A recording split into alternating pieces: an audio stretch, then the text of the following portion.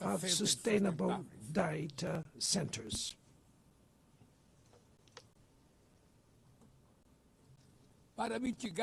To mitigate the risks of artificial intelligence, we are committed to building multilateral governance in line with the Global Digital Compact that was approved in this plenary last year.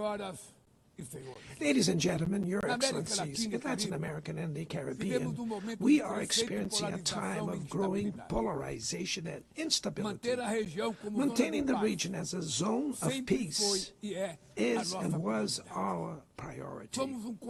We are a continent free of weapons of mass destruction, without ethnic or religious conflicts. The comparison between crime and terrorism is worrying. The most effective way to combat drug trafficking is to cooperate to suppress money laundering and limit arms trade. Using lethal force in situations that do not constitute armed conflict is tantamount to executing people without trial. Other parts of the planet have already witnessed interventions that cause greater damage than intended, with serious humanitarian consequences. The path to dialogue must not be closed in Venezuela. Haiti has the right to a violence-free future, and it is unacceptable that Cuba be listed as a country that sponsors terrorism. In the conflict in Ukraine, we all already know that there will be no military solution. The recent meeting in Alaska raised hopes for a negotiated way out. It's necessary to pave the way for a realistic solution. This implies taking into account the legitimate security concerns of all parties.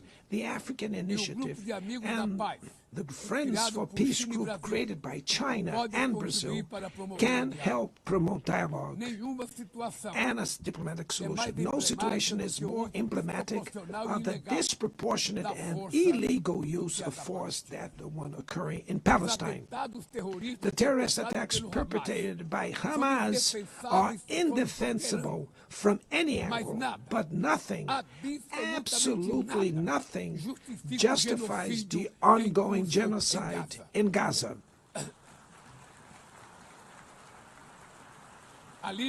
There, under tons of rubble, are buried tens of thousands of innocent women and children.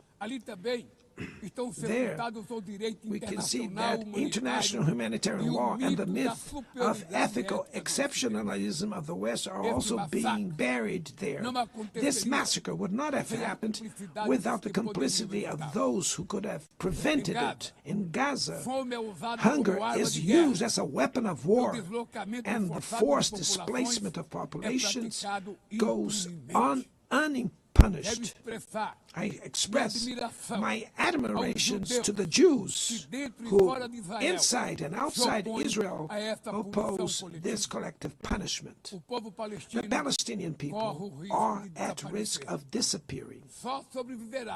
They will only survive with an independent state integrated to the international community. This is the solution defended by more than 150 UN members, reaffirmed yesterday here in this very plenary, but barred by a single veto. It is regrettable that President Mahmoud Abbas was prevented by the host country of occupying the Palestinian bench at this historical moment.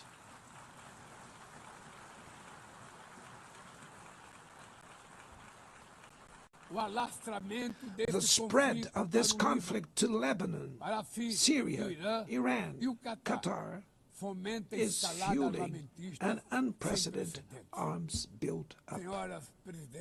Madam President, bombs and nuclear weapons will not protect us from the climate crisis. The year of 24 was the warmest already registered. COP30 in the city of Belém, Brazil, will the COP of truth. It will be the time for world leaders to prove the seriousness of their commitment to the planet. Without a complete picture of the NDC's nationally determined contributions, we were walking blindfolded towards the abyss.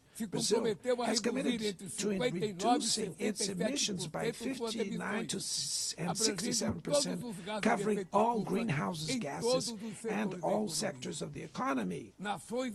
Developing nations face climate change while grappling with other challenges. Meanwhile, rich countries enjoy a standard of living reached at the expense of 200 years of greenhouse gas emissions, demanding greater ambition and greater access to resources and technology. It's not a matter of charity, but of justice.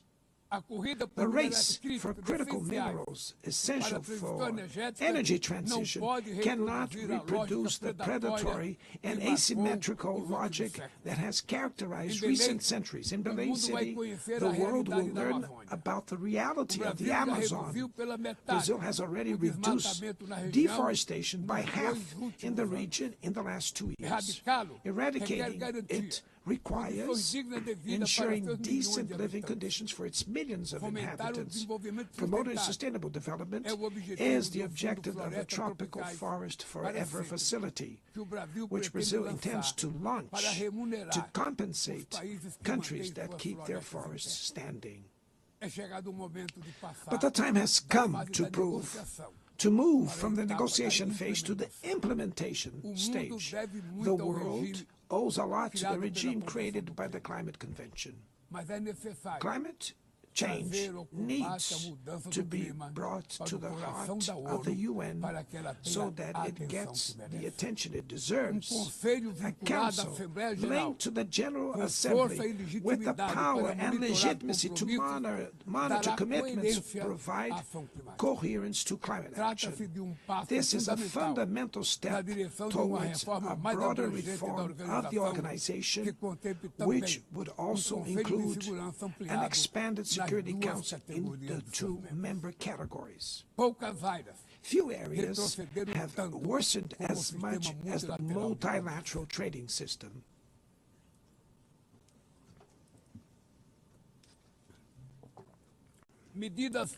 Unilateral measures have rendered fundamental principles, such as the most favored nations clauses, meaningless. They have disrupted value chains and threw the global economy into a pernicious spiral of high prices and stagnation. It is urgent to refound the WTO based on modern and flexible foundations. Your Excellencies, ladies and gentlemen, this year, the world lost 2 exceptional public figures. Former Uruguayan President Pepe Mujica and our dear Pope Francis. Both embodied the best humanist values like no other. Their lives were intertwined with the 8 decades of the UN's existence. If they were still among us, they would use this platform to remember that authoritarianism, environmental degradation, and inequality are not relentless, that the only ones defeated are those who stand idly by, resigned, and that we can defeat the false prophets and oligarchs who exploit fear and monetize hate, and that tomorrow is made of daily choices, and it takes courage to act to transform it.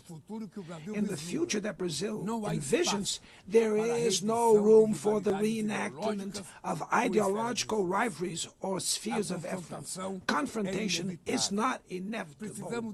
We need leaders with clear visions who understand that the international order is not a zero-sum game. The 21st century will be increasingly multipolar. For it to remain peaceful, it cannot fall to multilateral. Brazil is giving increasing importance to the European Union, the African Union, ASEAN, CELAC, BRICS, and the G20. The voice of the Global South must be heard. The UN has today almost 4 times more members than the 51 who were at its foundation. Our historic mission is to make it once again a barrier of hope and a promoter of equality, peace, sustainable development, diversity, and tolerance. May God bless us all. And thank you very much.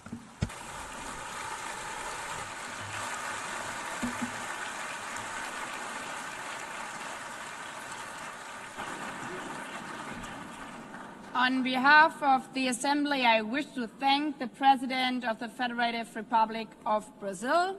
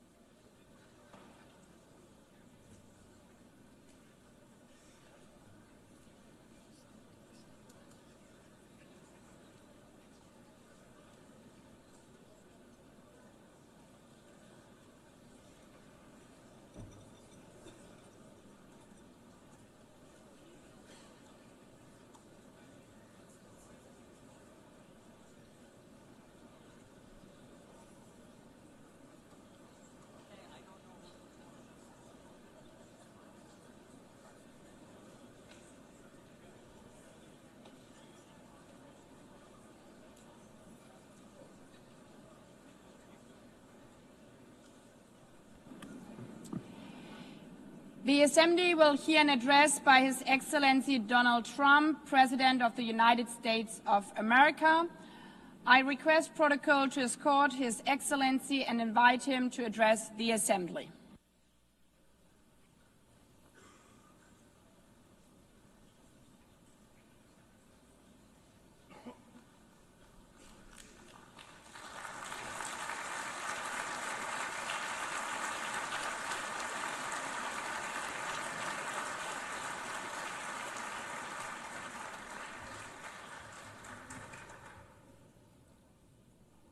Thank you very much.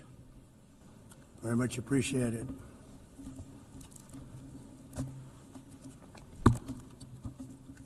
And I don't mind making this speech without a teleprompter, because the teleprompter is not working. I feel very happy to be up here with you nevertheless, and that way you speak more from the heart. I can only say that whoever's operating this teleprompter is in big trouble.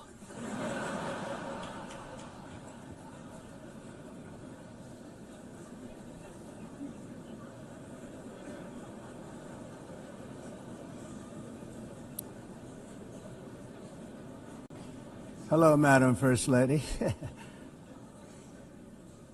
Thank you very much for being here. And Madam President, Mr. Secretary General, First Lady of the United States, distinguished delegates, ambassadors, and world leaders. 6 years have passed since I last stood in this grand hall and addressed a world that was prosperous and at peace in my first term. Since that day, the guns of war have shattered the peace I forged on 2 continents. An era of calm and stability gave way to one of the great crises of our time. And here in the United States, 4 years of weakness, lawlessness, and radicalism under the last administration delivered our nation into a repeated set of disasters. 1 year ago, our country was in deep trouble.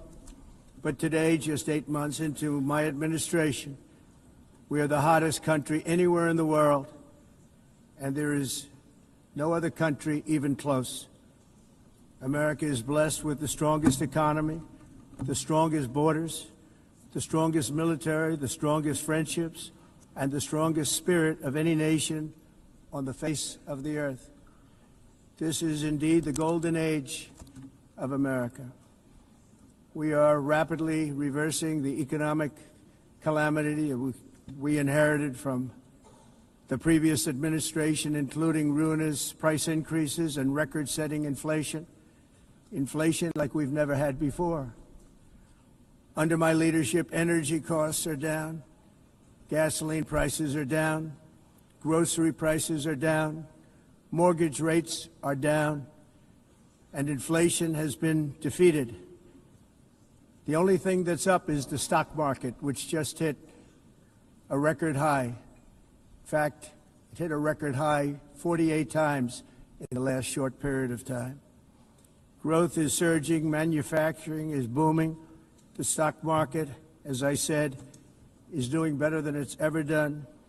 And all of you in this room benefit by that, almost everybody.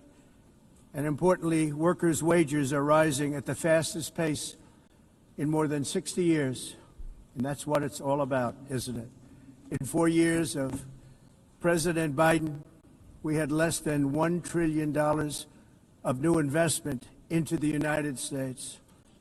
In just 8 months since I took office, we have secured commitments and money already paid for $17 trillion. Think of it, 4 years, less than $1 trillion, 8 months, much more than $17 trillion is being invested in the United States, and it's now pouring in from all parts of the world. We've implemented the largest tax cuts in American history and the largest regulation cuts in American history, making this once and again the best country on earth to do business. And many of the people in this room are investing in America, and it's turned out to be an awfully good investment during this 8-month period. In my first term, I built the greatest economy in the history of the world. We had the best economy ever, history of the world. And I'm doing the same thing again, but this time it's actually much bigger and even better. The numbers far surpass my record-setting first term. On our southern border, we have successfully repelled a colossal invasion, and for the last 4 months, and that's 4 months in a row, the number of illegal aliens admitted and entering our country has been 0. Hard to believe, because if you look back just a year ago, it was millions and millions of people pouring in from all over the world, from prisons, from mental institutions, drug dealers. All over the world they came. They just poured into our country with the ridiculous open border policy of the Biden administration. Our message is very simple. If you come illegally into the United States, you're going to jail, or you're going back to where you came from, or perhaps even further than that. You know what that means. I want to thank the country of El Salvador for the successful and professional job they've done in receiving and jailing so many criminals that entered our country. And it was under the previous administration that the number became record-setting, and they're all being taken out. We have no choice. And other countries have no choice, because other countries are in the exact same situation with immigration. It's destroying your country, and you have to do something about it. On the world stage, America is respected again like it has never been respected before. You think about 2 years ago, 3 years ago, 4 years ago, or 1 year ago, we were a laughingstock all over the world. At the NATO summit in June, virtually all NATO members formally committed to increase defense spending at my request from 2% to 5% of GDP, making our alliance far stronger and more powerful than it was ever before. In May, I traveled to the Middle East to visit my friends and rebuild our partnerships in the Gulf and those valued relationships with Saudi Arabia, Qatar, and the UAE and other countries are now, I believe, closer than ever before. My administration has negotiated one historic trade deal after another, including with the United Kingdom, the European Union, Japan, South Korea, Vietnam, Indonesia, the Philippines, Malaysia, and many, many others. Likewise, in a period of just 7 months, I have ended 7 unendable wars. They said they were unendable. You're never going to get them solved. Some were going for 31 years, 2 of them, 31, think of it, 31 years. One was 36 years. One was 28 years. I ended 7 wars. And in all cases, they were raging with countless thousands of people being killed. This includes Cambodia and Thailand, Kosovo and Serbia, the Congo and Rwanda, a vicious, violent war that was, Pakistan and India, Israel and Iran, Egypt and Ethiopia, and Armenia and Azerbaijan. It included all of them. No president or prime minister, and for that matter, no other country has ever done anything close to that. And I did it in just 7 months. It's never happened before. There's never been anything like that. I'm very honored to have done it. It's too bad that I had to do these things instead of the United Nations doing them. And sadly, in all cases, the United Nations did not even try to help in any of them. I ended 7 wars, dealt with the leaders of each and every one of these countries, and never even received a phone call from the United Nations offering to help in finalizing the deal. All I got from the United Nations was an escalator that on the way up stopped right in the middle. If the First Lady wasn't in great shape, she would have fallen, but she's in great shape. We're both in good shape. We both stood. And then a teleprompter that didn't work. These are the 2 things I got from the United Nations, a bad escalator and a bad teleprompter. Thank you very much. And by the way, it's working now. It just went on. Thank you. I think I should just do it the other way. It's easier. Thank you very much. I didn't think of it at the time because I was too busy working to save millions of lives. That is the saving and stopping of these wars. But later I realized that the United Nations wasn't there for us. They weren't there. I thought of it really after the fact, not during these negotiations, which were not easy. That being the case, what is the purpose of the United Nations? The UN has such tremendous potential. I've always said it. It has such tremendous, tremendous potential, but it's not even coming close to living up to that potential. For the most part, at least for now, all they seem to do is write a really strongly worded letter and then never follow that letter up. It's empty words, and empty words don't solve war. The only thing that solves war and wars is action. Now, after ending all of these wars and also earlier negotiating the Abraham Accords, which is a very big thing for which our country received no credit, never receives credit. Everyone says that I should get the Nobel Peace Prize for each one of these achievements. But for me, the real prize will be the sons and daughters who live to grow up with their mothers and fathers, because millions of people are no longer being killed in endless and unglorious wars. What I care about is not winning prizes, it's saving lives. We saved millions and millions of lives with the 7 wars. And we have others that we're working on, and you know that. Many years ago, a very successful real estate developer in New York, known as Donald J. Trump, I bid on the renovation and rebuilding of this very United Nations complex. I remember it so well. I said at the time that I would do it for $500 million, rebuilding everything. It would be beautiful. I used to talk about, I'm going to give you marble floors. They're going to give you terrazzo. I'm going to give you the best of everything. You're going to have mahogany walls. They're going to give you plastic. But they decided to go in another direction, which was much more expensive at the time, and which actually produced a far inferior product. And I realized that they did not know what they were doing when it came to construction, and that their building concepts were so wrong, and the product that they were proposing to build was so bad and so costly. It was going to cost them a fortune. And I said, and wait till you see the overruns.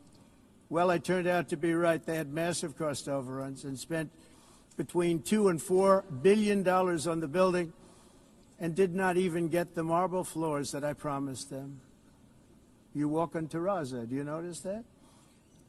As far as I'm concerned, frankly, looking at the building and getting stuck on the escalator, they still haven't finished the job. They still haven't finished. That was years ago. The project was so corrupt that Congress actually asked me to testify before them on the tremendous waste of money, because it turned out that they had no idea what it was, but they knew it was anywhere between $2 and $4 billion as opposed to $500 million with a guarantee. But they had no idea, and I said it cost much more than $5 billion.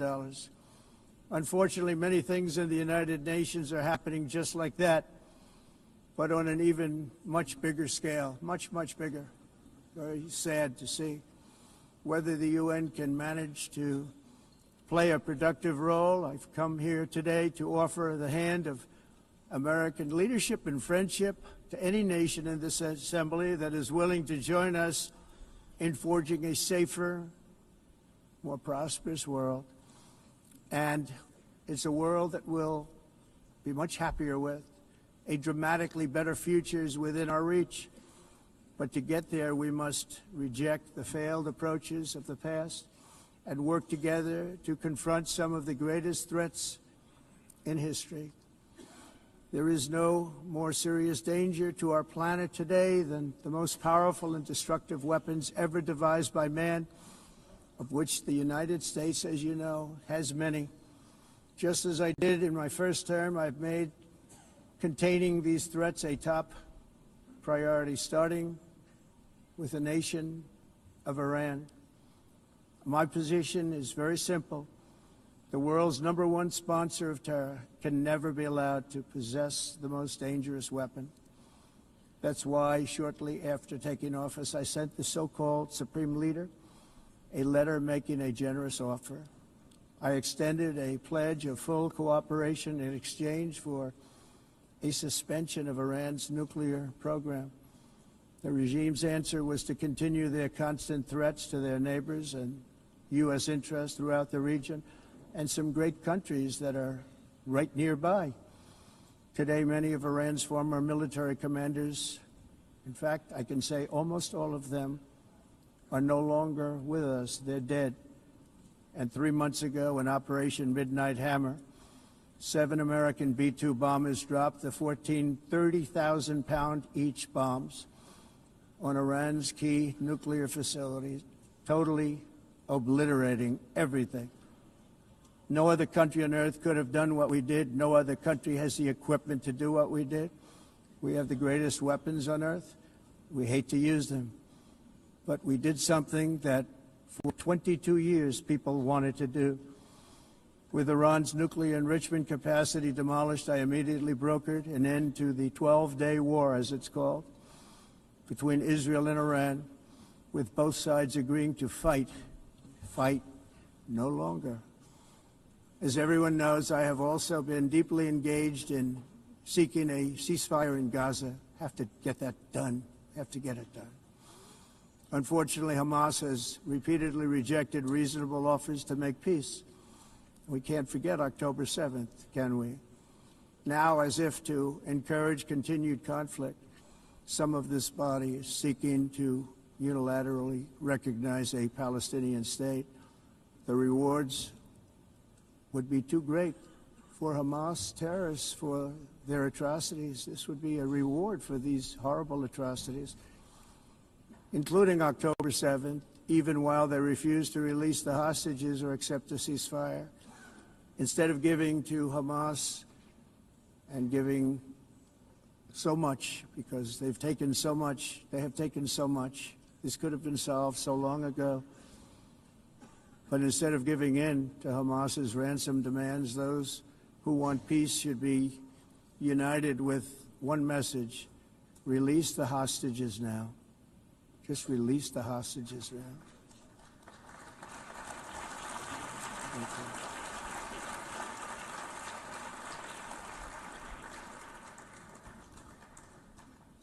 Thank you. As we have got to come together, and we will come together, got to get it done. We have to stop the war in Gaza immediately. We have to stop it. We have to get it done. We have to negotiate, immediately have to negotiate peace. We got to get the hostages back. We want all 20 back. We don't want 2 and 4. As you know, I got, along with Steve Witkoff and others that helped us, Marco Rubio, we got most of them back. We were involved in all of them. But I always said the last 20 are going to be the hardest, and that's exactly what happened. We have to get them back now. We don't want to get back 2, and then another 2, and then 1, and then 3. Have this process. No, we want them all back, and we want the actually 38 dead bodies back too. Those parents came to me, and they want them back, and they want them back very quickly and very badly, as though they were alive. They want them. They want them every bit as much as if their son or daughter were alive. I've also been working relentlessly, stopping the killing in Ukraine. I thought that would be, of the 7 wars that I stopped, I thought that would be the easiest because of my relationship with President Putin, which had always been a good one. I thought that was going to be the easiest one. But you know, in war, you never know what's going to happen. There are always lots of surprises, both good and bad. Everyone thought Russia would win this war in 3 days, but it didn't work out that way. It was supposed to be just a quick little skirmish. It's not making Russia look good. It's making them look bad. No matter what happens from here on out, this was something that should have taken a matter of days, certainly less than a week. And they've been fighting for 3.5 years and killing anywhere from 5,000 to 7,000 young soldiers, mostly soldiers, on both sides, every single week, from 5,000 to 7,000 dead young people, and some in cities, much smaller numbers, where rockets are shot, where drones are dropped. This war would never have started if I were president. This was a war that should have never happened. It shows you what leadership is, what bad leadership can do to a country. Look what happened to the United States, and look where we are right now in just a short period of time. The only question now is how many more lives will be needlessly lost on both sides. China and India are the primary funders of the ongoing war by continuing to purchase Russian oil. But inexcusably, even NATO countries have not cut off much Russian energy and Russian energy products, which, as you know, I found out about 2 weeks ago, and I wasn't happy. Think of it. They're funding the war against themselves. Who the hell ever heard of that one? In the event that Russia is not ready to make a deal to end the war, then the United States is fully prepared to impose a very strong round of powerful tariffs, which would stop the bloodshed, I believe, very quickly. But for those tariffs to be effective, European nations, all of you are gathered here right now, would have to join us in adopting the exact same measures. I mean, you're much closer to the city. We have an ocean in between. You're right there. And Europe has to step it up. They can't be doing what they're doing. They're buying oil and gas from Russia while they're fighting Russia. It's embarrassing to them, and it was very embarrassing to them when I found out about it, I can tell you that. But they have to immediately cease all energy purchases from Russia. Otherwise, we're all wasting a lot of time. So I'm ready to discuss this. We're going to discuss it today with the European nations, all gathered here. I'm sure they're thrilled to hear me speak about it, but that's the way it is. I like to speak my mind and speak the truth as we seek to reduce the threat of dangerous weapons today, I'm also calling on every nation to join us in ending the development of biological weapons once and for all. And biological is terrible, and nuclear is even beyond, and we include nuclear in that. We want to have a cessation of the development of nuclear weapons. We know, and I get to view it all the time. Sir, would you like to see? And I look at weapons that are so powerful that we just can't ever use them. If we ever use them, the world literally might come to an end. There would be no United Nations to be talking about. There would be no nothing. Just a few years ago, reckless experiments overseas gave us a devastating global pandemic. Yet despite that worldwide catastrophe, many countries are continuing extremely risky research into bioweapons and man-made pathogens. This is unbelievably dangerous. To prevent potential disasters, I'm announcing today that my administration will lead an international effort to enforce biological weapons convention, which is going to be meeting with the top leaders of the world by pioneering an AI verification system that everyone can trust. Hopefully the UN can play a constructive role, and it will also be one of the early projects under AI. Let's see how good it is, because a lot of people are saying it could be one of the great things ever, but it also can be dangerous, but it can be put to tremendous use and tremendous good, and this would be an example of that. Not only is the UN not solving the problems it should, too often, it's actually creating new problems for us to solve. The best example is the #1 political issue of our time, the crisis of uncontrolled migration. It's uncontrolled. Your countries are being ruined. The United Nations is funding an assault on Western countries and their borders. In 2024, the UN budgeted $372 million in cash assistance to support an estimated 624,000 migrants journeying into the United States. Think of that. The UN is supporting people that are illegally coming into the United States, and then we have to get them out. The UN also provided food, shelter, transportation, and debit cards to illegal aliens. Can you believe that? On the way to infiltrate our southern border. Millions of people came through that southern border. Just a year ago, millions and millions of people were pouring in, 25 million altogether over the 4 years of the incompetent Biden administration. And now we have it stopped, totally stopped. In fact, they're not even coming anymore because they know they can't get through. But what took place is totally unacceptable. The UN is supposed to stop invasions, not create them and not finance them. In the United States, we reject the idea that mass numbers of people from foreign lands can be permitted to travel halfway around the world, trample our borders, violate our sovereignty, cause unmitigated crime, and deplete our social safety net. We have reasserted that America belongs to the American people, and I encourage all countries to take their own stand in defense of their citizens as well. You have to do that because I see it. I'm not mentioning names. I see it, and I could call every single one of them out. You're destroying your countries. They're being destroyed. Europe is in serious trouble. They've been invaded by a force of illegal aliens like nobody's ever seen before. Illegal aliens are pouring into Europe. Nobody is ever, and nobody's doing anything to change it, to get them out. It's not sustainable. And because they choose to be politically correct, they're doing just absolutely nothing about it.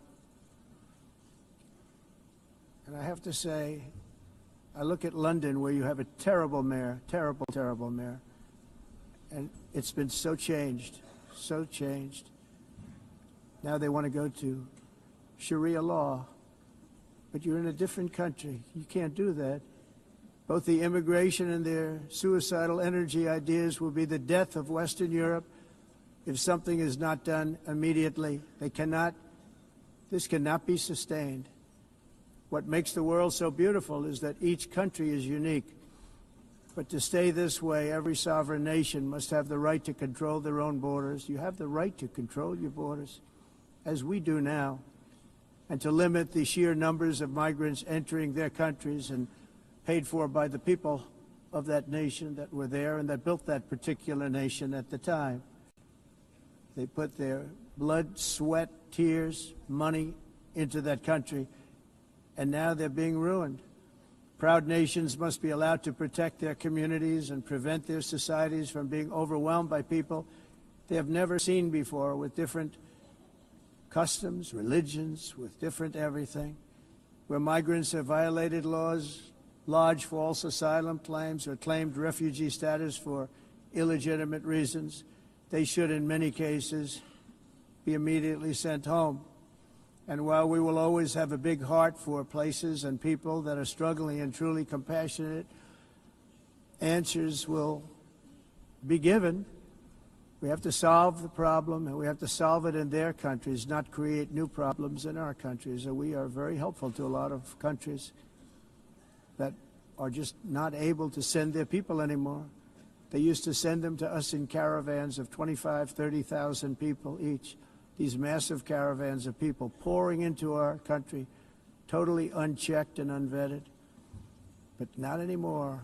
According to the Council of Europe, in 2024, almost 50% of inmates in German prisons were foreign nationals or migrants. In Austria, the number was 53% of the people in prisons were from places that weren't from where they are now. In Greece, the number was 54%, and in Switzerland, beautiful Switzerland, 72% of the people in prisons are from outside of Switzerland. When your prisons are filled with so-called asylum seekers who repaid kindness, and that's what they did, they repaid kindness with crime, it's time to end the failed experiment of open borders. You have to end it now. See, I can tell you, I'm really good at this stuff. Your countries are going to hell. In America, we've taken bold action to swiftly shut down uncontrolled migration. Once we started detaining and deporting everyone who crossed the border and removing illegal aliens from the United States, they simply stopped coming. They're not coming anymore. We're getting a lot of credit, but they're not coming anymore.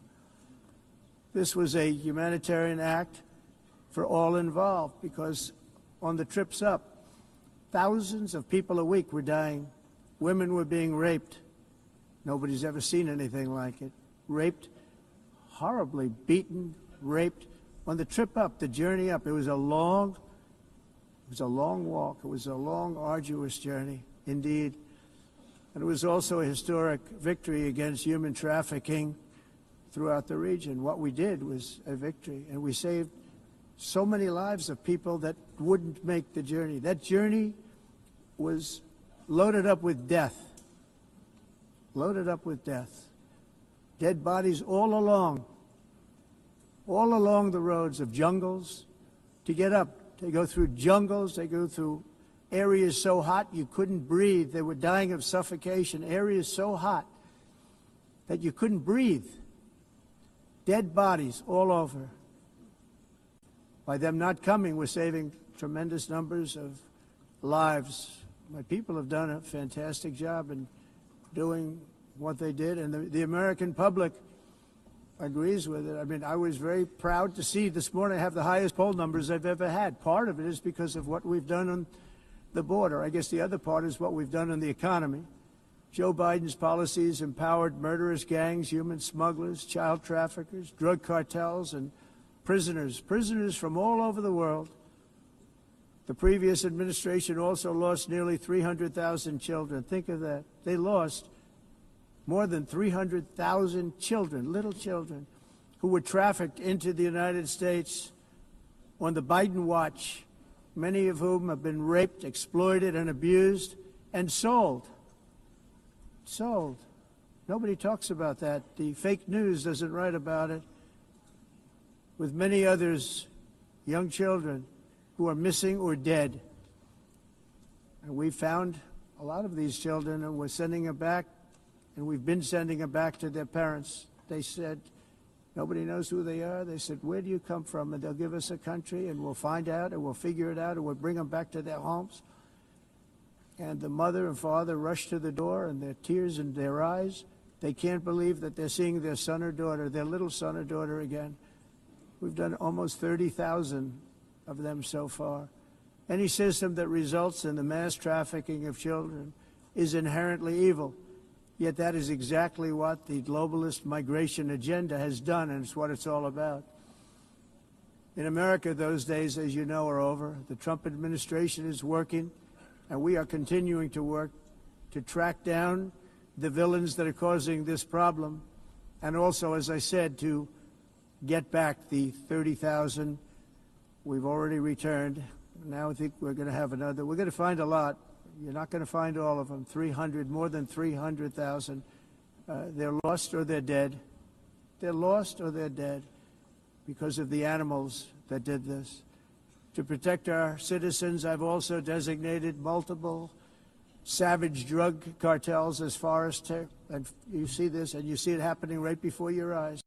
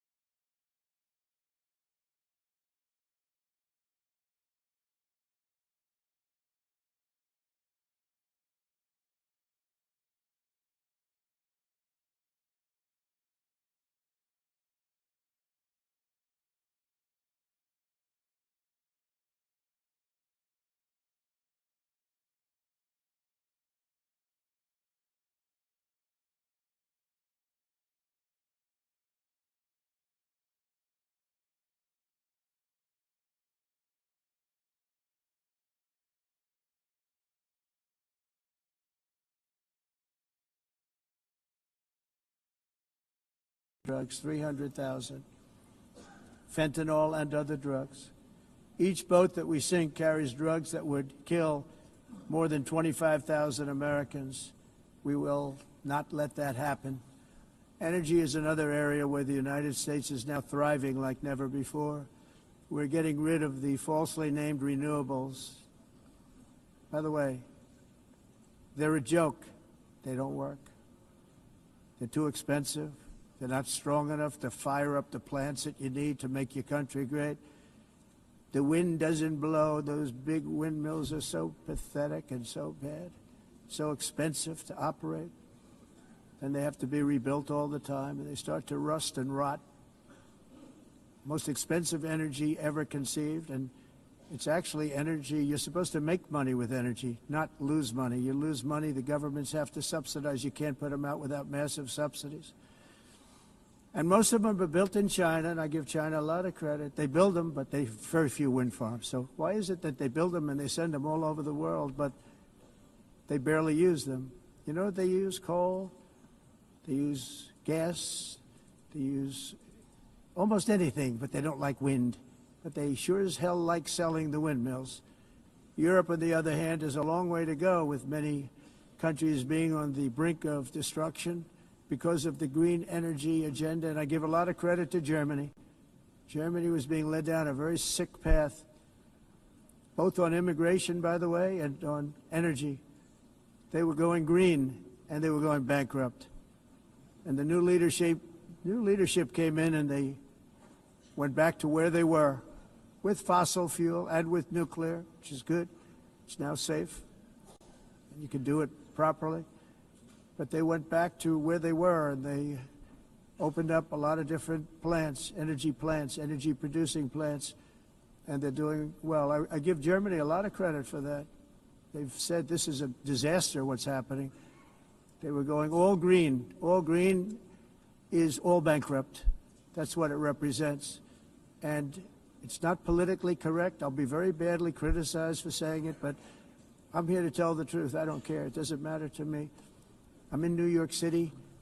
I'm feeling a lot safer. Crime, we're getting crime down. And by the way, speaking of crime, Washington, D.C. was the crime capital of America. Now it's a totally, after 12 days, it's a totally safe city. Everyone's going out to dinner. They're going out to restaurants. Your wife can walk down the middle of the street with or without you. Nothing's going to happen. My people have done a fantastic job. And yes, I called in the National Guard, and the National Guard took care of business. And they weren't politically correct, but they took care of business. We got 1,700 career criminals out, brought them back to where they came from, the countries where they came from, or put them in jails. Washington, D.C. is now a totally safe city again, and I welcome you to come. In fact, we'll have dinner together at a local restaurant, and we'll be able to walk. We don't have to go by an armor-plated vehicle. We'll walk right over there from the White House. They've given up their powerful edge, a lot of the countries that we're talking about, in oil and gas, such as essentially closing the great North Sea oil. Oh, the North Sea, I know it so well. Aberdeen was the oil capital of Europe, and there's tremendous oil that hasn't been found in the North Sea, tremendous oil. And I was with the Prime Minister I respect and like a lot, and I said, you're sitting with the greatest asset. They essentially closed it by making it so highly taxed that no developer, no oil company can go there. They have tremendous oil left, and more importantly, they have tremendous oil that hasn't even been found yet. And what a tremendous asset for the United Kingdom. And I hope the Prime Minister is listening, because I told it to him 3 days in a row. That's all he heard. North Sea oil, North Sea, because I want to see them do well. I want to stop seeing them ruining that beautiful Scottish and English countryside with windmills and massive solar panels that go 7 miles by 7 miles, taking away farmland. But we're not letting this happen in America. In 1982, the executive director of the United Nations Environmental Program predicted that by the year 2000, climate change would cause a global catastrophe. He said that it will be irreversible, as any nuclear holocaust would be. This is what they said at the United Nations. What happened? Here we are. Another UN official stated in 1989 that within a decade, entire nations could be wiped off the map by global warming. Not happening. You know, it used to be global cooling. If you look back years ago in the 1920s and the 1930s, they said, global cooling will kill the world. We have to do something. Then they said global warming will kill the world, but then it started getting cooler, so now they could just call it climate change, because that way they can't miss. It's climate change, because if it goes higher or lower, whatever the hell happens, there's climate change. It's the greatest con job ever perpetrated on the world, in my opinion. Climate change, no matter what happens, you're involved in that. No more global warming, no more global cooling, all of these predictions made by the United Nations and many others, often for bad reasons, were wrong. They were made by stupid people that have cost their countries fortunes and given those same countries no chance for success. If you don't get away from this green scam, your country is going to fail. And I'm really good at predicting things, you know. They actually said during the campaign they had a hat, the best-selling hat. Trump was right about everything. And I don't say that in a braggadocious way, but it's true. I've been right about everything. And I'm telling you that if you don't get away from the green energy scam, your country is going to fail. And if you don't stop people that you've never seen before, that you have nothing in common with, your country is going to fail. I'm the President of the United States, but I worry about Europe. I love Europe. I love the people of Europe.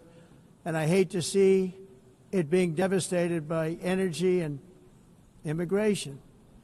This double-tailed monster destroys everything in its wake, and they cannot let that happen any longer. You're doing it because you want to be nice. You want to be politically correct, and you're destroying your heritage. They must take control strongly and immediately of the unmitigated immigration disaster and the fake energy catastrophe before it's too late. The carbon footprint is a hoax made up by people with evil intentions, and they're heading down a path of total destruction. You know, the carbon footprint, it was a big, big thing a few years ago. I remember hearing about the carbon footprint, and then President Obama would get into Air Force One, a massive Boeing 747, and not a new one, an old one with old engines that spew everything into the atmosphere. He'd talk about the carbon footprint, we must do so. Then he'd get in and he'd fly from Washington to Hawaii to play a round of golf. And then he'd get back onto that big, beautiful plane and he'd fly back and he'd talk about, again, global warming and the carbon footprint. It's a con job. At extreme cost and expense, Europe reduced its own carbon footprint by 37%. Think of that. Congratulations, Europe. Great job. You cost yourself a lot of jobs, a lot of factories closed, but you reduced the carbon footprint by 37%. However, for all of that sacrifice and much more, it's been totally wiped out and then some by a global increase of 54%. Much of it coming from China and other countries that are thriving around China, which now produces more CO2 than all the other developed nations in the world. So all of these countries are working so hard on the carbon footprint, which is nonsense, by the way. It's nonsense. You know, it's interesting. In the United States, we have still radicalized environmentalists, and they want the factories to stop. Everything should stop. No more cows. We don't want cows anymore. I guess they want to kill all the cows. They want to do things that are just unbelievable, and you have it too. But, you know, we have a border, strong, and we have a shape, and that shape doesn't just go straight up. That shape is amorphous when it comes to the atmosphere. And if we had the most clean air, and I think we do, we have very clean air. We have the cleanest air we've had in many, many years. But the problem is that other countries, like China, which has air that's a little bit rough, it blows. And no matter what you're doing down here, the air up here tends to get very dirty because it comes in from other countries where their air isn't so clean. And the environmentalists refuse to acknowledge that. Same thing with garbage. In Asia, they dump much of their garbage right into the ocean. And over about a 1 week and 2 week journey, it flows right past Los Angeles. You've seen it. Massive amounts of garbage, almost too much to do anything about, flowing past Los Angeles, past San Francisco, and then somebody will get in trouble because he dropped a cigarette on the beach. The whole thing is crazy. The primary effect of these brutal green energy policies has not been to help the environment, but to redistribute manufacturing and industrial activity from developed countries that follow the insane rules that are put down to polluting countries that break the rules and are making a fortune. They're making a fortune. European electricity bills are now 4 to 5 times more expensive than those in China, and 2 to 3 times higher than the United States. And our bills are coming way down. You probably see that our gasoline prices are way down. You know, we have an expression, drill. Nós reduzimos os custos de energia porque nós faremos como a expressão, vamos fazer tudo isso, reduzir os custos de energia e os custos diminuíram nos Estados Unidos. Por exemplo, se você olhar nos países em faturas de energia, nós não climatizamos. Mas nós, nos Estados Unidos, conseguimos usar eles e evitar aumento da temperatura, porque é muito caro também usar nada e ninguém usa tudo isso.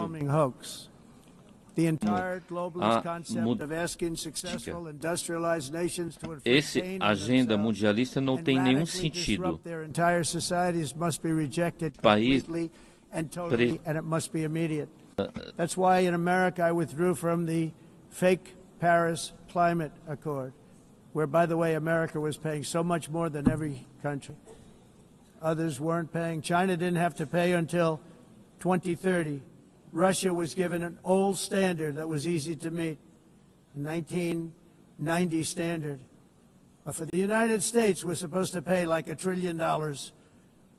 And I said, this is another scam. The fact is, the United States has been taken advantage of by the world for many, many years, but not any longer, as you probably noticed. I unleashed massive energy production and signed historic executive orders to hunt for oil, but we don't have to do much hunting because we have the most oil of any nation anywhere, oil and gas in the world. And if you add coal, we have the most of any nation in the world. Clean, I call it clean, beautiful coal. You can do things today with coal that you couldn't have done 10 years ago, 15 years. So I have a little standing order in the White House. Never use the word coal, only use the words clean, beautiful coal. Sounds much better, doesn't it? But we stand ready to provide any country with abundant, affordable energy supplies if you need them, when most of you do. We're proudly exporting energy all over the world. We're now the largest exporter. In the United States, we want trade and robust commerce with all nations, everybody. We want to help nations. We're going to help nations. But it must also be fair and reciprocal. The challenge with trade is much the same with climate. The countries that followed the rules, all their factories have been plundered. It's really sad to watch. They've been broken. They've been broken by countries that broke the rules. That's why the United States is now applying tariffs to other countries, and much as these tariffs were for many years applied to us, uncontrollably applied to us, we've used tariffs as a defense mechanism under the Trump administration, including my first term, where hundreds of billions of dollars in tariffs were taken in. And by the way, we had the lowest inflation, and now we have very low inflation. The only thing different is that we have hundreds of billions of dollars flowing into our country. But this is how we will ensure that the system works for everyone and is sustainable into the future. We're also using tariffs to defend our sovereignty and security throughout the world, including against nations that have taken advantage of former U.S. administrations for decades, including the most corrupt, incompetent administration in history, the sleepy Joe Biden administration. Brazil now faces major tariffs in response to its unprecedented efforts to interfere in the rights and freedoms of our American citizens and others, with censorship, repression, weaponization, judicial corruption, and targeting of political critics in the United States. I have a little problem saying this because I must tell you, I was walking in and the leader of Brazil was walking out. We saw him and I saw him, he saw me, and we embraced. And then I'm saying, can you believe I'm going to be saying this in just 2 minutes? But we actually agreed that we would meet next week. We didn't have much time to talk, like about 20 seconds. They were in retrospect, I'm glad I waited because this thing didn't work out too well. But we did talk. We had a good talk, and we agreed to meet next week, if that's of interest. But he seemed like a very nice man, actually. He liked me, I liked him. But if you, and I only do business with people I like. When I don't like them, I don't like them. But we had, at least for about 39 seconds, we had excellent chemistry. It's a good sign.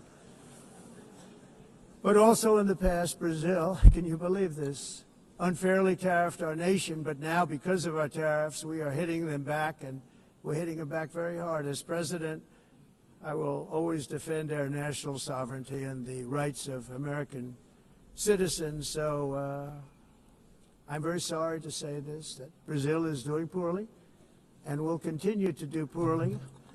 They can only do well when they're working with us. Without us, they will fail, just as others have failed. It's true. Next year, the United States will celebrate the 250th anniversary of our glorious independence, a testament to enduring power and American freedom and spirit. We will also be proudly hosting the 2026 FIFA World Cup, and shortly thereafter the 2028 Olympics, which is going to be very exciting. I hope you all come.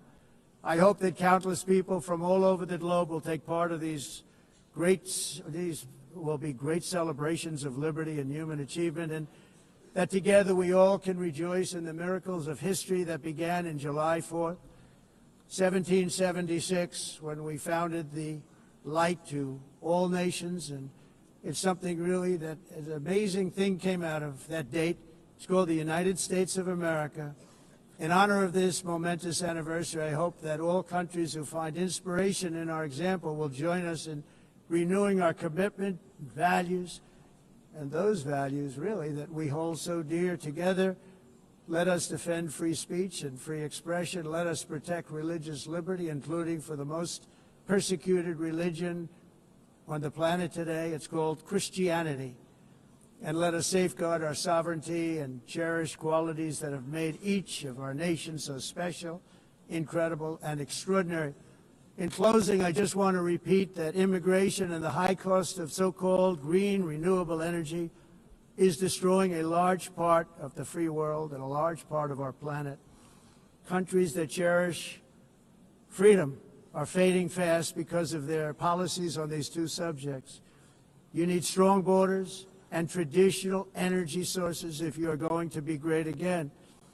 Whether you have come from north or south, east or west, near or far, every leader in this beautiful hall today represents a rich culture, a noble history, and a proud heritage that makes each nation majestic and unique, unlike anything else in human history or any other place on the face of the earth. From London to Lima, from Rome to Athens, from Paris to Seoul, from Cairo to Tokyo and Amsterdam to right here in New York City, we stand on the shoulders of the leaders and legends, generals and giants, heroes and titans who won and built our beloved nations, all of our nations, with their own courage, strength, spirit, and skill. Our ancestors climbed mountains, conquered oceans, crossed deserts, and trekked over wide open plains. They charged into thunderous battles, plunged into grave dangers, and they were soldiers and farmers and workers and warriors and explorers and patriots. They built towns into cities, tribes into kingdoms, ideas into industries, and small islands into mighty empires. You're a part of all of that. They were champions for their people who never gave up and who never, ever gave in. Their values defined our national identities. Their visions forged our magnificent destiny. Everybody in this room is a part of it in your own way.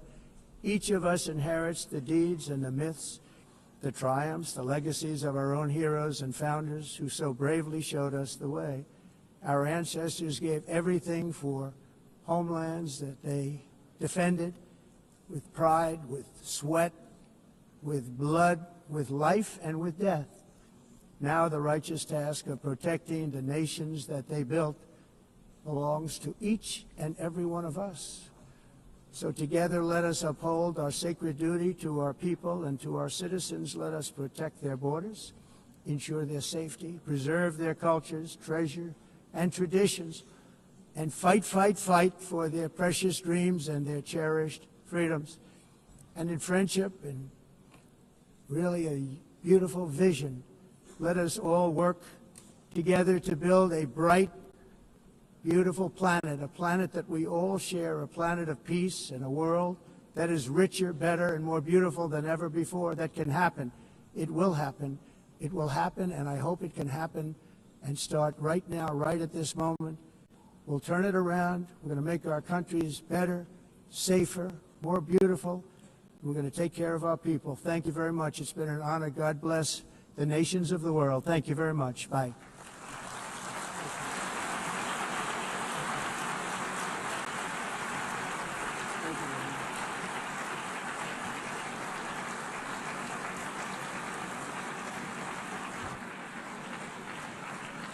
On behalf of the Assembly, I wish to thank the President of the United States,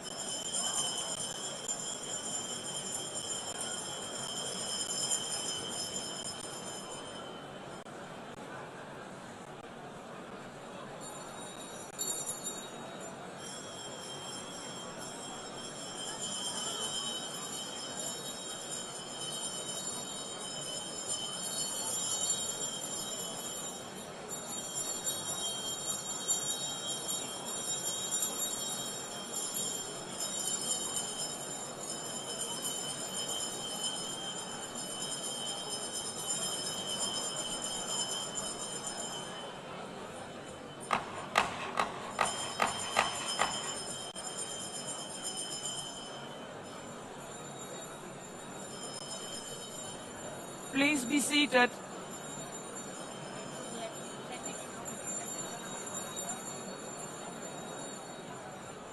Please be seated.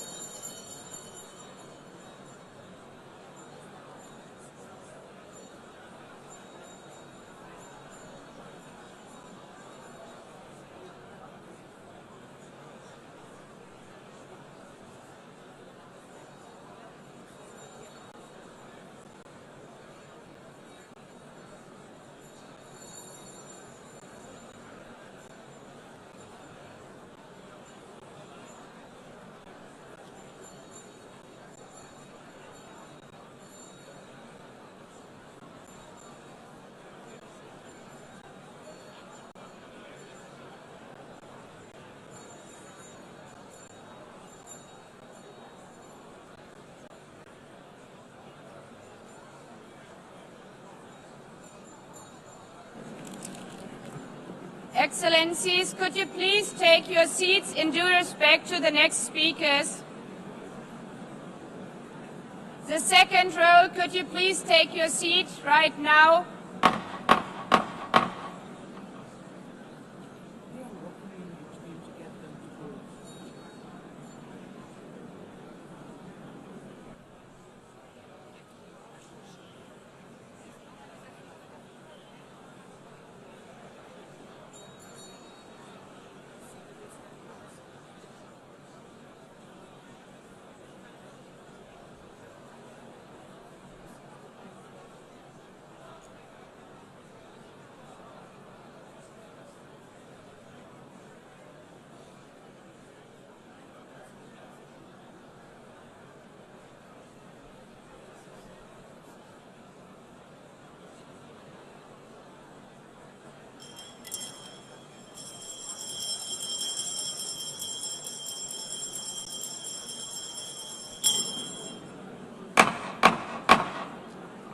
Please take a seat now.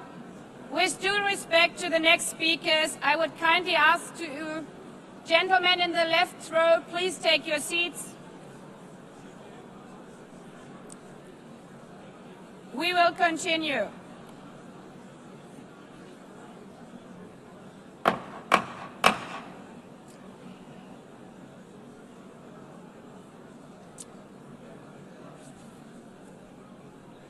Excellencies, as we are receiving inquiries, I would like to assure you that don't worry, the UN teleprompters are working perfectly.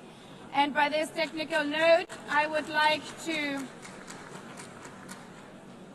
call on the next speaker. The Assembly will hear an address by His Excellency Prabowo Subianto, President of the Republic of Indonesia. I request protocol to escort His Excellency and invite him to address the Assembly.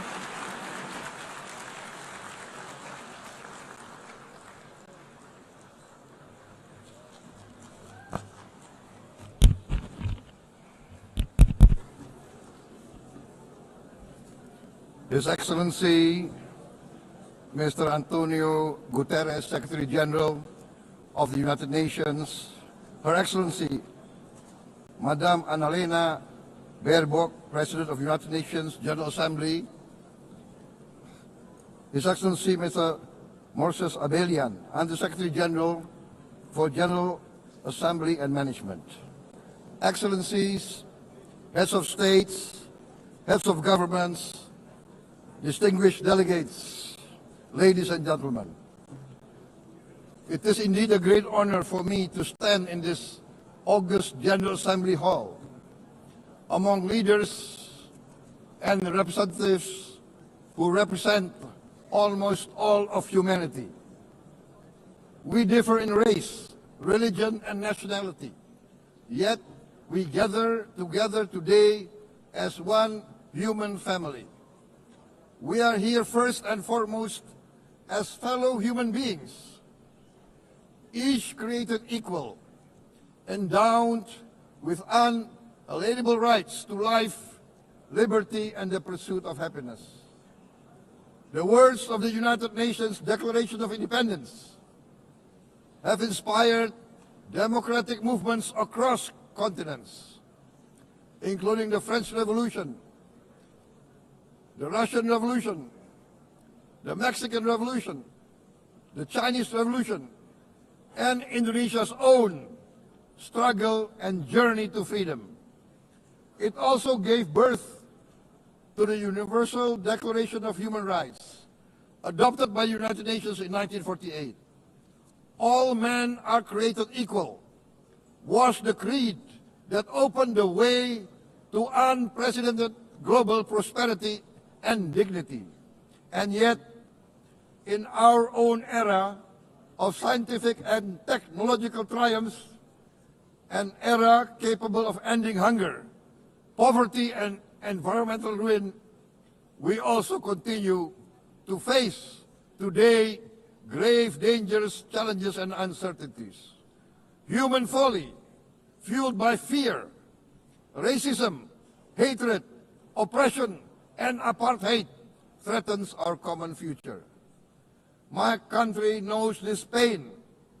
For centuries, Indonesians lived under colonial domination, oppression, and slavery.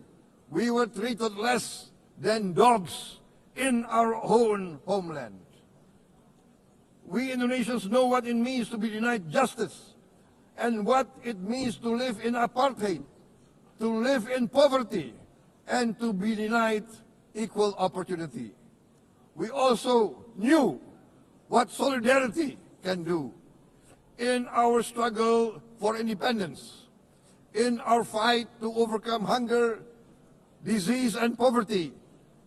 The United Nations stood with Indonesia and gave us vital assistance.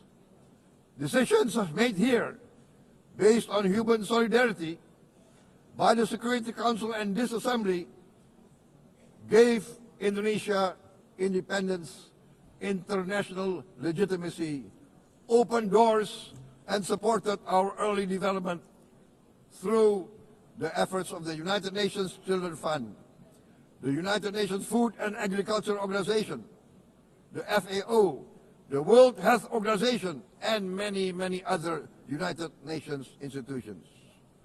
And because of that, Indonesia today stands on the cusp of shared prosperity and greater equality and dignity. Madam President, Excellencies, our world today is driven by conflict, injustice, and deepening uncertainty. Every day we witness suffering, genocide, and blatant disregard for international law and human decency. In the face of these challenges, we must not give up.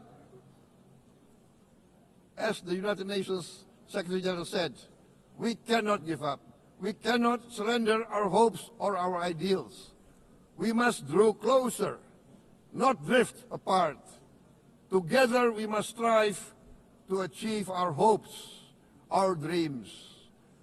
The United Nations was born from the ashes of the Second World War that claimed scores of millions of lives. It was created to secure peace, security, justice, and freedom for all.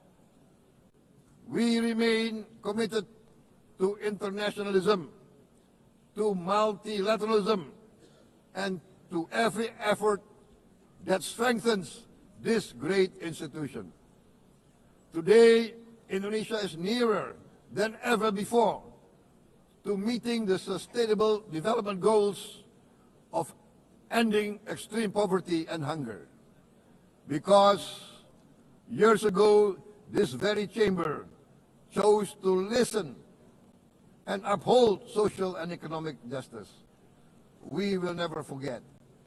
And today, we must never be silent while Palestinians are denied that same justice and legitimacy in this very hall.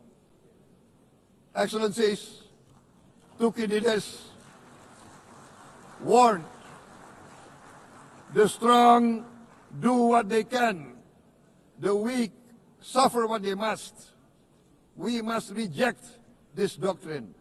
The United Nations exist to reject this doctrine. We must stand for all, the strong and the weak. Might cannot be right. Right must be right. Indonesia today is one of the largest contributors to United Peacekeeping Forces. We believe in the United Nations. We will continue to serve where peace needs guardians, not with just words, but with boots on the ground. If and when the United Nations Security Council and this great assembly decide Indonesia is prepared to deploy 20,000 or even more of our sons and daughters to help secure peace in Gaza or elsewhere, in Ukraine, in Sudan, in Libya, everywhere when the peace needs to be enforced, peace needs to be guarded, we are ready. We will take our share of the burden, not only with our sons and daughters, we are also willing to contribute financially to support the great mission to achieve peace by the United Nations. Madam President, Excellencies, I propose to this Assembly a message of hope and optimism, grounded in action and execution. Today, we heard the speech of Madam President, the President of the United Nations General Assembly. Yes, it is true what she said. Without the International Civil Aviation Organization, will we be here today? Will we sit in this great hall? Without the United Nations, we cannot be safe. No country can feel secure. We need the United Nations, and Indonesia will continue to support the United Nations, even though we still struggle. But we know the world needs a strong United Nations. The world's population is growing. Our planet is under strain. Food, energy, and water insecurity haunt many nations. We choose to answer these challenges directly at home and to help abroad wherever we can. This year, Indonesia recorded the highest rice production and grain reserves in our history. We are now self-sufficient in rice, and we are starting now to export rice to other nations in need, including providing rice for Palestine. We are building resilient food supply chains, strengthening farmer productivity, investing in climate-smart agriculture to ensure food security for our children and for the children of the world. We are confident in a few years' time, Indonesia will be the granary of the world. As the world's largest island state, we testify before you that we are already experiencing the direct consequences of climate change, particularly the threat of rising sea levels. The sea level on the north coast of our capital city is increasing by 5 centimeters every year. Can you imagine in 10 years? Can you imagine in 20 years? For this, we are forced to build a giant seawall, 480 kilometers in length. It will take us maybe 20 years, but we have no choice. We have to start now. Therefore, we choose to confront climate change, not by slogans, but by immediate steps. We are committed to meeting our 2015 Paris Agreement obligations. We aim to achieve net zero emission by 2060, and we are very confident we can achieve net zero emission much earlier. We aim to reforest more than 12 million hectares of degraded forest, to reduce forest degradation, to empower local communities with quality green jobs for the future. Indonesia is shifting decisively from fossil fuel-based development towards renewable-based development. From next year, most of our additional power generation capacity will come from renewables. Our goal is clear: to lift all of our citizens out of poverty and make Indonesia a hub for solutions to food, energy, and water security. Madam President, Excellencies, we live in a time when hatred and violence can seem to be the loudest voices. But beneath this loud noise lies a quieter truth, that every person longs to be safe, to be respected, to be loved, and to leave a better world to their children. Our children are watching. They are learning leadership, not from textbook, but from our choices. Today, still, a catastrophic situation in Gaza is unfolding before our eyes. At this very moment, the innocent are crying for help, are crying to be saved. Who will save them? Who will save the innocent? Who will save the old and women? Millions are facing danger at this very moment. As we sit here, they are facing trauma. They are facing irreparable damage to their bodies. They are dying of starvation. Can we remain silent? Will there be no answer to their screams? Will we teach them that the human family can rise to the challenge? Madam President, we must act now. Many speakers have said that. We must stand for a multilateral order where peace, prosperity, and progress are not the privilege of a few, but the right of all. With a strong United Nations, we can build a world where the weak do not suffer what they must, but live the justice that they deserve. Let us continue humanity's great journey of ideals, the selfless aspirations that created the United Nations. Let us use science to uplift, not use science to destroy. Let rising nations help others to lift themselves. I am convinced that the leaders of the great world civilizations of the West, of the East, of the North, of the South, leaders of America, Europe,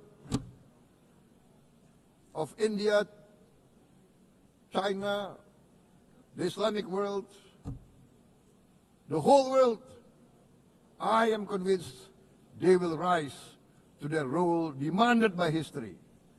We are all hopeful that the leaders of the world will show great statesmanship, great wisdom, restraint, humility, overcome hate, overcome suspicion.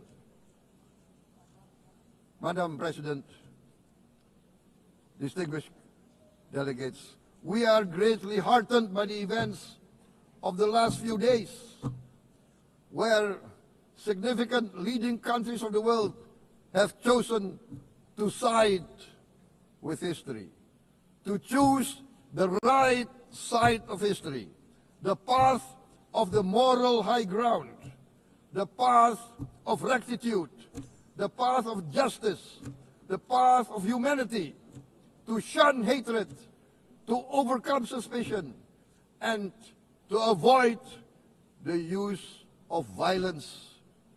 The use of violence will beget violence. No one country can bully the whole community of the human family.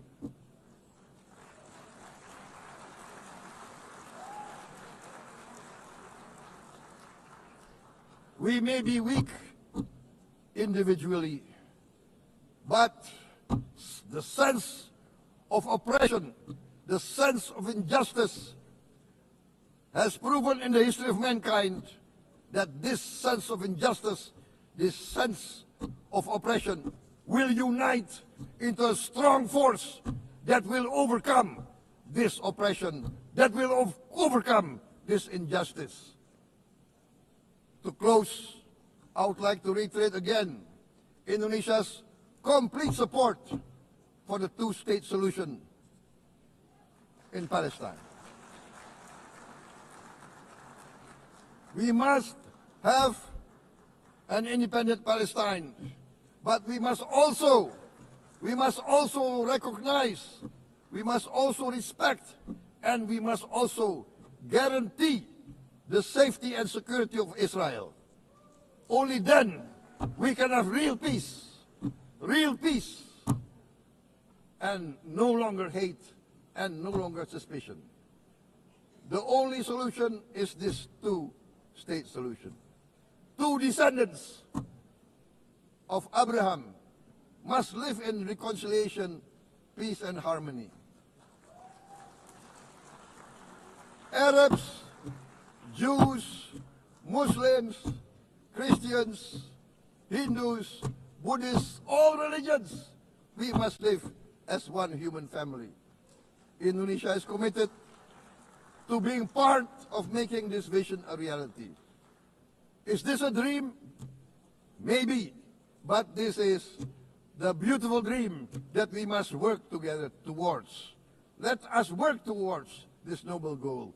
Let us continue humanity's journey of hope, a journey started by our forefathers, a journey that we must complete. Thank you. Wassalamualaikum warahmatullahi wabarakatuh.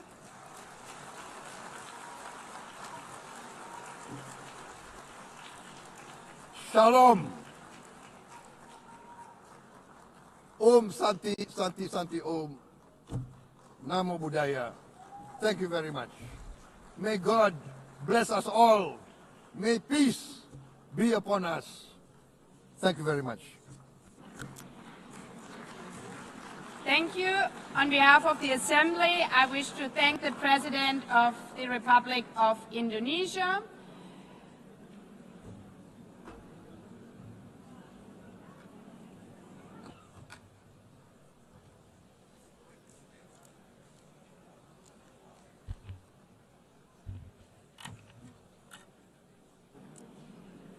The Assembly will hear an address by His Excellency Recep Tayyip Erdogan, President of the Republic of Turkey. I request protocol to escort His Excellency and invite him to address the Assembly.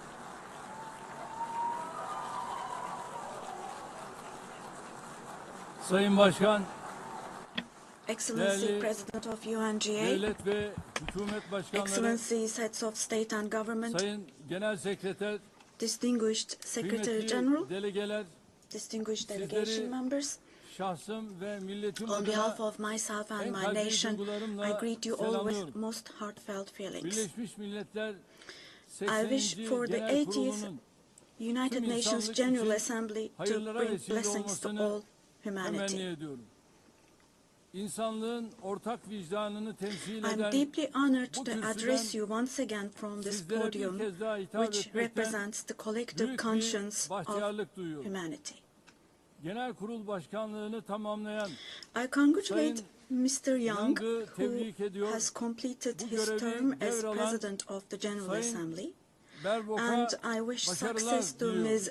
Baerbock, who has Konuşmamın hemen taken over başında this position. Filistin'in giderek artan sayıda ülke At the outset tarafından of my tanındığı speech, bir I would like to dönemde first express my Filistin regret Devlet at the Başkanı absence today Sayın of the Mahmut President Abbas'ın of the State bugün of Palestine, bizzat Mahmoud aramızda Abbas, at a olamayışından time when duyduğum Palestine üzüntüyü is being ifade etmek recognized istiyorum. by an increasing number of Biz countries. bugün bu kürsüde Today, we stand here on this podium. I stand here on this podium alongside my 86 million citizens, also for our Palestinian brothers and sisters whose voices are tüm being ülkelere silenced. teşekkür ediyor. Henüz bu kararı almayan I'd like to devletleri thank all ise the countries bir an who önce announced that they harekete recognize the geçmeye state of çağırıyorum. Palestine, and I call Sayın on Başkan, all the other countries değerli üyeler, who have not done so yet Birleşmiş to do Milletler so, şartı to recognize bundan the state of 80 yıl Palestine önce as soon as San possible. Francisco'da imzalandı Esteemed President, ve distinguished members, 24 Ekim the United Nations Charter 1945'te was signed in San yürürlüğe Francisco girdi. 8 years ago, and it Birleşmiş entered into Milletler force on Kuruluş October the Şartı'nın 24th, ilk 1945. maddesinin ilk I kelimelerini would like to recall here burada again the first tekrar words of the hatırlatmak first isterim. article of the UN Charter. Birleşmiş Milletler'in Quote, amacı the uluslararası purpose of barış the United Nations ve is güvenliği to maintain korumaktır. international peace and Evet, security, bizler unquote. bu salonda Birleşmiş As Milletler'in we celebrate the 80th anniversary 80. of the yaşını UN in kutlarken this hall, dünyanın grave events birçok are bölgesinde unfolding in many parts kuruluş of the world şartının that cast ilk a shadow maddesinin over the ilk very first kelimelerine words of gölge the düşürecek UN Charter's vahim opening hadiseler yaşanıyor. article. Özellikle Gazze'de gözlerimizin önünde Particularly in 700 Gaza, günü right aşkın before bir our sürede very eyes, soykırım genocide has been going devam on ediyor. for over Biz 700 days toplantı now. halindeyken dahi Even as we Gazze'de gather here, as şu we anda speak now, siviller Israel is currently katlediliyor. massacring civilians in Gazze'de Gaza. ölen sivillerin sayısı The number of civilian 65.000'i casualties in geçti. Gaza has surpassed Enkaz altında 65,000. kaç cenazenin olduğu Unfortunately, henüz the number of bilinmiyor. people who are still trapped under the rubble 20 is binden not yet fazlası known, çocuk. and more than 20,000 İsrail of those who tarafından died Gazze'de were children. son 23 aydır For the last her 23 months, evet, a her child saat has been murdered bir by çocuk Israel in acımasızca Gaza every hayattan hour. Yes, kopartılıyor. every hour. Bunlar sayı değil dostlar. These are not just figures, Hepsi birer dear can, friends. All of these, each one masum of insan. these is a Şu anda person, a sadece human being, silahlarla innocent değil, people. People are now being açlık killed not with silahıyla da weapons, insanlar but with the öldürülüyor. weapon of starvation. 21. yüzyılda medeni In the dünyanın 21st bakışları century, altında under the gaze of the civilized world, 428 people died of starvation. açlıktan Out of hayatını those kaybetti 428, ve sayı her geçen gün 146 artıyor. were children, Şimdi and size this number is increasing Gazze'deki every day. günlük hayatı anlatan Now, bir fotoğraf I will show you a göstereceğim. photo, which is a picture from daily life in Birinci Gaza. fotoğraf The first photo, gördüğünüz gibi as you see, ellerinde these are değerli people. kadınlar. These are women Lütfen with hepimiz these cups that they are elimizi holding in their vicdanımıza koyup hands, cups cevap and verin. buckets. Just 2025 feel your yılında conscience and answer the bir following gaddalığın question. makul bir sebebi Can we possibly have a olabilir mi? reasonable reason Fakat for this insanlık brutality adına in bu utanç 2025? manzarası Gazze'de This 23 shameful aydır her gün picture in Gaza has tekrar been ediyor. unfolding and is being repeated 365 every day kilometre for kare içinde 23 yaşayan months now. And there are 2.5 million Gazans who live in 365 square kilometers. And every day, what happens is they are being dragged from one place to another. The healthcare infrastructure of Gaza is completely collapsed. Doctors have been killed or they have disappeared while under custody. Ambulances have been hit. Hospitals targeted and destroyed. Treatment is not possible. Surgery is not possible. It's not possible to find medications. Now, dear friends, now, as Tayyip Erdogan, with a heavy heart, with my heart bleeding here, I'm telling you, innocent little ones, just 2 or 3 years old, without hands, arms, or legs, have become, unfortunately, a common sight to see in Gaza.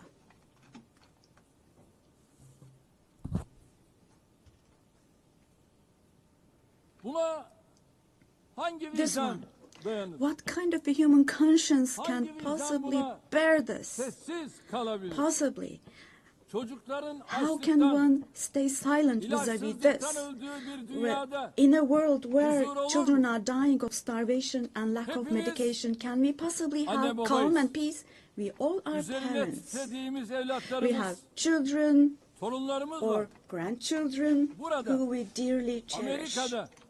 Here, say in America or in Europe, anywhere in the world, when a small rose thorn hurts a child's hand, the hearts of parents break. But in Gaza, children's hands, arms, and legs are being amputated without anesthesia. Now, I'm extremely sorry to say, but this represents the lowest point of humanity. Human history has not witnessed such bloodshed within the last century. All of this is happening before our very eyes. The genocide in Gaza is being broadcast live every moment through the media and social media. So far, Israel has deliberately killed 250 journalists working in national and international media in Gaza.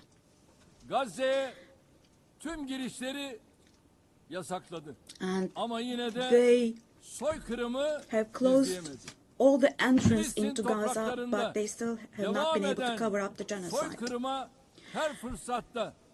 I wholeheartedly support Secretary General Guterres because he consistently draws attention to the ongoing genocide in Palestinian territories, and I would like to once again congratulate him for his courage.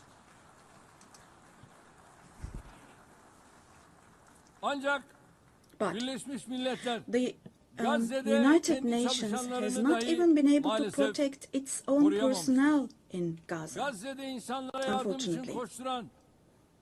In Gaza, 500 people rushing to help others have been killed. Out of those 500, 326 were UN staff members. Esteemed President, distinguished members, now,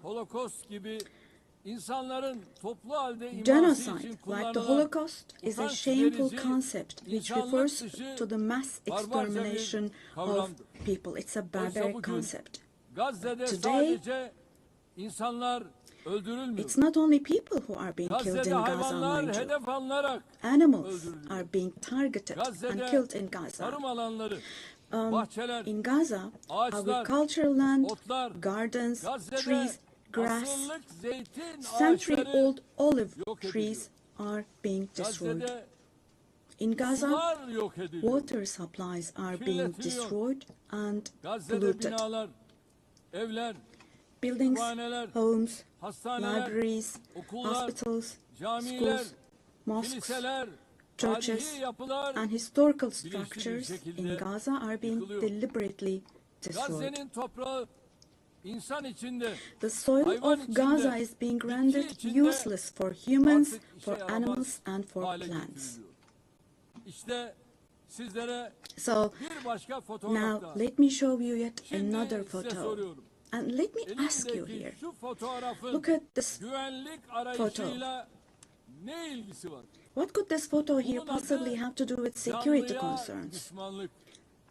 Hayata This is being düşmanlık değil. against Bu kürsüden life. açık açık ifade ediyorum. Don't you think? Gazze'de Let bir me savaş state yok. this openly from this podium. Gazze'de There is iki no taraftan war in Gaza. söz edilemez. We cannot possibly talk about the Gazze'de bir presence yanda of two sides elinde in en Gaza. modern, Because en in öldürücü Gaza, on silahlar one olan side, there is a düzenli regular ordu, army diğer with the most tarafta ise modern, most masum lethal weapons, siviller, and on the masum other hand, there are çocuklar var. innocent civilians, Bu innocent terörle children. mücadele değildir.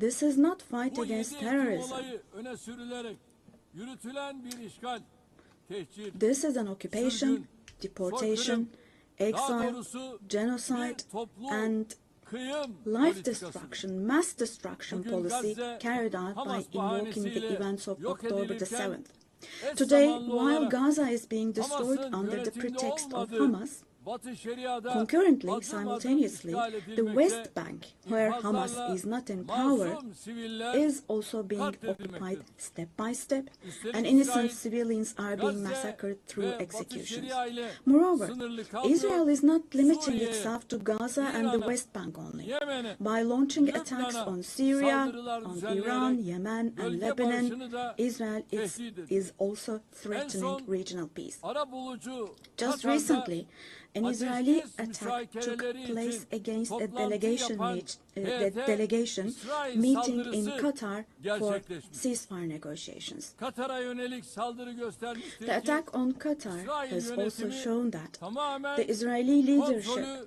is now kaybetmiş. completely out of control. Netanyahu'nun barış yapmaya da rehineleri kurtarmaya Netanyahu da niyetinin is olmadığı not obviously bir kez daha interested in forging anlaşılmıştır. peace or releasing Sadece the komşuları değil, hostages. Orta Doğu'daki Not only tüm ülkeler Israel's neighbors, İsrail but all hükümetinin countries in the Middle pervasız East are tehditlerine subject to the Israeli muhatap oluyor. government's reckless Şunun da threats. farkına varalım.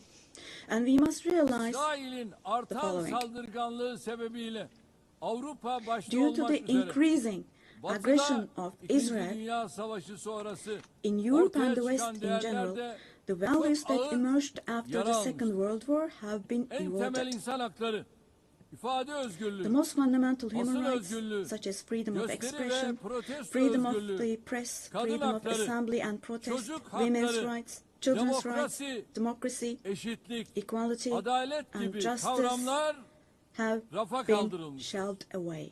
Gelinen noktada At this point, hepimiz we all şu have to gerçeği see görmek zorundayız.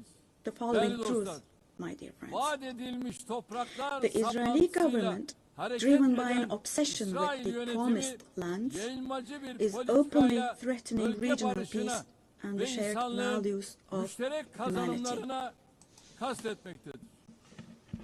3 semavi dinin kutsal beldesi, Three celestial insanlığın religions. ortak mirası olan Kudüs-ü Şerif Jerusalem bu hosts radikalizmin doğrudan all three celestial religions and vicdan a sahibi common seviyeleri de inherited rahatsız eden, holy place. onların da tasvip etmediği Al-Quds is dahası holy for all tüm three dünyada religions. antisemitizmi körükleyen bu cinnet This hali madness disturbs artık conscientious Jews. daha It fazla fuels anti-Semitism devam around the edemez. world. We cannot continue with this madness anymore. Gazze'de ateşkes bir an önce sağlanmalı. We have to have ceasefire in Gaza as soon as possible. İnsani Attacks should yardımların stop. engelsiz girişine Humanitarian aid mutlaka should be able to izin enter with verilmeli. no obstacles. Soykırım kadrosunun The uluslararası genocide hukuka hesap vermesi team temin should be edilmeli. held accountable vis-à-vis İnşallah international law. bu mutlaka And God willing, this will definitely Gazze'de happen. yaşanan barbarlığa karşı Vis-à-vis the sesini barbarity yükseltmeyen, taking place in tavır Gaza, almayan herkes everyone bu who is vahşeti keeping silent sorumluluğuna ortak. is accomplice to this Buradan barbarity. bütün devlet ve hükümet From here, I would başkanlarına like to call samimiyetle on all the heads sesleniyorum. of state and Gün government. Today is the Gün day. insanlık adına Filistinli Today mazlumların is the day yanında to stand firm alongside the oppressed Palestinians and alongside humanity. Gazze'deki barbarlığa tepki While your gösterirken peoples back home are reacting to sizler the de barbarity in adım Gaza, adım do cesaretinizi show the gösterin. courage to take action here. Çocukları büyüttüğü Gazze'ye Fulfill your karşı humanitarian duty insanlık toward Gaza, görevinizi where yerine children getirin. are raising Bu children. vesileyle dünyanın farklı On ülkelerinde this occasion, Gazze'li mazlumlara sahip çıkmak için meydanları dolduran I would like to say the following. masumlara There destek are olmak için peoples all around the world who are taken to the yelken açan streets. akademisyeniyle, sanatçısıyla, Unarmed activists and siyasetçisiyle, volunteers from different aktivistiyle, countries of the world, öğrencisiyle, academicians, tüm students, Filistin journalists, savunucularına everyone, en all the kalbi defenders of selamlarımı yolluyorum. Palestine. I would like to say to them, thank you so much. And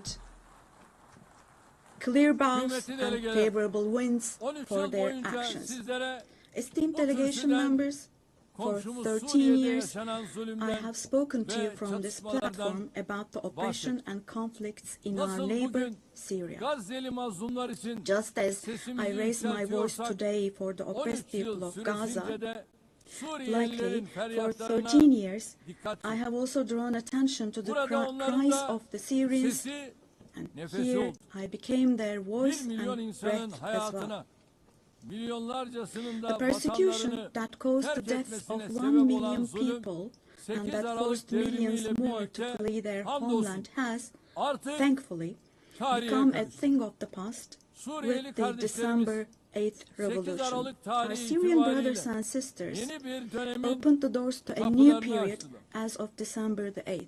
Eli kanlı bir rejime karşı I believe that the mücadeleyi people of kazanan Syria who Suriye fought against halkı, a bloodthirsty inanıyorum ki, regime will büyük also be bedeller able to ödeyerek carry the victory elde they ettikleri achieved at zaferi great de cost to inşallah its menziline rightful place, ulaştıracaktır. God willing. DAEŞ başta olmak üzere terörün We'll hiçbir support with çeşidinin all olmadığı armies the vision of güvenliğin a one tesis and unified edildiği Syria bir with ve bütün no forms Suriye of terrorism, vizyonunu especially tüm ISIS, imkanlarımızla being present. destekleyeceğiz.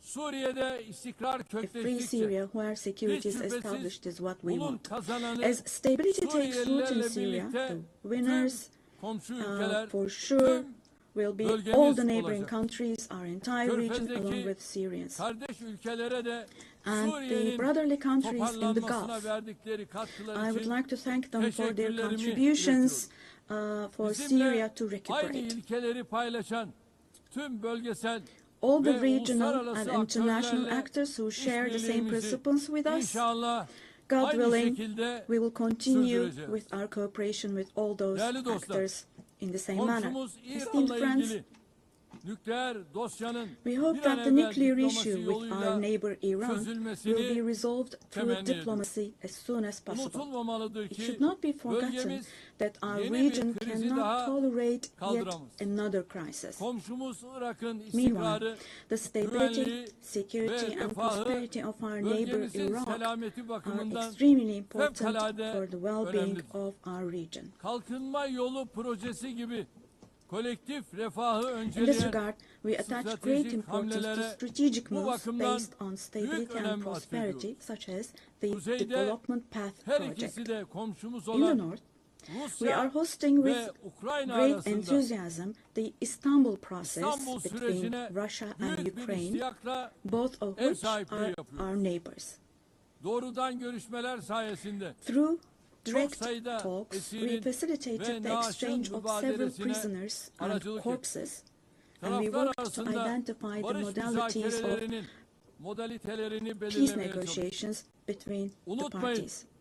savaşın Don't kazananı forget, adil bir barışın there kaybedeni is no olmaz winner of şiarıyla war and önümüzdeki no dönemde losers de of a just ateşkes peace. için So with this çaba motto in mind, in the göstermeye coming days devam also, edeceğiz.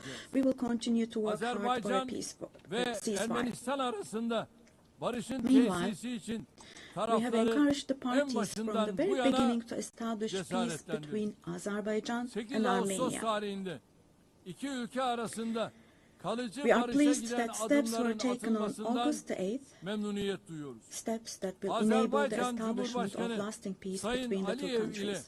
I would like to once again congratulate the President of Azerbaijan, Ilham Aliyev, the Prime Minister of Armenia, Nikol Pashinyan, and the American President Donald Trump, who contributed to this process, and I would like to congratulate them. On this occasion, I would also like to state that the normalization process between our country and Armenia is progressing as planned.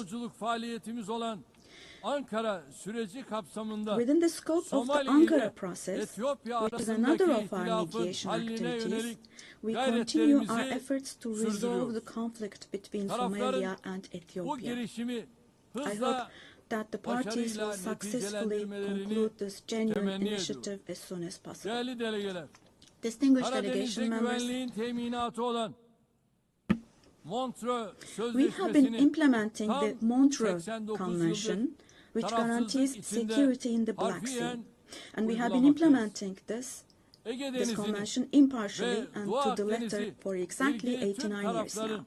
We want to see the Aegean Sea and the Eastern Mediterranean as a basin of stability and prosperity where the legitimate interests of all parties involved are respected. We are ready for constructive cooperation on all issues, particularly on energy and the environment, and we expect the same approach from our neighbors. On this occasion, I would like to particularly underline that projects which exclude Turkey and the Turkish Republic of Northern Cyprus in the Eastern Mediterranean, such projects which exclude us will not be successful. Turkey has rights and authority in the western part of the island of Cyprus, while the Turkish Cypriots have legitimate rights in the areas surrounding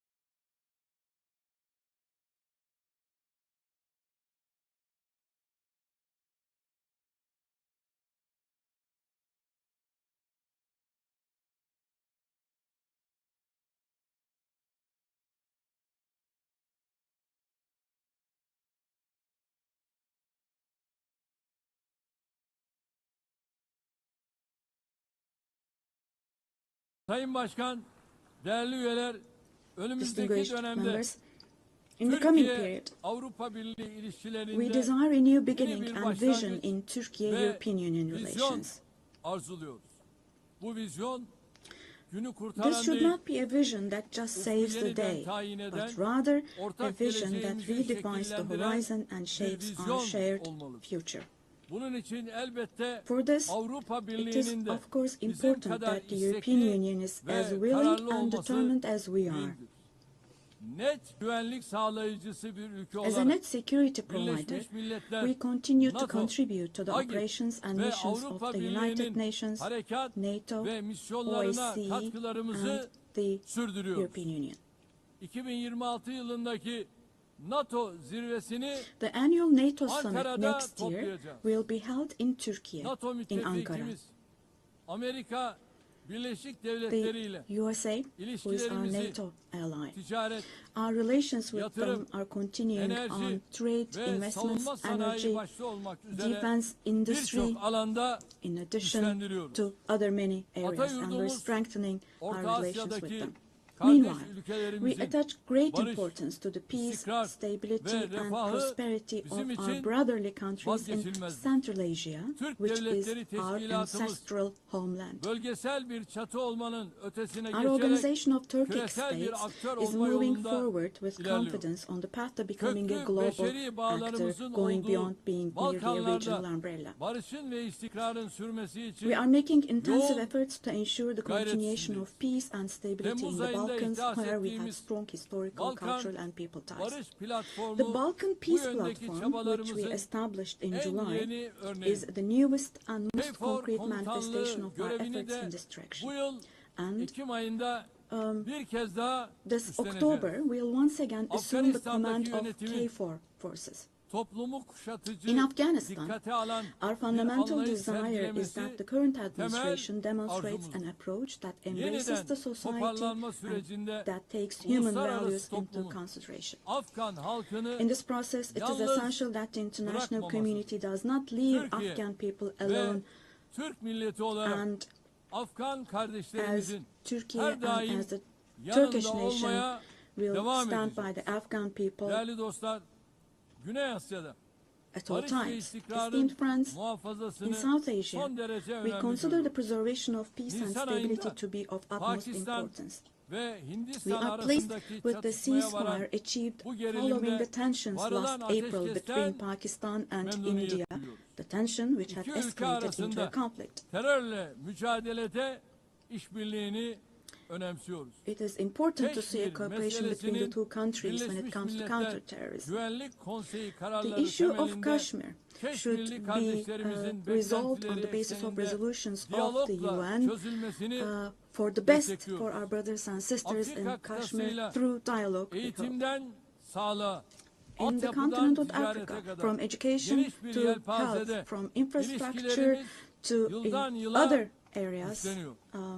Somali'nin terörle relations mücadelesine are improving gereken her türlü annually. desteği verirken insani yardım faaliyetlerimizi de And while providing all sürdürüyor. possible support to Somalia, Sudan'da we are also 2 continuing yılı our aşkın humanitarian süredir devam aid eden activities. In çatışma Sudan, ortamı the conflict that has bizleri been going on for over ziyadesiyle 2 years üzmektedir. saddens us deeply. Sudan'da akan kanın durması ve Stopping the sürdürülebilir bloodshed barışın in Sudan tesis and establishing edilmesi sustainable peace is uluslararası the shared toplumun responsibility ortak of the sorumluluğu. international community. Bizim bu yöndeki And çabalarımız Turkey's efforts in devam this edecek. direction will continue. Büyük Göller Bölgesi The Great Lakes yıllardır region süren has suffered istikrarsızlık greatly ve from çatışmalardan years of ongoing ziyadesiyle instability müzdarip and olmuştur. conflict.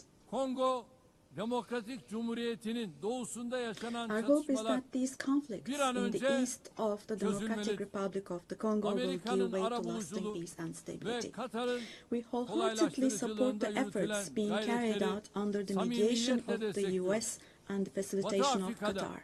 bilhassa The sahil increasing havzasında terrorist activities artan in terör West Africa, faaliyetlerini de particularly in the Sahel endişeyle Basin, takip ediyoruz. are also of great Tarihi concern to us. bağlarımızın bulunduğu bu We will bölge continue our halklarının unwavering huzura efforts to ve ensure istikrara peace, kavuşmaları tranquility, için and stability çabalarımız for the peoples of devam this edecek. region with whom we share İlhamını historical ties. çift başlı Drawing Selçuklu inspiration kartalından from the alan historical bizim de double-headed 360 Turkish derecelik Selçuk eagle, yaklaşımla yürüttüğümüz I would like to emphasize that our dış relations with politikasında Asian countries Asya in Turkish ülkeleriyle foreign policy ilişkilerimiz are of büyük great stratejik strategic öneme importance. sahip. We pursue a 360-degree approach Asya in this policy. girişimimiz çerçevesinde Within the framework ASEAN of our Return to başta olmak Asia üzere initiative, we bölgesel are deepening kuruluşlarla our engagement with angajmanımız regional giderek organizations derinleşiyor. such as Latin ASEAN, Amerika the Indian ve Ocean Ring Karayipler bölgesiyle Association, münasebetlerimizi for example. We ortaklık will continue ruhuyla to develop new ve partnerships with kazan Asian kazan countries, and we yaklaşımıyla attach great importance geliştirmeye to developing büyük our önem relations with atfediyoruz. Latin America and the Caribbean Bölgedeki region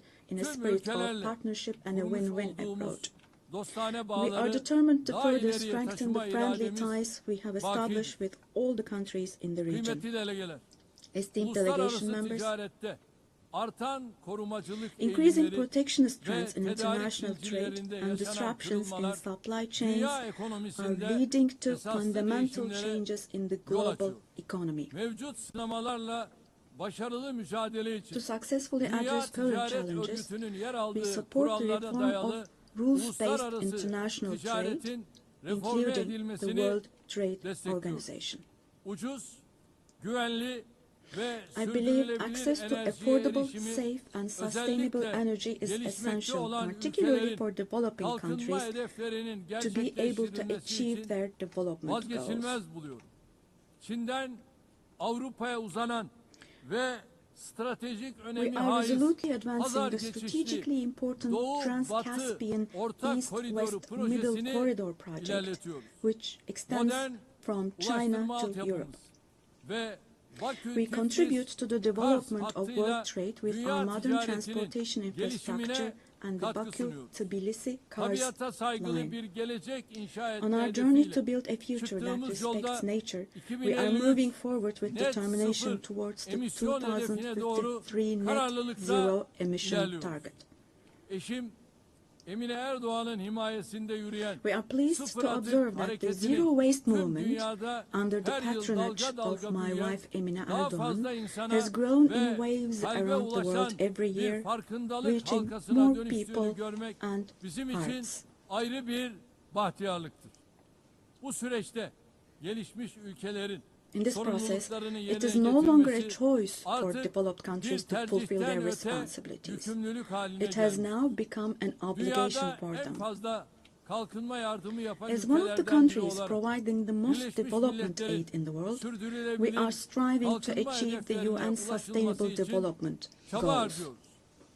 2030 hedeflerine erişmek ve dünyanın dört bir yanındaki To yüz achieve the milyonlarca insanı 2030 goals onurlu yaşama and to enable kavuşturmak hundreds için of millions of people küresel around the world to live finansman with dignity, mimarisinin we advocate kimseyi for aligning the geride global bırakmama financial anlayışıyla architecture with the uyumlu hale principle of getirilmesini leaving no savunuyoruz. one behind. Burada şunu da And here, özellikle let me also dikkatinizi particularly çekerek draw your söylemek istiyorum. attention to Biz the following. jeopolitik sınamalarla uğraşırken While insanlık we grapple with yapay geopolitical zeka challenges, alanında humanity is also olağanüstü bir witnessing an sıçramaya extraordinary şahitlik leap forward in artificial çığır açan bu intelligence, AI. teknolojilerin dönüştürücü gücü ve The transformative sunduğu power nimetlerden and the benefits hiçbir offered by these toplumun technologies, mahrum no bırakılmaması society should gerekiyor. be deprived of Yapay these zeka benefits. teknolojileri yeni bir AI tahakküm aracı technologies olarak should değil, be used for insanlığın the benefit lehine of humanity, kullanılmalı. not as a new Ev tool of sahipliğini domination. yaptığımız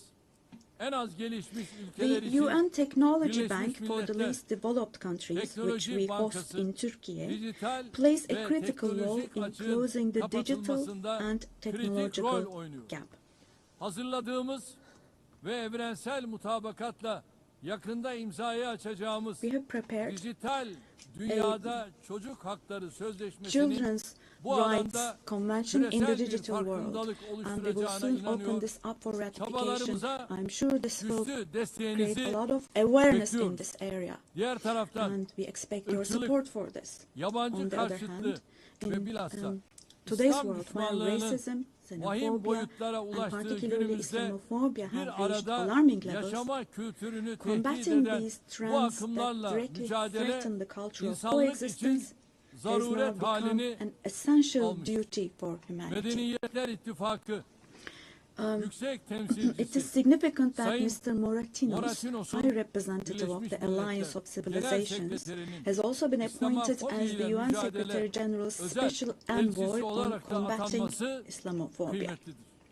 Geçen sene burada ifade ettiğim gibi As aile I kurumu stated here last year, günümüzde the daha institution önce of the olmadığı family kadar is under threat tehdit today altındadır. as never before. Kadın ve erkekten oluşan Defending the aileyi family, savunmak, consisting aynı of a zamanda woman and a insanı, man, means fıtratı, defending yaşamı humanity, ve defending nature, geleceği savunmak life, demektir. and the future. Türkiye olarak artan saldırılar Turkey will karşısında continue to aileyi defend the family savunmaya in the devam face edeceğiz. of ever-increasing attacks. Kıymetli delegeler, Distinguished delegation members, insanlığın bir daha savaş felaketi yaşamaması için the roots of the kurulan UN Birleşmiş established to Milletler'in prevent kökleri humanity from içinde experiencing bulunduğumuz the disaster of war karanlık again döneme are ışık filled with tutacak values değerlerle that will doludur. eliminate the dark Genel era Sekreter we are in. Sayın Guterres'in teşkilatımızı We fully etkin support ve the verimli hale UN getirmek 80 amacıyla initiative başlattığı launched by Secretary Birleşmiş General Milletler Guterres to make 80 our organization girişimine more desteğimiz effective and tamdır. more Bu efficient. girişimin Birleşmiş Milletler'in tüm faaliyetlerini daha da I hope this güçlendirecek initiative bir süreç succeeds olarak as a process that başarıya will further ulaşmasını strengthen all temenni the ediyorum. activities of Bu the UN. sürece İstanbul'u bir Birleşmiş I Milletler express our merkezi readiness to haline provide strong getirme support to this vizyonumuzdan process, da also driven hareketle by our vision güçlü of destek making vermeye hazırız. Istanbul a UN 80. hub. yılda Birleşmiş Milletleri kuruluş ruhuna döndürecek I sincerely adımları believe that atmak it is our shared hepimizin responsibility to ortak take steps sorumluluğudur. that will restore the Biz founding spirit of the UN güçlünün haklı olduğu in değil, its 80th year. We will haklının güçlü continue to olduğu say bir sistem kurulana kadar dünya 5'ten büyüktür the world is demeye bigger than devam 5 edeceğiz. until a system is established where the righteous are powerful, not the powerful are righteous. Görevimiz sistemi Our terk duty etmek is değil, not to abandon the system, onarmak, but rather to yeniden repair it işler hale and to getirmek. make it work again. Hiç şüphesiz Without a doubt, daha adil a bir more dünya just, a mümkündür. fairer world is Türkiye possible. daha adil bir Turkey dünyanın will inşası patiently için continue its fight for the mücadelesini construction sabırla of a more devam just world. ettirecektir. Rabbim yar ve So, yardımcımız may God olsun help diyorum. and aid us Hepinizi all. bir kez daha Once again, sevgi let me ve greet you all saygıyla selamlıyorum. Kalın kind regards sağlıcakla. and thank you.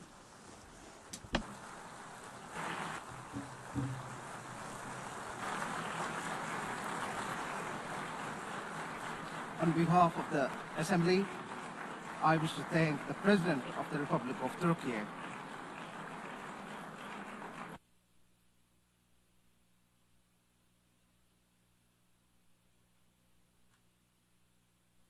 Assembly will hear an address by Her Excellency Dina Eshilia Boluarte Segara, President of the Republic of Peru. I request protocol to escort Her Excellency and invite her to address the Assembly.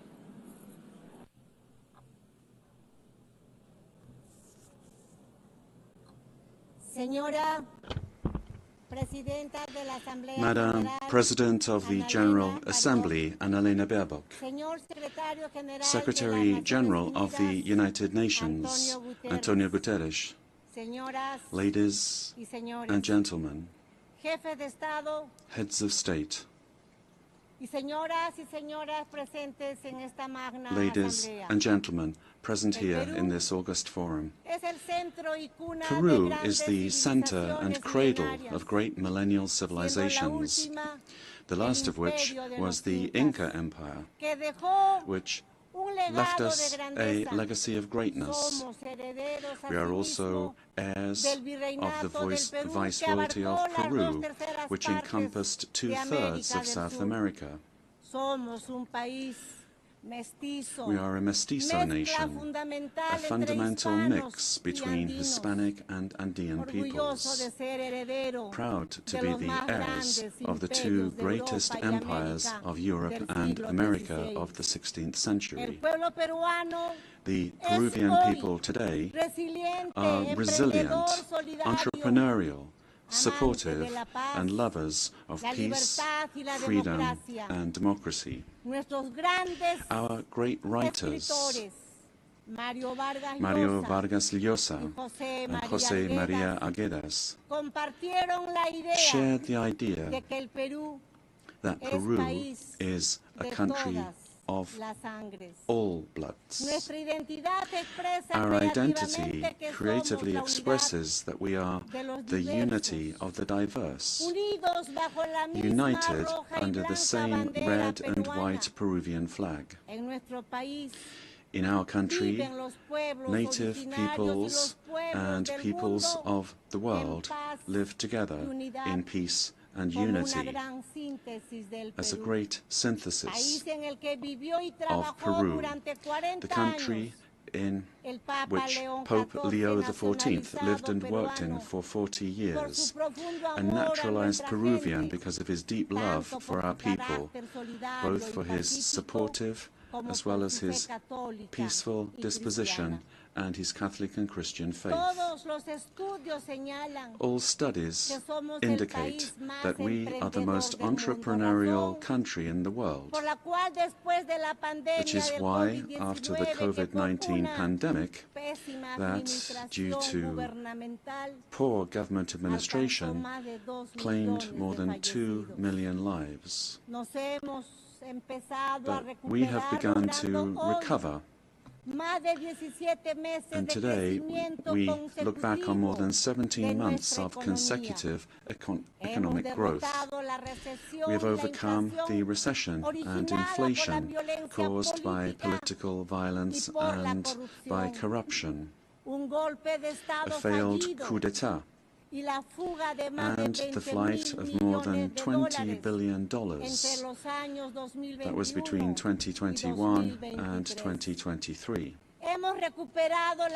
We have regained the trust of national but also of foreign investment, and we have embraced freedom. We are a solvent and a stable country.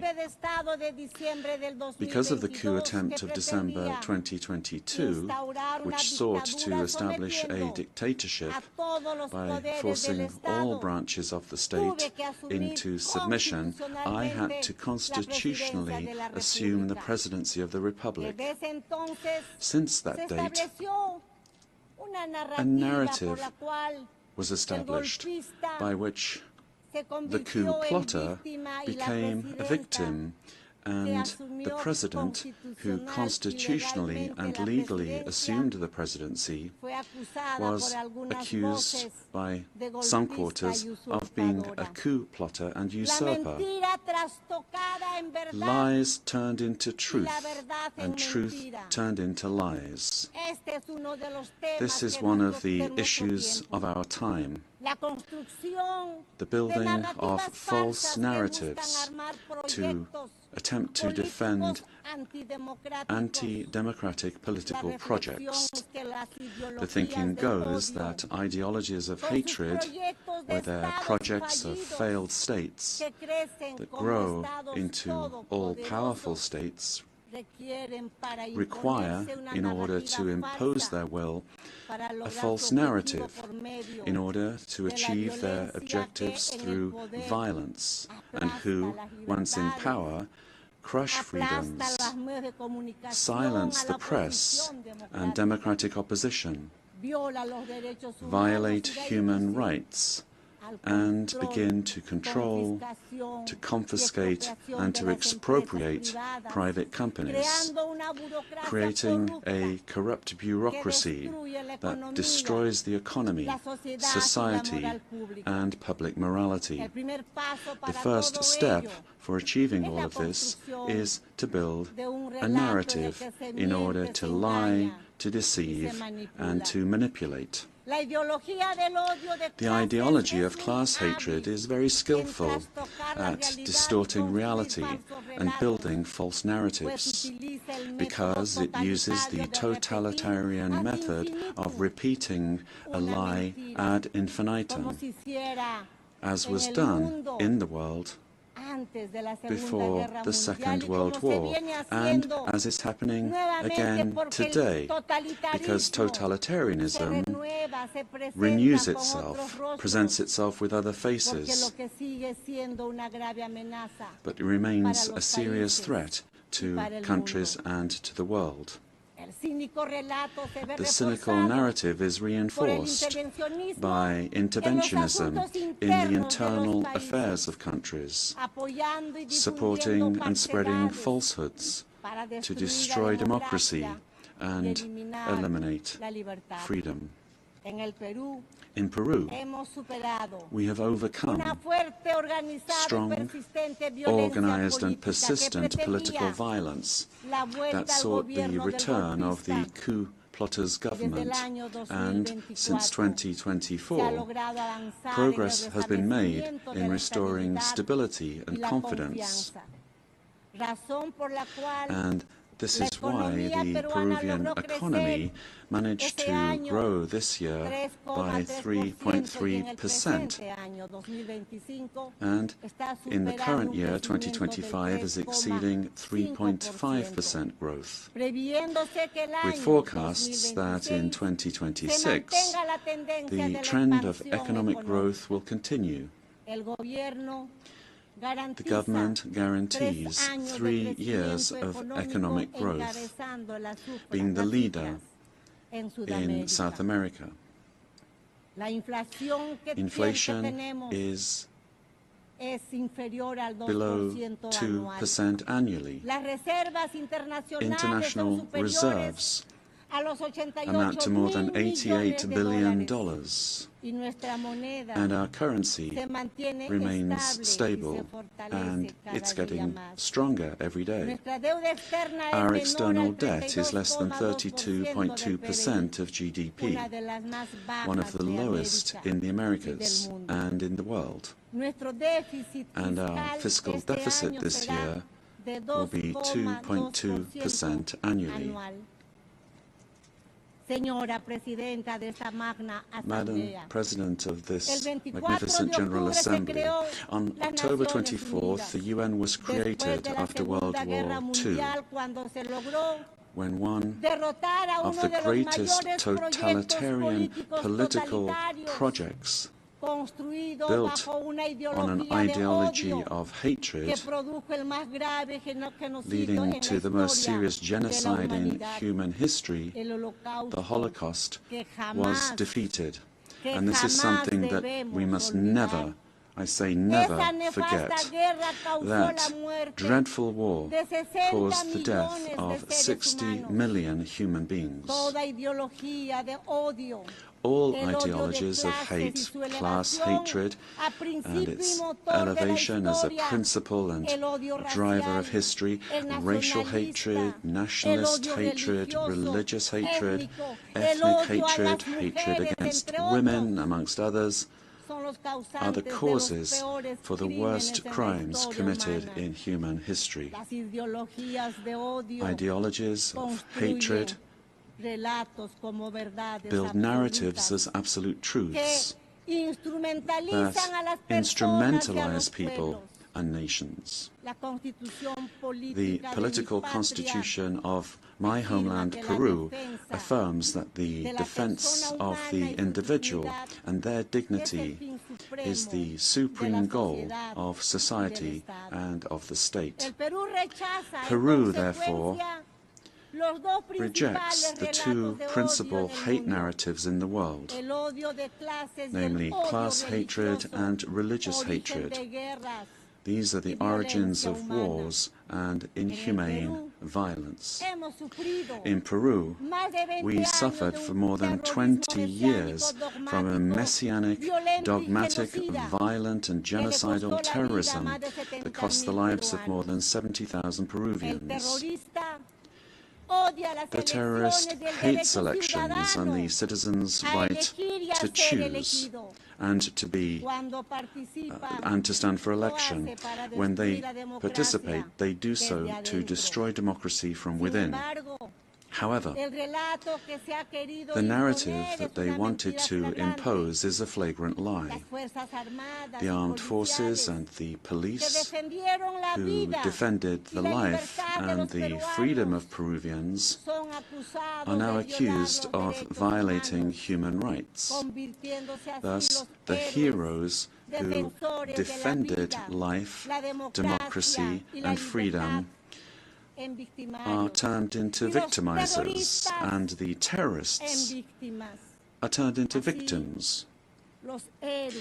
In this way, the heroes who defended democracy are being persecuted in trials that drag on for decades, while the terrorists are compensated and considered victims.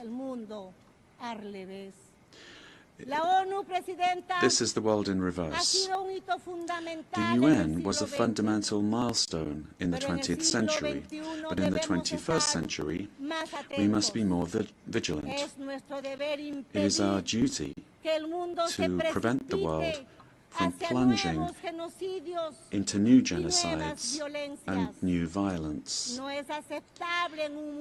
It is not acceptable in a civilized world that one country invade another using a false narrative to justify a war that first and foremost attacks the civilian population. It is not acceptable to slaughter civilians, to capture hundreds of young people, women, and even children, and use them as hostages. We live under the threat of international organized crime. In Peru, international crime based on extortion uses terrorist methods such as bomb attacks to submit citizens to its will. These criminal organizations that use weapons of war have created financial mechanisms to launder blood-stained money, sending large sums back to their countries of origin.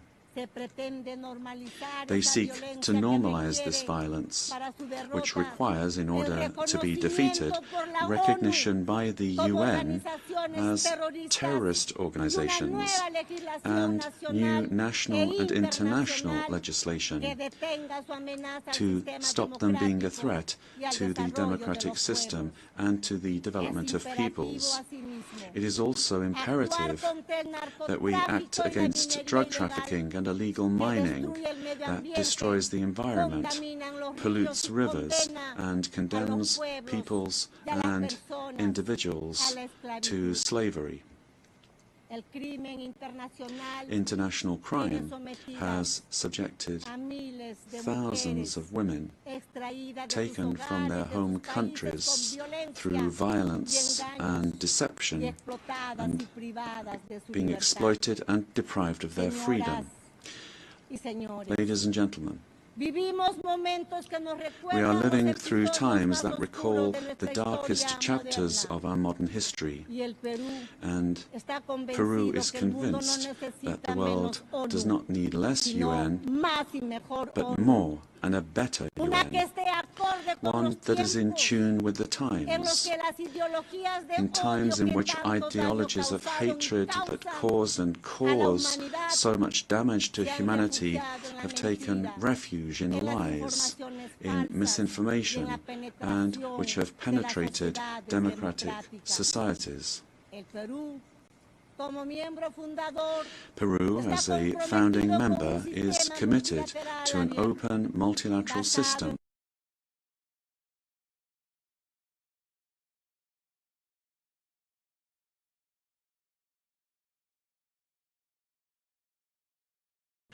The pillar of the model that has brought peace and prosperity. But we have to look at what's happening around us in the world. At this time, as we're meeting here, in other parts of the world, they are killing children, girls, boys, innocent people.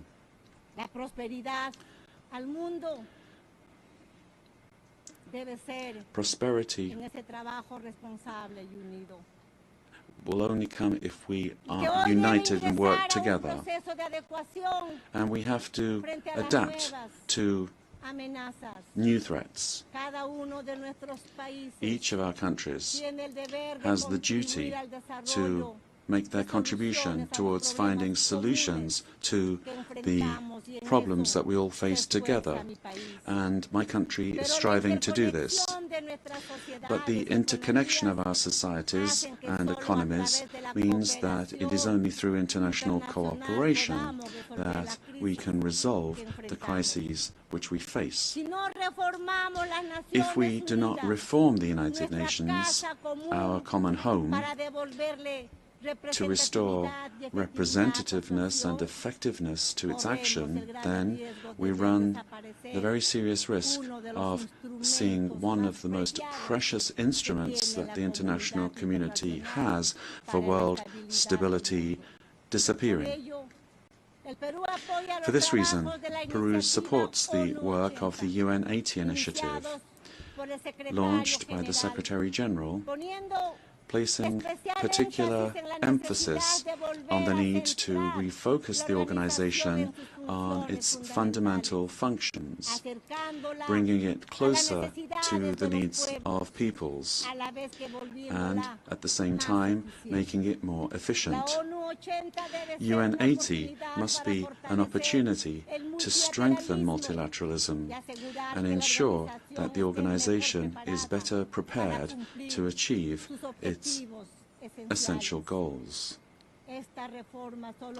This reform can only truly become fully effective if it is complemented by a transformation in UN governance that prevents institutional stalemates when it comes to decision-making, while ensuring its suitability.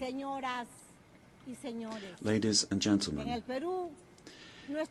in Peru, our government is working to meet its commitments, both to our citizens as well as to the international community, facing the threat of organized crime resulting from the collapse of tyrannical governments that led to migration to other countries. This is true of our country. From day one, my government has fought to restore governance in the country and to defeat polarization and violence. In Peru, there is full separation of powers, the rule of law, respect for freedom and human rights. My government is the most stable of the last 5 years, during which 5 presidents have succeeded one another. We are fighting for citizen security, facing crime that takes advantage of the rise in the price of gold and drug trafficking. We have achieved positive, verifiable results in these areas. We are working to strengthen human capital. We are fighting child malnutrition and anemia. And we are building schools and hospitals throughout the country, which has not been done in recent years. The priority is children, women, and the Peruvian family. We are modernizing the country's infrastructure, ports, airports, roads, bridges, designing an economy that is better connected to the world, as well as a firm policy for fighting corruption. Our goal is to guarantee free and impartial elections, defeating the attempt of a violent minority that seeks their failure. Ladies and gentlemen, the United Nations organization has always been present in the modern history of my country, particularly in its most difficult moments. Similarly to what is happening elsewhere in the world, and despite our efforts, Peru today finds its democratic institutions and the rule of law under attack by the polarization of politics, the cause and consequence of the return of extremist violence. We suffer from the scourge of transnational organized terrorist crime, which causes deaths, attacks, insecurity, and drug trafficking that destroys the social fabric. We face the threat of climate change that is destroying our Amazon, causing the melting of our glaciers, and putting our biodiversity at risk. We promote inclusive and sustainable growth in a context of opposing powers. But none of these problems is merely national, but global. This is why We need the United Nations to once again be a forum for dialogue and cooperation. I wish to recall the legacy of Ambassador Javier Pérez de Cuellar, who managed to do relevant work in the organization despite the Cold War. With that example in mind, and in view of our region's adherence to the purposes of the Charter, and in order to ensure better representation, we believe it is time for the next Secretary General to come from Latin America. Ladies and gentlemen, Peru is committed to ensuring that this General Assembly this year is not a mere commemoration, but the reaffirmation of our commitment to collective action that will revitalize the United Nations as a tool that supports peace and global unity, as well as development. We must stand firm in the truth, in the face of narratives that try to conceal it, pervert it, or openly lie in order to hide agendas that do not correspond to our time, much less to the destiny of humanity. For this reason, it is essential that we strengthen truth against narratives that are based on hatred, the lie repeated that seeks to impose itself and only leads to destruction. But despite all of these obstacles, truth will find a way, and truth will set us free. Peace and unity for Peru and for the world, for all those on the planet. Ama Chiqnikuspa, ama Yuyacuspa, buscando el desarrollo de nuestro pueblo. Let us seek the development of our peoples, presidents of the world. Together, let us work together, without hating one another. Let us work for the development of our peoples. Yes to life, no to violence, and no to war. Thank you very much.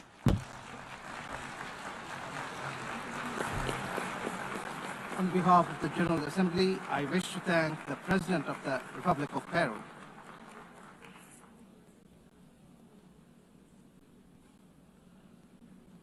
The Assembly will hear an address by His Majesty King Abdullah II Ibn al-Hussein, King of the Hashemite Kingdom of Jordan. I request protocol to escort His Majesty and invite him to address the Assembly.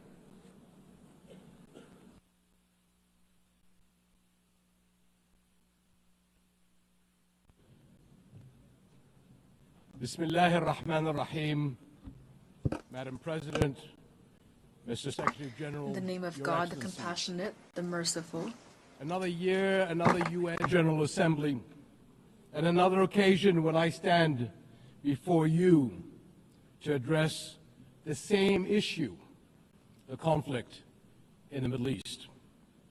And not for the first time, developments on the ground have made me question the worth and utility of words in capturing the magnitude of the crisis. Yet not speaking about it would signal acceptance of the situation and abandonment of our humanity. And that I will not do.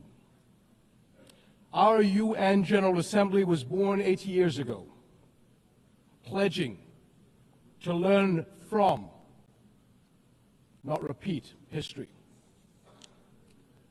The world vowed never again. However, for almost as long, Palestinians have been living through a cruel cycle of yet again, bombed indiscriminately, yet again, killed, injured, and maimed, yet again, displaced and dispossessed, yet again, denied rights, dignity, their basic humanity, yet again, So I must ask, how long? How long will it be before we find a resolution to this conflict, one that safeguards the rights of all sides and allows a level of normalcy in the lives of the families at its core? How long will it be before I stand before you and speak not of suffering and devastation in my region, but of prospect, prosperity, and potential? Sadly, this is not the only conflict in our world, and some may say that other wars are also devastating. But the Palestinian-Israeli conflict remains unique. It is the longest-standing conflict in the world, an illegal occupation of a helpless population by a self-declared democratic nation, and a flagrant violation of repeated UN resolutions, international law, and human rights conventions. A failure that should have elicited outrage and action, especially from major democracies. Instead, it has been met with decades of inertia. My friends, the war in Gaza marks one of the darkest moments in this institution's history. But although it is today's horror, the injustice stretches back decades. The Palestinian-Israeli conflict has been on the UN agenda throughout its 8 decades of existence. How long will we be satisfied with condemnation after condemnation without concrete action? When it comes to the Palestinian-Israeli conflict, it seems that what unfolds in the halls of power is theory. The struggles and suffering on the ground is reality. For decades, we have seen several attempts to achieve a solution by interim agreements and temporary stopgaps, none that delivered on the endgame. In fact, many would argue these processes served as a distraction, as Israel grabbed more land, expanded illegal settlements, demolished homes, and displaced entire neighborhoods. Muslim and Christian holy sites in Jerusalem have been vandalized and desecrated by those under government protection. And throughout all these years, Israeli families, too, have not been able to live in true security because military action cannot bring the safety they need. Nowhere is that more evident than in Gaza. More than 60,000 Palestinians killed, 50,000 children injured or killed, miles of burnt-out rubble, neighborhoods, hospitals, schools, farms, even mosques and churches in ruins, widespread starvation. And what we are seeing is only a glimpse, because never in our modern history has the lenses of international media been obstructed like this from capturing the reality on the ground. Almost 2 years in, and the cruelty of this military campaign continues unabated. Furthermore, the current Israeli government's provocative calls for a so-called Greater Israel can only be realized through the blatant violation of the sovereignty and territorial integrity of its neighbors. And there is nothing great about that. I can't help but wonder if a similar outrageous call were made by an Arab leader, would it be met with the same global apathy? The international community must stop entertaining the illusion that this government is a willing partner for peace. Far from it. Its actions on the ground are dismantling the very foundations on which peace could stand, and intentionally burying the very idea of a Palestinian state. It has shown how little it respects the sovereignty of other countries, as we have seen in flagrant violations in Lebanon, Iran, Syria, Tunisia, and most recently, Qatar. And its hostile rhetoric calling for the targeting of Al-Aqsa Mosque will incite a religious war that would reach far beyond the region and lead to an all-out clash that no nation would be able to escape. How long before we hold all nations to the same standards? How long before we recognize the Palestinians as people who aspire to the same things you and I do, and we act on that recognition? How long before we recognize that statehood is not something Palestinians need to earn? It is not a reward. It is an indisputable right.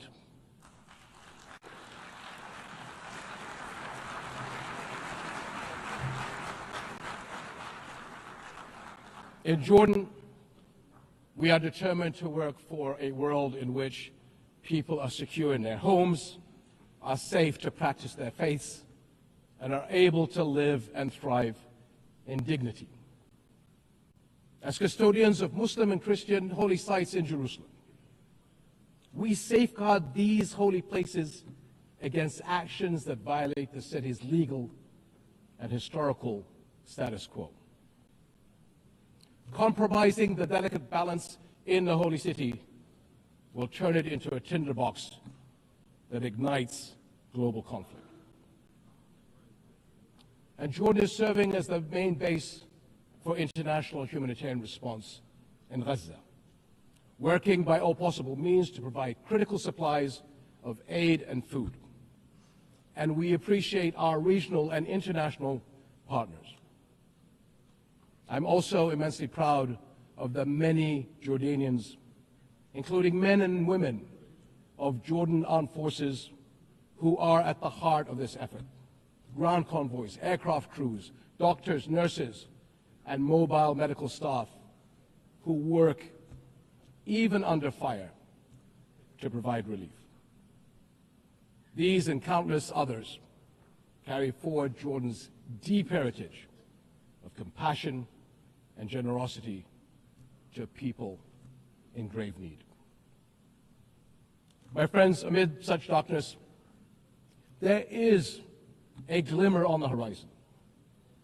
We are seeing more nations stepping up on behalf of a permanent ceasefire in Gaza, one that ensures the release of all hostages, unhindered humanitarian aid, and support for the Palestinian people as they rebuild. We all know that force is no foundation for security. It is a prelude for greater violence. Repeated wars are teaching generations of Israelis and Palestinians that their only recourse is the gun. Security will only come when Palestine and Israel begin to coexist. Seems I have the same problem as President Trump. Begin to coexist side by side. This is the two-state solution, in line with international law and UN resolutions. An independent and viable Palestinian state with East Jerusalem as its capital, alongside a secure Israel living in peace with its neighbors. For almost a quarter of a century, this has been the promise of the Arab Peace Initiative, in which Arab and Muslim partners around the globe extended their hand. My friends, for the past 2 years, we have finally seen the world's conscience stirring in the courage of ordinary people from every walk of life and every corner of the globe, raising their voices as one and declaring, "It has been too long."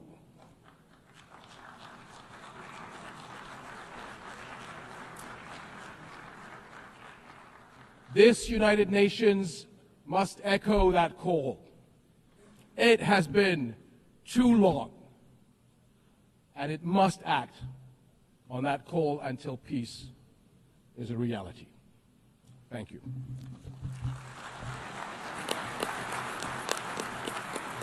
On behalf of the Assembly, I wish to thank the King of the Hashemite Kingdom of Jordan. The Assembly will hear an address by His Excellency Lee Jae-myung, President of the Republic of Korea.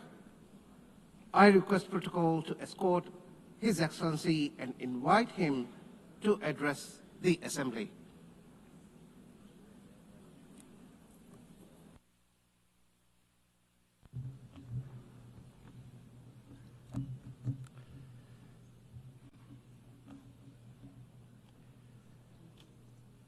I would like to express my respect and gratitude to all members of the United Nations and staff of the UN Secretariat for their contribution to world peace and shared prosperity.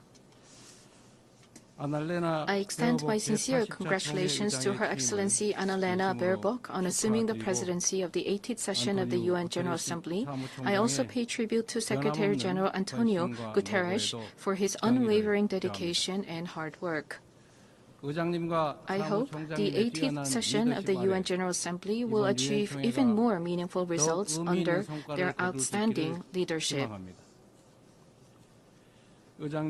Madam President, Mr. Secretary, and distinguished delegates, this year is a meaningful year marking the 80th anniversary of the founding of the United Nations. The past 80 years of the UN has been a valuable journey of protecting the dignity and values of humanity and at seeking a path forward for future generations.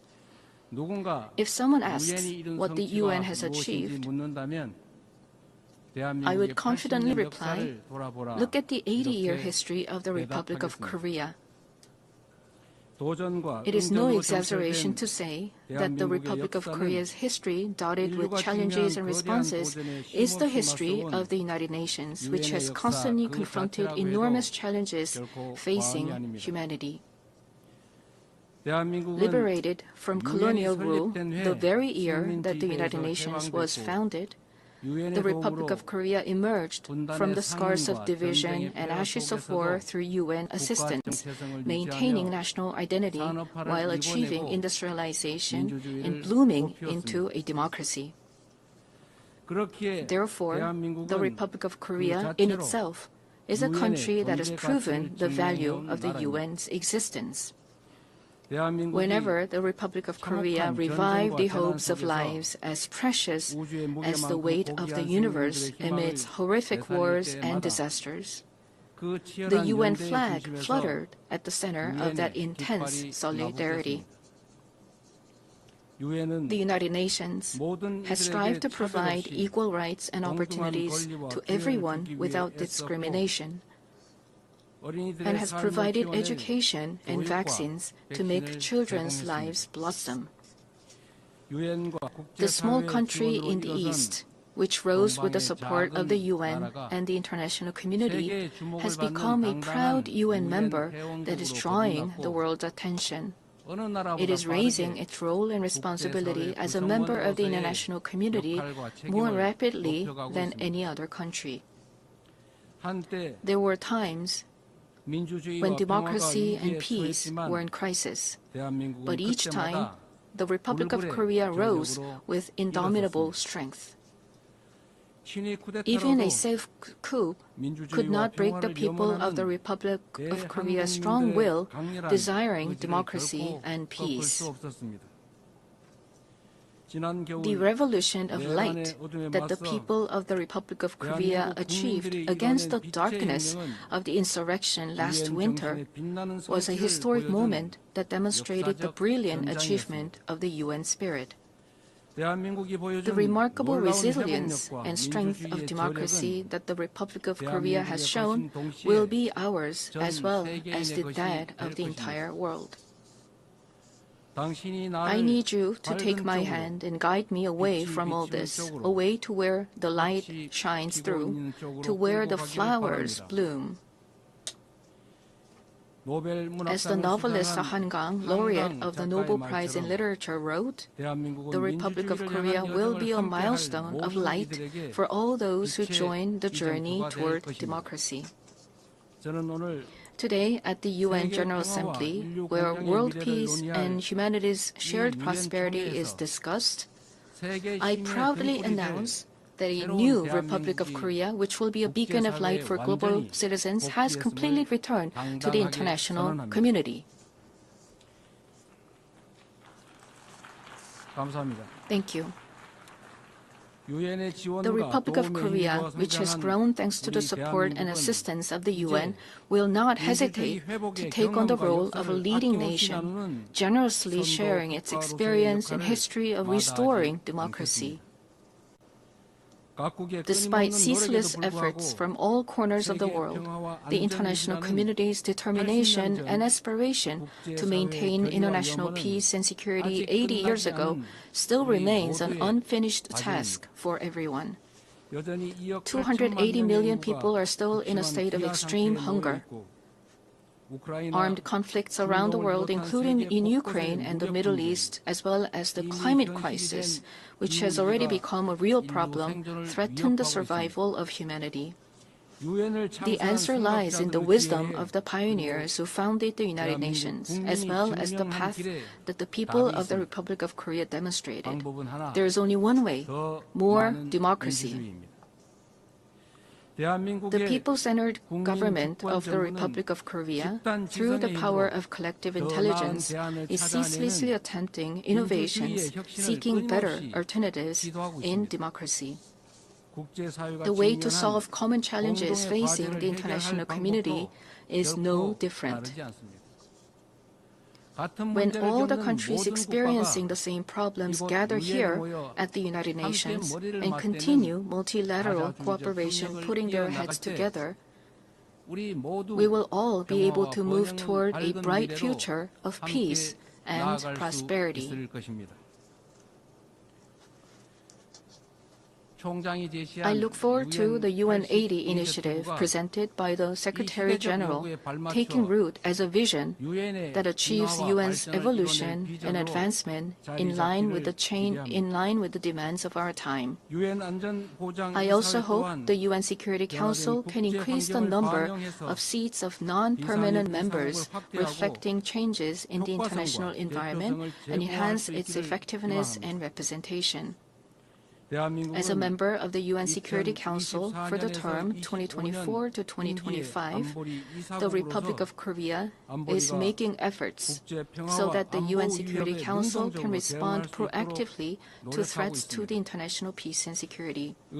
Madam President, Mr. Secretary General, and distinguished delegates, the Republic of Korea, having restored democracy, dreams of a better future. The Republic of Korea will fulfill its responsibility as a responsible global power that steadfastly upholds the values of freedom, human rights, inclusiveness, and solidarity championed by the United Nations. We will further develop our institutions and cultures so that everyone residing in the Republic of Korea, both nationals and foreigners, can be respected as an equal member of society in all fields of life. The Republic of Korea will strengthen and lead cooperation with the international community while realizing the value of respect for human rights. In a time of crisis where immediate survival is urgent, words like solidarity, coexistence, and cooperation may feel somewhat distant. However, humanity has always dreamed of hopes as high as its deep despair and has achieved the progress we see today through a passion for a better tomorrow. The more difficult the times are, the more we must return to the basic spirit of the UN, which is trust in universal values of humankind. Just as the determination to not pass down the devastation of wars led to the founding of the UN and has prevented conflicts and preserved peace, we today must cooperate more, trust more, and join hands more firmly in order to build a better future, a better world for future generations. Democratic Korea will lead the way in multilateral cooperation toward a sustainable future. Peace is a value that is more important than anything else. In the Republic of Korea, as well as elsewhere in the world, peace is the basic foundation for democracy and economic development. The disputes and conflicts we are currently facing vividly show how easily the ideals of human dignity and sustainable development can crumble without peace. Today, the Republic of Korea is fulfilling its responsibility as a key contributor to the United Nations peacekeeping and peacebuilding activities. Our brave soldiers, who have steadfastly defended the Republic of Korea, a divided nation, are helping to pave the way towards sustainable peace led by the UN. Threats to peace are not only physical elements. In an era where artificial intelligence technology is critical to security capabilities and cyber attacks threaten national security, we must confront not only visible enemies, but also invisible enemies. If we passively let ourselves be dragged along by the changes of the AI era, we will meet a dystopia of deepening polarization and inequality, unable to shake off the dark shadows of human rights abuses caused by the misuse of technology. However, if we proactively respond to these changes, we can use the high productivity as a driving force to build a foundation for innovation and prosperity and create a useful base for strengthening direct democracy. I hope the open debate that I will preside over as UN Security Council President tomorrow will significantly contribute to the international community's efforts to promote the responsible use of AI. Furthermore, we intend to share our vision for the future of AI through the APEC AI initiative at the APEC Economic Leaders Meeting, which will be held in Gyeongju, Korea next month.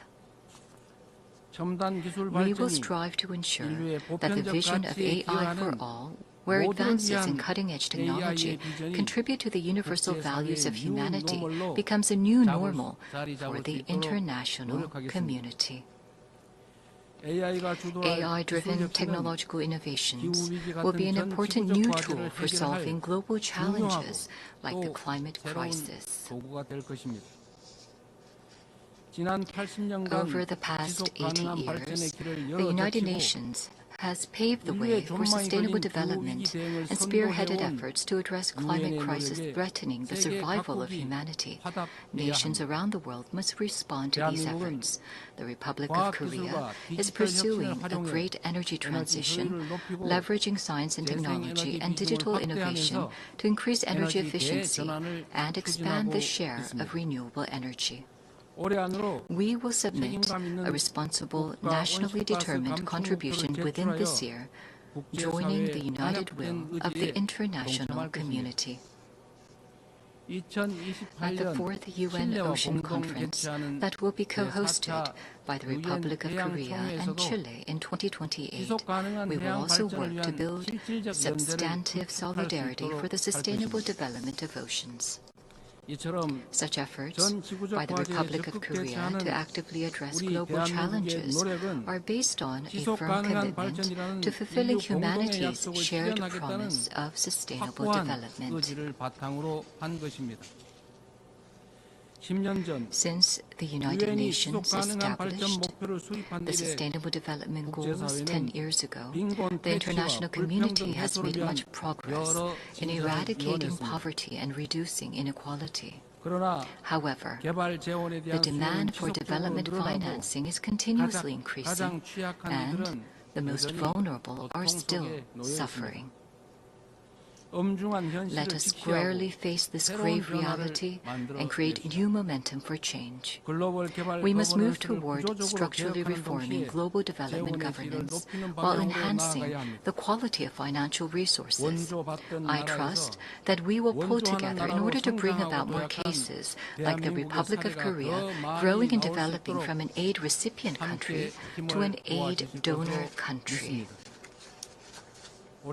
This year marks the 80th anniversary of the founding of the United Nations, as well as the 80th anniversary of the division of the Korean Peninsula. New challenges, as well as unresolved tasks, await us.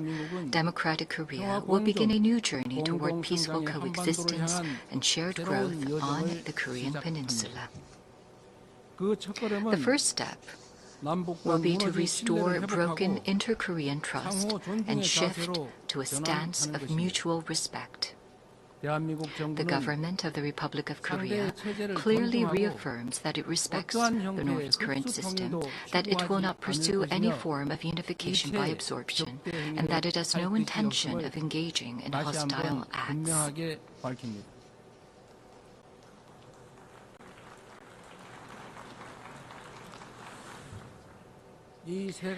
Based on these three principles, we intend to end the vicious cycle of unnecessary inter-Korean military tension and hostile acts. That is a reason why we have proactively taken measures, including halting the launch of leaflets and suspending broadcasts toward the north. Going forward, the government of the Republic of Korea will consistently seek a path to reduce military tensions and restore inter-Korean trust. The most certain peace is a state where there is no need to fight. Through comprehensive dialogue centered on exchange, normalization, and denuclearization, in other words, END, we must end the era of hostility and confrontation on the Korean Peninsula and usher in a new era of peaceful coexistence and shared growth. The fact that exchanges and cooperation are a shortcut to peace is a timeless lesson demonstrated by the history of fraught inter-Korean relations. By gradually expanding inter-Korean exchanges and cooperation, we will pave the way for sustainable peace on the Korean Peninsula. It is crucial for both the ROK and the DPRK, as well as the international community, to work together to establish peace on the Korean Peninsula. While striving to advance inter-Korean relations, we will provide our active support and cooperation for efforts to normalize relations with the international community, including between the United States and the DPRK. Denuclearization is undoubtedly a grave task, but it is time to seek realistic and rational solutions based on a cool-headed perception that denuclearization cannot be achieved in the short term. The international community must gather its wisdom in a pragmatic and phased solution, beginning with a stop in the sophistication of nuclear and missile capabilities, going through a reduction process, and reaching dismantlement. Realizing lasting peace on the Korean Peninsula would present new hope and possibility to humanity suffering from conflict.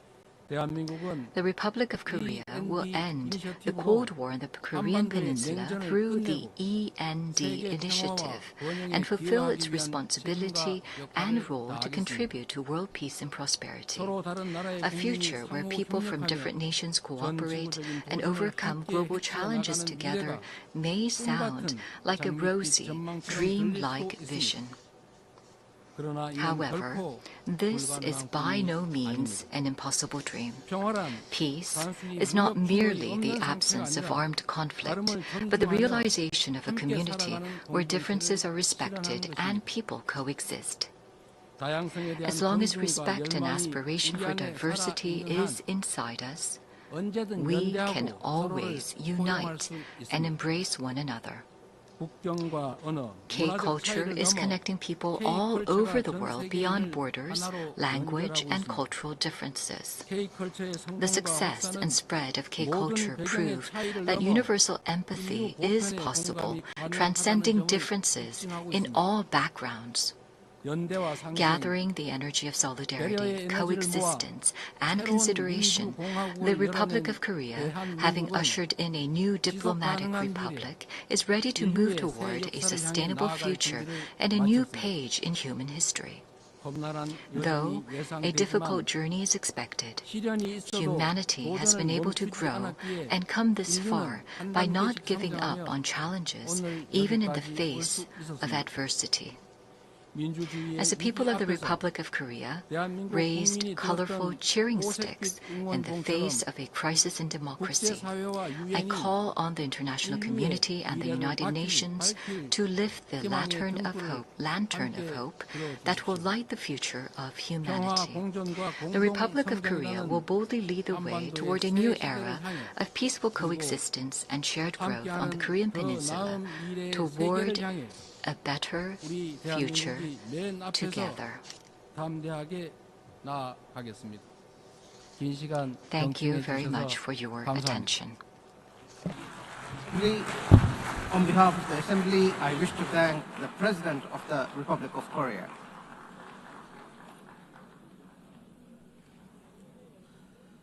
The Assembly will hear an address by His Highness Sheikh Tamim bin Hamad Al Thani, Amir of the State of Qatar. I request protocol to escort His Highness and invite him to address the Assembly.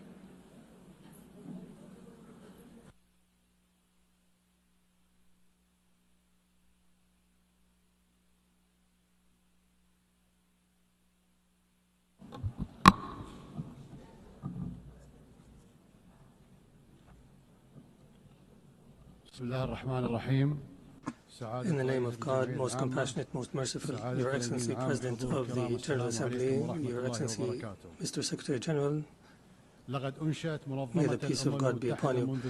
The United Nations has been established 8 decades ago on the basis of principles that humanity has reached after 2 world wars.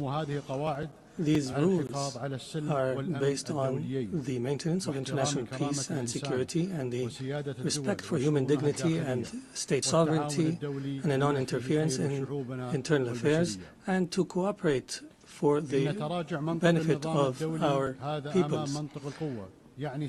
This means if we allow violations to continue, it means allowing the rule of the jungle, where perpetrators and violators enjoy benefits just because they can. This is the political realism that we are facing, that has been reduced to the ability to impose a status quo. This is a crisis. Such conduct finds that violators consider that tolerating them is a weakness. What must prioritize the discussion in the international community now is how to restore collective security as per the UN Charter, and how to restore the legitimacy of the international system. Your Excellencies, as you know, Doha on the 9th of September has suffered a treacherous attack that targeted the negotiating delegation of Hamas in a residential neighborhood that includes schools and diplomatic missions. As a result of this attack, 6 martyrs have fallen, including a Qatari national who serves in the internal security forces, and 18 people have been injured.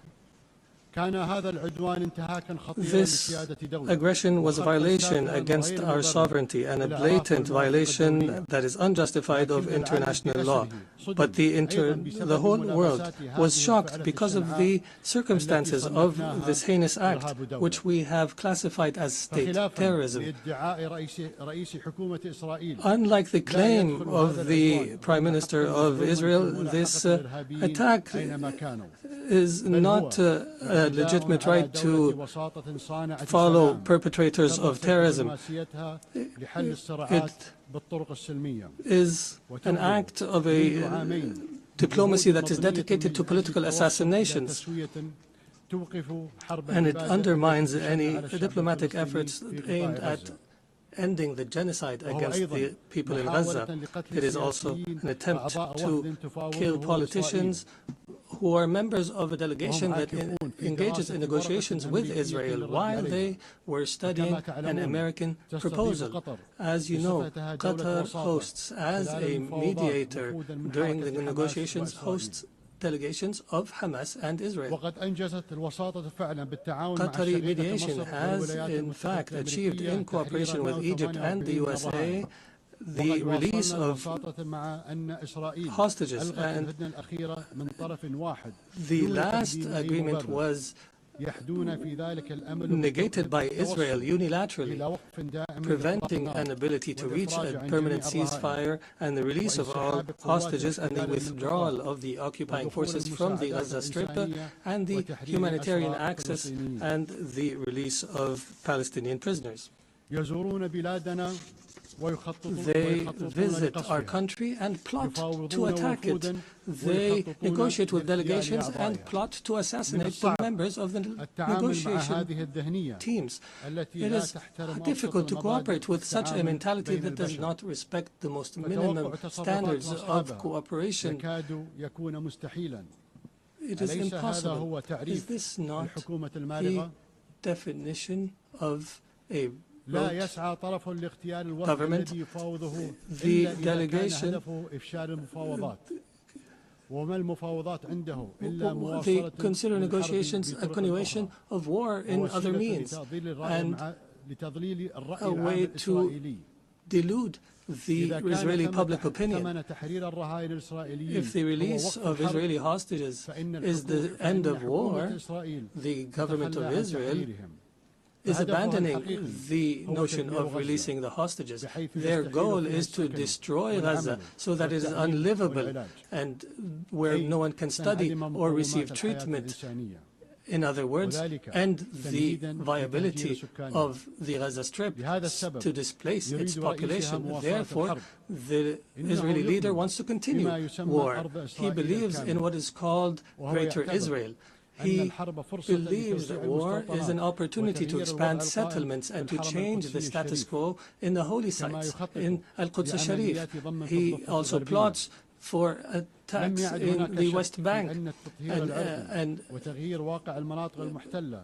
expansion. This imposition is the goal of this war. This treacherous attack against the sovereignty of a Gulf state thousands of miles away has confirmed that the Israeli Prime Minister, who takes pride in changing the face of the Middle East, reveals a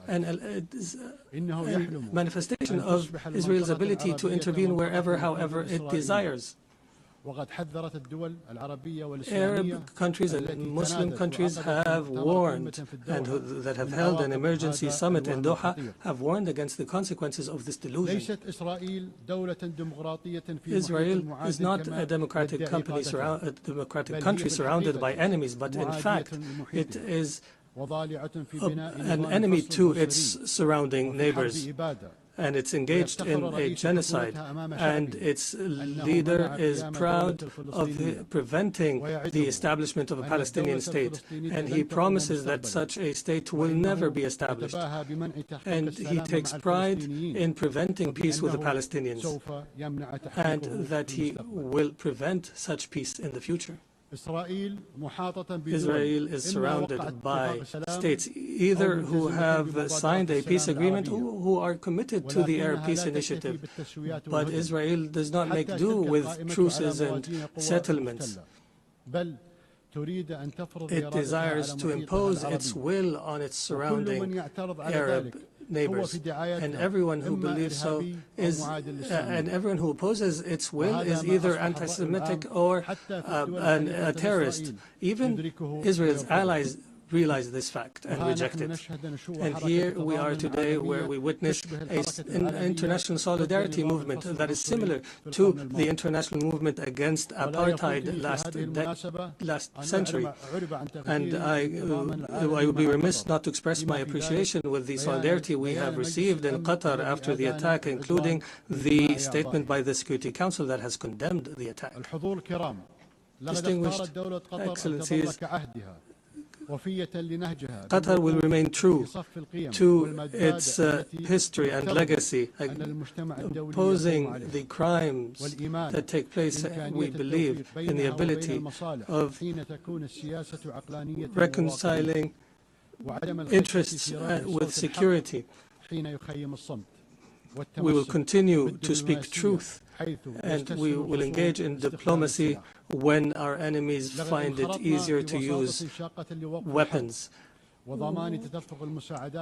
We have engaged to mediate an end to the war and allow for humanitarian access and release hostages, and we have faced disinformation campaigns. However, these campaigns will not deter us. We will continue our efforts in cooperation and partnership with Egypt and the United States of America.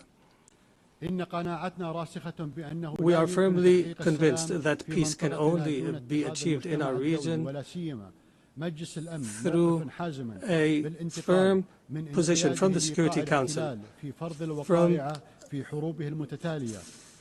accepting and tolerating the occupation's crimes,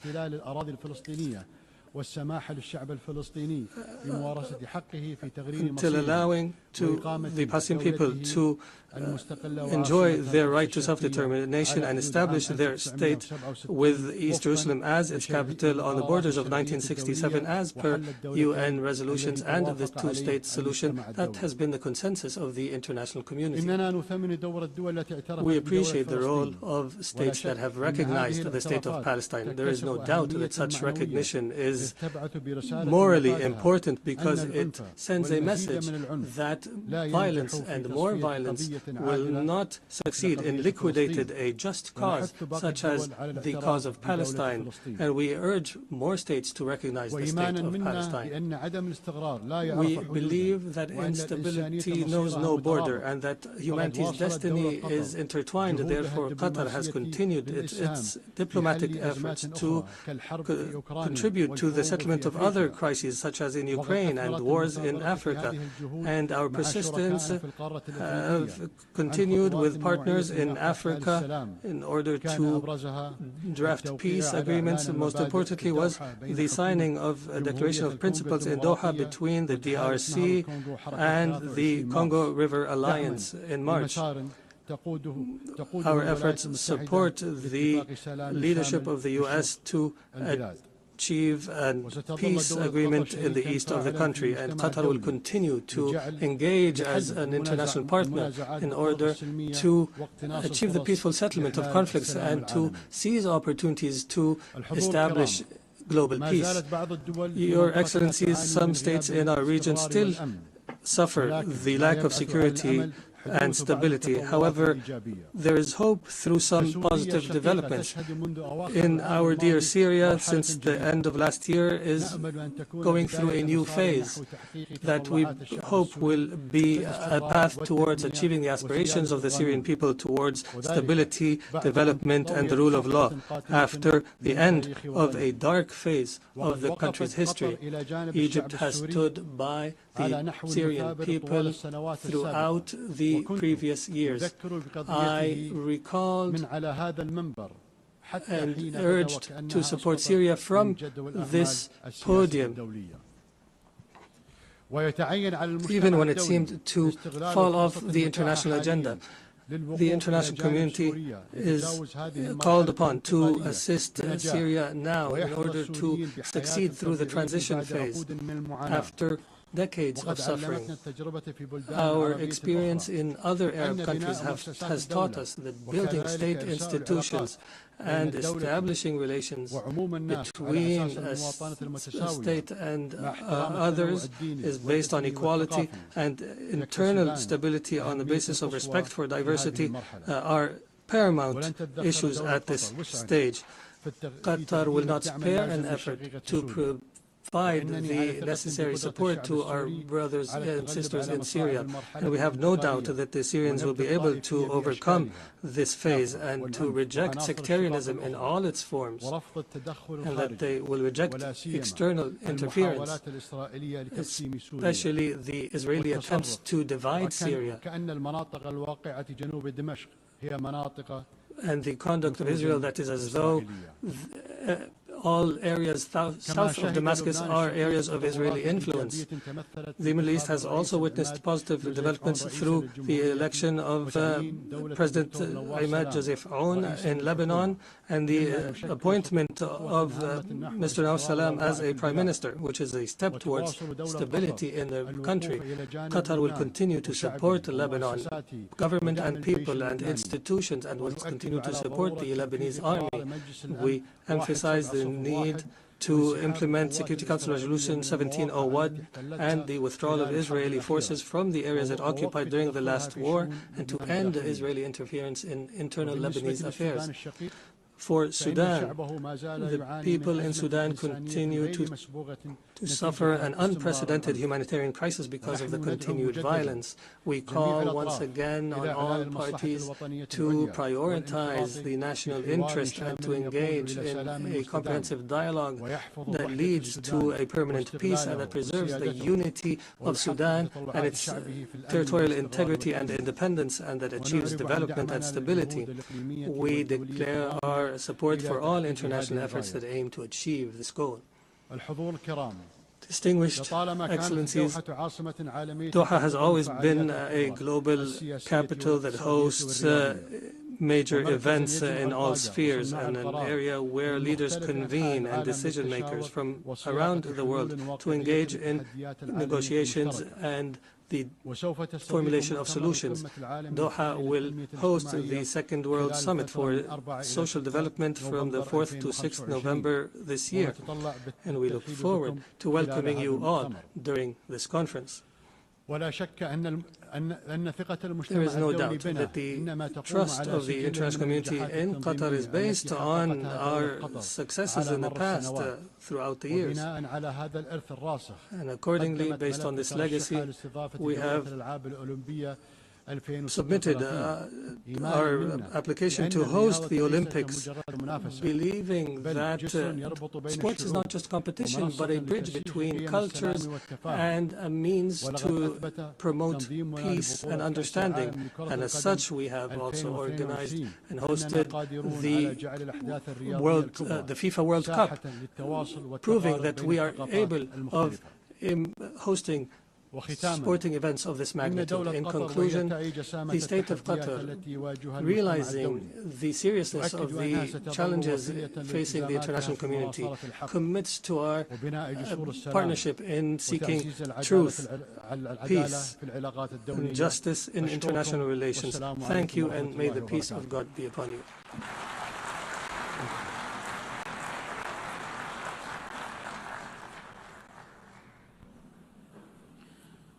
On behalf of the Assembly, I wish to thank the Emir of the State of Qatar.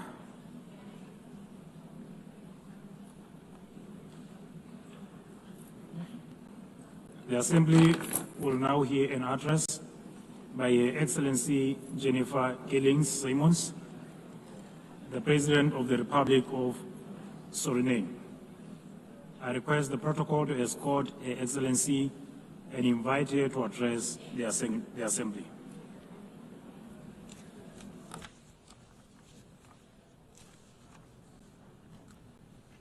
Good morning. Madam President, we are here to commemorate in this special moment in history, as we celebrate the United Nations 80th anniversary.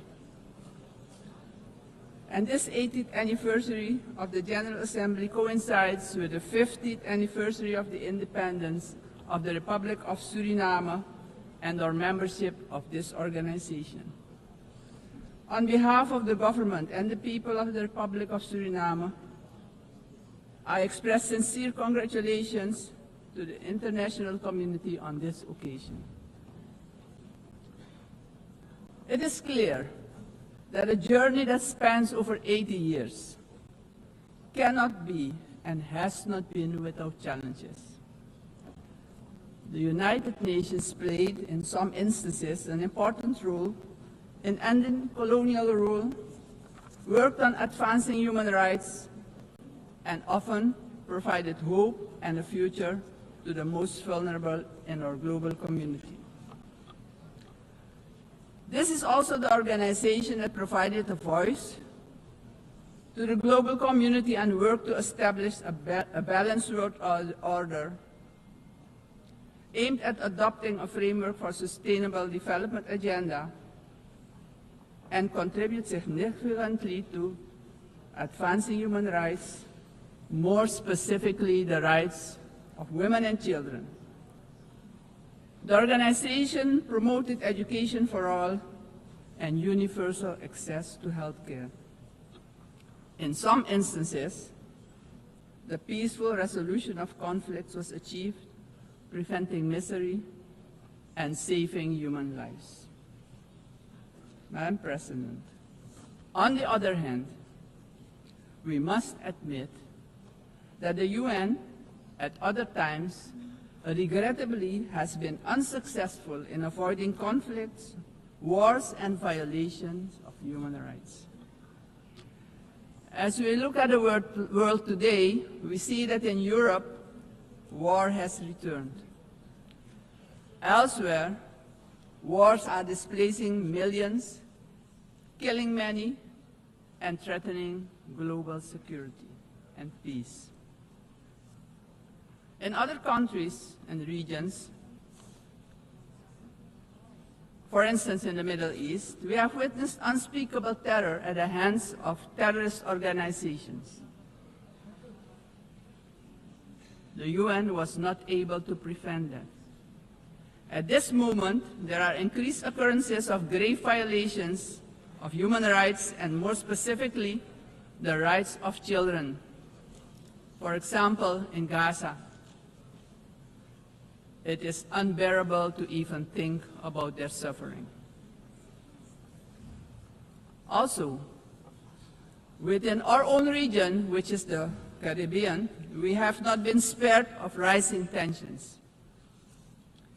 It is with heightened concern that we noted the Secretary General's recent briefing on the Security Council meeting on the situation in Haiti, mentioning that the Haitians are enduring a perfect storm of suffering.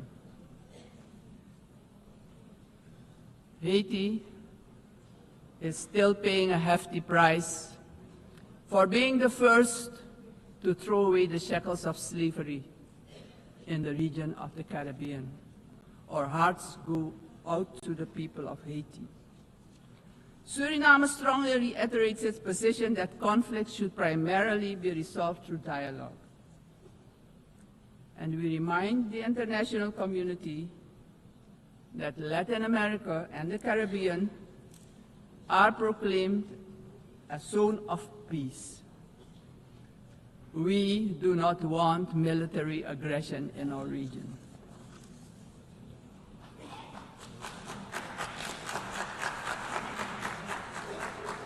Madam President, this is the moment, on the 80th anniversary, we should reflect and ponder on the next 80 years. What do we have to change and what needs to be done differently? We all must underscore and repeat it ceaselessly today that the United Nations will only be successful if all nations without exception, adhere to the resolutions we adopt.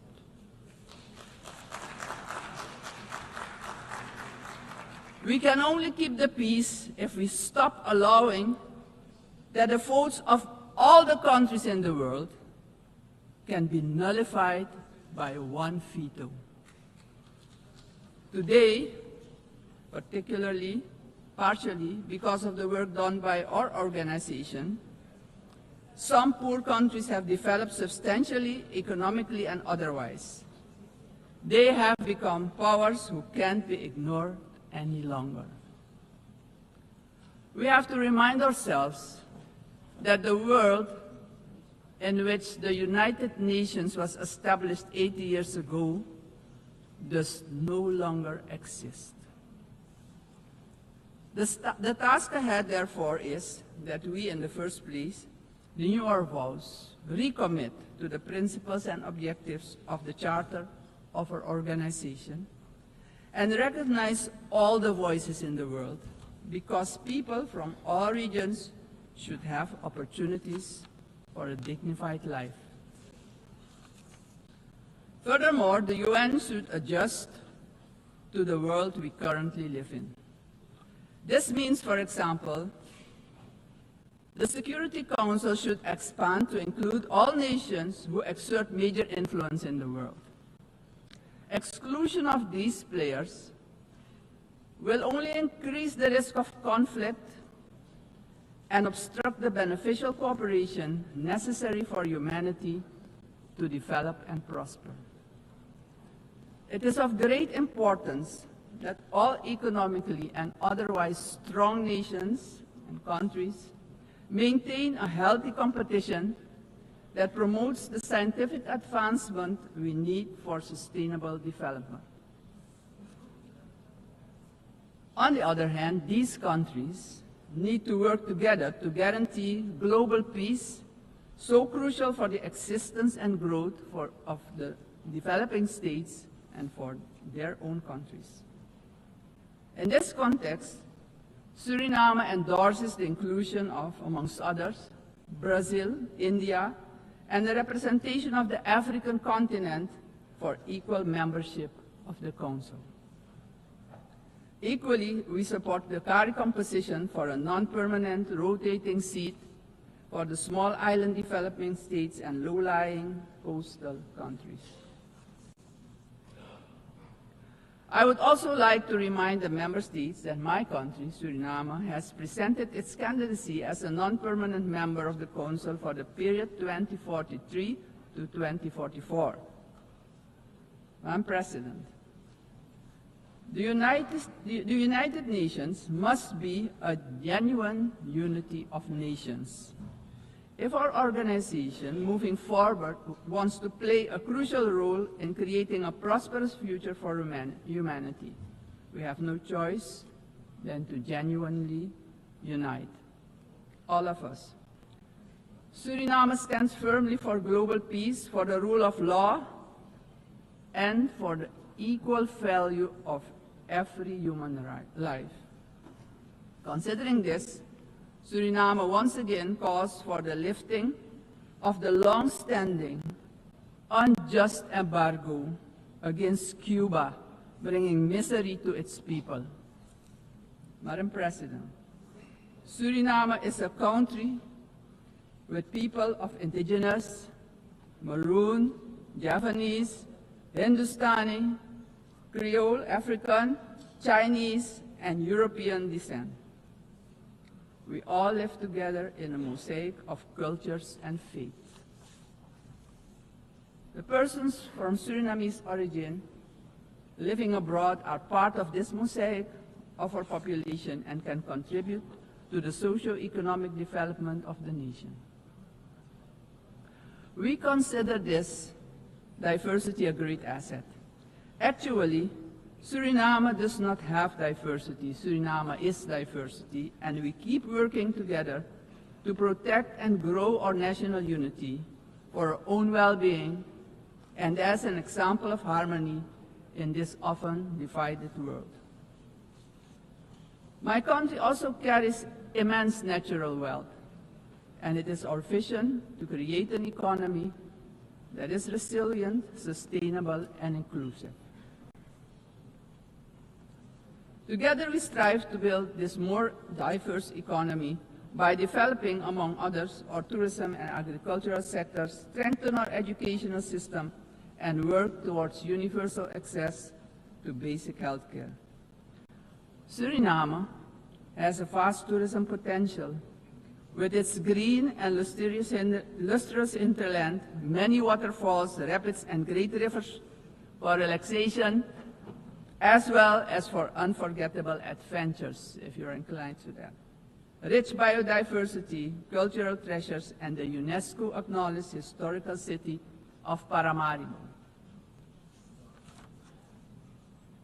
Through cooperation in the agriculture sector with our neighbors, we aim at improving food security within Suriname and the Caribbean community. My government views energy security as a strategic priority for national development, regional stability, and economic resilience. With an investment of more than $10 billion for the development of our offshore oil and gas, the country is getting a new beginning, a new start that will contribute significantly to our economic growth. However, we know oil and gas revenues should not be the sole fundament of our economic development. Hence, we need investments in relevant sectors in our country. We are steadily advancing our energy transition. While we already source about 50% of our energy needs through hydropower, we are moving toward natural gas and other forms of renewable energy as part of our long-term vision, because we know climate change is a fact.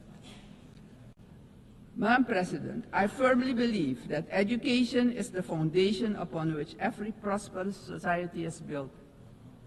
We are committed to invest in our education system, our teachers, our children and youth. The future of any country depends on the talents and skills of its people. My country reaffirms strongly its commitment to upholding the rights of indigenous and tribal communities, ensuring that their livelihoods, tradition, knowledge systems are respected and preserved, and the acknowledgement of their collective land rights. Strengthening our institutions is high on our agenda.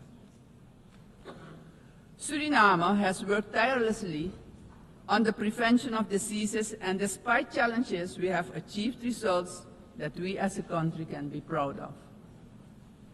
As of June 30, 2025, Suriname has officially been declared malaria-free by the World Health Organization after 30 years of continuous fight against this disease, the first in the Amazon region to receive such a recognition.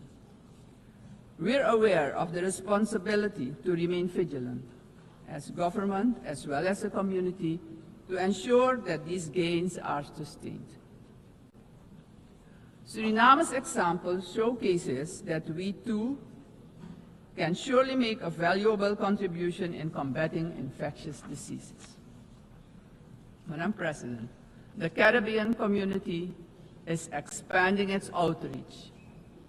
And in this light, Suriname also welcomes the recently concluded Second Africa CARICOM Summit held in the Republic of Ethiopia. This, Madam President, honors the historic, cultural, and human bonds between the regions of the Caribbean and Africa. Suriname also acknowledges the CARICOM 10-point plan for reparatory justice, which has our full and strong endorsement. Slavery was a crime, is a crime against humanity, and we're talking about reparations, yes. We will furthermore continue to contribute with CARICOM, aiming at enhancing the organization's geopolitical influence. Despite our commitment as a country to the Paris Agreement 10 years ago, we see that the climate crisis is worsening. It's worse than we feared. Our countries have least contributed to climate change and carbon emissions, but are hit the hardest by its effects, directly impacting the livelihood and economic growth of our peoples. Suriname calls for the urgent attention of the international community to address the detrimental impact of climate change facing the small island developing states and countries with low-lying coastal areas. Our forests stand strong.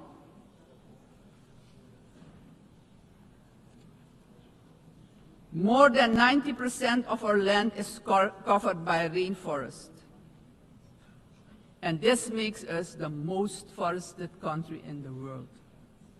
Your eyes have never seen so much green.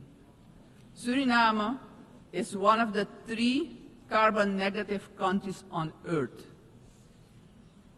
Since 1992, our forest has absorbed nearly 290 million tons of carbon, and each year we capture more than we emit, and we want to keep it that way. The protection and conservation of our forests has been a priority. It doesn't stand by default, but by design. We have been logging sustainably for decades, and did so with a sustainable tropical rainforest management system developed in Suriname, an ecological approach to forestry. Also, the indigenous and tribal communities protect the forest by their continued stewardship. We are proud of the way we did it, but pride alone does not pay the bills and does not develop the indigenous and tribal communities. Madam President, we must not forget that these forests, our forests, are in competition with vast resources such as gold, diamond, bauxite, and more. We will need to make difficult choices. We want to keep our forest coverage at a minimum of 90%. But we cannot do it alone. The time has come for the world's largest emitters to share this responsibility, not only with words, but with action, justice, and finance. Suriname strongly calls for global action, predictable climate finance for high forested, low deforestation countries, fair recognition of real carbon removals, and direct support for the communities who live in and protect these forests. Suriname, Madam President, therefore endorses the initiative of the COP30 presidency to launch the Tropical Forest Forever facility and calls upon the international community to contribute to its success. Suriname, as mentioned previously, takes pride in being an example of peaceful coexistence, having different cultures, religions, and the traditions to live together in respect and solidarity. This is our gift to the world. The second gift, because we also have a forest that is delivering services to the whole world.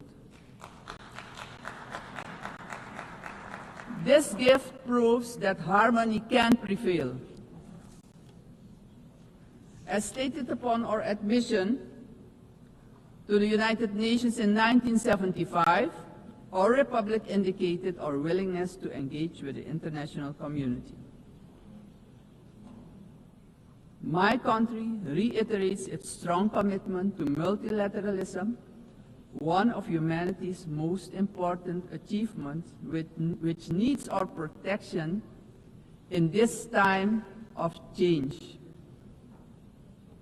In closing, aggression and military force should be replaced with peaceful resolution and dialogue, because it doesn't solve problems, it creates destruction and misery.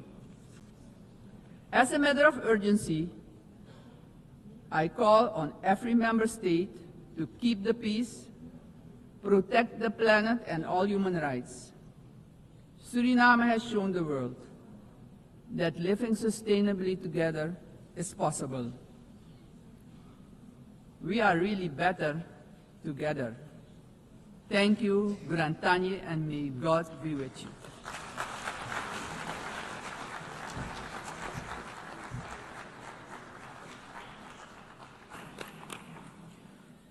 On behalf of the Assembly, I wish to thank the President of the Republic of Suriname. The Assembly will hear an address by His Excellency Katinas Nauseda, President of the Republic of Lithuania. I request protocol to escort His Excellency and invite him to address the Assembly.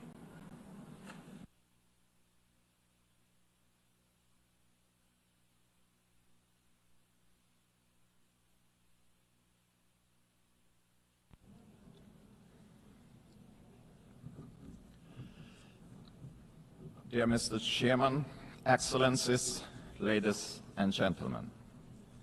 80 years ago, humanity, emerging from the Second World War, embarked on a long road towards peace.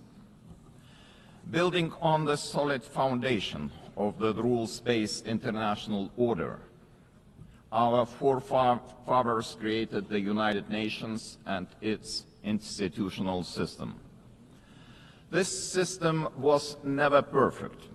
Many nations, Lithuania included, had to struggle for decades, seeking freedom, independence, and sovereignty. Many people suffered war, famine, and premature death. And yet, it was the best international order that we have ever.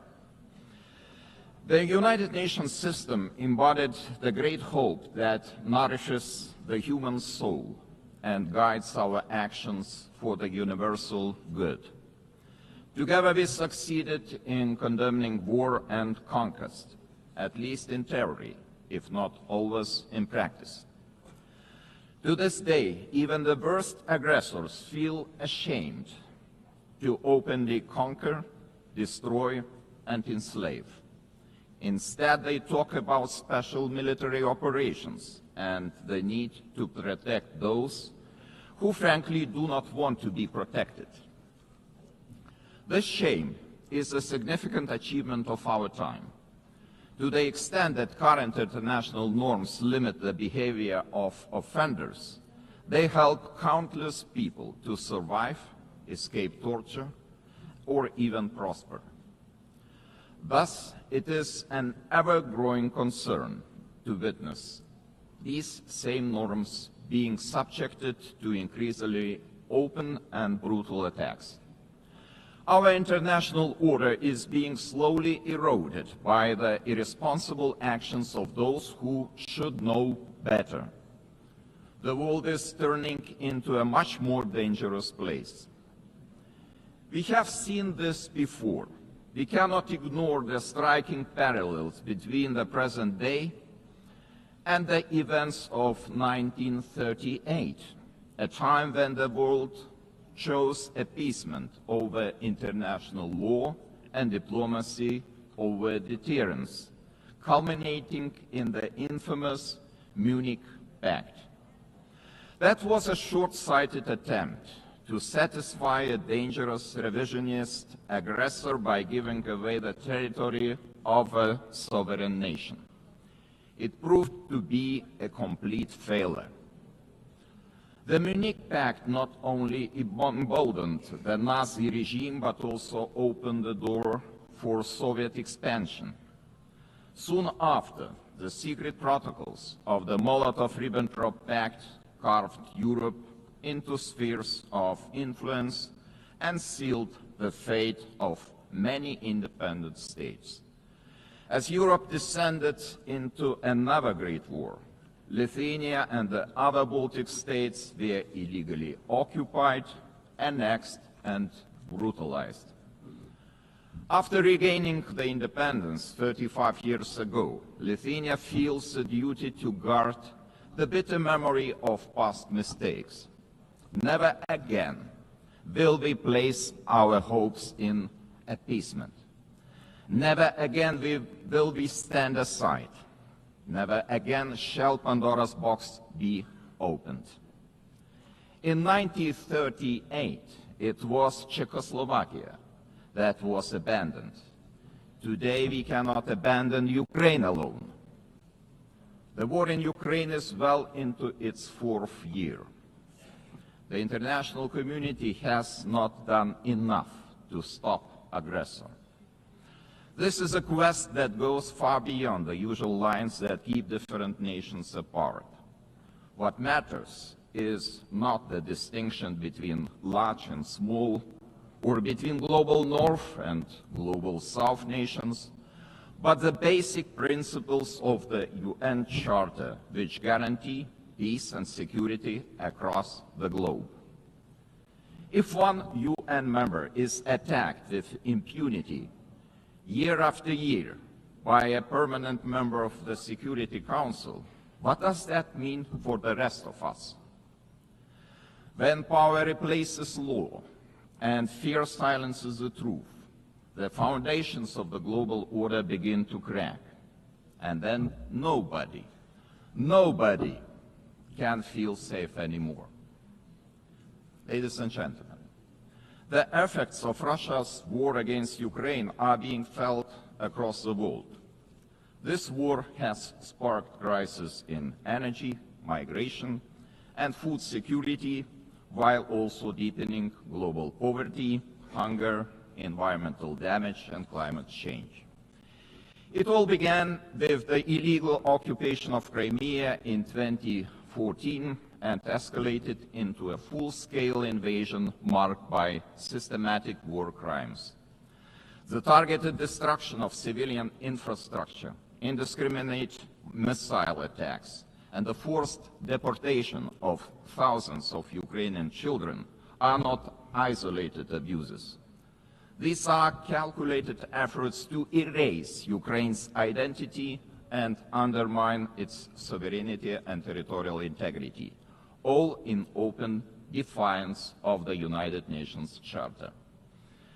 Let me be clear, Lithuania will never recognize Russia's illegal occupation and annexation of Ukrainian lands. Ukraine's borders are not up for negotiation. Attempts to redraw them by force are unacceptable. The United Nations Charter is not a menu to pick from. It is a binding foundation of international order. Ukraine is also not the only target. Russia continues to occupy two Georgian regions, destabilizes Moldova, and uses proxies and mercenaries to spread instability across the Sahel, the Middle East, and beyond. These are not isolated episodes. They are part of a calculated policy to undermine international norms and export chaos for strategic gain. Russia is not acting alone. The countries enabling Russia's war against Ukraine also violate international law. They prolong the war and deepen unnecessary suffering. Their actions damage us all, every sovereign nation. Lithuania therefore calls on the international community to maintain strong political, military, humanitarian, and economic support for Ukraine. Having already provided more than 1 billion euros in assistance, half of which for reconstruction and long-term recovery, we are setting an example to follow. It is equally vital that the international community stop buying Russia's energy resources. Without all that oil and gas money, Moscow's war machine would finally stop. If history is any indicator, Russia will never stop using energy for its geopolitical goals. Wherever Russian energy resources flow, corruption, blackmail, and sabotage will follow. Let me remind you, This is a country that understands only the language of force. Ukraine's ability to deter aggression will be the decisive factor in the future. Moreover, peace will never be sustainable without justice. Russia's numerous war crimes, from mass killings and attacks on hospitals to the abduction, deportation, and indoctrination of children, demand accountability. My country strongly supports the Special Tribunal for the Crime of Aggression under the auspices of the Council of Europe. We call on all states to endorse this initiative. Accountability must have real consequences, legal, political, and financial. As a co-founder of Register of Damage for Ukraine, Lithuania calls on all eligible states to join this vital effort. Russia's frozen assets must eventually be used to help Ukraine defend itself and rebuild. I also cannot stress strongly enough that the return of all deported Ukrainian children and illegally detained civilians must be a global priority. We urge all states and institutions to strengthen international efforts and to ensure their safe homecoming. Ladies and gentlemen, as crucial as Russia's war of aggression against Ukraine is, it is only part of the broader global upheaval. Lithuania watches the current situation in the Middle East with deep concern. We join the international community in calling for the full and immediate implementation of the ceasefire in the Gaza Strip. To prevent starvation, humanitarian aid must be allowed to reach those in need without obstruction. At the same time, the unconditional release of all remaining Israeli hostages remains a crucial step towards ending hostilities. Lithuania is firmly committed to a just and lasting peace in the Middle East. We condemn all the actions that undermine this goal. The ongoing mediation efforts led by the United States, Qatar, and Egypt deserve our full support.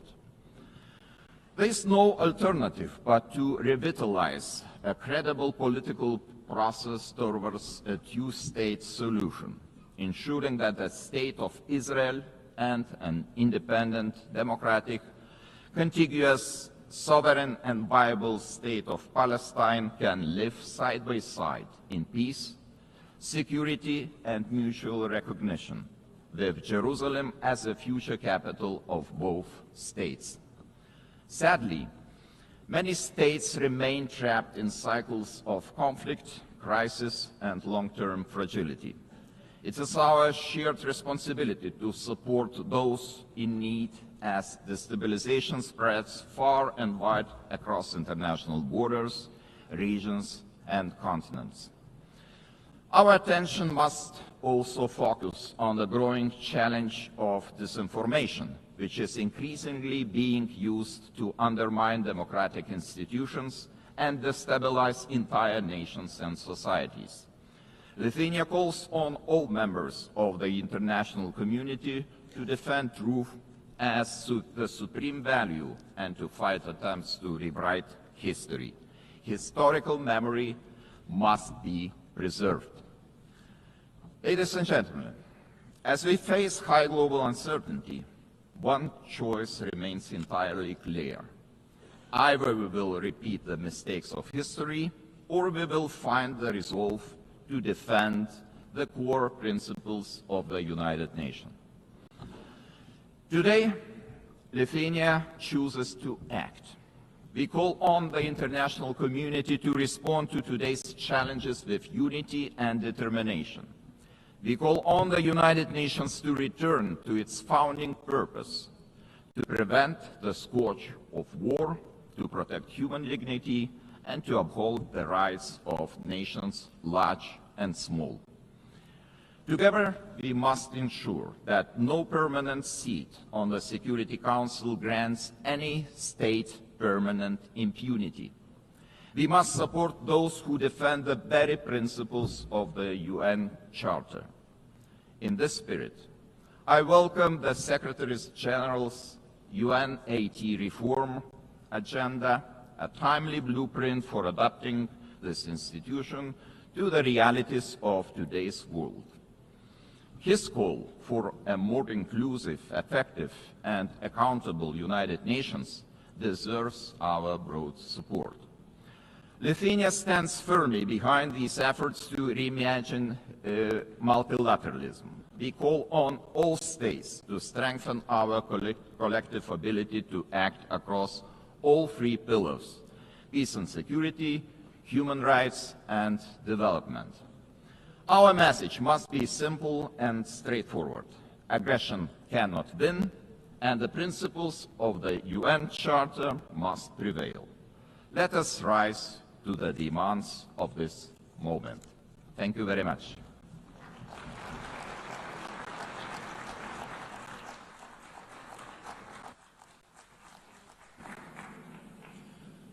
On behalf of the Assembly, I wish to thank His Excellency, the President of the Republic of Lithuania.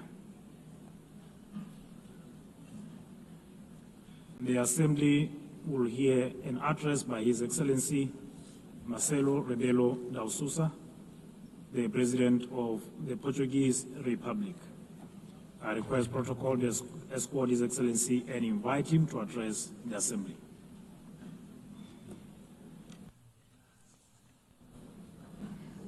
Mr. Chairman, Excellencies, symbolic moment this one for United Nations. The celebration of 80 years, and for us, Portuguese, 70 years of membership. The time of judgment, of compromise, of renewal, multilateral ambition. Portugal is today what always aspired to be, a noble country to the world, listening, dialoguing, building bridges, deeply multilateralist and guided by the Charter of the United Nations. A world with more cooperation and respect for international law is safer, more predictable, stable, peaceful, prosperous, plural, representative, and able to respond collectively to global challenges. 70 years ago, we were living still in dictatorship. And we found in this community the space to rediscover the real values and contributing to global solutions. And even now, in a changed world, fragmented, polarized, unpredictable, this community is a key community to defend basic principles of a coexistence between nations, cultures, civilizations.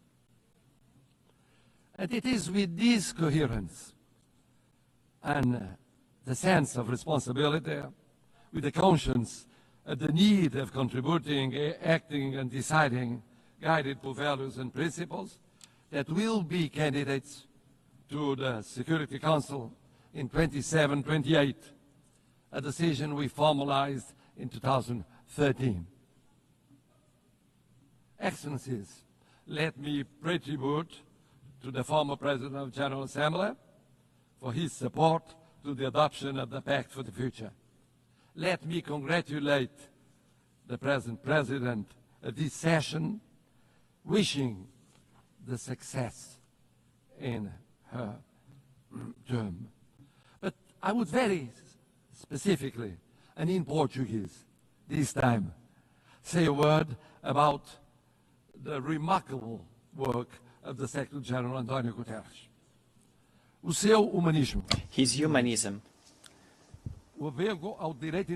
Devotion to international law. The reforms he has championed. Since 2017.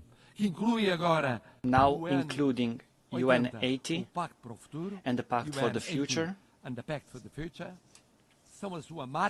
are testaments to his work and will be his legacy.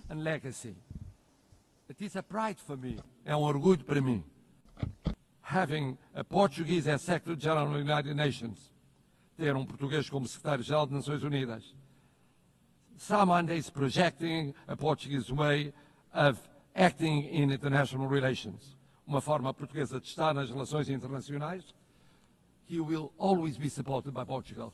Contará sempre com o apoio de Portugal. And I must congratulate him for his speech, because he said, I will never give up.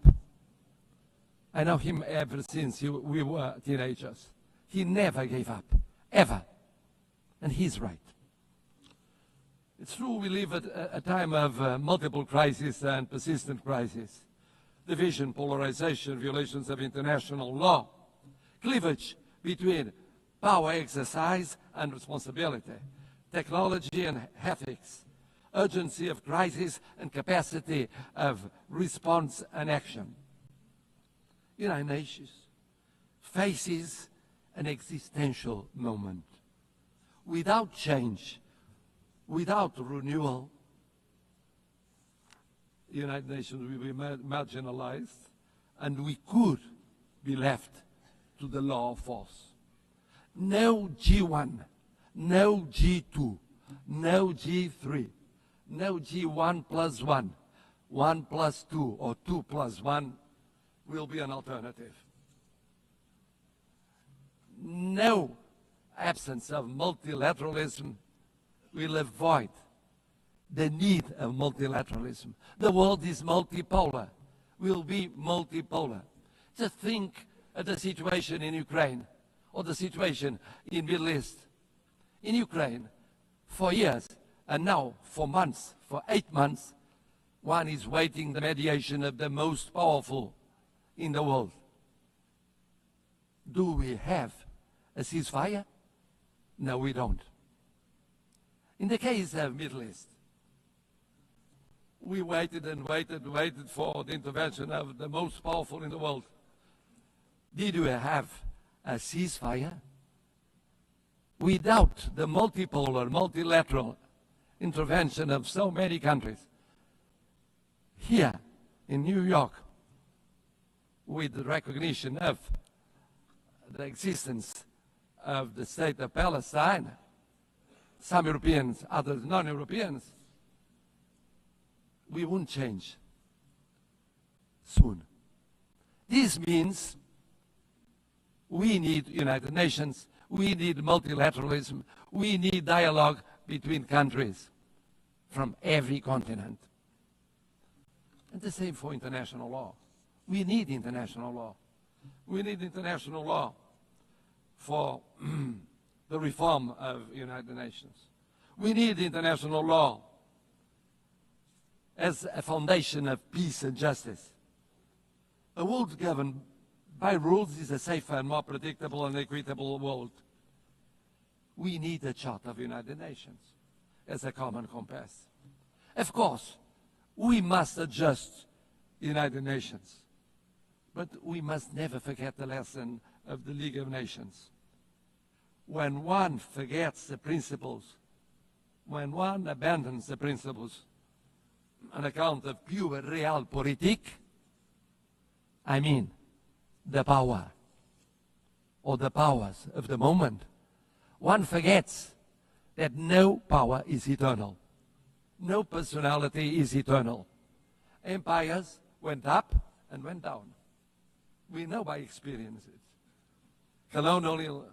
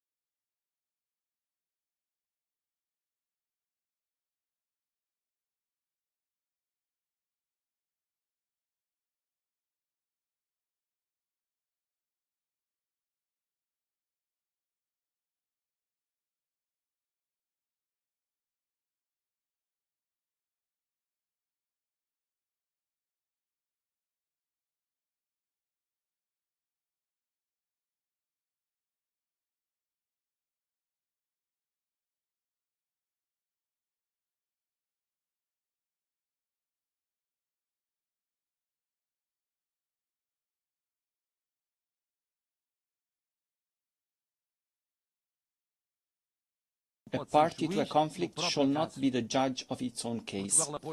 Portugal supports the ACT Group's code of conduct, measures to restrict the use of veto, and all initiatives that strengthen transparency and accountability within the Council. A last word. Portugal is presenting itself to the Security Council without hidden agendas, but rather with an agenda aligned with the values and objectives of the UN, with humility, but with confidence, contributing to a council that is more effective, representative, and close to those who expect protection from it.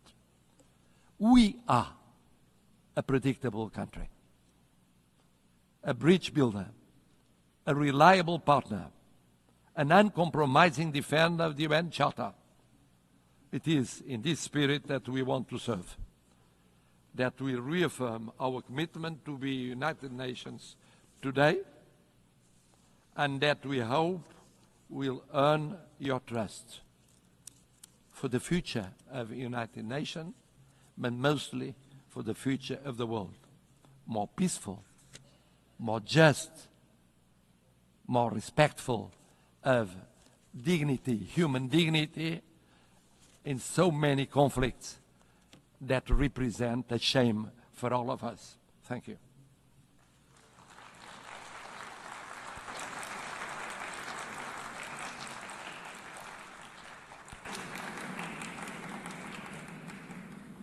On behalf of the Assembly, I wish to thank His Excellency, the President of the Portuguese Republic.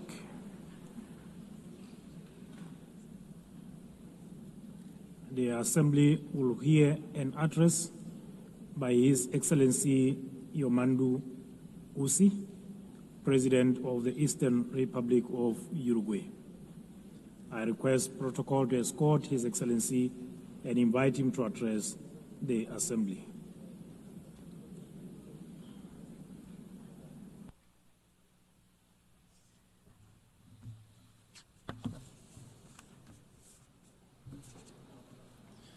Señora Presidenta de la Asamblea President General, of the General Assembly, señor Secretario General, Secretary General, señores y señoras jefas y jefes de Estado y de heads of Gobierno, state and government, señores representantes representatives de of organismos international organizations, delegaciones oficiales, official señores delegations, y señoras. ladies and gentlemen. Vengo de una república I come from situada al a oriente republic del río that Uruguay, lies to the east que of el the mapa, Uruguay la River, historia y la one cultura which on maps in history ubican and en in una pequeña culture esquina del occupies sur del a sur small del mundo. corner of the southernmost tip of the Un país world. pradera, This con is a balcón al country mar, of grasslands donde la overlooking the tranquilidad y ocean, hospitalidad de su which gente stands out for the es una de sus tranquility and principales señas de hospitality identidad. of its people. Vengo de un país I come from a donde ya es country práctica where it is corriente now que un common presidente practice for a president concurra a países to vecinos, visit neighboring acompañado por countries, sus antecesores o accompanied con sus by his antecesores predecessors from de otros partidos other políticos. political parties. Un país donde la This is a alternancia country de los where the partidos en un handover gobierno between governing no se traduce parties en una does not crisis trigger de carácter an institucional. institutional Es crisis. más, esa alternancia On se the contrary, constituye this en un acto handover de pura represents normalidad. business as usual.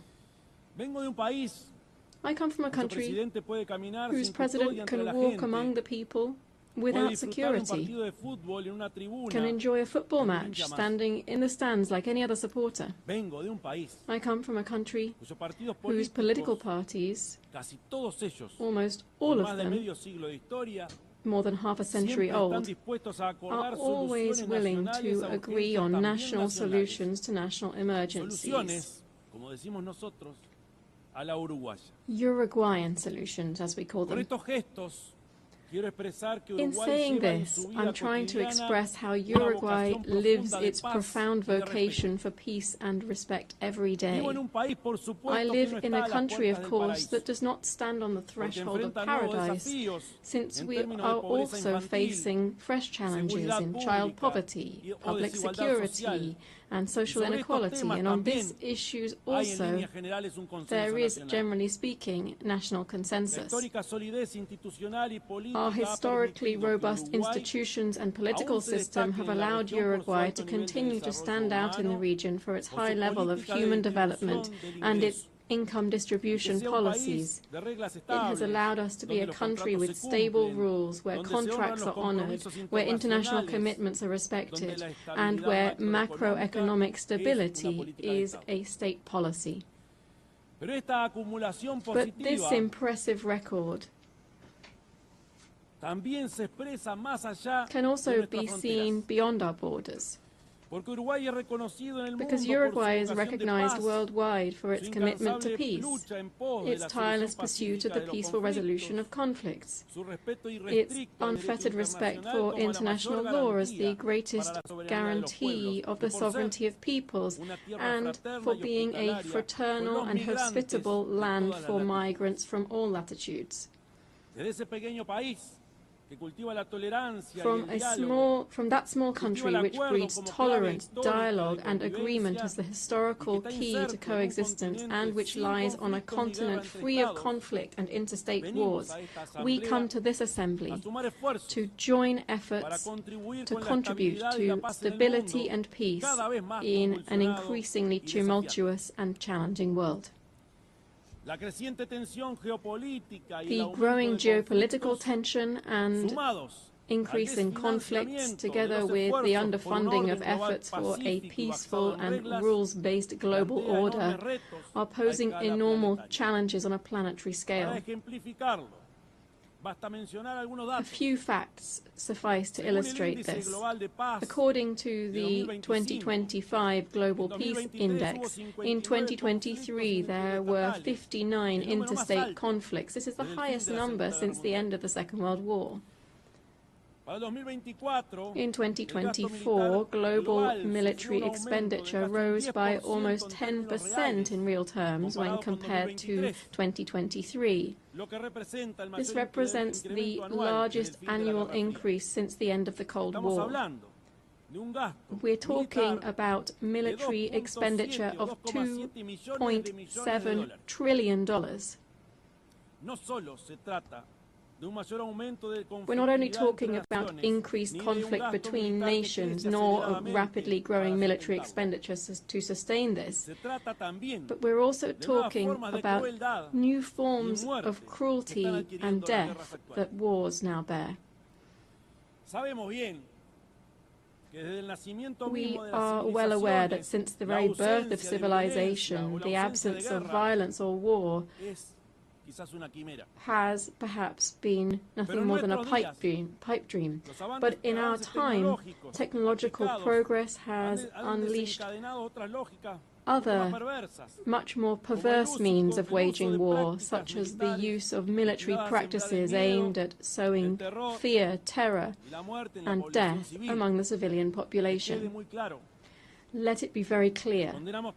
We condemn all forms of terrorism, since it constitutes, among other things, a despicable act of cowardice.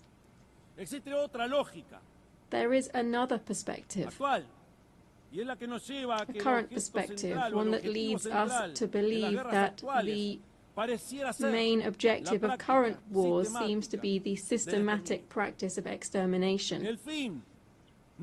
The end has never justified the means. We must banish that old precept that war is the continuation of politics by other means. All war is criminal, irrespective of where it occurs, irrespective of the God invoked to justify it, and it will always deserve our most visceral condemnation. It is true that every nation has the right to its own territory and government. It's true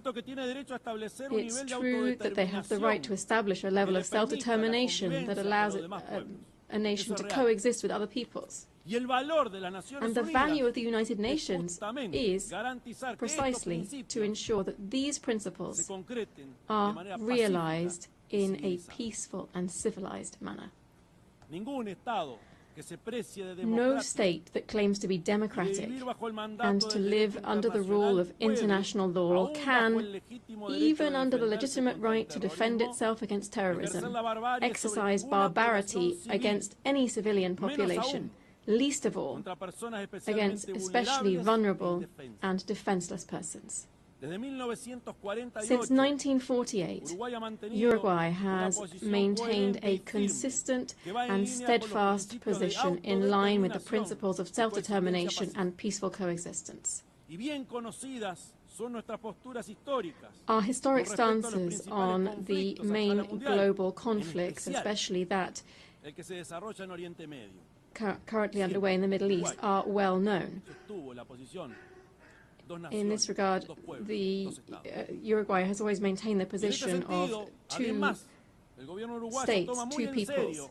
The Uruguayan government hence takes very seriously the reports produced by the international community concerning the Palestinian territories and urges the implementation of the recommendations made by the United Nations. At the same time, we urge the immediate suspension of military operations of death. We urge the suspension of death of innocent civilians.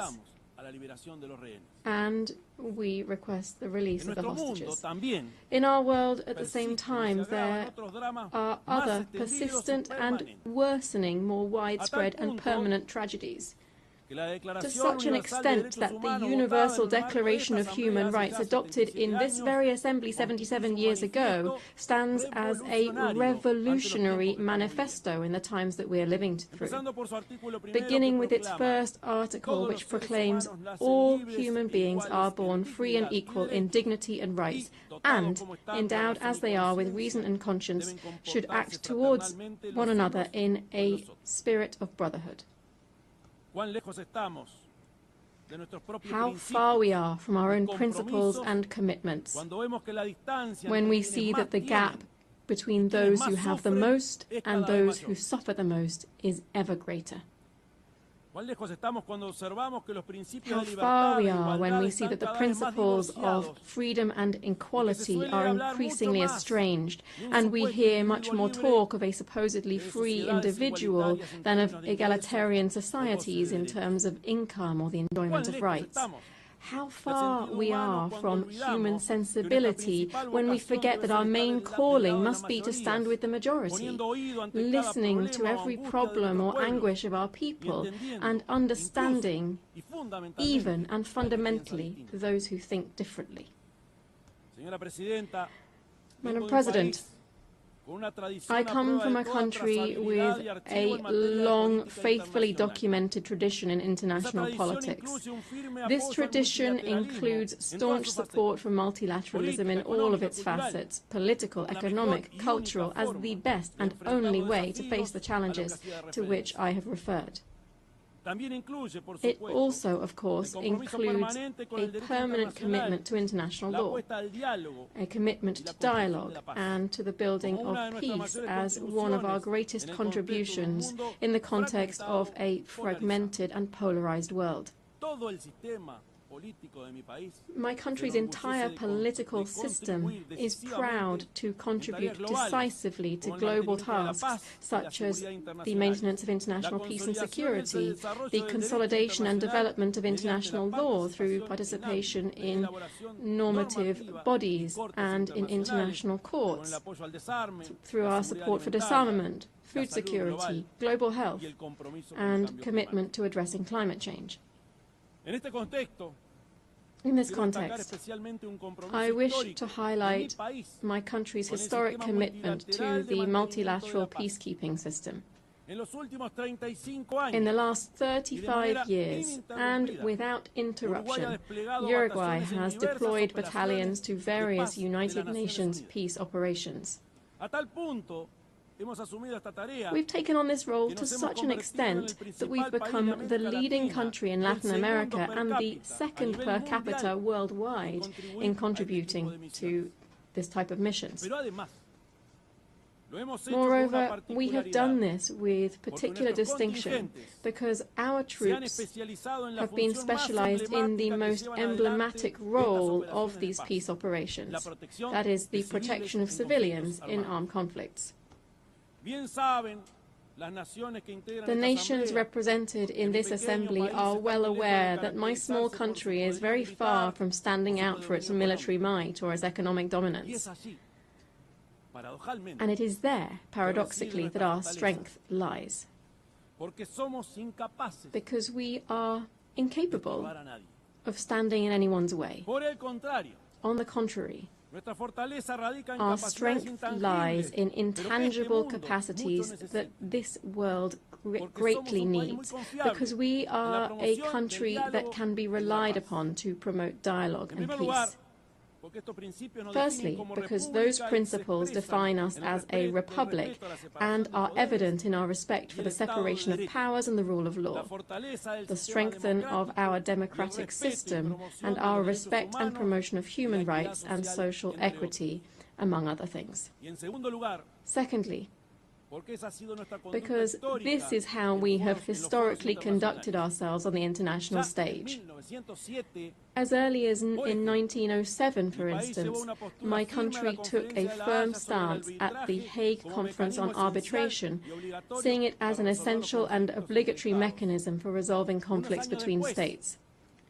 Just a few years later, in 1921, Uruguay was the first state in the world to accept the jurisdiction of the Permanent Court of International Justice, the predecessor of the International Court of Justice. On the basis of these and other historical precedents, I hereby reaffirm that Uruguay is in an excellent position to be able to offer itself to the world as a host for negotiations, as a promoter of networks of dialogue and mediation, leading to the construction of peace and the prevention of conflicts. Believe me, we are prepared for this ever more urgent and necessary challenge.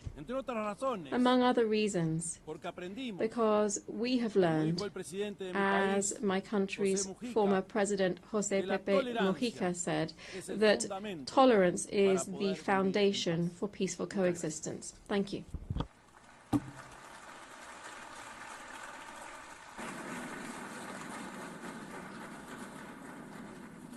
On behalf of the Assembly, I wish to thank the President of the Eastern Republic of Uruguay. The Assembly will hear an address by Her Excellency Nataša Pirc-Musar, the President of the Republic of Slovenia. I request protocol to escort Her Excellency and invite her to address the Assembly.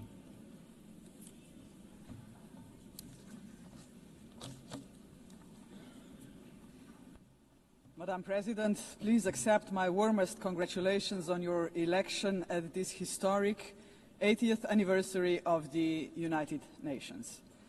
Your election underscores the vital importance of including women in the decision-making process. Ladies and gentlemen, Excellencies, in 1945, the end of the Second World War was greeted with celebrations, and hopes were placed in a new era of peace and cooperation, embodied by the creation of the United Nations. However, those hopes were soon overshadowed by the onset of the Cold War. When it ended in 1991, we once again dared to believe that this would pave the way to the vision of lasting peace, security and cooperation as enshrined in the UN Charter. Sadly, that vision has not materialized. In fact, the situation has worsened, and here is why. Firstly, the Security Council, envisioned as the very pillar of collective security, is failing to meet the expectations of the world, if it ever has. The Permanent Five were supposed to be role models for the rest of the world working for peace. Some work in their own interests instead. Secondly, the promise of the Sustainable Development Goals is faltering. Progress is lagging, and with cuts in development assistance, millions of the world's poorest are pushed further away from the access to even the most basic services. Thirdly, international law appears to stand at the precipice of irrelevance. The independence of elected international judges, the integrity of human rights institutions, personal security of human rights defenders, and the authority of this organization are under siege. Fourthly, the Genocide Convention risks becoming a relic of the past. Some states have put the International Criminal Court to its greatest challenge ever. Its prosecutors, whose only duty is the pursuit of justice, and its judges, whose responsibility is to uphold the law, our international law, now face sanctions and intimidation. As if the states that sanction them would prefer to shield the alleged perpetrators of atrocities rather than confront the truth and help deliver justice. Fifthly, the landmark opinion of the International Court of Justice affirming that international law obliges states to prevent harming the climate already feels obsolete. And finally, states are withdrawing from the Paris Climate Agreement, from the Ottawa Treaty, and from the UN agencies, or simply cutting their finances. Each such act chips away at the support for multilateralism, a system designed not for the powerful few, but for the benefit of all of us. Madam President, how are we to explain these trends to our electorates, to our people, and above all, to our children? Shall we tell them that this is the new normal, that might makes right, that the strong may seize what they want, because they can, that they can kill with impunity, because they can, that they may pollute, wage wars, and trample on international law, just because they can? Are we prepared to look our children in the eyes and say, this is the world you will inherit and there is nothing we can do about it? With the adoption of the Pact for the Future last year, we have charted a path toward a stronger, more forward-looking United Nations. But we must now create the conditions to fulfill our commitments.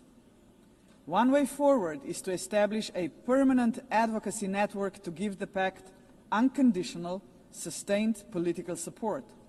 To this end, I propose the creation of a global forum for the future, an inclusive movement of states committed to multilateralism, mutual respect, and the defense of our shared vision.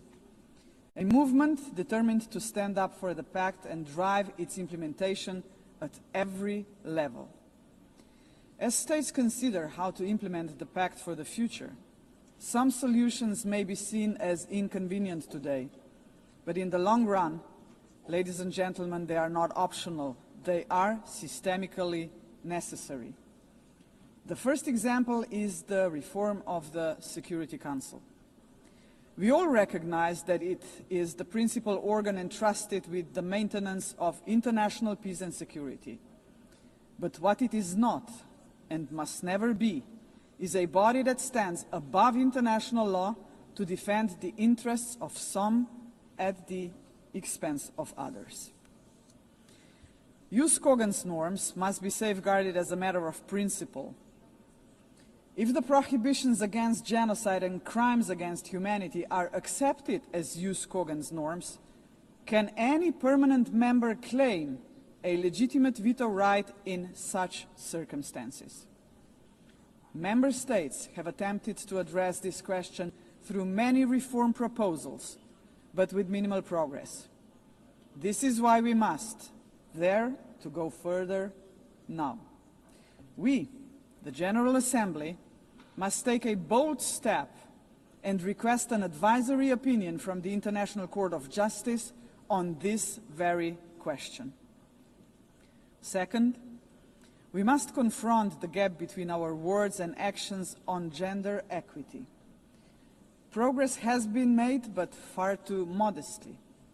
Over the past 80 years, 13% of leaders in multilateral organizations have been women. and no woman has ever served as Secretary General of the United Nations. And this, ladies and gentlemen, must change. So, Excellencies, ladies and gentlemen, let us make history. Today, the 80th session of the General Assembly is led by only the 5th woman to hold the presidency. By the end of this session, she would be joined by a Madam Secretary General-elect, a living proof to 4 billion women that even the most impossible job is not beyond their reach. But gender representation is not enough. What we must achieve is actual gender equity because it benefits not only women and girls, but entire societies. True equity requires systemic change, and so women's empowerment must remain at the heart of our global agenda. International organizations must wave a gender perspective into every strand of policy making. And that should be a result of effective participation of women and girls themselves. Electing a Madam Secretary General would be historic, but it must only be the beginning of a much deeper transformation. Madam President, the Pact for the Future sets out clearly what must be done to change our world for the better. I have mentioned only 2 of the many challenges we must confront decisively. But we can only succeed as a community if we accept that there is no future for humanity without a fundamental change. The mandate of the Global Forum for the Future would be to push towards such a change. This is why it must be inclusive. It must not be merely a coalition of countries. It must inspire hundreds of millions of people. For when it comes to human dignity, the constituency of like-minded individuals is vast, diverse, and knows no borders. Human dignity is indivisible. We must fight for it no matter how great the obstacles are. And there are many, we know that. Think of hunger. Time and again, humanity rose across continents to confront the scourge of hunger, to no avail. Worse still, hunger is now being weaponized, turned into a tool of war. We receive reports on a daily basis of how women and children are starved because they are marked as legitimate targets, as enemies. How cruel, how inhumane is that, ladies and gentlemen? We cannot allow this to happen any longer. 40 years ago, musicians stood against hunger. Instead of guns, they, the Band Aid, used music. The world heard them, but they were not loud enough, as hunger has not been eradicated. Today, we have science. We can address on a scale beyond imagination not only hunger, but every act of violence against human beings and all human fears. Granted, science, technology, and global connectivity are too often twisted by cynical leaders and warmongering regimes. But they can also be harnessed for the common good. Artists, influencers, and visionaries with audiences of millions can join forces with the governments of like-minded nations. Together, their voice in defense of humanity could become irresistible. Together, we can demand real action by all governments, all world and community leaders on the Pact for the Future, and hold to account those who betray human dignity to its very core, through wars of aggression, genocidal policies, and crimes against humanity. If we join forces and make ourselves heard, nobody can ignore us, not even the most arrogant governments and individual politicians. Of course, such initiatives cannot emerge out of thin air. They require leadership, strong, inclusive, and fearless leadership. We, the leaders of today, are only transient custodians of power. Some of us may not be here after the next election, but that is precisely why we must act now. Our responsibility and destiny will be judged by how we treat our planet and its people today. We simply cannot afford silence, ignorance, or passivity not while we hold power and possess the power of the word. Hesitation is not an option, Madam President. For most of us, members of the UN, is not might that makes right. It is the opposite. We must not allow the powerful few to ignore us. We must not surrender to a world where power alone prevails. We, the majority of United Nations members, must be role models. We must work for a different world. The Global Forum for the Future can be a platform for the much-needed transformation in which partnerships with non-state actors and companies are indispensable. Profits must finally serve development for all.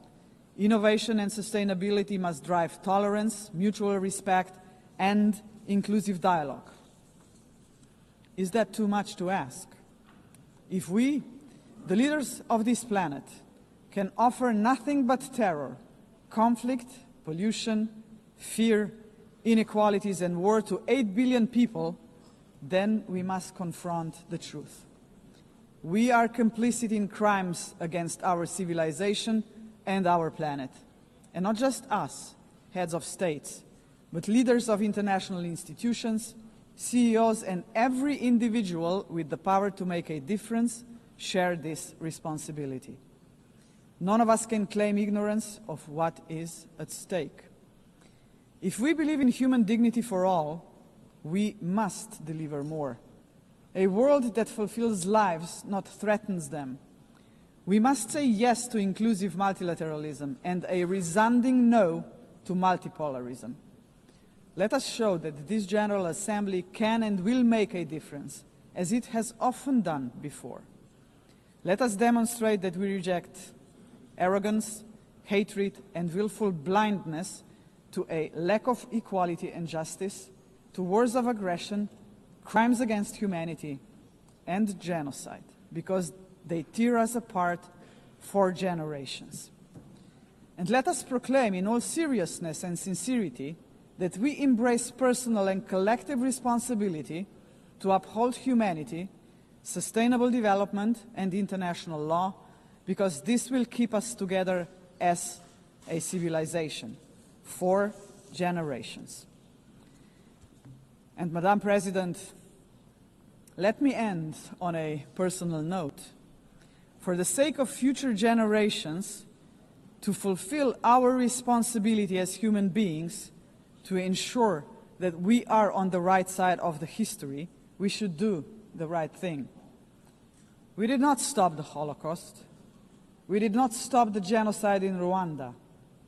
We did not stop the genocide in Srebrenica. We must stop the genocide in Gaza. There are no excuses anymore. None. Ladies and gentlemen, thank you very much.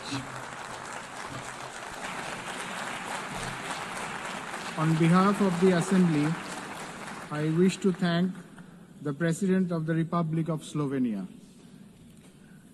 The Assembly will hear an address by His Excellency Kasim Jomart Tokayev, the President of the Republic of Kazakhstan.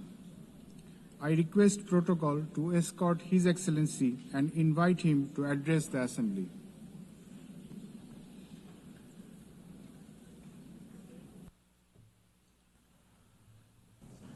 Madam President, Mr. Secretary General, distinguished delegates, for 8 decades, the United Nations has played a pivotal role in combating humanity's global challenges.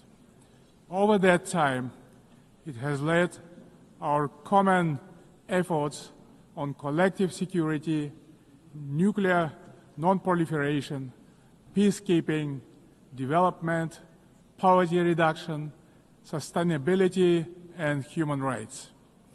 But we must also face the truth. The world around us has changed profoundly and, unfortunately, not for the better.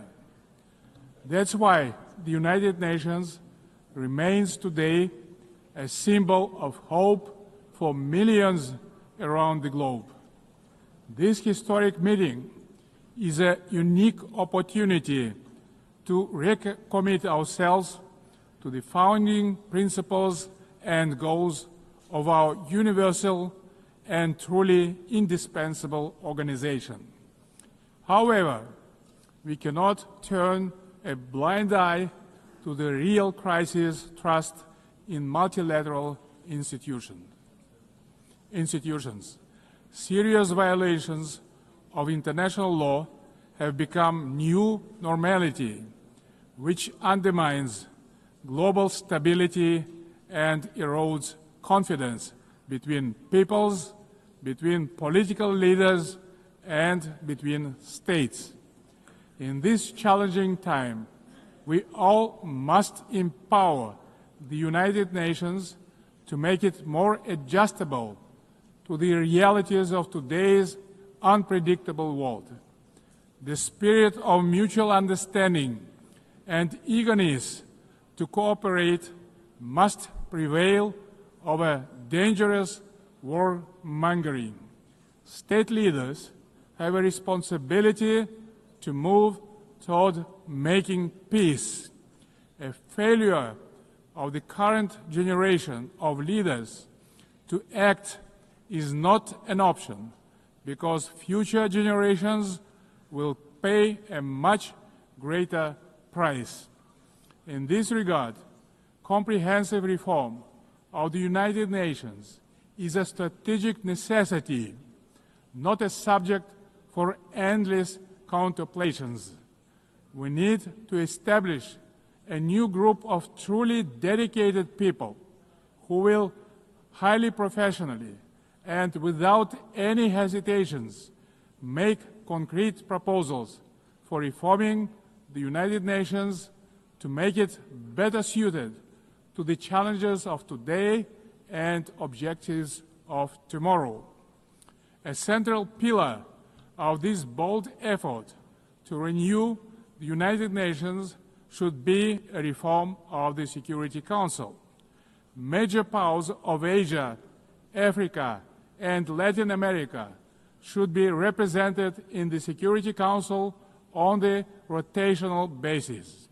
In addition, Kazakhstan strongly believes that the voices of responsible middle powers also need to be seriously amplified in the Security Council.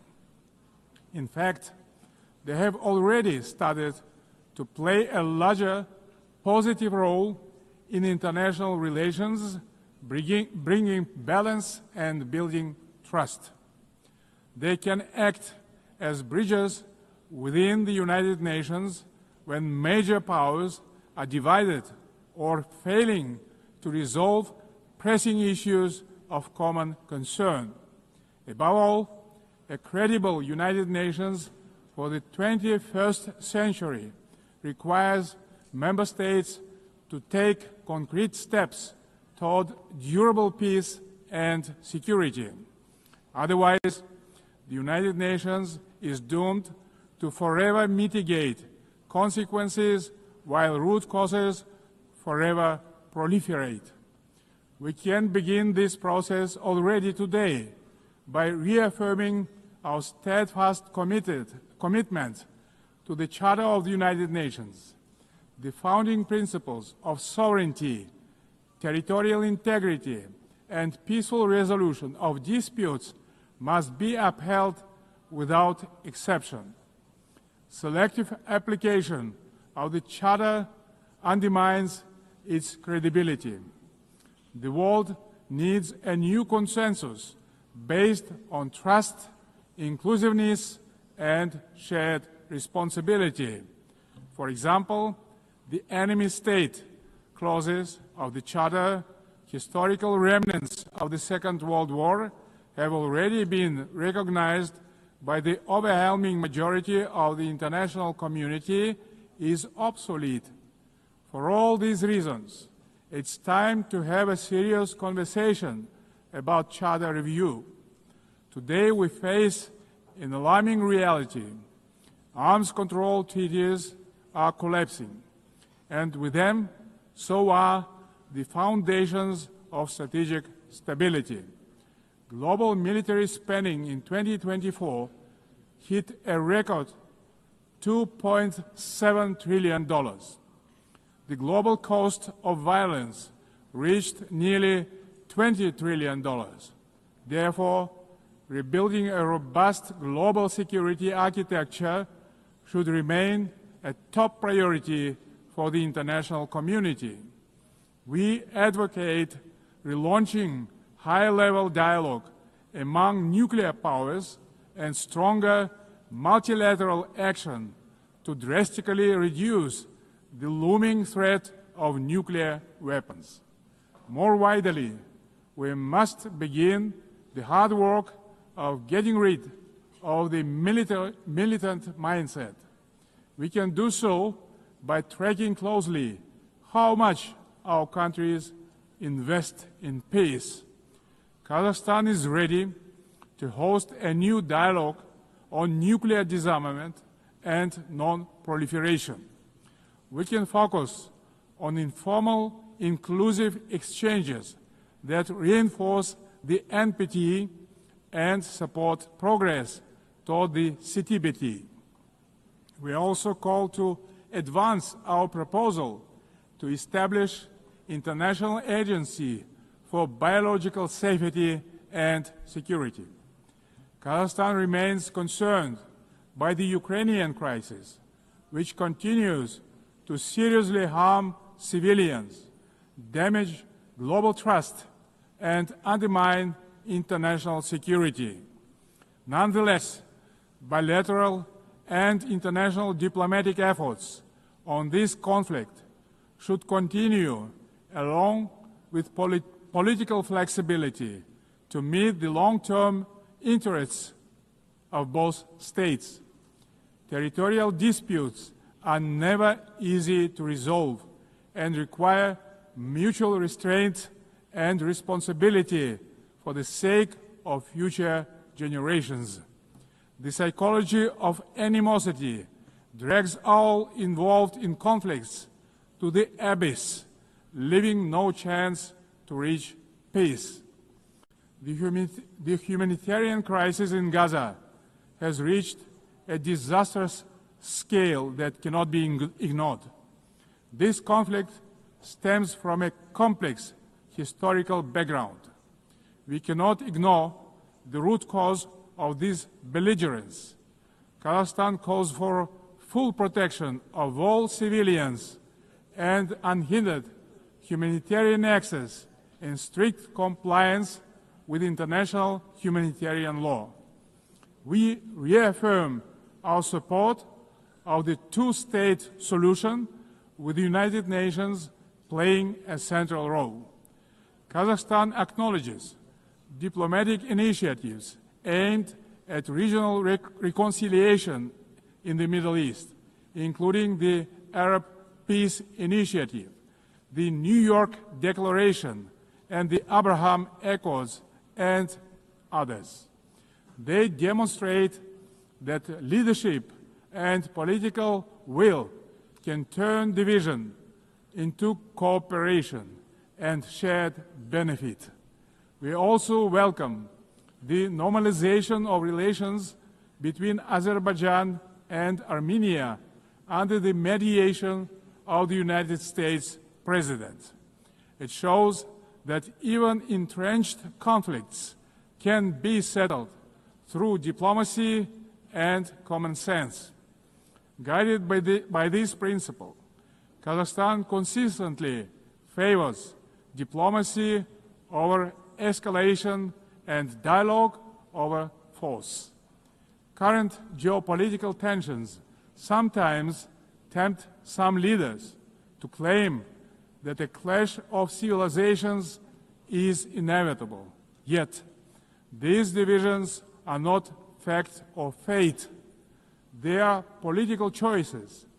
Global public goods such as science, medicine, sports, religion, and culture should not become subjects of geopolitical divisions and sanctions.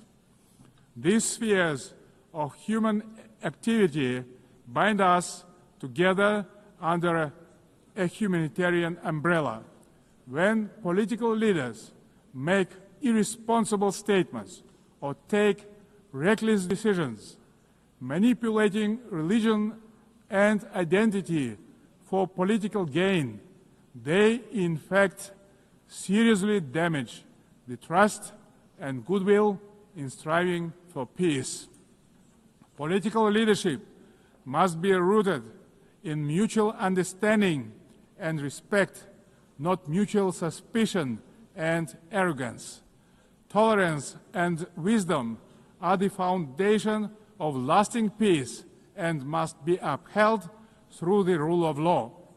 Dear friends and colleagues, we observe a growing fragmentation and political bias of investment flows. As a result, global FDI fell to $1.5 trillion last year. Kazakhstan strongly advocates for greater international investment cooperation. More than $400 billion have been attracted to our economy within 30 years of independence. Our commitment to open market principles is absolutely firm and will remain a cornerstone of our state policy. Located in the very center of Eurasia, Kazakhstan is poised to play a crucial role as a logistic hub, handling 80% of all overland transit between Asia and Europe. We are investing tens of billions of dollars in our transport and transit infrastructure, including the Belt and Road Initiative, the North-South and Trans-Caspian transit corridors.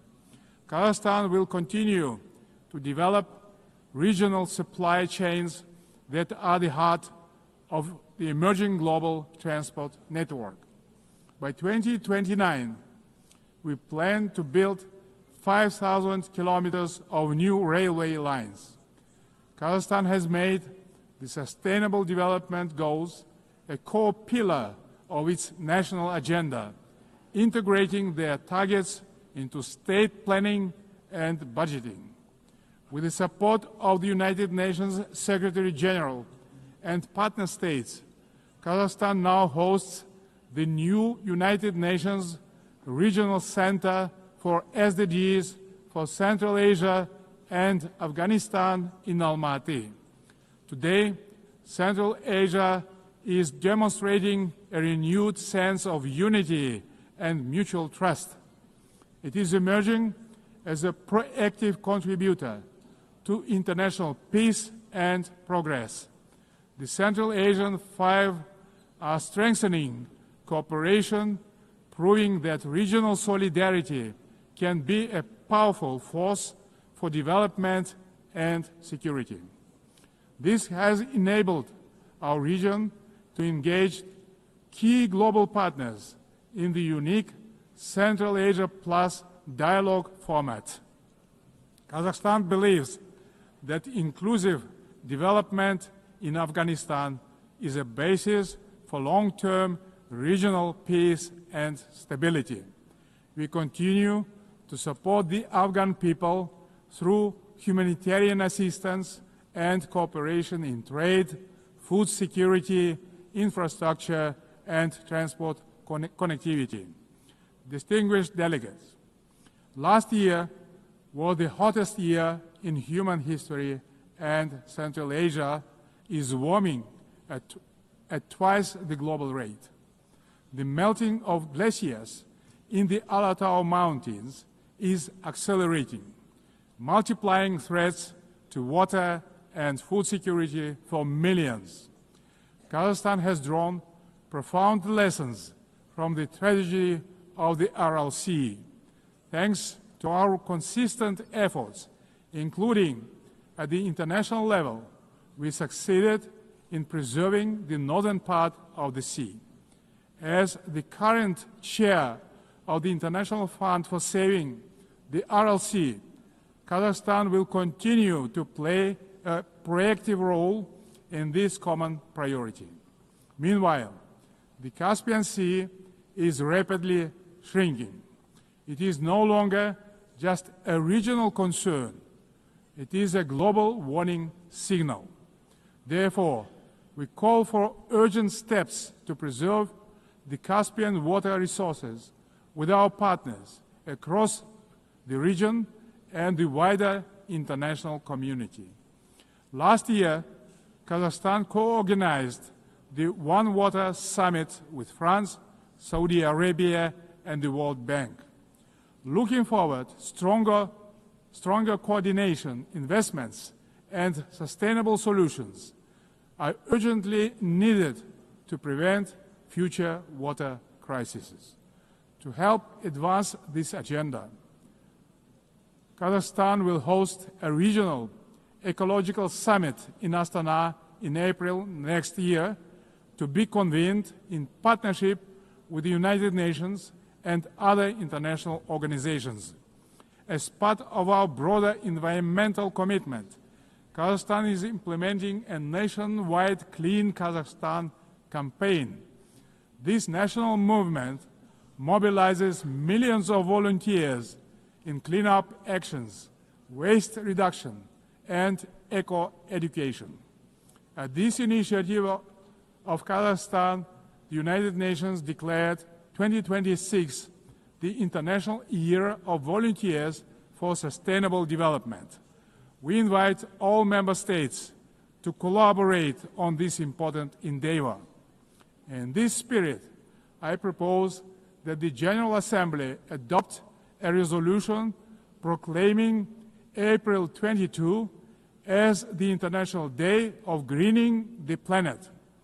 Dear friends, Kazakhstan views artificial intelligence not as one more technological advancement, but as a major breakthrough that can be a true engine of human progress. Yet, as artificial intelligence accelerates, so do the related risks, specifically deepening technological, economic, and geopolitical divides. At the same time, we should not let ethical norms fall behind this rapid evolution. Pressing questions of fairness, accountability, and individual rights must be addressed with clarity and urgency. We must act collectively to ensure that every country can benefit from AI. Kazakhstan welcomes the establishment under UN auspices of the Global Dialogue on AI Governance. We stand ready to actively contribute to this platform to help ensure that AI remains safe, inclusive, and human-centered. In Kazakhstan, artificial intelligence will be integrated across all sectors of economy and public services. The basic infrastructure to deliver this plan is being built, and our bright young people are getting ready to turn this vision into reality. Our strategic goal is to transform Kazakhstan into a fully digital power within the next 3 years. Large-scale digitalization and widespread use of AI have become a national priority in Kazakhstan. E-government is an important pillar of our national development strategy. Around 90% of public services are already digitalized. Kazakhstan has recently launched its fastest national supercomputer ever. But AI and automation are expected to threaten jobs in many countries. That's why digital progress must go hand in hand with professional education. Therefore, Kazakhstan believes it is imperative not just to increase employment, but to valorize the technical professions. Ladies and gentlemen, amid global turbulence, Kazakhstan is pursuing a bold national renewal to build a truly just and fair state. Over the last 3 years, we have carried out large-scale political and economic reforms that are unprecedented in our part of the world. Through a national referendum, we introduced a single 7-year presidential term, thereby strengthening democratic accountability. We remain committed to the formula of strong president, influential parliament, and accountable government. Guided by strong wish to modernize Kazakhstan, I have proposed a single-chamber parliament for a national referendum to consider. Our objective is to continuously embrace the political system to make it more transparent, effective, and reflective of people's aspirations. At the heart of these reforms lies a clear principle: law and order must prevail. We believe that only governance rooted in common sense and the rule of law can ensure public order and protect the rights of all citizens. It creates good conditions for international investment, trade, cooperation, and more broadly, the dynamic development of our country. The interests of law-abiding people and decent citizens must always come first, maintained through justice, accountability, and mutual respect. Kazakhstan's economy is showing clear signs of sustainability and resilience. This year, economic growth is expected to exceed 6%, underscoring the sustainability of our economy as the largest in our part of the world. But we are not complacent. We will continue our efforts to ensure a long-term growth. Kazakhstan's energy strategy is based on 4 pillars: oil and gas, coal, uranium, and critical minerals. These precious assets are the basis of reliable energy partnerships. Climate change and the green agenda cannot be accepted by all countries that have huge deposits like coal, which nowadays can be cleaned up by advanced technologies. That's why we have committed to decarbonize our country in 35 years. Renewable energy is not the single solution to all energy problems. Agriculture is another driver of our development with huge potential for global markets. Kazakhstan's grain export capacity has amounted to 12 million tons, reaching a great number of international markets, creating new opportunities for trade expansion using enhanced transport connectivity. We will continue our cooperation with all major international partners and regional stakeholders to further diversify our external trade and economy, making it more inclusive and resilient. Excellencies, we will remain firmly on this path, deepening governance reforms at home while supporting global governance abroad. Kazakhstan will continue to serve as a bridge builder and peacemaker. It will also continue to choose balance over domination, cooperation over confrontation, and peace over war. We stand ready in cooperation with other players, stakeholders in the international community to renew the promise of the United Nations as a beacon of peace, justice, and cooperation. Thank you very much. On behalf of the Assembly, I wish to thank the President of the Republic of Kazakhstan. The Assembly will hear an address by His Excellency Matamela Cyril Ramaphosa, President of the Republic of South Africa. I request Protocol to escort His Excellency and invite him to address the Assembly.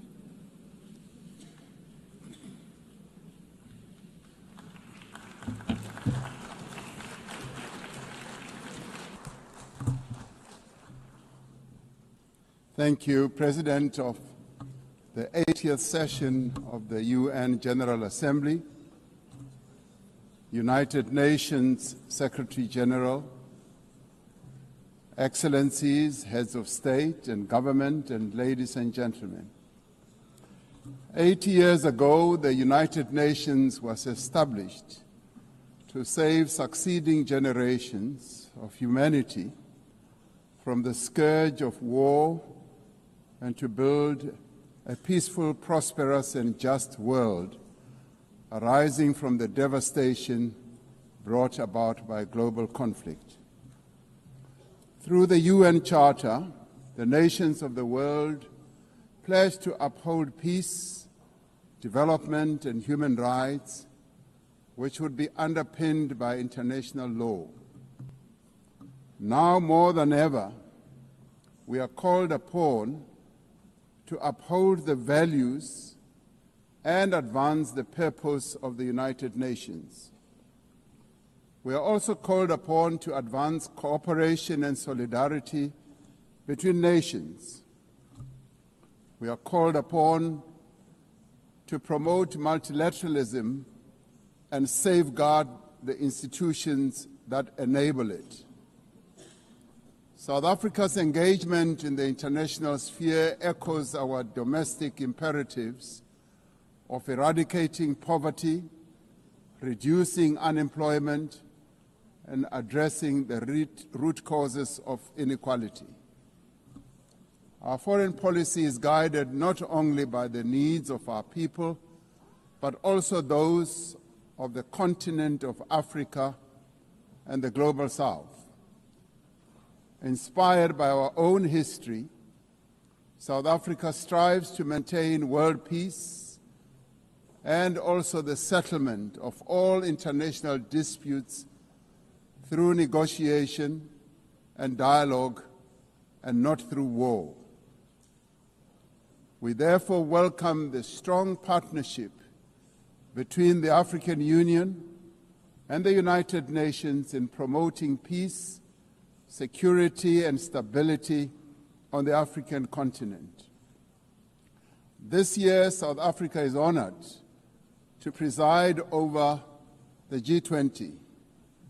This is the first time that G20 Leaders Summit will be held on the African continent, the cradle of humanity. South Africa's G20 presidency is guided by the theme equality, solidarity, and sustainability. To give full meaning to our theme of equality, solidarity, and sustainability, we have invited the G20 countries to join us in prioritizing the following areas. Firstly, in discussion to strengthen disaster resilience and response by addressing the increasing frequency and impact of climate-induced natural disasters. Secondly, to ensure that we have debt sustainability for low-income countries by crafting innovative ways to support countries to have low levels of debt to maintain economic stability. Thirdly, to discuss how to mobilize finance for a just energy transition by encouraging investments in renewable energy and sustainable technologies, without foregoing what we would call base-load energy sources. Fourthly, by harnessing critical minerals for inclusive growth and sustainable development through the value addition processes, that is, beneficiation of these minerals at the source where the minerals are extracted to foster the development of communities where these minerals are found. These priorities reflect South Africa's commitment to addressing global challenges and promoting inclusive growth and sustainable development. Our country's G20 presidency is a significant opportunity for South Africa to advocate for Africa's development agenda and to amplify African voices in global economic governance for a continent that is irreversibly on the rise. As member states of the United Nations, we have all adopted the Sustainable Development Goals. However, many of these goals remain elusive. There are many reasons that hold many countries back from fulfilling and implementing these development goals.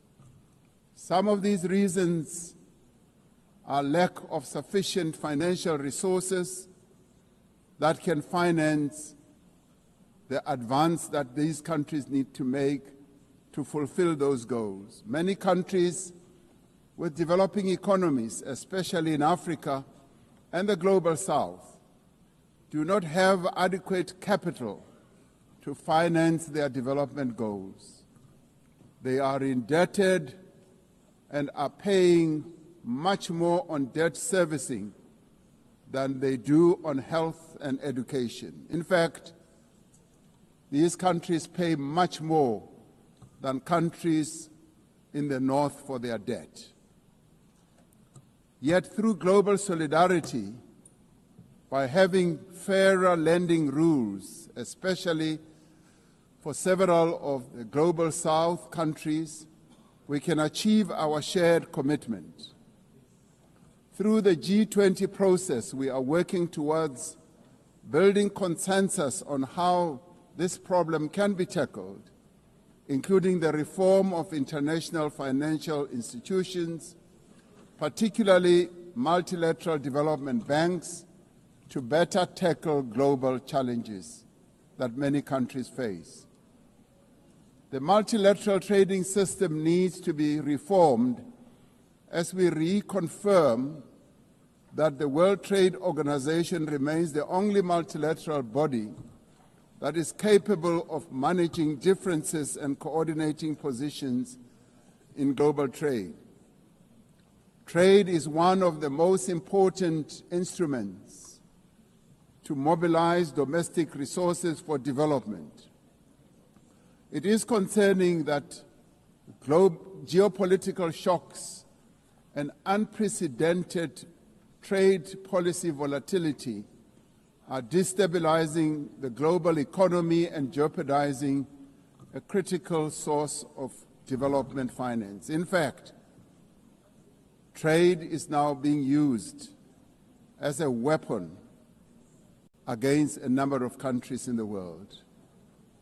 We must redouble our efforts to strengthen the link between trade and development.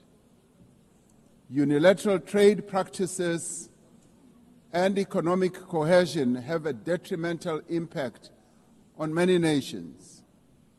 This includes the economic embargo against Cuba, which has caused untold damage to the country's economy over the years. This unfair embargo must be lifted, and we want it lifted sooner rather than later.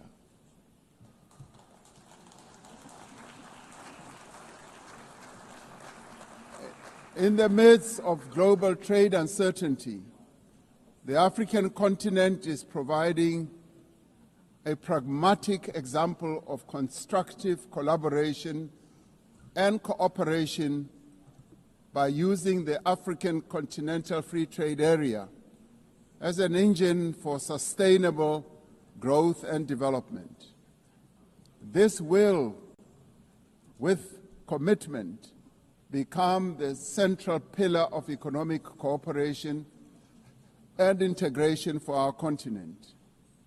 As part of the effort to build more inclusive economies, South Africa's G20 presidency has launched an extraordinary committee of independent experts on global wealth inequality.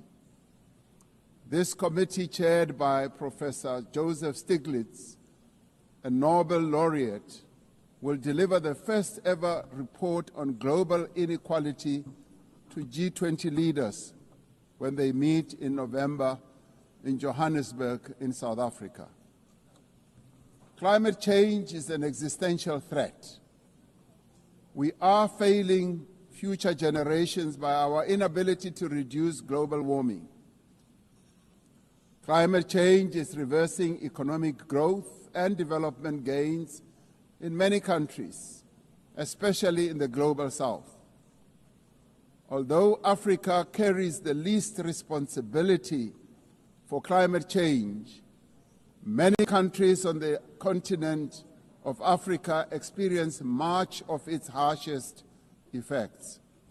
Extreme weather events like floods and droughts are driving food insecurity, displacing populations, causing damage to infrastructure, and leading to the unnecessary loss of livelihoods.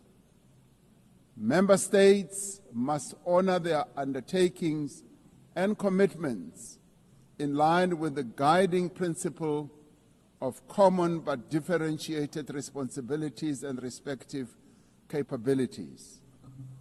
The Secretary General recently reported that global military expenditure has reached historic highs, just as the world is falling behind on its core development promises. We are building weapons when we should be building social infrastructure that advance the lives of our people. We are fighting wars that cause death and destruction when we should be fighting poverty and developing the livelihoods of vulnerable people. We must act decisively to silence all the guns everywhere to realize the goal of sustainable development and global peace. And I do believe that this is an objective that is possible to reach. As we commemorate the 80th anniversary of the UN, the relevance of this institution and various multilateral processes for the maintenance of international peace and security is being willfully undermined. There is an increasing reliance on unilateral military action in contravention of international law. The United Nations Security Council has proven to be ineffective in its current form and composition in carrying out its charter mandate to maintain international peace and security.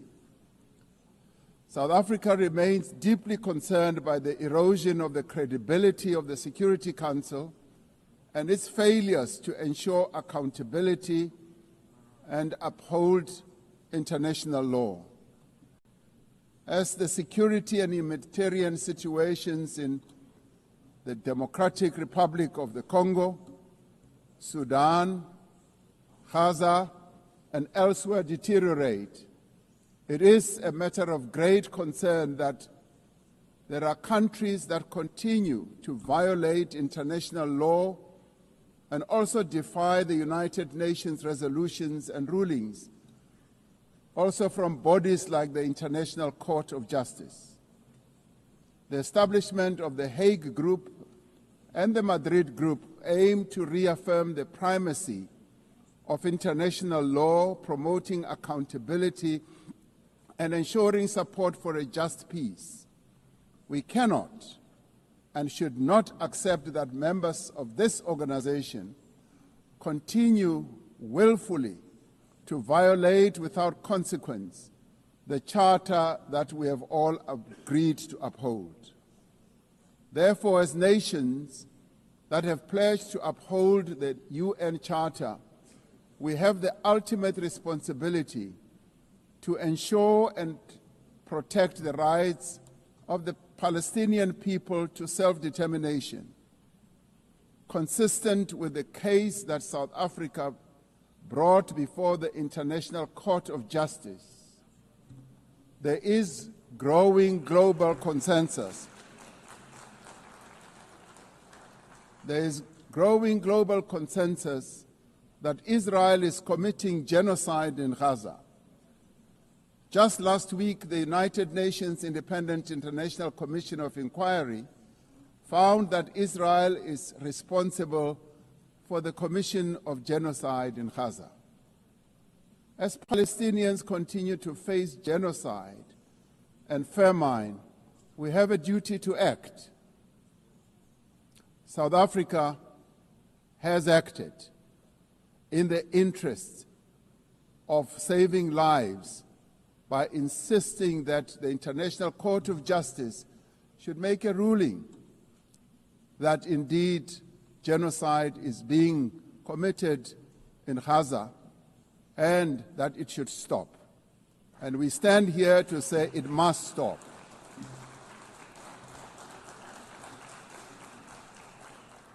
We welcome the historic high-level meeting held yesterday on the two-state solution yesterday in this very chamber. This reflects the determination of the global majority, a global majority that now stands at 142 and more countries, that Palestinians deserve a peaceful state alongside a peaceful Israel. Many nations in the world are calling for that, and that is the voice that we believe that Israel should heed, and those powerful nations that can make a two-state solution viable and possible and implementable should act in that regard. The long overdue announcement by increasing number of countries to recognize the state of Palestine is testament to this determination. We have a responsibility as the member states of the United Nations to reaffirm the right also of self-determination of the people of Western Sahara.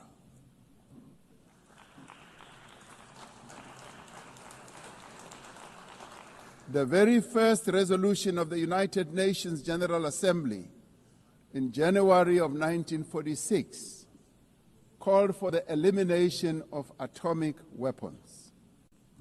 The resolution was passed shortly after the catastrophic use of atomic bombs on Hiroshima and Nagasaki that killed thousands of people.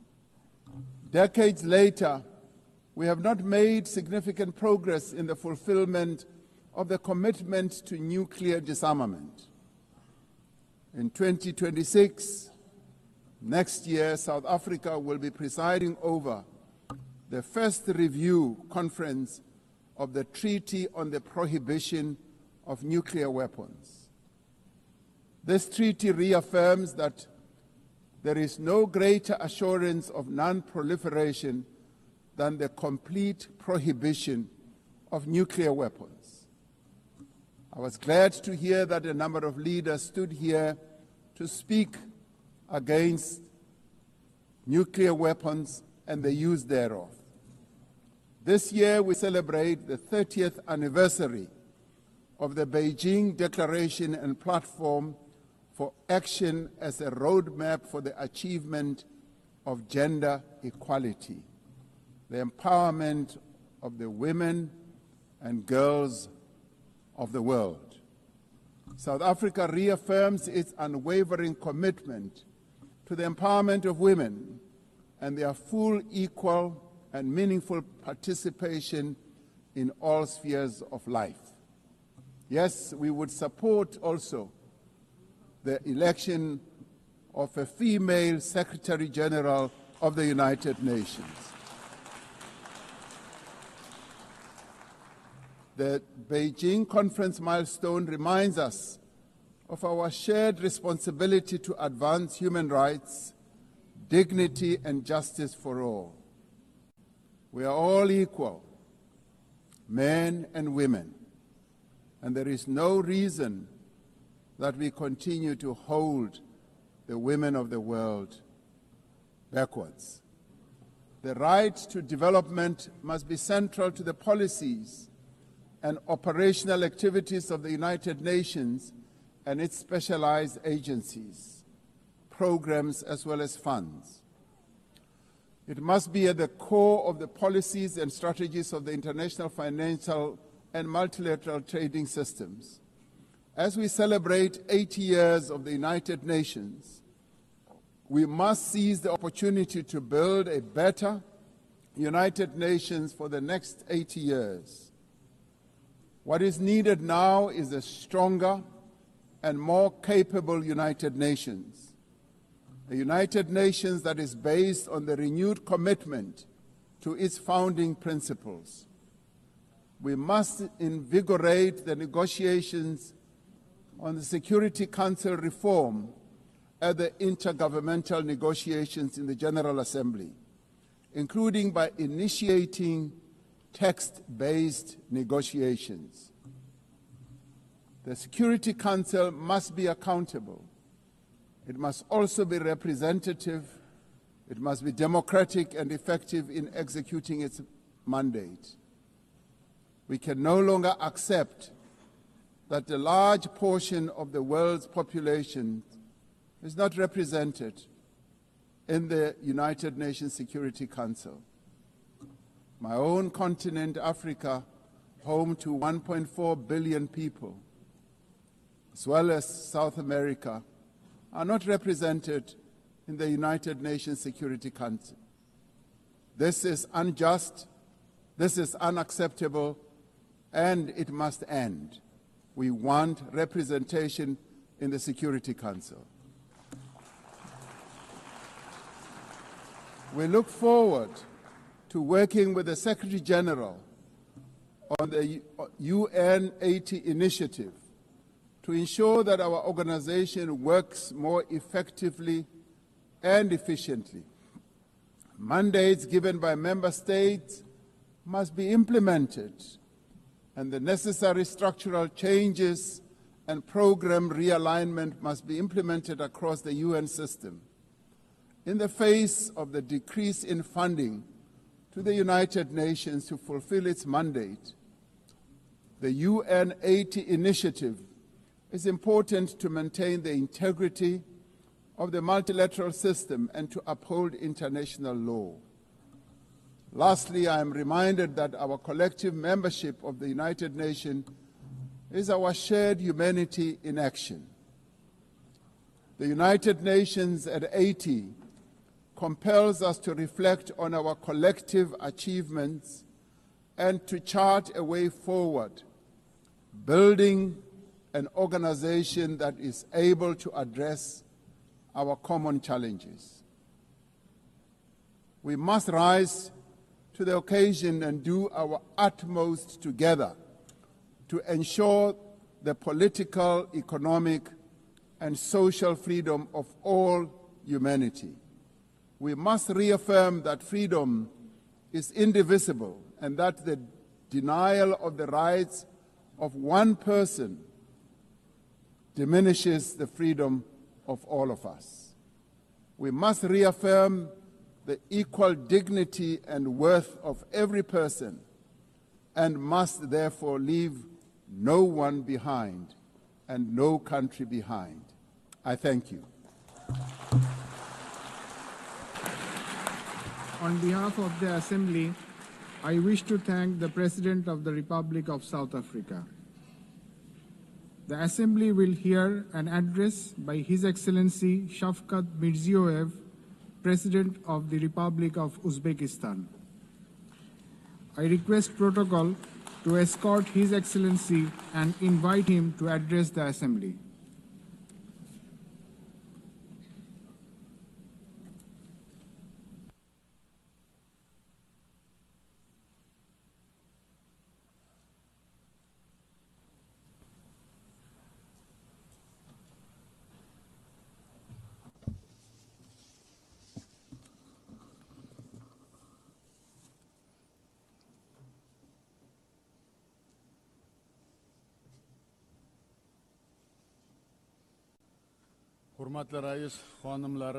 Distinguished Madam President, distinguished Secretary General, heads of delegations, ladies and gentlemen. I am truly delighted to extend my congratulations to you with the 80th anniversary session of the United Nations General Assembly. Our meeting today is taking place in a complex, rapidly changing global situation that calls for new approaches to the work of our organization and its future. Today, across the world, the role and place of international institutions are weakening. Confrontations, conflicts, and wars are intensifying. Technological and social inequality is increasing. And economic and humanitarian crises are deepening. All of this is creating an entirely new and unsettling geopolitical reality. We highly commend the efforts of His Excellency Secretary General Antonio Guterres aimed at maintaining our organization as a main platform for the peaceful resolution of the most difficult and pressing global issues. In this regard, we fully support the UNAT initiative and reaffirm our strong commitment to the Pact for the Future. We support the transformation of the United Nations Security Council and the expansion of its membership in order to effectively address current threats and challenges and protect the interests of the developing countries. Distinguished participants of the session, we are pursuing a policy to build a democratic, law government, social, and secular new Uzbekistan in full alignment with the Sustainable Development Goals. To this end, we are consistently continuing our irreversible reforms. Our top priority goal is to fundamentally transform the lives of each and every family and citizen in our country to enhance human dignity and well-being. In recent years, we have managed to reduce the poverty rate in Uzbekistan from 35% to 6.6%.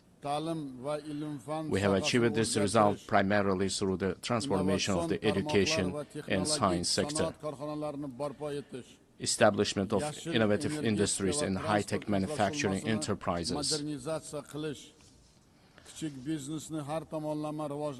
modernization of green energy and transport infrastructure, comprehensive development of small businesses, and as a result, the creation of millions of jobs. In our country, preschool education coverage has increased from 27% to 78%, while the higher education uptake among our youth has risen from 9% to 42%.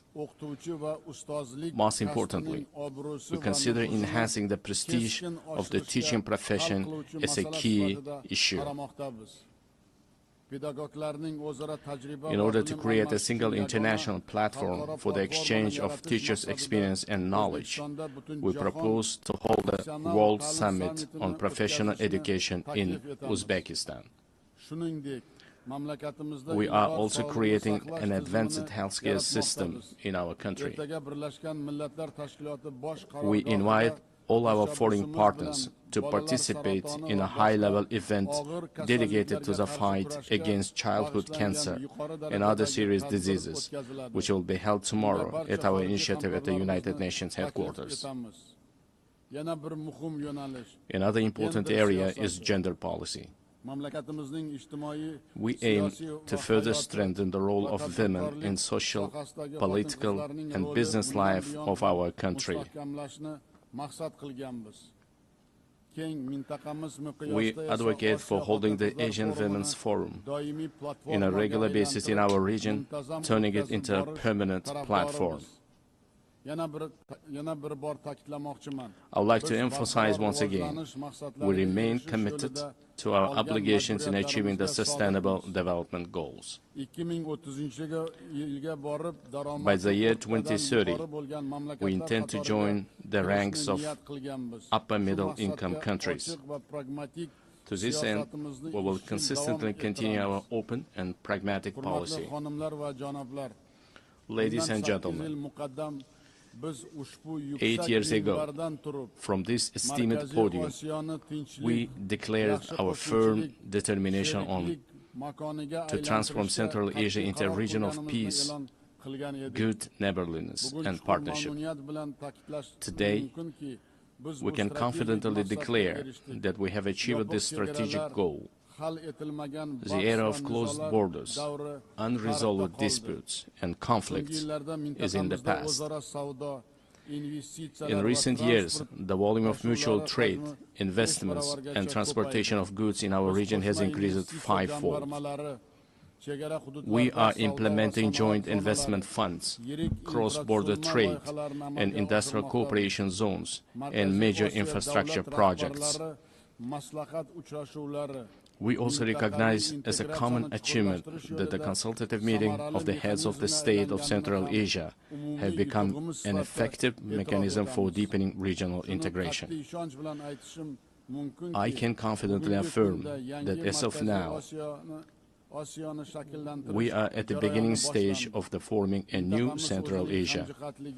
Our region, thanks to its unity, stability, and distinct identity, is steadily securing a stronger position in the system of international relations as an independent actor. In order to achieve our goals, we intend to give top priority to expanding mutually beneficial ties with all our foreign partners.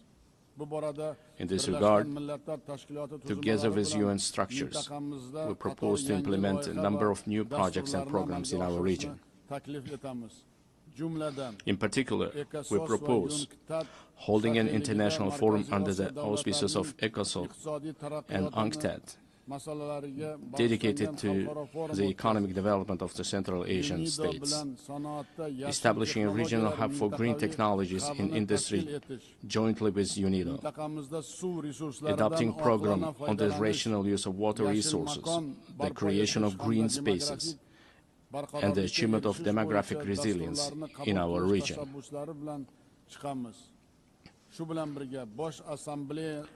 In addition, we propose the adoption of UN General Assembly resolution supporting the efforts of the Central Asian countries aimed at deepening regional partnership and economic integration.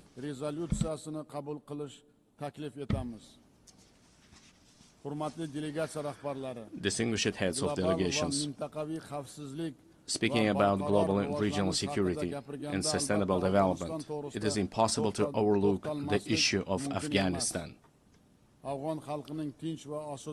Supporting the aspirations of Afghan people for a peaceful and stable life requires the united efforts of the international community.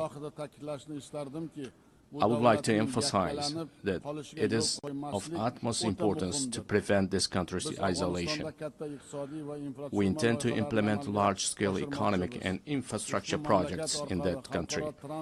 We propose to adopt a dedicated UN resolution on the development of transport and energy corridors of international significance through the territory of Afghanistan. At the same time, we cannot turn a blind eye to the deeply worsening humanitarian crisis in the Gaza Strip. We call for an immediate cessation of hostility and the continuation of political negotiations. In line with the UN resolutions, we remain steadfast supporters of the two-state solution principle. We are also deeply concerned by the situation around Ukraine. We welcome the start of the high-level dialogue aimed at resolving the crisis through diplomatic means. Distinguished participants of the event, effective measures are being undertaken to implement the global counterterrorism strategy in Central Asia. In cooperation with the UN Office of Counterterrorism, a regional council on rehabilitation and reintegration was established. We propose to transform this council into an international competence center. This very body will serve as an important platform for exchanging experiences on adapting to peaceful life for those repatriated from conflict zones. Furthermore, we stand ready to provide all the necessary conditions for the establishment of the Regional Office of Counterterrorism in Uzbekistan. Dear ladies and gentlemen, in today's world full of threats, we are witnessing how vulnerable the global transport system is. These challenges primarily have a negative impact on the stability of landlocked developing countries. It is of utmost importance to ensure the security of international transit corridors and to establish efficient logistics networks. In this regard, we believe the time has come to introduce a global mechanism on strengthening transport connectivity to achieve sustainable development goals. I would also like to draw special attention to the increasingly acute challenges of climate change. For instance, the consequences of the RLC desiccation must remain at the constant focus of the international community. We are consistently continuing our work to restore the RLC ecosystem. In recent years, salt-tolerant desert plants have been planted on 2 million hectares of the dried seabed of RLC. By the year 2030, green cover will be created on 80% of this area. Another serious issue is the water scarcity. As of now, more than 2 billion people in the world do not have access to clean drinking water. We are planning to hold a World Forum on Water Saving in our country. The outcomes of this conference are expected to recognize the water crisis as a serious threat to sustainable development. We intend to adopt a special roadmap for the wide introduction of innovation technologies in a global level. Another adverse consequence of climate change is the intensifying trend of climate migration. Unfortunately, clear international mechanisms and the legal framework in this direction have not yet been created. We advocate for the adoption of the Global Pact for a broad international partnership and coordinated policy on this serious issue. Dear participants of the meeting, it is of great importance to prevent inequalities in digital development and the use of artificial intelligence between countries. We propose to create an international cooperation mechanism aimed at the gratis exchange of practical solutions and models of artificial intelligence in healthcare, education, and culture. I would like to emphasize another priority issue. Our future, the destiny, and the prosperity of the world are in the hands of the younger generation. It is our urgent task to instill in the hearts and minds of our sons and daughters the most noble ideas, such as peace, humanism and friendship, mutual trust and respect. In this regard, we put forward the proposal to establish the World Youth Movement for Peace and to locate its headquarters in Uzbekistan. We are consistently implementing a policy of tolerance in our society. At the same time, we will actively continue our efforts to deeply study the ideas of Islamic enlightenment and promote them to the world. In the coming months, we will open the Center of Islamic Civilization, which is unique for our wider region. We intend to hold a special presentation at the United Nations of the rich spiritual and scientific heritage of our great ancestors, thinkers and scholars such as Imam Bukhari, Imam Tirmizi, and Imam Maturidi. Dear ladies and gentlemen, the new Uzbekistan is a supporter of mutual solidarity, open dialogue, and close partnership with all countries. We are always ready to contribute to strengthening dialogue among peoples, cultures, and civilizations, and to achieving universal human goals. I thank you very much for your attention. On behalf of the Assembly, I wish to thank the President of the Republic of Uzbekistan. We have heard the last speaker in the general debate for this meeting. The next plenary meeting to continue with the general debate will be held immediately following the adjournment of this meeting. The meeting is adjourned.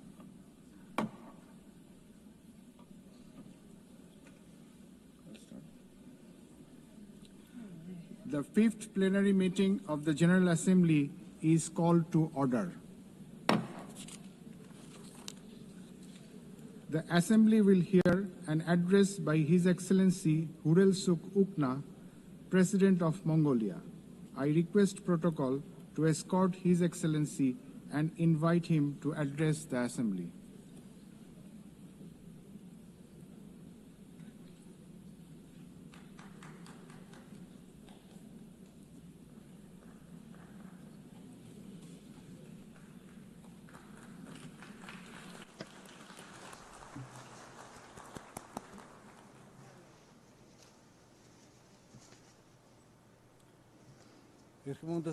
Madam President, Mr. Secretary General, distinguished delegates, ladies and gentlemen, at the outset, I wish to extend my sincere congratulations to Ms. Annalena Baerbock on assuming the important role of the President of the General Assembly at this historic moment marking the 80th anniversary of the United Nations, and my best wishes for a successful session. 8 centuries ago, the great Chinggis Khan established the great Mongolian Empire, bringing together the West and the East under the rule of justice and principled statecraft. Spanning the vast expanse of Eurasia, the Pax Mongolica era heralded a period of remarkable progress and flourishing for humankind. The Pax Mongolica embodied progressive ideals that form the basis of today's collective efforts to maintain global peace and stability.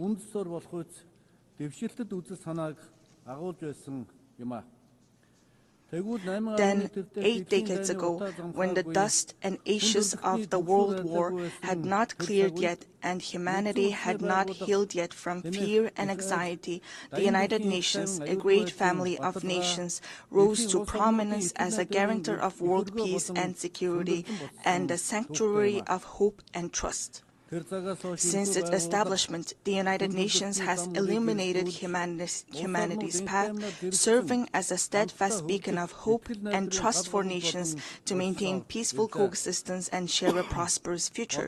In today's volatile and challenging international environment, we welcome Better Together, 80 years and more for peace, development, and human rights as the theme for the 80th session of the General Assembly and the general debate.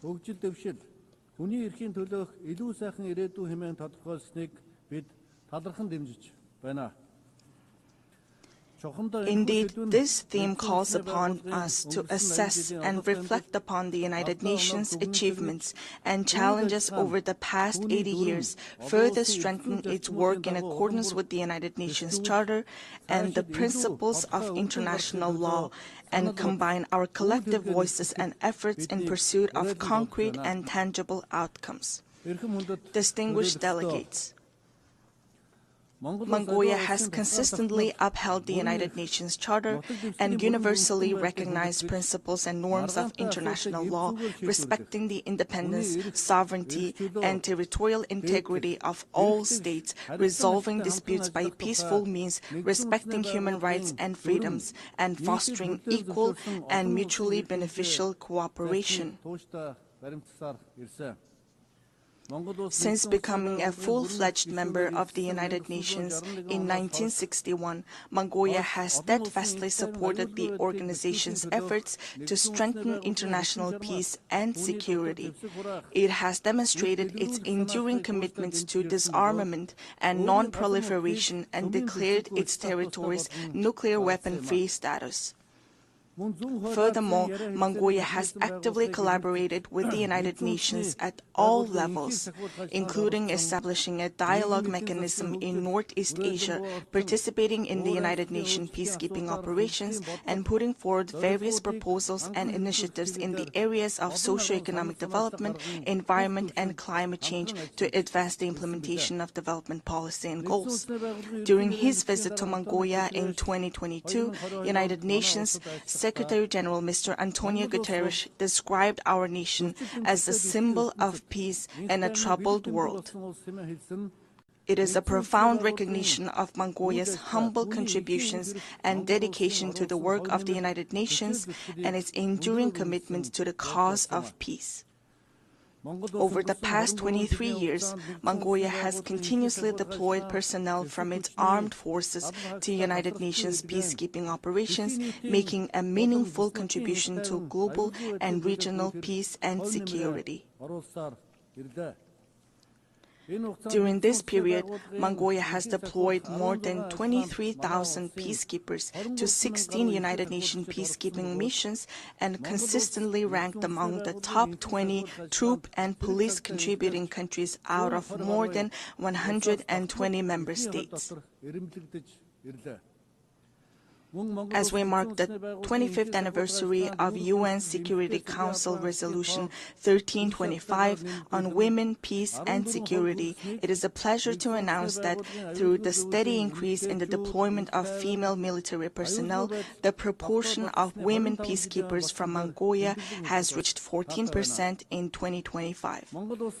Mongolia will continue to extend its unwavering support to the United Nations in its efforts to maintain international peace and security, and it remains committed to contributing to peacekeeping operations. Distinguished delegates, at this critical juncture, with only 5 years remaining until the 2030 agenda deadline, global progress toward achieving the Sustainable Development Goals stands at the mere 17%. According to the Sustainable Development Report 2025, Mongolia's implementation of the SDGs has reached 66.7%, ranking it 14th in the United Nations Multilateralism Index. This is a testament to our decades-long efforts and a worthy achievement. I want to acknowledge the tremendous efforts of the international community and all member states in advancing the implementation of the Sustainable Development Goals. We welcome the outcomes of the 4th International Conference on Financing for Development, held recently in Seville, Spain, where a broad consensus was reached on the crucial role of financing in achieving the Sustainable Development Goals. We also appreciate that the conference agreed to increase the engagement of developing countries and take comprehensive actions aimed at reforming the current international financial architecture.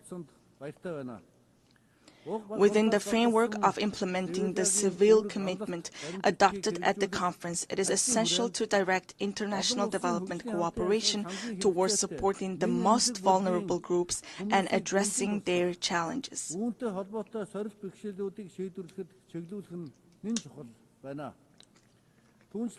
It is my pleasure to note that Mongolia has been playing an active role within the United Nations in advocating the interests of landlocked developing countries, in raising awareness of their special needs and unique circumstances, and closely collaborating with them to ensure their voices are heard on the global stage.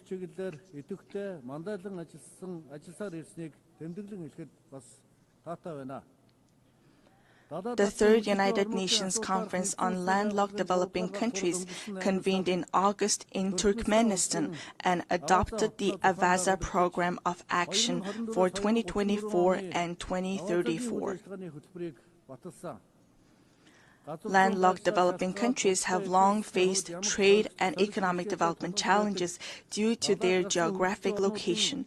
Member states have committed to implementing the program to advance the development of landlocked developing countries over the next decade and bring positive improvements to the livelihoods of more than 600 million people living in these countries.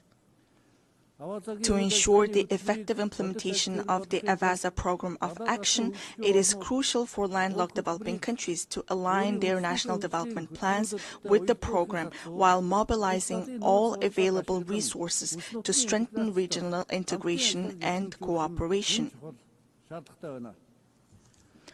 Furthermore, we call upon the international community, financial institutions, and development partners to provide concrete support and cooperation with landlocked developing countries.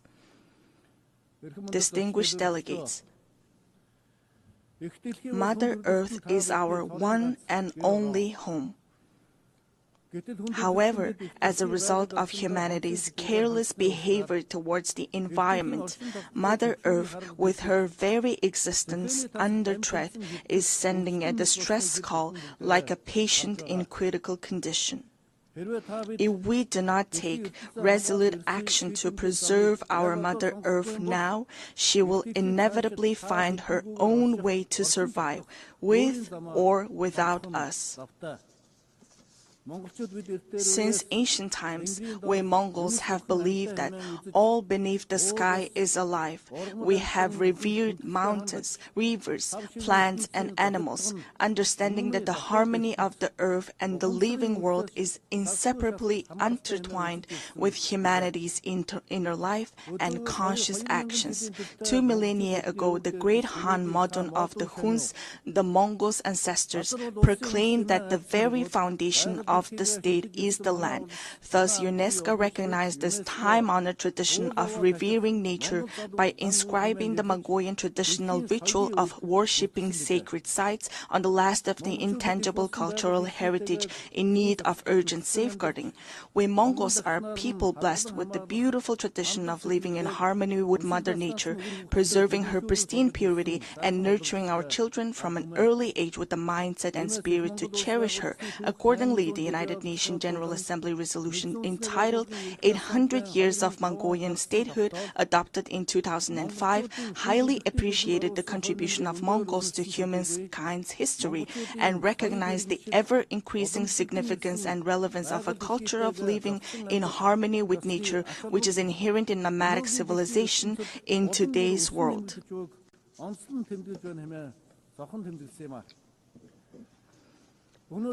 Today, we are committed to sharing our cultural heritage and traditional knowledge, rooted in a profound respect for living in harmony with nature, with the international community as a valuable contribution to building resilience and enhancing adaptation to climate change.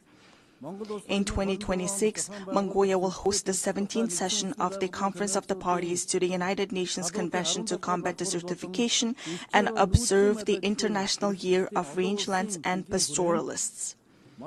In this spirit, our country, in partnership with the United Nations, spearheads the international 10-year Rangeland Flagship Initiative.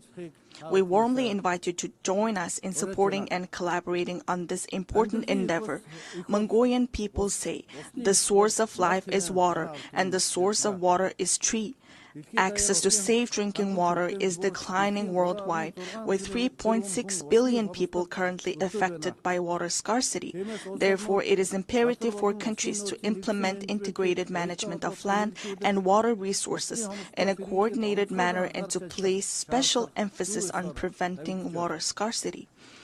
I cordially invite you all to participate at the highest level with broad participation in the 17th session of the Conference of the Party to the United Nations Convention to Combat Desertification, scheduled from August 17 to 28, 2026 in Ulaanbaatar. This conference seeks comprehensive solutions to adapt to climate change, protect and enhance water resources, and combat desertification and land degradation. Distinguished delegates, from the moment of birth, we Mongols have grown up on horseback, carrying our glory across the world on noble steeds and contributing to the writing of humanity's proud and enduring history. We Mongols are a nation steeped in a unique cultural heritage. We honor our noble horse in our state emblem, craft our state flag with the mane and tail hair of our swift steeds, and the souls of people around the world are spellbound by the haunting melody of horse fiddle known as the morning whore. Since ancient times, horses have been integral to human livelihoods, culture, and civilization. With the goal of preserving and safeguarding cultural heritage and traditions associated with horses and highlighting their enduring role in humankind's livelihoods, Mongolia proposed a resolution to designate July 11th as World Horse Day. This resolution was adopted during the plenary meeting of the 79th session of the United Nations General Assembly on June 3, 2025. On this occasion, I would like to extend my deepest gratitude on behalf of the horse-loving people of Mongolia to all UN member states for their support in adopting this resolution to designate and observe World Horse Day on the day of Mongolia's National Nadam Festival, which is also inscribed on UNESCO's representative list of the intangible cultural heritage of humanity. Distinguished delegates, this year, countries around the world are assessing the progress made over the past 30 years since the adoption of the Copenhagen Declaration on Social Development and the Beijing Declaration and Platform for Action. Mongolia has undertaken a broad range of policies and activities to advance the social development goals outlined in these milestone documents, related legal frameworks, and the 2030 Agenda for Sustainable Development. These efforts have focused on poverty reduction, promoting social equality and inclusion, supporting families, children, and youth, and protecting the rights of the elderly and persons with disabilities. Among these efforts, the state policy on gender equality aims to ensure equal rights, opportunities, and treatment for both men and women, while actively preventing and eliminating gender-based discrimination. Notably, Mongolia has greatly prioritized advancing gender equality and increasing women's participation in decision-making, with women now making up 25% of our parliament. We are pleased to underscore that, according to the Global Gender Gap Report 2025 by the World Economic Forum, Mongolia ranked 65th globally, improving by 20 places from the previous year and securing 5th place in the Asia-Pacific region. In recent years, Mongolia has regularly hosted international events dedicated to women and gender equality, including the International Conference on Strengthening the Role of Women in Peacekeeping in 2022, the Female Foreign Ministers Meeting in 2023, and the World Women's Forum in 2024 in cooperation with the United Nations. Last month, we successfully hosted the World Women Entrepreneurs Forum under the theme Inspire, Impact, Invest in Ulaanbaatar. I wish to extend my heartfelt gratitude to all countries that supported and participated in the forum. Mongolia will continue to serve as a strong bridge of partnership, cooperation, and solidarity in advancing women's leadership and participation at all levels of social and political life. Distinguished delegates, the ancient Greek philosopher Heraclitus once said, "The only constant in life is change." Supported by its member states, successive UN leadership have consistently pursued reforms to refine the organization's structure and operations across all aspects. In this context, Mongolia welcomes and supports the UN80 initiative that the United Nations Secretary-General Antonio Guterres presented. We are confident that ensuring gender equality in senior leadership positions within the United Nations will undoubtedly have a positive impact on fostering more transparent, balanced, and inclusive decision-making processes. Therefore, we support initiatives to nominate women candidates for the UN Secretary-General and the Rotation for Equality initiative, which calls for gender rotation in the UN General Assembly President's position. Furthermore, Mongolia upholds and implements the principles of the UN Charter and universally recognized norms of international law, actively contributing to strengthening the UN-centered multilateral system. Mongolia reaffirms its commitment to the UN reform, particularly of the Security Council, to ensure it reflects current realities and embodies equitable and fair representation, inclusivity, transparency, effectiveness, democracy, and accountability. In an era defined by escalating conflicts, rising walls of distrust, and deepening divisions, it is more vital than ever to foster international relations grounded not merely in multipolarity, but on multi-pillar principles that honor each nation's history, culture, civilization, national interests, and unique development paths.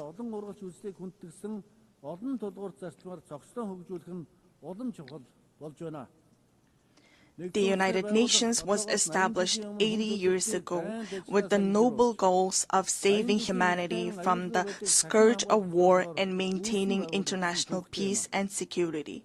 The United Nations, the cornerstone for the peaceful and harmonious coexistence among nations, must be reinforced and empowered through strong multi-pillar principles that ensure equal rights and balanced influence. Therefore, let us reflect solemnly on whether the mission entrusted to the United Nations 8 decades ago has been fully realized, and let all member states join hands in a shared commitment to revitalize the organization into a powerful institution strong enough to usher in Pax Globalica, a lasting world peace, by embodying the ideals of the Pax Mongolica, which laid the foundation for peaceful coexistence among nations and human progress 8 centuries ago. At this pivotal moment, as we commemorate the historic 80th anniversary of the United Nations, I would like to emphasize the growing importance of its role in fostering mutual understanding, trust, and respect among nations, as well as in advancing peace, stability, development, and the vision of a world free from war.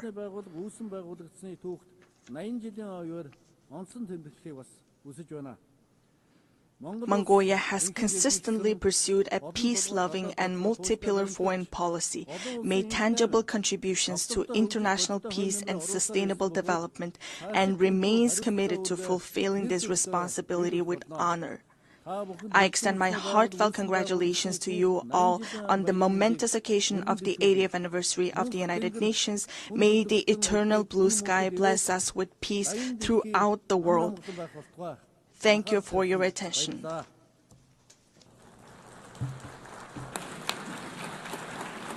On behalf of the Assembly, I wish to thank the President of Mongolia. The Assembly will hear an address by His Excellency Sardar Bardi Muhammadov, President of Turkmenistan. I request protocol to escort His Excellency and invite him to address the Assembly.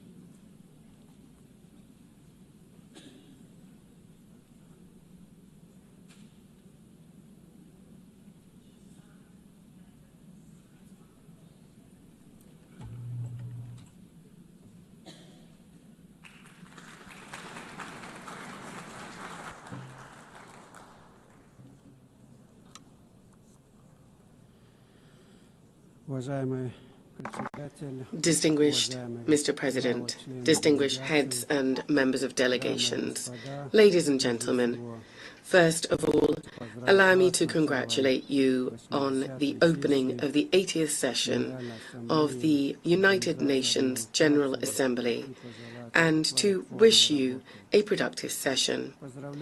I would like to congratulate Ms. Annalena Baerbock, on her election as President of the General Assembly and wish her every success.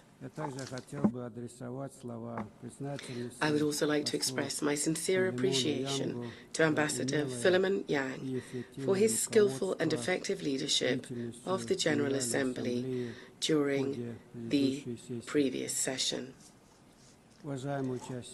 Distinguished participants, the current state of global affairs, as well as the nature and trends of political, economic and social processes, objectively require a decisive shift towards coordinated interaction among states and international organizations in order to achieve our shared overarching goal, the maintenance of peace and security, the creation of conditions for further progressive development, and the preservation of the legal foundations underpinning the modern world order.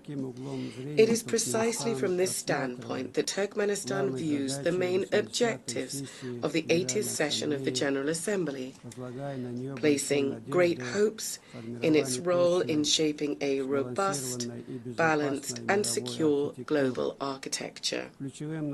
A key area of Turkmenistan's cooperation with the United Nations is ensuring international peace and security.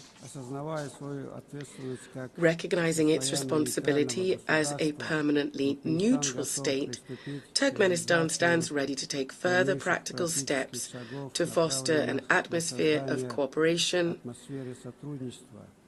mutual understanding and respectful dialogue. These are the principal defining conditions for ensuring stability and sustainable development at the global and regional levels. We are convinced that one of the most effective mechanisms for advancing and achieving these goals today is the practical application of the principle of neutrality. In this regard, Turkmenistan has initiated the inclusion of a separate item on the agenda of the 80th session of the United Nations General Assembly, entitled Neutrality for Peace and Security. We deem this important in light of the growing recognition by the international community of the significance of neutrality, as well as the awareness of its potential and utility in the context of the UN's peace-building strategy.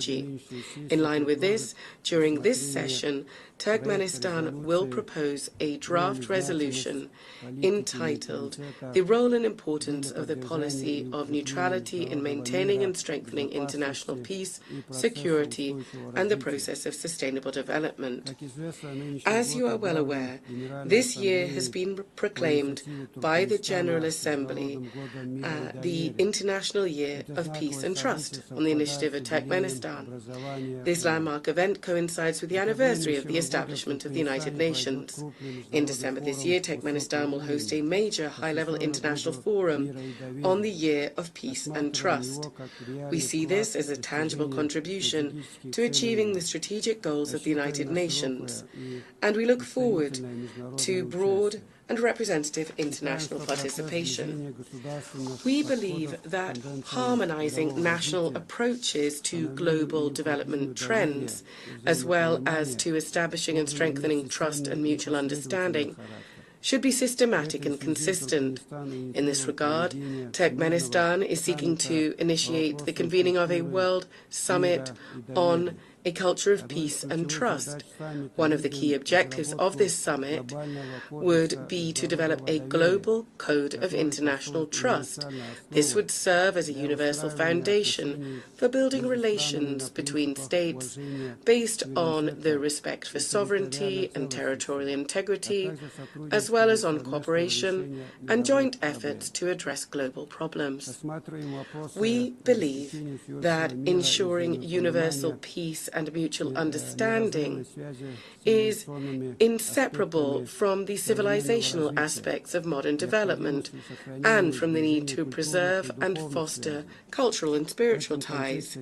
In this context, Central Asia, which for centuries has played a clear role as a bridge spanning the civilizations of East and West, is now called upon to revive its historic mission to become a space for dialogue, cooperation, and the convergence of values and worldviews. Therefore, during this session, Turkmenistan will propose, in cooperation with the United Nations, an international forum to be held entitled Central Asia, a Space of Peaceful Coexistence. Countries of the region will participate, as well as other interested states and international institutions. Turkmenistan will also submit a draft resolution to the General Assembly on proclaiming an International Day of Mediation. This would emphasize the importance of diplomacy and neutral platforms in preventing and resolving conflicts. One of our country's priorities remains our active involvement in implementing the Sustainable Development Goals and in strengthening cooperation in key areas such as transport and energy. As Turkmenistan is one of the centers of multilateral dialogue on these issues, we will continue to contribute to establishing a fair, balanced, and inclusive international development system. During this session, Turkmenistan will initiate the proclamation of a United Nations Decade for Sustainable Transport for the period 2026-2035 and will submit the relevant draft resolution. We are convinced that this will help to consolidate the efforts of the international community in developing transport corridors, enhancing their sustainability and ensuring accessibility for all countries. Our country will also submit a draft resolution to the General Assembly entitled The Key Role of Reliable and Stable Energy Connectivity in Ensuring Sustainable Development. At present, one of the priority issues on the development agenda is the digital transformation. We are convinced that this transformation must be balanced. It must reflect the realities and legitimate interests of all states, including the developing world, and also must be free from politicization and bias. In this regard, Turkmenistan intends to put forward an initiative to establish a world platform on digital integration.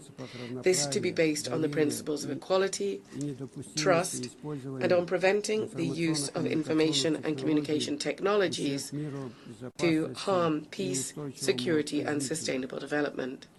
During the 80th session, Turkmenistan will continue its work on environmental and climate issues.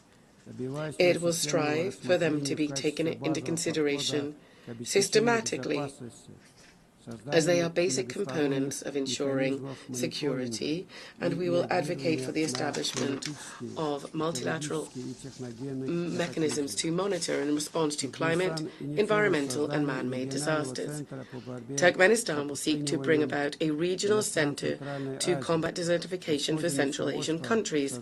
It is our belief that the establishment of such a center would contribute to building regional capacity, to strengthening cooperation in the field of environmental protection, and would also make a significant contribution to achieving the Sustainable Development Goals, particularly in combating climate change and protecting land-based ecosystems. Our country will promote the Caspian Environmental Initiative, proposed at the 78th session of the United Nations General Assembly, which is intended to become an international platform to preserve the Caspian Sea ecosystem. An important step in this direction is the Caspian Environmental Forum, which we propose holding in 2026. We are convinced that now it is especially important to strengthen the role of the UN in fostering broad humanitarian cooperation, in promoting rapprochement and mutual understanding among peoples, and in overcoming value and spiritual barriers, as well as engaging effective channels of cultural diplomacy. To develop intercultural dialogue and to lend practical support to General Assembly resolutions on multilingualism in international relations, we are proposing proclaiming an International Day of Multilingual Diplomacy as well. Distinguished heads and members of delegations, all of Turkmenistan's international initiatives and actions are always measured against and aligned with the UN Charter and its founding documents, as well as with its long-term goals. It is no coincidence that we always emphasize that cooperation with the UN is a strategic priority for Turkmenistan. We say this with a conviction that the UN is the only international organization endowed with universal legitimacy. In this regard, it must remain the guarantor of peace and development and be the backbone of global security and stability. Turkmenistan will continue to advocate consistently for strengthening the central role of the UN in international affairs. We consider strengthening the primacy of international law and in improving the international legal framework and increasing the effectiveness of the implementation of UN conventions, treaties, agreements, and other multilateral documents as key factors in this regard. In this context, Turkmenistan is initiating the proclamation of the Year of International Law in 2028. This will become an important step in strengthening the international legal foundations of peace and cooperation. Ladies and gentlemen, this session holds special significance for Turkmenistan. 30 years ago, within these very walls, the United Nations General Assembly unanimously adopted the resolution on the permanent neutrality of Turkmenistan. For our country, this was a momentous, historic event. In essence, it determined the entire subsequent course of Turkmenistan's foreign and international policy. International recognition of our neutrality also contributed to boosting the country's domestic development by providing favorable external conditions for this. I would like to take this opportunity on behalf of the people of Turkmenistan to express my gratitude to the United Nations Member States and the entire international community for the decision adopted in December 1995 to recognize the permanent neutrality of Turkmenistan, a decision reaffirmed by 2 subsequent UN General Assembly resolutions. Turkmenistan will always remember the trust placed in it and will steadfastly and unswervingly uphold its international commitments. Once again, I would like to congratulate all delegations on the opening of the 80th anniversary session of the United Nations General Assembly and wish you every success in strengthening our cooperation and mutual understanding. Thank you very much indeed.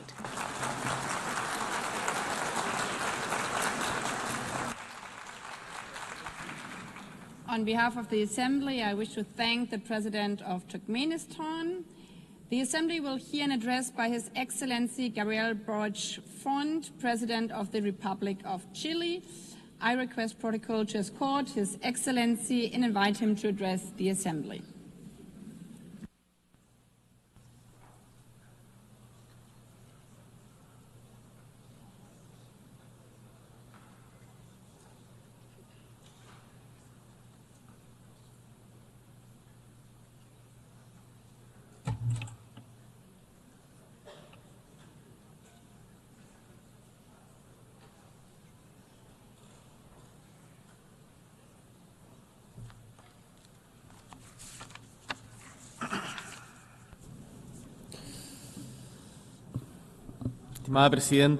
Distinguished President, members of the United Nations General Assembly, guests, peoples of the world, residents of New York, 80 years have elapsed since the creation of the United Nations. 80 years have also elapsed since Gabriela Mistral, a Chilean woman who came from the Elqui Valley,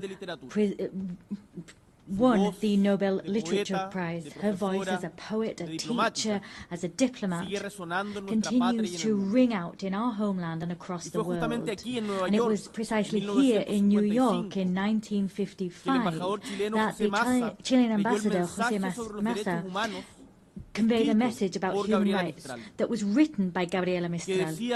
That message said, "I would be happy if our noble strength, our noble struggle to obtain human rights was taken up faithfully and loyally by all nations of the world. This triumph would be the greatest we could achieve in our time." We have we notched up that victory? Have we triumphed in that way? The answer is categorical, no.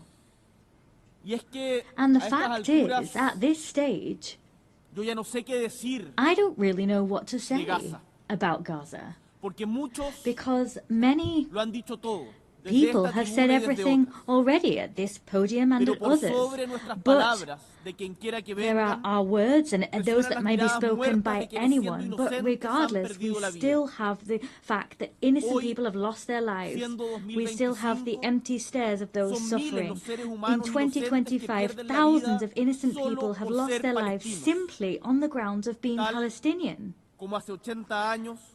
80 years ago, the same thing happens. Millions lost their lives simply for being Jewish. Instead of talking about figures, issuing condemnations or demands, as we tend to within these walls, instead of that, I want to talk about humankind. Humanity. Gaza is a global crisis because it is a crisis of humanity. And in this chamber, and for those who are listening to us in their homes, within their delegations, in their various countries, all of us are human beings. That's what I'd like to say.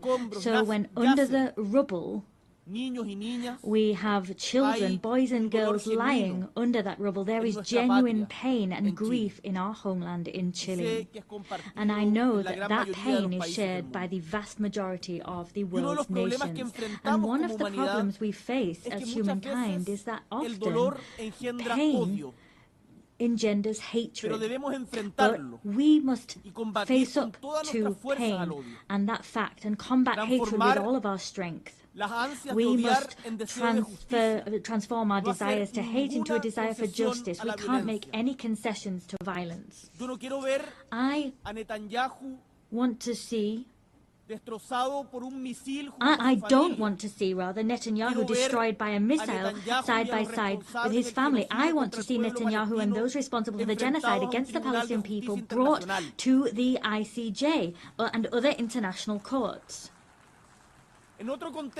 In another context, looking elsewhere, the war in Ukraine is also an affront to us. It causes us pain.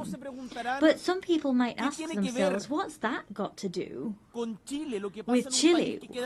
What's happening in Ukraine got to do with Chile? They're so far apart, we don't understand their language. Some people level those arguments against us and our homeland.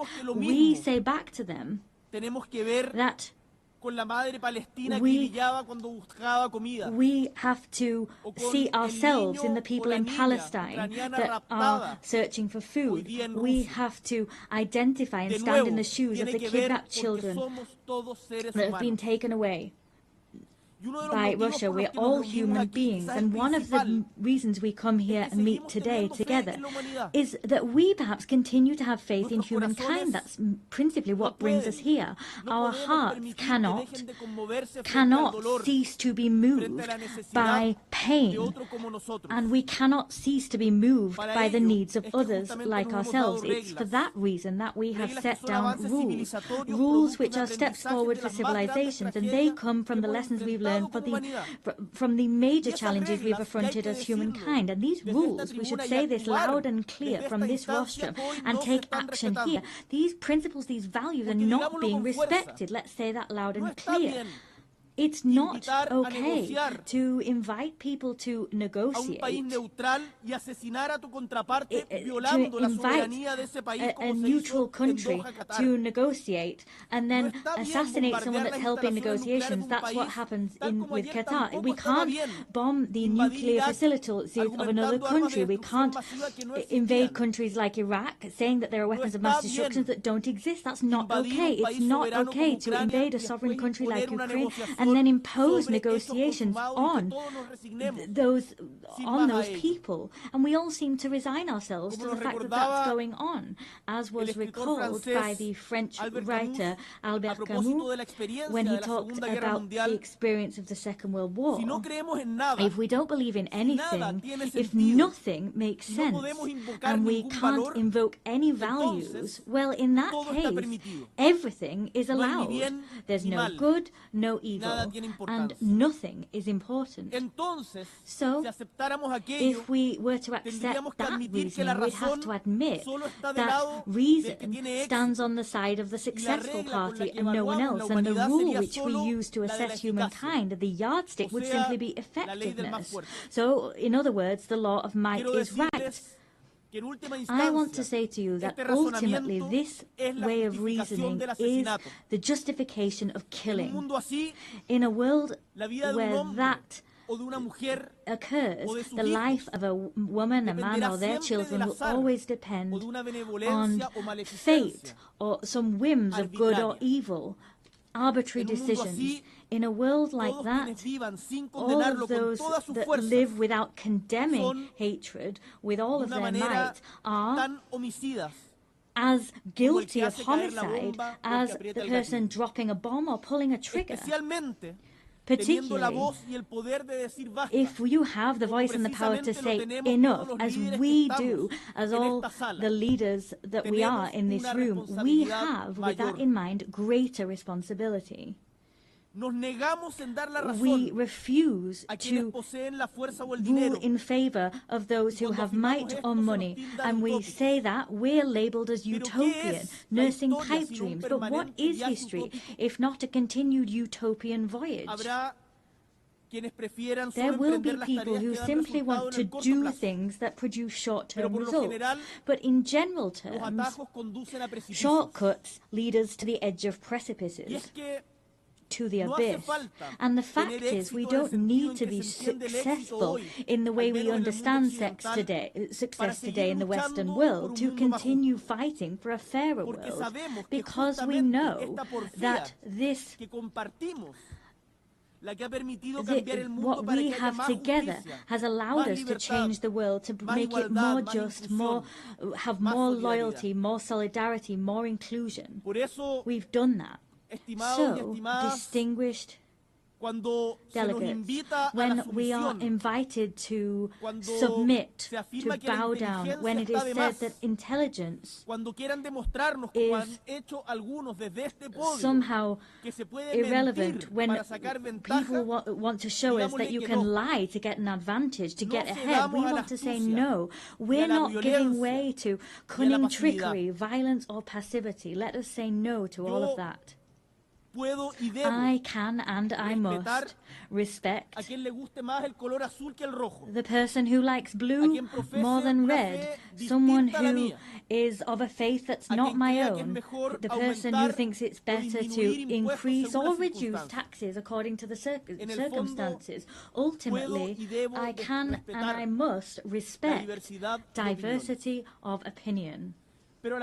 But at the same time as I respect different opinions, the opinions of those who think different to me, I face the outrage, the fact that people lie.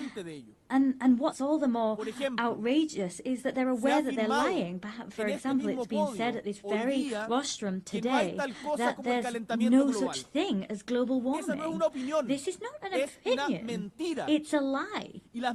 And lies must be fought against.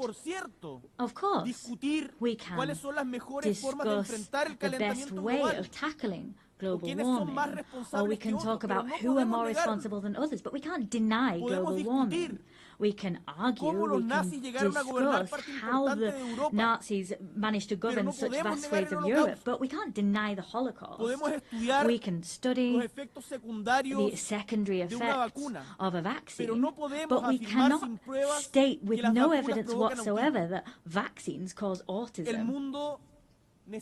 The world needs a true, genuine dialogue between those of us who think differently, between people who have different visions of the world. It's for that reason that we created the United Nations, for that precise reason, to have dialogue and to decide that brutality is not acceptable, to decide that human rights must be protected regardless of ideologies or who's the victim or who's the torturer. The international law is the guarantee that reason will prevail over might always. Opposed against this dialogue, the other direction is lies and silence, and both will bring us to the edge of an abyss, into deepest suffering. So what is the task before us today? We have to chart the course that we want as humankind and work with the United Nations who are paving this path. Chile is rallying behind this shared vision, this shared respect for democracy, human rights, social justice, equity, unfettered respect for the freedom of expression, climate action, all of these things that stand as pillars of hope and action to address the difficult changes and weather these current storms. Today we need to say loud and clear that we defend a commitment to democracy always in an unnuanced fashion with no excuses whatsoever. For that reason, this week, together with Brazil, Spain and Uruguay and Colombia, we convened the second meeting for the defense of democracy. That was a collected effort that began here in the United Nations a year ago. We want to build bridges so that we can identify the shortcomings of democracy. We want to look at ways of remedying these shortcomings and of improving the quality of life of our peoples. We will not settle with simply pointing out what we don't like about the world. We will not settle for saying that doesn't represent us. We want to propose ideas that we want to see and champion them. With all of that in mind, I'd like to briefly dwell on one particular issue. I come from Chile, that is a tricontinental country. Tricontinental. It has inextricable ties to the ocean. We have more than 6,700 kilometers of coastline. We are a country that looks at the ocean, and as such we are proud of having been the first country in America and the second in the world to have ratified the BBNJ agreement to extend governed ocean area beyond areas of national jurisdiction. In recent weeks, we saw the 60th ratification necessary for it to enter into force. As such, the first part of that agreement will be held next year. We do hope it will be held early next year. Here, I wish to reiterate the fact that we are ready and willing to have its secretariat established in our Pearl of the Pacific in the city of Valparaiso, because we believe that this agreement is an opportunity to make ocean governance closer to the global south. Chile is always also a country that looks towards and has an Antarctic vocation.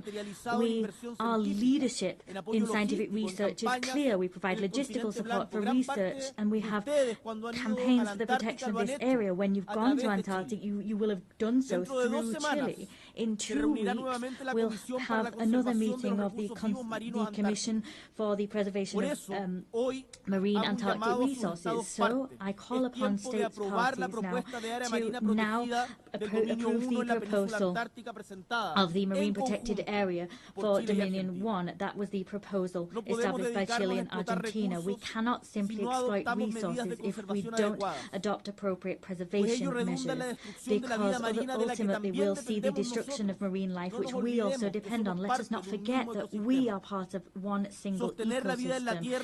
Maintaining biodiversity and sustaining life on Earth is something we must urgently grapple with, and we need to do so with a sense of responsibility towards our ancestors, towards those we share the planet with today, and with a sense of responsibility to future generations. Distinguished delegates, as we have a situation of climate crisis, protracted conflicts and humanitarian crises, against that backdrop, the selection and appointment process for the next Secretary General of the United Nations takes on particular significance. I come to this assembly convinced of the fact that always, even in the most difficult circumstances, there is room to take clear-sighted action as a collective body, action which is transformative and imbued with humanity. Human tragedy is never a foregone conclusion. We will not give up on the hope that there will be good in the world and that the United Nations we need can be built, because that conclusion depends on what we do. I want to say to you that regional balance must be respected in the Secretary General appointment process. It's time for Latin America and the Caribbean to have their moment. We are a war-free region with a rich diplomatic tradition. We forge consensus. We are unwaveringly committed to the UN Charter and have been since its very inception. Tackling the historic gender imbalance within the United Nations is important. We've never had a woman Secretary General, and that is something we must remedy. 80 years of history without a woman having been appointed Secretary General. The UN must reflect the progress made by the world and recognise that a woman at the helm is not just a symbol of equity, but also represents and makes it reflects the fact that women are half of the population, and appointing a woman as Secretary General will send out the clear signal that women can occupy all parts of the world and nothing's closed off to them.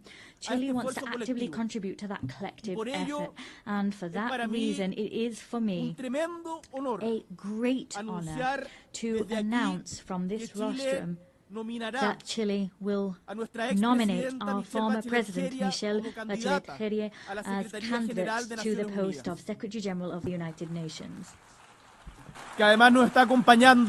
She is here with us at this session. Michelle Bachelet is not only someone known to all of you on the global stage. She is a woman whose own trajectory is fully in line with the values that inspired this organization. She was head of state of Chile twice. Incidentally, she was also the first female head of state. She was also the Minister for Health and Defense. She was the Executive Director of UN Women and also High Commissioner for Human Rights at the United Nations. Michelle Bachelet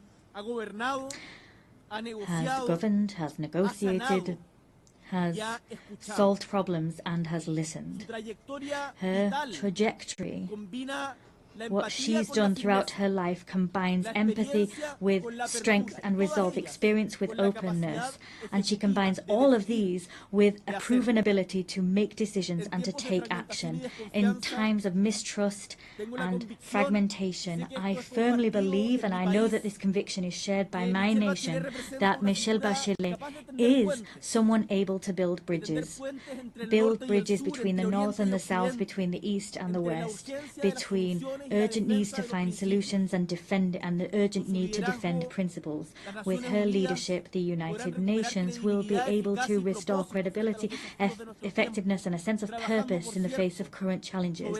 She will build on the legacy of Antonio Guterres that I can say has given the best of himself from the good of humankind within this institution, with humility and a sense of conviction. Chile presents this candidacy with the conviction, the certainty that Michelle Bachelet will be able to make a decisive contribution to making the United Nations once more a place for meetings, place for solutions and active hope for the world as a whole. Distinguished delegates, 80 years. Let us look back at those decades and let us take stock of these strides forward seen in international governance. In spite of the challenges we're facing, we can also say that we have made progress. But we are eaten away at by the feeling that that progress is under threat. Who will draw the maps of the future? We want to believe that those cartographers will not be those waging assaults on multilateral institutions and eroding their credibility. We don't want them to be those who humiliate the weak. We want all peoples together to draw the maps of the future. Together we represent all of those people, and together we will trace out clear maps so that we have not only a possible and viable future, but one that is full of dignity for everyone and respects them. And to achieve that goal, this organization, let us remember the organization that was built on the ashes of the Second World War, after the failure of the League of Nations, this organization is crucial, and renewing it, changing it, reforming it is an urgent need. So, as a renewed organization, but one with the same purpose, it will be an organization that everyone works together in. The words of Victor Jara, that great Chilean singer, great Chilean artist, he talked about this great love of earth which has helped us to live. He loved peace, to enjoy life, love and freedom for everybody. He talked about those things so that his children could exist, his city could exist, and his people could exist. Let us, distinguished colleagues, move together, free and equal, similar and different. Let us walk along this shared path of seeking truth, justice, happiness, and justice. I thank you.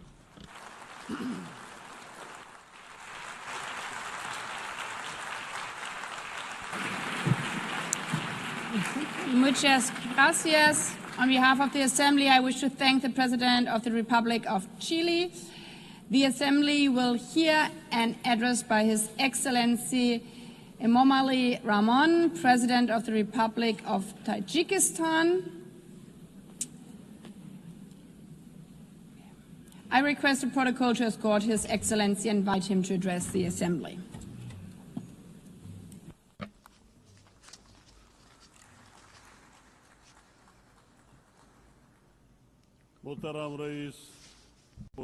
Your Excellency, Madam President, Excellency, ladies and gentlemen,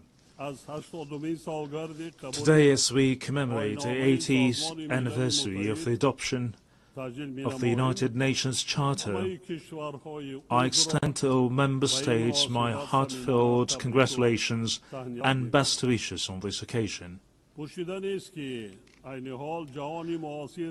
The contemporary world is undeniably experiencing a period of instability, turbulence, unpredictability, and escalating complexity. Geopolitical tensions, efforts to reshape a framework of international relations, conflicts and confrontations in different parts of the world, along with series of security threats and challenges, have posed significant risks to lasting peace and safety. At the same time, the consequences of climate change and growing social inequality impose restrictions on the process of sustainable development and sustainable global development. In such a complex and turbulent circumstances, the role of the United Nations as a platform for inclusive dialogue, cooperation and the promotion of peace and security worldwide becomes more important than ever. In this regard, our countries should make joint and consistent efforts in international practice to protect this principle, return to full compliance with international law. In this process, strengthening equal cooperation among small and large states is also considered to be an important and timely step. Madam President, Tajikistan's National Development Strategy 2030 is fully aligned with the Sustainable Development Goals, and we support a full and timely implementation of this item of global agenda.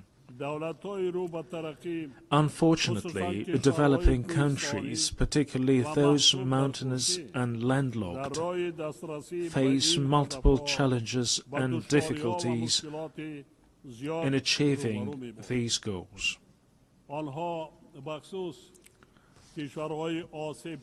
Particularly vulnerable countries feel the need to take serious measures to ensure sustainable development financing and improve access to financial resources.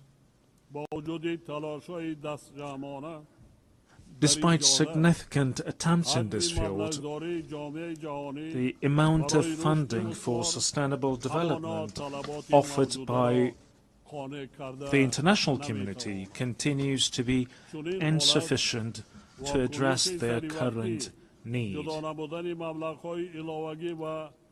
This situation necessitates timely response, the allocation of additional funds and a review of approach to the international financial architecture and system. Tajikistan advocates for effective and fair reforms of international financial instruments. At present, we are observing varying degrees of economic progress among nations, and the influence of developed nations and international financial organizations could play a significant role in tackling this issue. Many developing and less developed countries remain vulnerable to the impacts of economic and financial crisis, poverty, infectious diseases, including COVID, natural disasters, and food insecurity. They need to implement effective financial support measures, including debt relief. In our view, now is the high time to seriously consider this important item. Ladies and gentlemen, today climate change-related issues in various countries around the world, including Tajikistan, pose serious obstacles to achieving the Sustainable Development Goals. Our country, with 93% of its land covered by mountains, is deeply concerned of an adverse effect of this situation. Changes in the hydrological cycle, a series of floods and droughts, and severe dust storms over the past decades have had a direct impact on Tajikistan's water and energy resources and food security.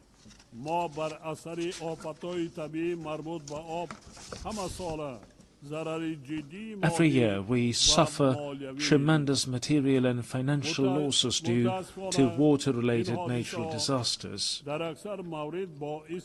Regrettably, these phenomena often result in loss of life and the destruction of vital infrastructure. The impacts of climate change and rising temperatures have led to accelerated melting of glaciers and the deterioration of marine and ocean ecosystems. I would like to recall that Tajikistan hosted the high-level International Conference on Glaciers Preservation this summer in Dushanbe.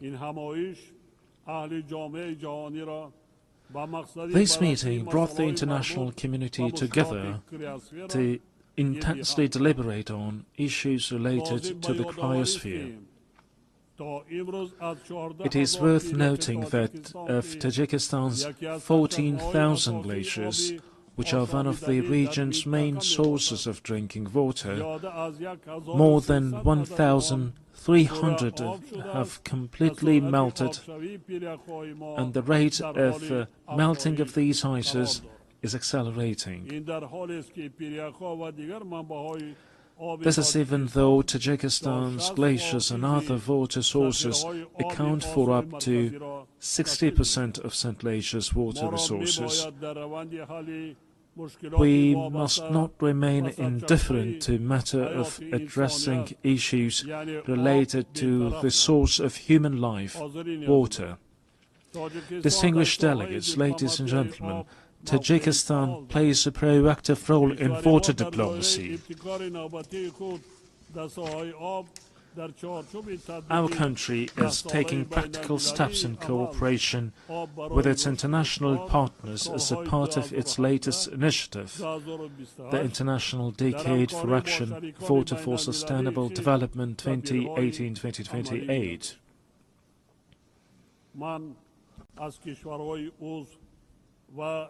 I call on member states and stakeholders to actively participate in the next event within the Dushanbe water process, the high-level international conference which will be held in Tajikistan next year. This event will undoubtedly give a new impetus to our continued joint efforts within the framework of the Water Action Agenda. We are confident that it will also serve as a solid foundation for preparations for the 2028 United Nations Water Conference in Dushanbe. Madam President, strong institutions and legal literacy are the ground of a just and stable society. Today, the international community is witnessing disrespect for and violation of international law, which is the foundation of order, peace and stability throughout the world. We emphasize the need for strict adherence to international law and the resolution of all disputes and disagreements within the framework of the law. Being deeply aware of this reality, Tajikistan proposes that the United Nations General Assembly considers proclaiming an International Year of Legal Literacy. We call on all member states to join this initiative and strengthen the global culture of transparency and justice. Ladies and gentlemen, the rapid adoption of digital technologies and the effective use of artificial intelligence can noticeably contribute to the achievement of the Sustainable Development Goals. I would like to extend my profound gratitude to all member states for their unwavering support of Tajikistan's proposal to adopt a special resolution entitled "The Role of Artificial Intelligence in Creating New Opportunities for Sustainable Development in Central Asia."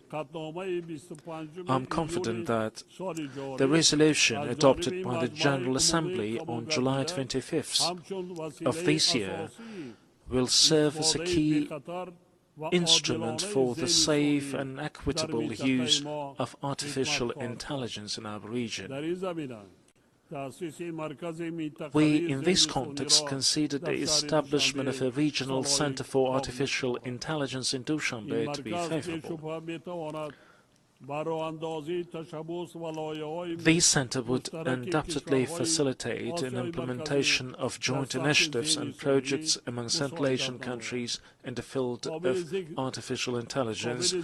It is worth noting that, along with the improvement of digital technologies, a number of new security threats, particularly cybercrime, is also growing. We therefore emphasize that cybersecurity must be an important component of collective security. It is evident that, along with cybercrime, terrorism, extremism, illegal weapons smuggling, drug trafficking, and other forms of transnational organized crime continue to pose a serious threat to the global security. Tajikistan supports the further expansion of international cooperation on global security within the framework of the Dushanbe counter-terrorism process. We are determined and willing to establish constructive interaction within this process with international organizations and the UN member states to even more enhance efforts to counter the aforementioned threats and security risks. We believe that relevant UN agencies, in particular the Office of Counterterrorism, can make an effective contribution to the comprehensive implementation of global counterterrorism strategies and programs and strengthen their support to all member states in this area. Distinguished participants, Tajikistan gives full support of the resolution of all disputes and conflicts through political and diplomatic means. We must redouble our efforts to enduring, lasting and comprehensive peace based on international law. A year ago, from this podium, I proposed considering a special United Nations resolution proclaiming a decade of promotion of peace for future generations. A year later, the adoption of such a resolution has become even more pressing. In today's complex and volatile world, this initiative will create conditions for international cooperation to achieve lasting peace. I call on all UN member states to support this proposal for the sake of our current stability and a better and prosperous life for the generations to come. Ladies and gentlemen, we emphasize our principled, invariable position on the Palestinian issue. We believe that lasting peace in the Middle East is possible only through the implementation of the United Nations resolutions and the principle of the two-state solution. In this regard, we recall the need to resolve this issue exclusively through negotiations and diplomatic means in accordance with the international law, particularly the Charter of the United Nations. We call for a lasting ceasefire in Gaza and access to humanitarian aid. Tajikistan also supports peace and stability, overall security and socio-economic development in neighboring Afghanistan. We are ready to render our full assistance in this process and in this regard call on the international community to provide humanitarian assistance, especially to regions affected by drought and recent severe earthquakes. Distinguished participants, Tajikistan supports the comprehensive reform of the United Nations system within the framework of the UN80 initiative, UN 2.0, and the UN Secretary General's vision for a modernized United Nations. At the same time, we welcome the Pact for the Future as an important collective initiative to promote peace and sustainable development. These initiatives embody the shared aspirations and will of the international community to respond to modern threats and challenges and build a solid foundation for future generations.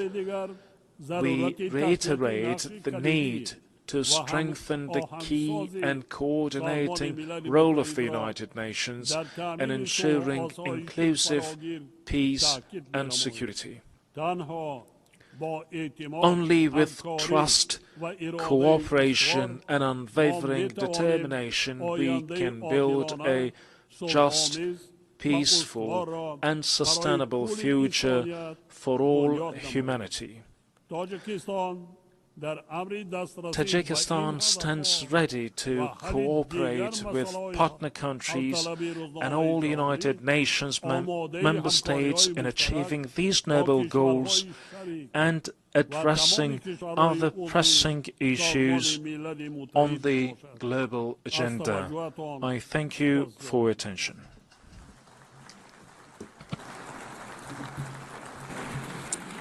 On behalf of the Assembly, I wish to thank the President of the Republic of Tajikistan. The Assembly will hear an address by His Excellency Joseph Aoun, President of the Lebanese Republic. I request protocol to escort His Excellency and invite him to address the Assembly.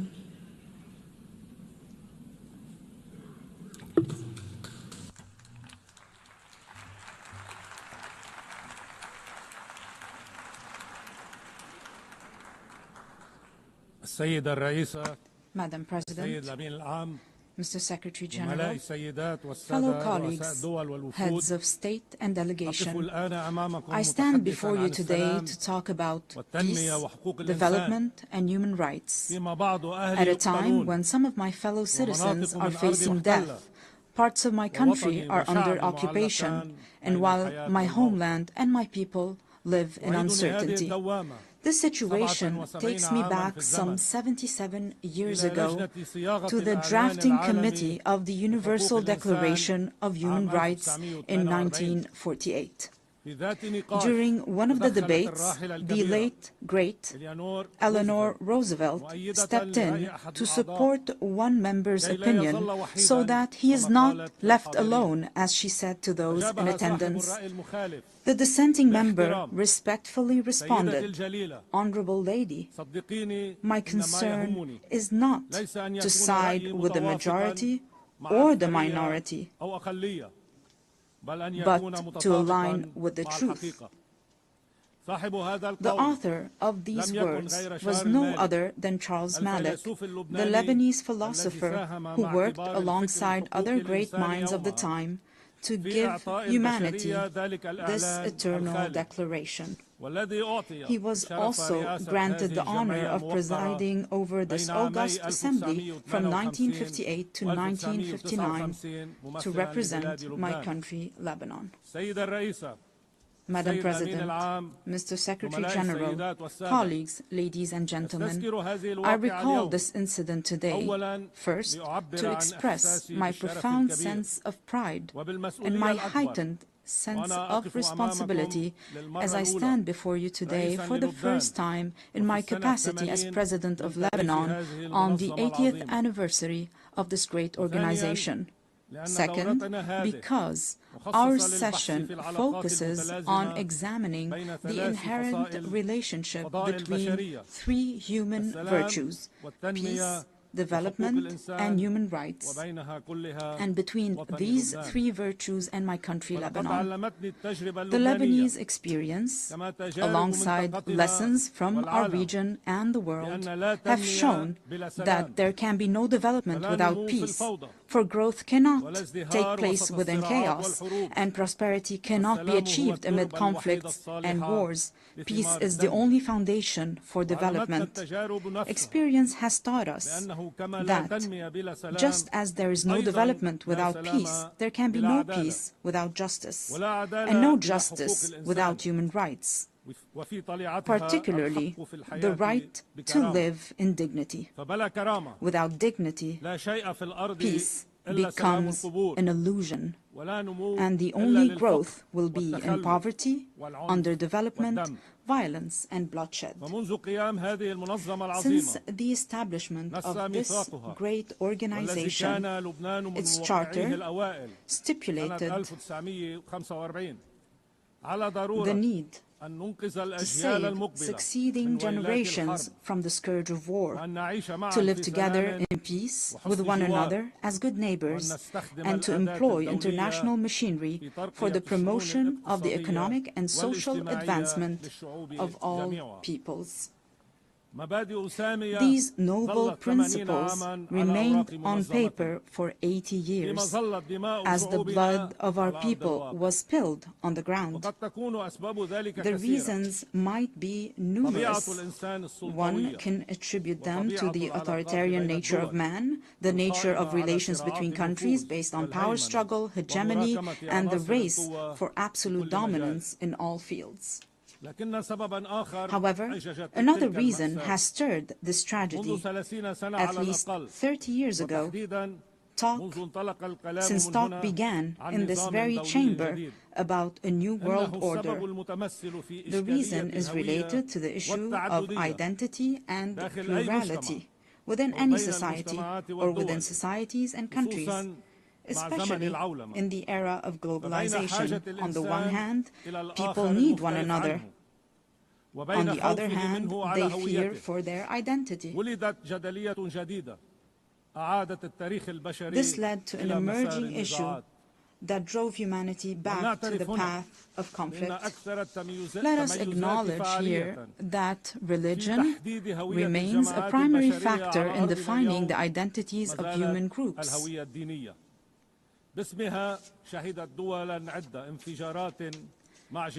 In the name of religion, countries are at war with one another. In the name of religion, many countries have imploded from within.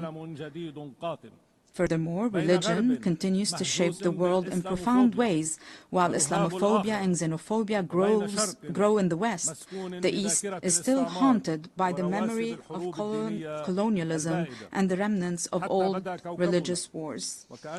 Despite remarkable scientific progress, the world finds itself trapped in a bygone era.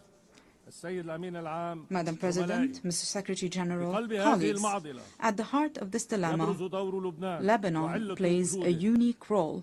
This is its raison d'etre.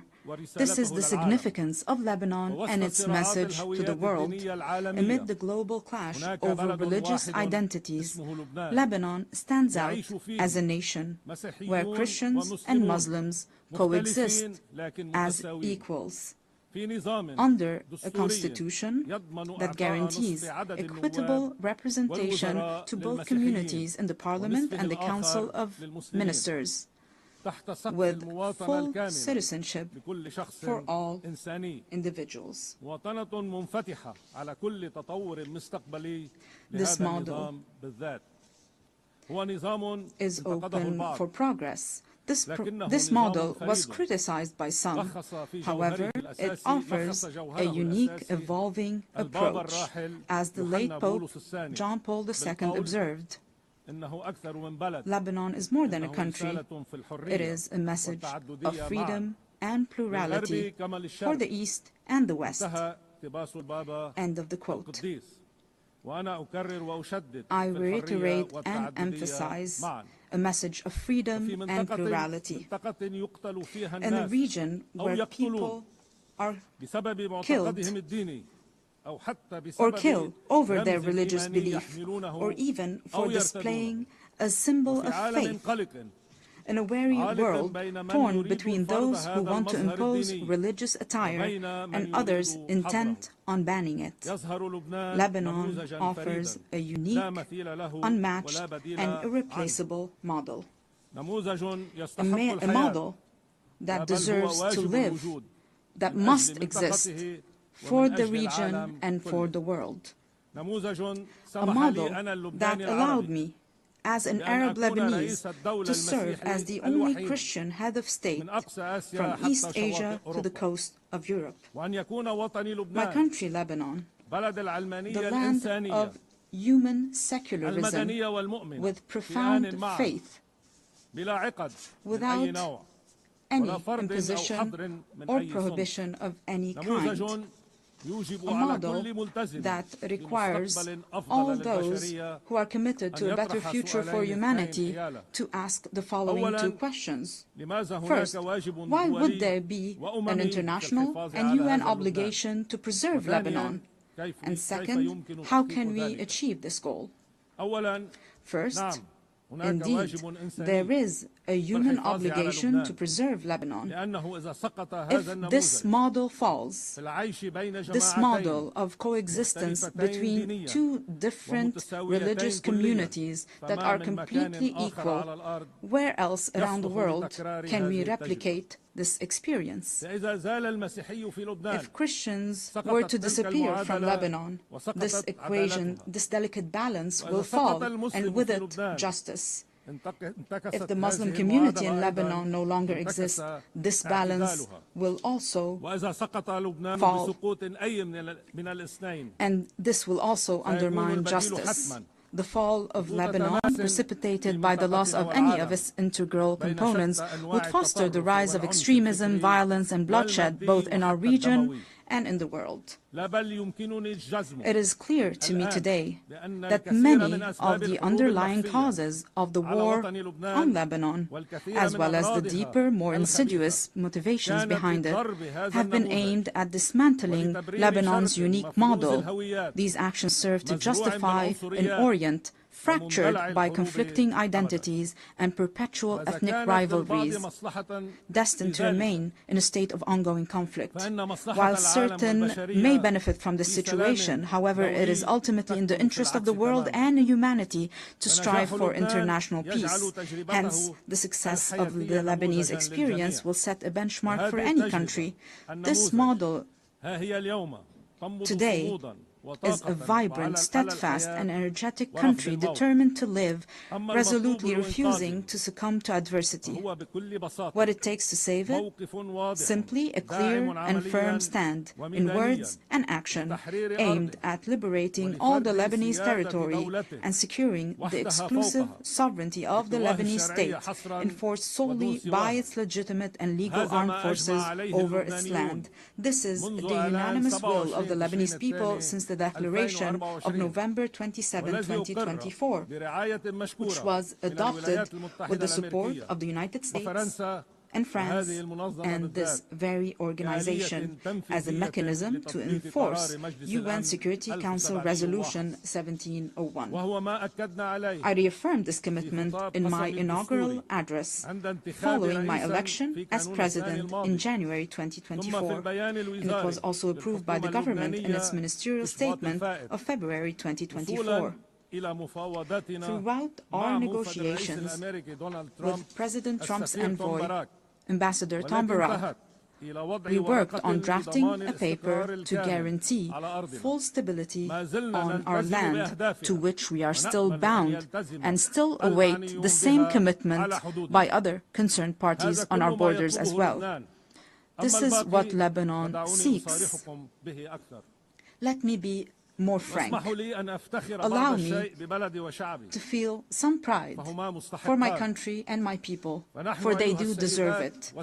Ladies and gentlemen, we are truly an exceptional country by all measures. We are a country that each year receives people from the Lebanese diaspora, the equivalent of a third of the country's residents. This underlines the unwavering connection between the Lebanese people and their homeland. There is hardly a major project in our region that does not bear the signature of a Lebanese person, nor a cultural or artistic event that lacks a Lebanese imprint. In fact, it is almost certain that Lebanese contributions can be found in every significant endeavor among the member states of this distinguished organization. One could scarcely find a nation that does not have within its borders a member of the Lebanese diaspora who is engaged, productive, and creative. These individuals integrate harmoniously with their host societies. We, ladies and gentlemen, are a country capable of embracing modernization, and we have started already implementing a gradual program of financial and economic recovery. Together with an independent financial audit, a fair restructuring of the banking sector, and the modernization of the administration, we have also taken on the fight against corruption and organized crime to rebuild the trust of the Lebanese people in their state and the world's confidence in Lebanon. Simultaneously, we have launched legislative and institutional reforms consecrating the independence of the regulatory bodies of the state's productive sectors and enhance the independence of the judiciary, aligned with international standards in the fight against money laundering and the financing of terrorism. Our government has also recently joined the United Nations Convention on Biological Diversity, in line with our history of commitment to the principles of international legitimacy. We are also set on advancing public freedom, combating hate speach, and empowering young men and women in the decision-making process. We can only be prosperous if all our citizens live in dignity. Ladies and gentlemen, our country is dedicated to investing in quality education, and we are expanding today this investment to encompass a knowledge economy. Lebanon is also an essential crossroad for global trade corridors.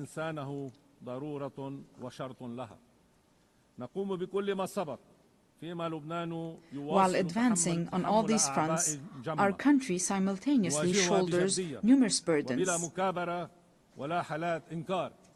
And we shoulder these burdens with responsibility and seriousness.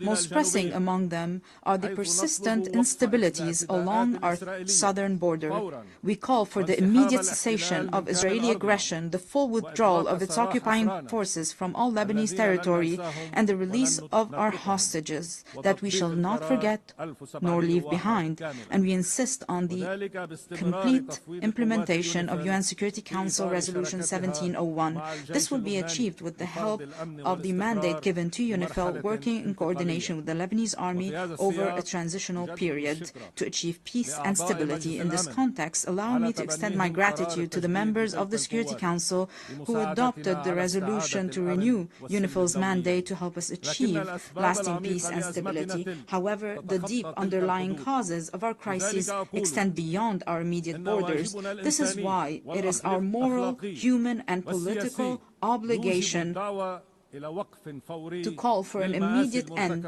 to the devastation taking place in Gaza.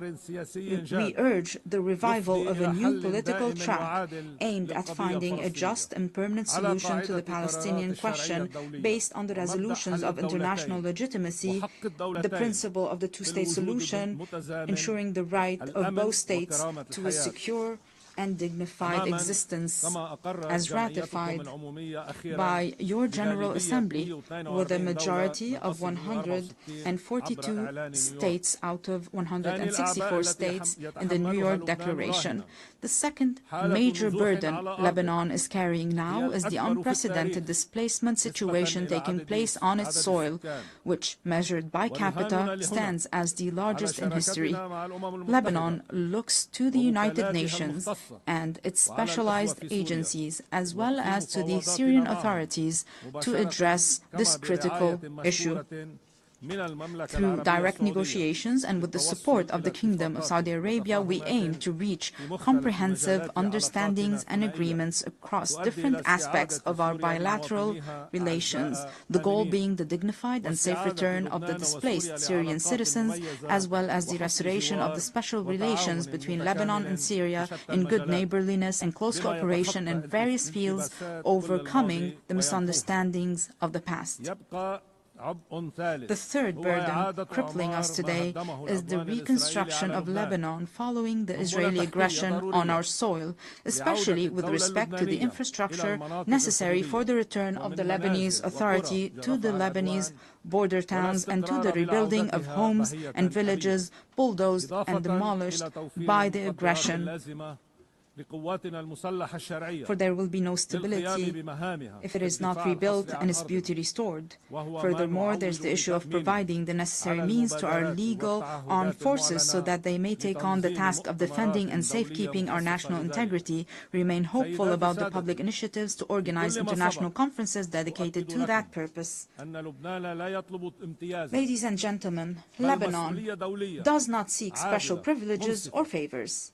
Indeed, it calls upon the international community to act with responsibility, fairness, and equality, thereby enabling Lebanon to reclaim its role as a land of freedom and plurality. This very spirit underpinned the distinguished Assembly's resolution on August 16, 2019, to grant Lebanon's request to establish the Human Academy for Dialogue and Conversions within its borders, a resolution that was for a time overshadowed by the many crises Lebanon has faced in recent years.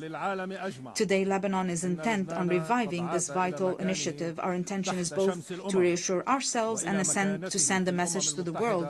Lebanon is returning to its rightful place, both within the international community and among the nations gathered at the United Nations, a true platform for human values and the advancement of humanities.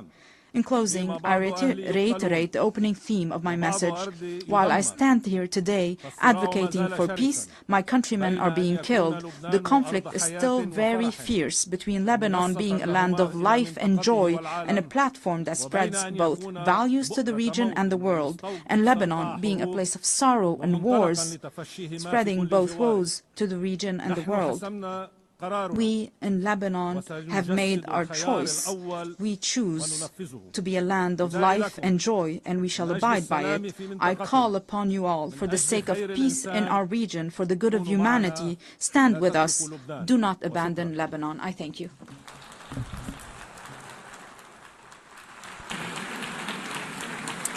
On behalf of the Assembly, I wish to thank the President of the Lebanese Republic. The Assembly will hear an address by His Excellency Emmanuel Macron, President of the French Republic. I request protocol to escort His Excellency and invite him to address the Assembly.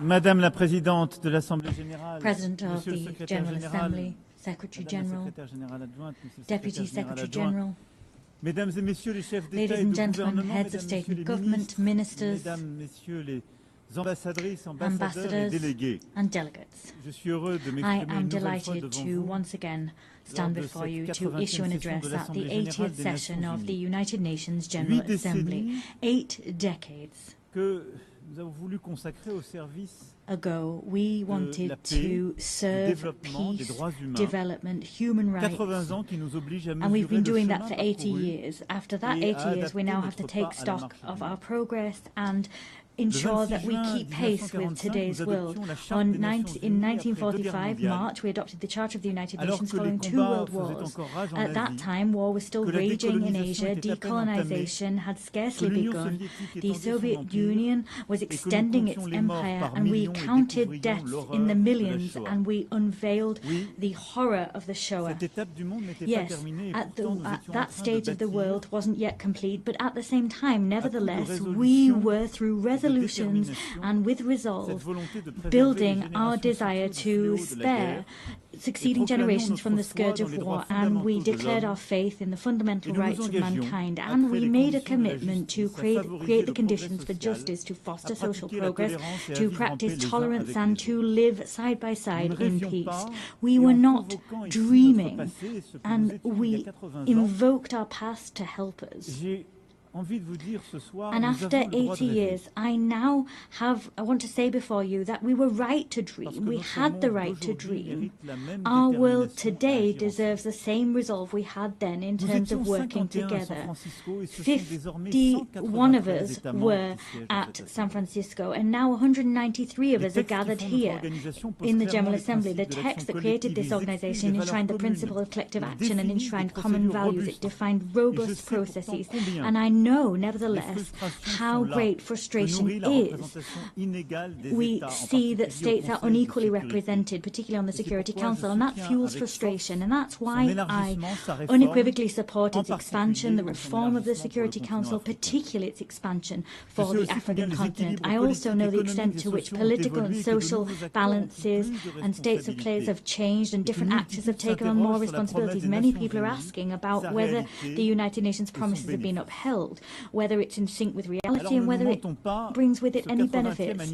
Let us not kid ourselves. This 80th anniversary is not a fact that we can just accept. Conflicts, international, national, state conflicts are proliferating. Criminal and terrorist activity is proliferating, and people are deliberately trampling on the Geneva Conventions as if war was just about terror, revenge and victory. Haiti, Burma, Ukraine, the Democratic Republic of the Congo. The list is as long as it is unconscionable.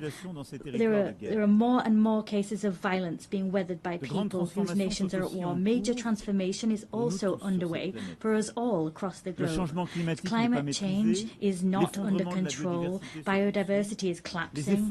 Efforts that the majority of us are ready to make are coming up against the obstacles of the cynicism of a few that can make a difference but refuse to do just that still. And we see the technology picking up pace.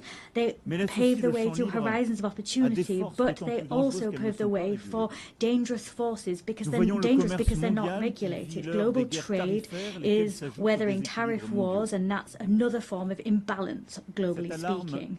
Alarm bells are ringing out loud, but that doesn't extinguish hope. Our divisions do not mean a lack of hope did not mean Syria wasn't able to free itself from war. Ukraine is staying the course, and peace is possible in the Great Lake regions. We've also adopted treaties, ambitious agreements that some people thought were impossible. A treaty on pandemics, a treaty to protect the high seas, another to finance development. The world's complexity is not a reason to throw in the towel on our principles and our ambitions. To a certain extent, ours is a moment of paradox. We need, more than ever before, to restore the spirit of cooperation that prevailed 80 years ago. And, however, in spite of that, we're isolating ourselves. There's more and more divisions, and that's plagued the global order. The world is breaking down, and that's halting our collective capacity to resolve major conflicts of our time and stopping us from addressing global challenges. France is proud to be among the people of the United Nations and pay tribute to all the people that serve them, soldiers wearing blue helmets that maintain peace where no one else wants to go, humanitarian personnel and healthcare workers that come to the aid of the most vulnerable, legal specialists, observers, rapporteurs that bear witness to the reality, ensure that the rule of law can prevail, that arbitrary whims do not rule the day. I'm talking, of course, about our NGOs, our nurses, our journalists, and many other people who bear witness to the fact that this organization cannot be replaced. It is for this reason that those that are its harshest critics are also those that want to change the rule of the game, because they want to exert domination. And these are people that do not want the common good to prevail. They want to serve their interests, and that is the major risk of our time. The risk of seeing the facts as they are just become the ongoing state of play. We don't want to see might is right prevail, but that's the risk. We don't want to see the selfishness of some people win the day. That's the risk. The risk is that some people, an elite, will decide the course that the world will run, and that they will forget that there's an international community. There needs to be respectful relations between peers. There needs to be cooperation between peers. That alone makes peace possible. That alone makes it possible to address climate change, to have a successful digital transformation, or to fight against military proliferation. It is for this reason that 80 years later, our priority is to really find the crux of effective multilateralism, to get back to that gem, collective effectiveness. We need to be clear here. The anti-game of some people makes it almost impossible for our organization to be collectively effective. They're playing against us. We need to work together to get back to that collective multilateralism. There's no point here in dividing the North from the South to think that there can be a united West in the face of a global South. That's a pipe dream. That's a vestige of an era where we wanted to isolate ourselves in blocks, pitting ourselves against each other. Here at this forum, there are only men and women that don't share the same religion. They have different visions. Their civilizations sometimes differ, but they have decided one fine day that building peace, rising up to challenges, particularly the challenge of inequality or the major transitions of the world, they forgot their differences to cooperate together. It is for that reason we need to consolidate existing rules and the institutions that guarantee our collective authority and our collective effectiveness. Human rights remain the very fundamental pillar of the United Nations House, and they give coherence to all of the action we undertake. And at that time, at a time when conflicts spread and increase in number, we also have mass human rights crises that we're facing at the same time. Our duty is to ensure that there is a respect for international humanitarian law. We proposed ensuring that as part of the global initiative that we champion alongside a number of counterparts: South Africa, Brazil, China, Jordan, Kazakhstan, and the ICRC. Let us support the ICC in its fight against impunity. Let us allow the orders of the ICJ to be implemented, their rulings be upheld. The authority, the force of law is our best chance in stopping the rule of might is right from prevailing. Upholding our values is the only way of throwing out a double standards principle. We've always called out that principle since we came together as a global parliament. Peace and security are everything. For that reason, it's so important for Ukraine to resist Russia and have peace. They need to get their territory, their children, their wealth, and their future back. The Russian aggression is not a problem of Europe, but rather a problem which plagues us all. It's our problem. It poses the eternal question of the force of law against might is right, freedom against imperialism. Ukraine didn't want war. Ukraine wants peace. France too wants peace. The Europeans want peace. The United States of America want peace.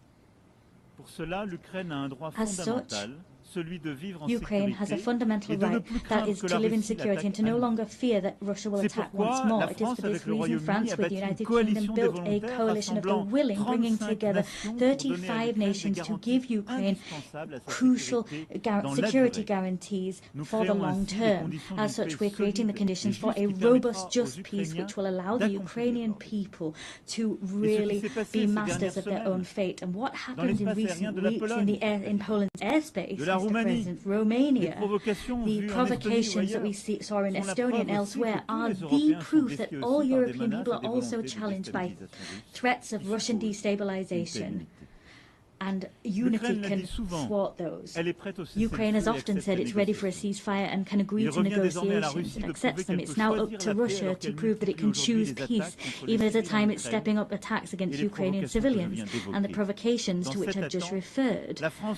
France is ready as we wait to stand shoulder to shoulder with Ukraine alongside our European partners and all those that understand that we need to hold Russia back to preserve the global order. And I welcome the proposal we saw a few hours ago from the President of the United States, recalling the gradual weakening of the Russian economy. I welcome what he said, the on-the-ground failures of Russia.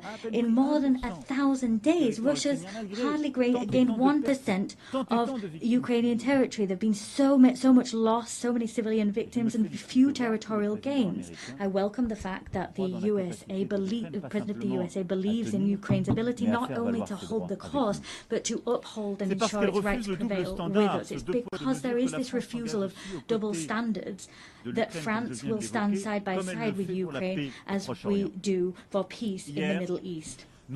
Yesterday, we adopted a credible plan to put an end to the war in Gaza, to preserve a two-state solution, Israel-Palestine, to allow the release of all hostages and to save so many lives. We've charted a course towards peace, which requires first and foremost that hostages still in Hamas's hands are released, that strikes on Gaza cease. And I am delighted that Saudi Arabia and France have convinced a large number of the members of this assembly to sign the New York Declaration. 142 members of this assembly have signed that declaration.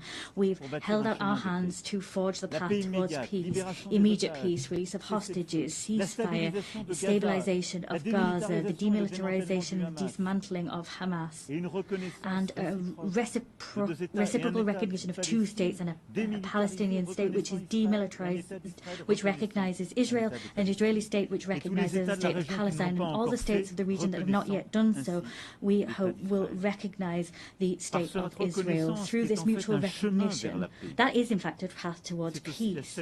It's also the stability of the region as a whole that we seek to build. There cannot be any security or stability for Israel if we have a permanent war being waged with its neighbors. Peace with Palestine in the West Bank and in Gaza and throughout Jerusalem. Peace in Lebanon. There, the struggle against terrorism cannot be waged to the detriment of sovereignty of the Lebanese people. And it's for that reason I am delighted at the work that we have undertaken hand in hand with the United States of America, with the United Nations and UNIFIL to build this path that will make it possible to restore Lebanese sovereignty, to make the Lebanese armed forces once again able, with UNIFIL, to really anchor their sovereignty and to build this monopoly over weapons, a monopoly that can only be held by the Lebanese armed forces. Lebanon will breathe easier when Hezbollah is weaker, and the rest of Lebanon will breathe even better when all of armed caches, when all of the arms held by Hezbollah are back in the hands of the Lebanese armed forces. There's no other choice. We'll soon hold a support conference for the reconstruction of Lebanon, and we'll also support the conference that our Saudi friends will hold supporting the Lebanese armed forces. In the same vein, Syria must recover its unity and its sovereignty. Syria is freer since Assad's regime fell. I received the transitional president in Paris. I welcomed him there. I'll see him again tomorrow. And with several states of the region, we are striving so that Syria can respect all components of its civil society, because that's where its strength lies. At the same time, it's in finding that unity once more they will be able to also fully recover their sovereignty.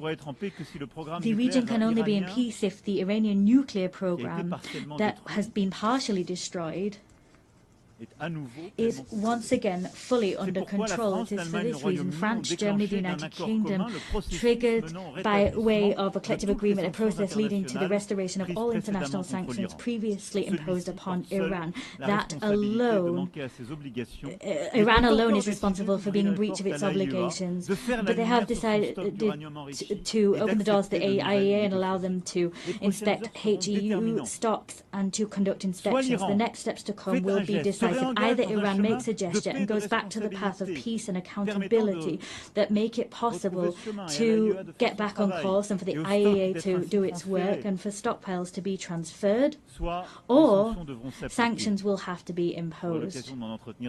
I'll have an occasion to meet with the President, if needs be, tomorrow. On each of these crucial issues, France puts forward concrete proposals, solutions. The plan for the war to stop in Ukraine exists. The plan to make peace in the Middle East is on the table. A plan to put the Iranian nuclear program back under proper control exists. The plan to restore the full sovereignty of Lebanon in the south exists.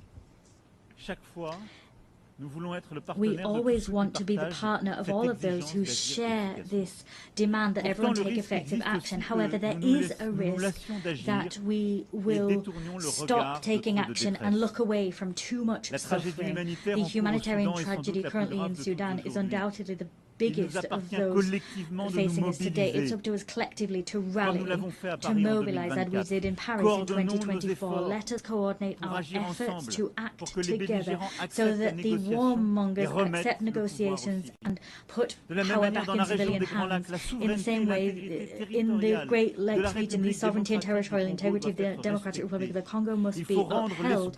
We need to return hope to the people of Kivu and to the hundreds of thousands of people that have been displaced. And it is also for that reason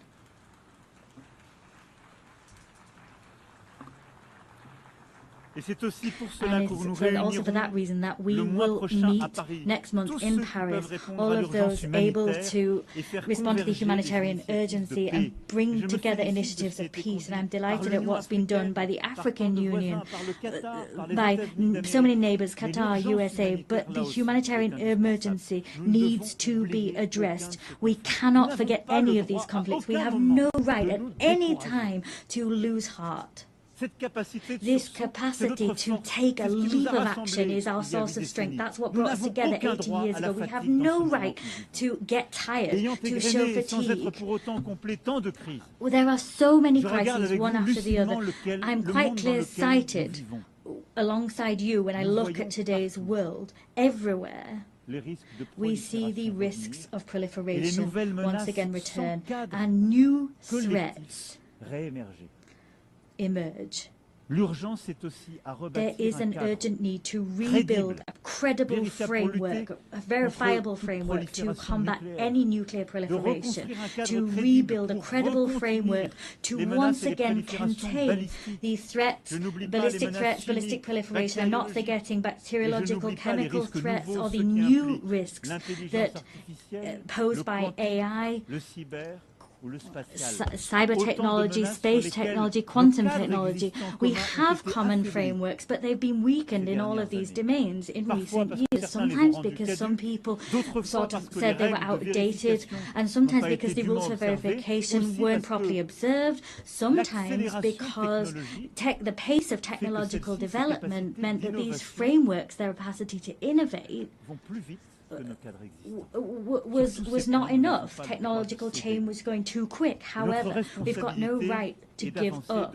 Ours is, we have to build that crucial framework for peace. The same demand for effectiveness, effective multilateralism is one that we need to uphold for our global challenges. The Secretary General attaches great importance to our organization, and he has ambition for it, and that's shown through his initiative UN80, and I share his concerns about our organization. Yes, we need, at this time of disarray that I talked about as a result of these major issues of war and conflict, we can't forget there are so many global challenges that mean that we must all come together.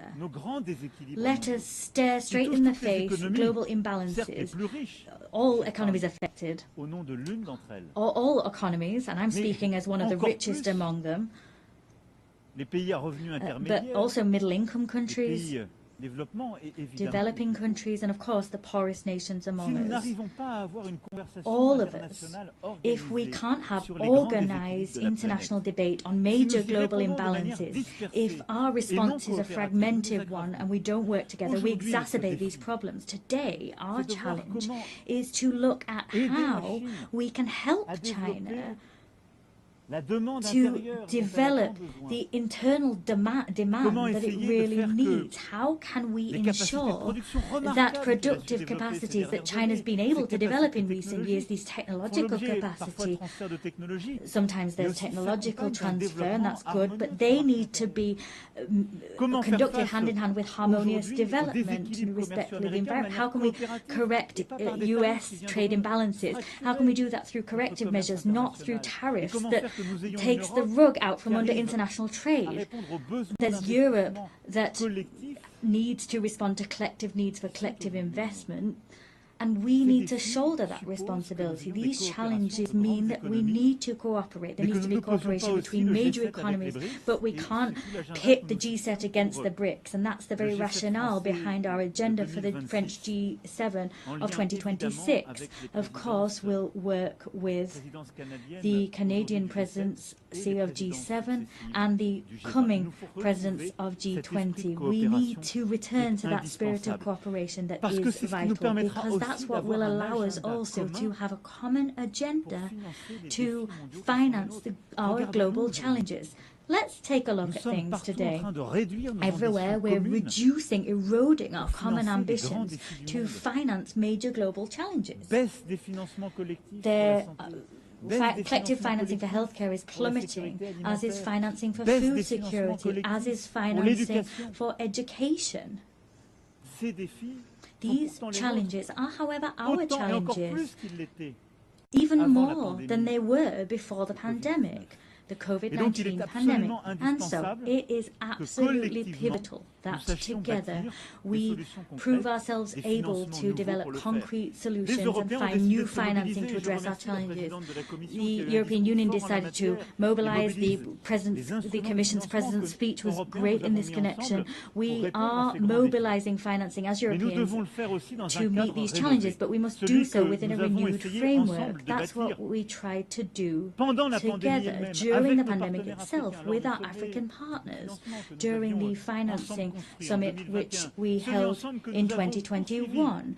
The work we did there was work we continued at the 4P summit, where we developed this pact for the prosperity of peoples and the planet. Ultimately, the agendas were the same. Together, we need to work together better to address global economic imbalances. We must develop an agenda of growth everywhere, but we must do that to also help countries to finance education, healthcare, stabilization of food security, and help them to address challenges of biodiversity and the climate. Let us come off the horns of a dilemma. We don't need to choose between growth, climate change, and biodiversity. We can do everything if we mobilize private and public financing within a framework that brings together, reconciles East, West, North, and South. That's the framework we've built. And now what we need to do is expedite the transition that's already underway. And I thank you all. The heads of the World Bank, the IMF, have commented on these efforts, but we need to go faster. The frameworks we developed have already become obsolete.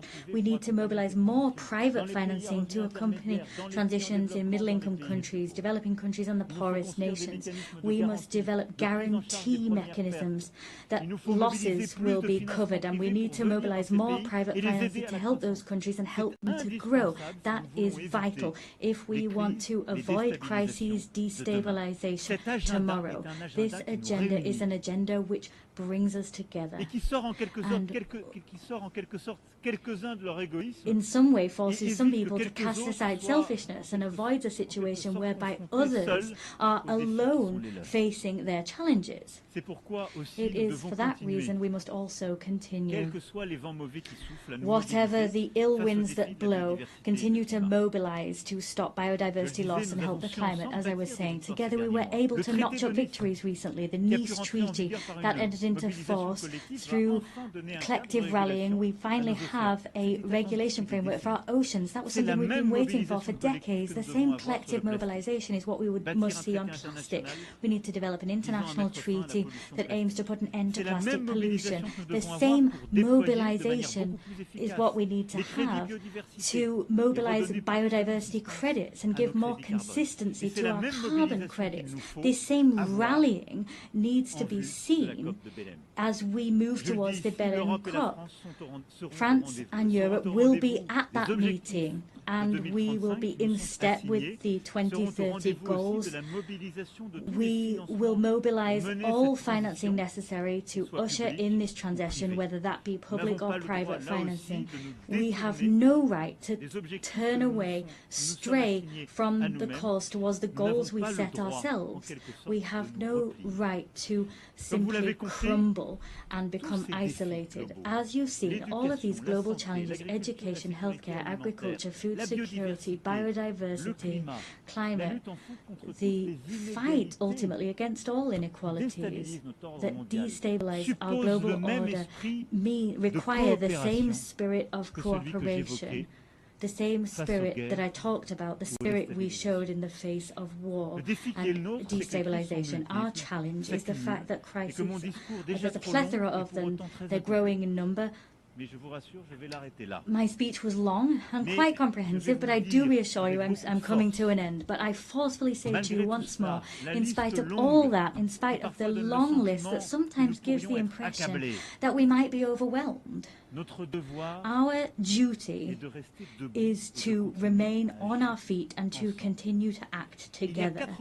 80 years ago, those that preceded us were facing collapse. The war hadn't finished. The worst had just come to pass. A world already divided was kind of stuttering, and it was up to them to build the treasure that is the United Nations. We could overwhelm our assembly, level criticism against it, reproach it for everything. Not all reproaches are fair, some are. This assembly is us. If it's ineffective, it's because some people are blocking it. Sometimes it's the most powerful. If it's not going fast enough, it's because people don't have enough resolve to make things move forward. The United Nations is all of us. There's one thing. It's that we don't have a right to be cynical. We don't have the right to get fatigued. We can't have this defeated heart, because our world is here before us, and our risk, the risk that we face, is that of fragmentation, that the law might is right will prevail, the status quo prevailing, cynicism, and to some extent that we will lose control. Yes, the loss of control. That's what all of our peoples are experiencing. Fear in the face of a future they no longer control. The fear in the face of migrations that they're weathering, a climate that we can no longer control, fear of inequalities that we can't bring under control, the fear in the face of a war we can't stop. This fear has one friend. The strongest friend, the mightiest person that was able to prevail, the cynic that was allowed to prevail. We have one responsibility, that is to act together, build this multilateralism once again with the same faith, with the same resolve as the founding fathers of this assembly. We need to do that with even more effectiveness, but with the same will. We cannot give ground to injustice. We can give nothing to fatality or the sense of the inevitable. We need to act, act, and act. So it's up to us to do just that together. I thank you.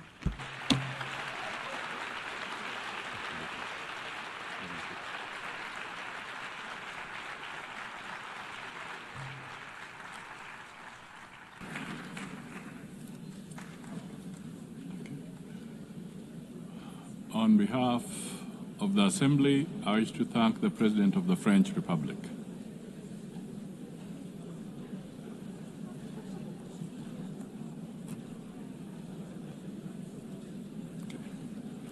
The Assembly will now hear an address by His Excellency Shadia Zaparov, President of the Kyrgyz Republic.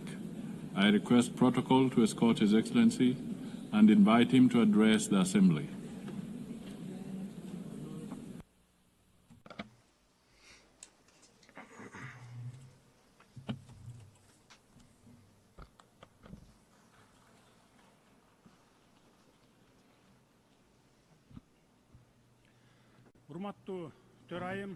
Madam President, Mr. Secretary General, distinguished heads of delegations, ladies and gentlemen, allow me to sincerely congratulate Ms. Annalena Baerbock on her election as the President of the 80th session of the United Nations General Assembly and to wish her every success in her work.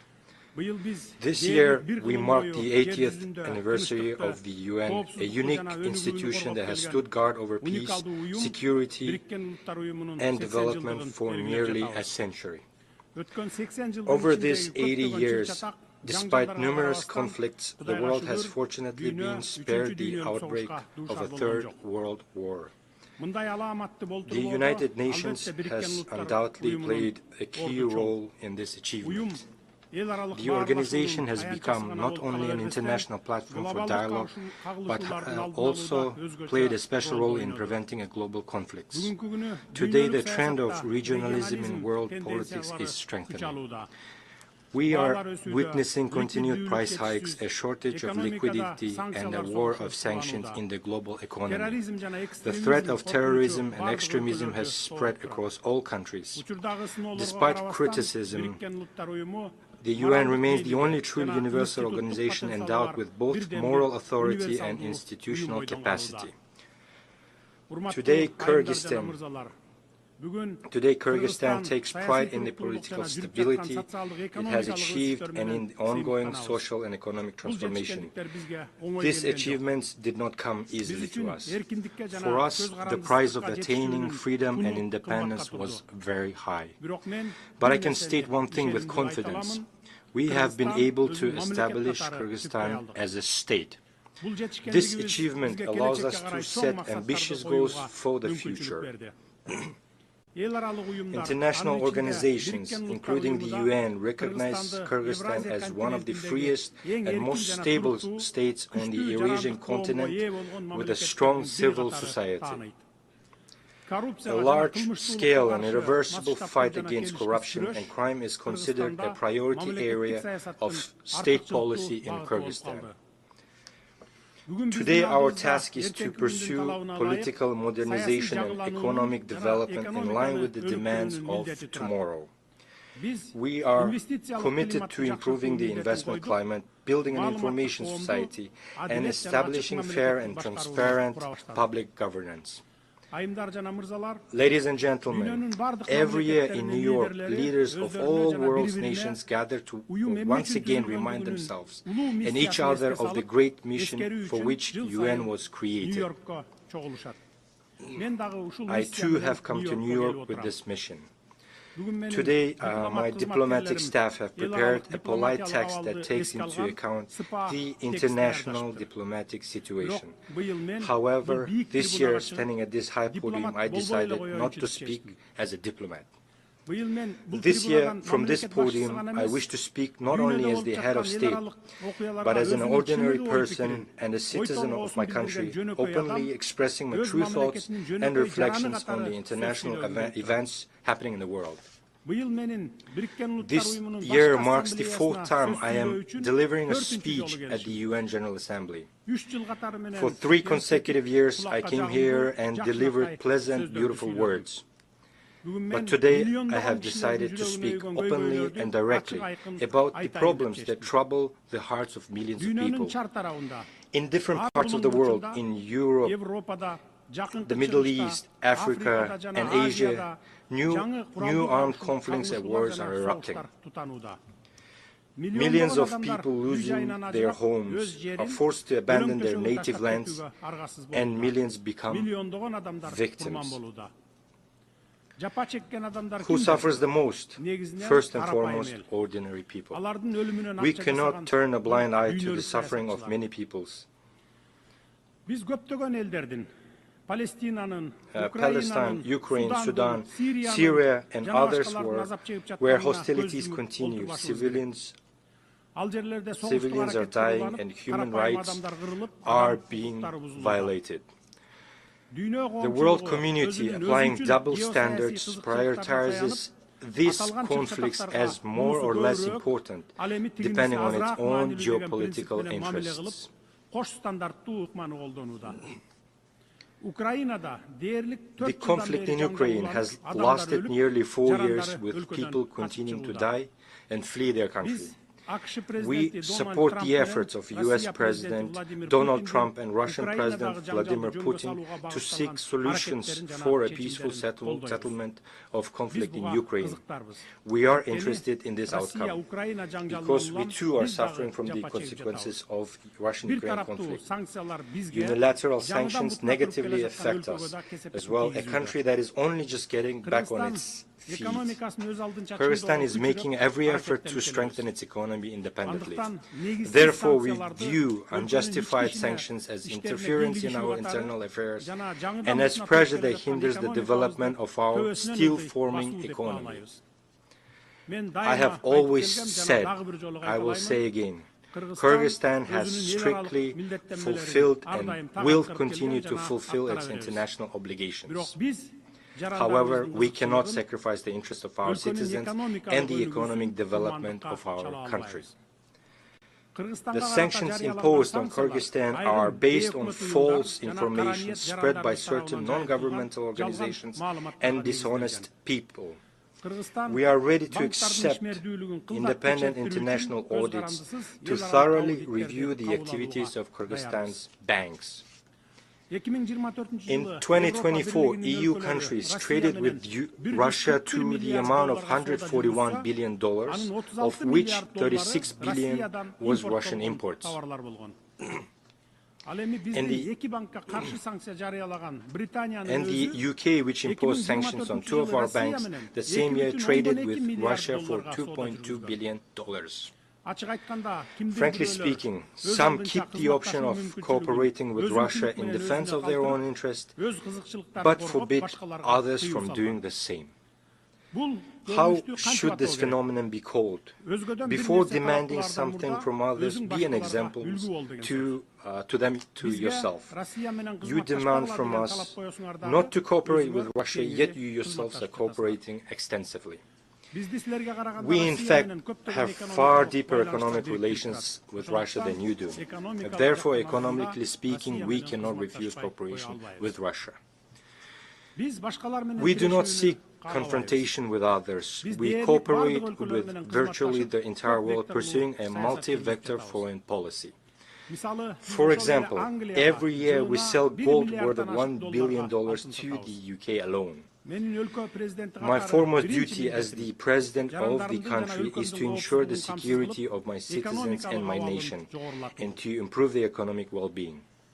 We oppose the politicization of economic cooperation and trade. Therefore, we demand the lifting of sanctions against 2 of our banks. Distinguished ladies and gentlemen, the UN Secretary General has already described the Gaza Strip as a graveyard of thousands of children. One more is needed to stop the war and the horrific events in Gaza. We must empathize with Palestinian people who have suffered enormous losses as a result of inhuman conflict in the Gaza Strip. We must not remain indifferent to the human tragedy unfolding before the whole world. We demand an end to genocide against the Palestinians and the commencement of international judicial investigation by the UN International Court of Justice. My country has always firmly condemned violence and terrorism in all their forms, including the terrorist attacks on Israel on the 7th of October, 2023. Such terrorists must be punished harshly. However, the fight against terrorism and the methods used to eliminate terrorists have their own rules and procedures.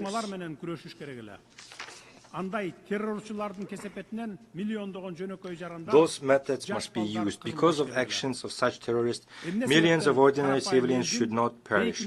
Why do we allow the mass deaths of ordinary people and innocent children by the hundreds of thousands? The only way to establish a lasting peace is to implement the principle of 2 states for 2 people. Palestine must gain independence based on 1967 borders. We also condemn the recent rocket strikes on the territories of Qatar and Iran, since such attacks infringe on the sovereignty of independent states, create threats to regional stability and security, and run counter to the norms of international law. The fight against terrorism and modern threats in Gaza, Iran, Lebanon, and other regions must be proportionate to their scale and nature. Civilians, women, and children must not suffer and be sacrificed. Distinguished ladies and gentlemen, as a neighboring country, Kyrgyzstan considers it important, especially in these difficult times, to provide comprehensive support to the Afghan people by integrating Afghanistan's economy into the regional and global economic processes. To isolate Afghanistan at the international level and deprive it of foreign assistance is wrong. It is unjust. We believe that the use of financial instruments for geopolitical and ideological gain, thereby deepening the humanitarian crisis, is an act of injustice and inhumanity. Therefore, we are convinced that the assets of Afghanistan frozen by Western countries in the amount of $9 billion must be returned to the Afghan people as soon as possible. These funds could contribute to the restoration of infrastructure, expansion of access to credit through local banks, the development of agriculture, and the creation of new opportunities for millions of people living in poverty. Бул акчаларды ушул тапта өзүңөр колдонуп, пайдасын көрүп жатасыңар. Эмне деген уятсыздык. According to the UN data, in 2025, 15 million people in Afghanistan faced hunger and 24 million required humanitarian assistance. As we all know, at the beginning of September, more than 2,000 of our Afghan brothers lost their lives as a result of an earthquake.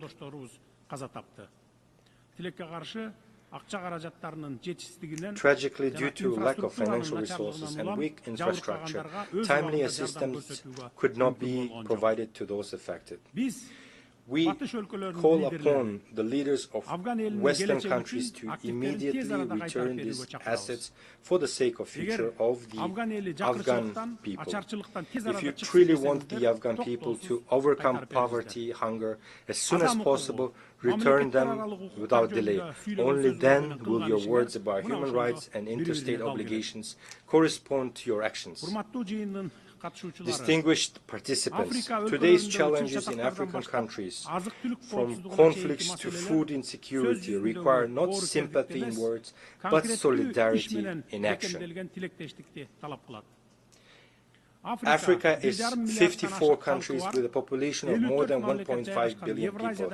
It is the second largest continent after Eurasia. Africa possesses enormous reserves of resources, and we are confident that in the near future Africa's role in the global economy and international politics will multiply several times.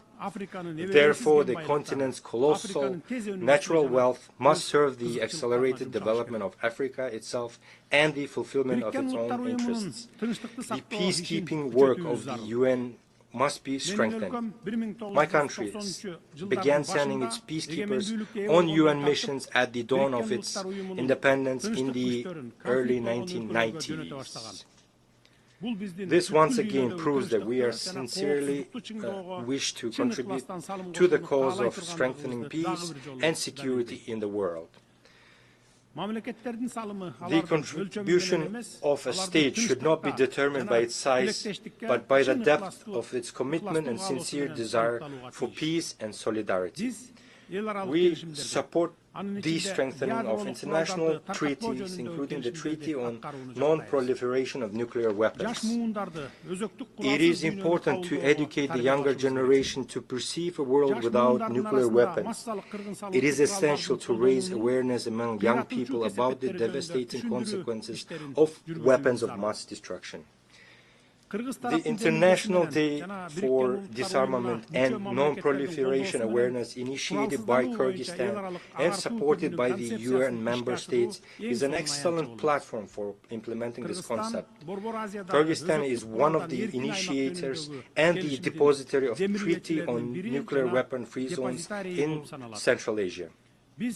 We have acceded to all fundamental international instruments on disarmament and non-proliferation, including the Treaty on Non-Proliferation of Nuclear Weapons and the Comprehensive Nuclear Test Ban Treaty.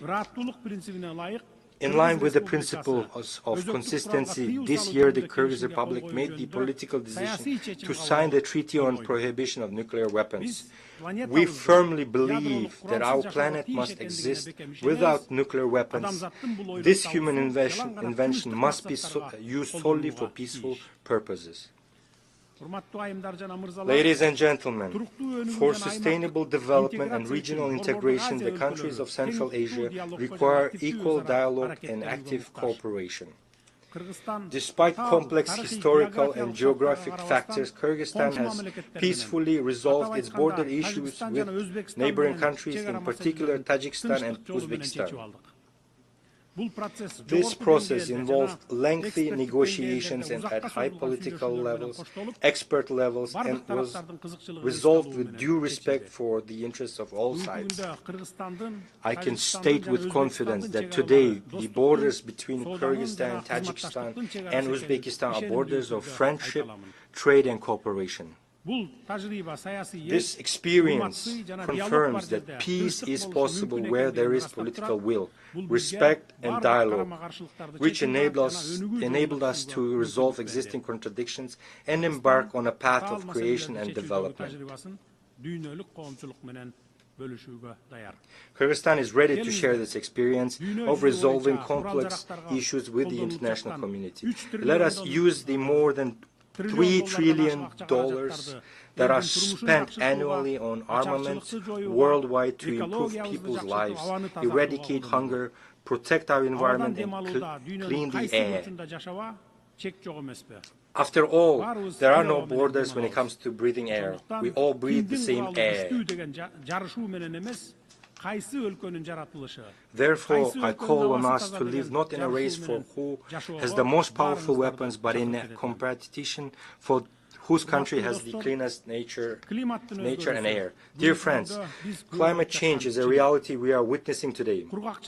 We face threats of drought, melting glaciers, changes in ecosystems, and loss of biodiversity.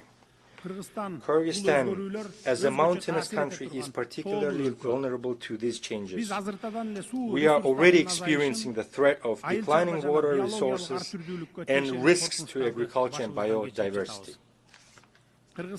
Although Kyrgyzstan is landlocked, it actively participates in international environmental initiatives and can play a significant role in supporting agreements aimed at protecting global ecosystems.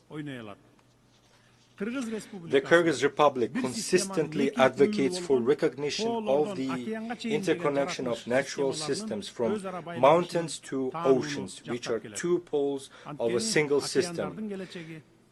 The future of the oceans begin on the mountaintops. In this context, we ratified the agreement on conservation and sustainable use of marine biological diversity and became among the first 60+ countries to join the agreement.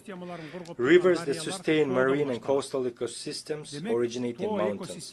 Thus, the protection of mountain ecosystems and the sustainable management of the oceans are interconnected. At present, the country is preparing the second Bishkek +25 summit, scheduled for 2027, as a central platform for states, international organizations, and experts on sustainable development of mountain regions. We invite all of you to take an active part in this event. Dear friends, as former UN General Secretary Dag Hammarskjöld once aptly said, the UN, was not created to lead humanity to heaven, but to save humanity from hell. Today these words are more relevant than ever. The organization was born from the horrors of war, but lives and on thanks to faith in cooperation, dialogue and respect. Now more than ever, it is important to preserve and strengthen the system of multilateralism as a shield against anarchy and unilateral decisions. There is an urgent need to develop fundamentally new international mechanisms that adequately respond to contemporary challenges and threats. Our organization needs to change. This is no longer a choice, but a requirement of time and today's realities. In this context, we support the effort of the Secretary General to reform the UN under the initiative UN80. It is also time to improve the reform work of the UN Security Council. At present, 50 members of the Security Council effectively decide the fate of all world's states.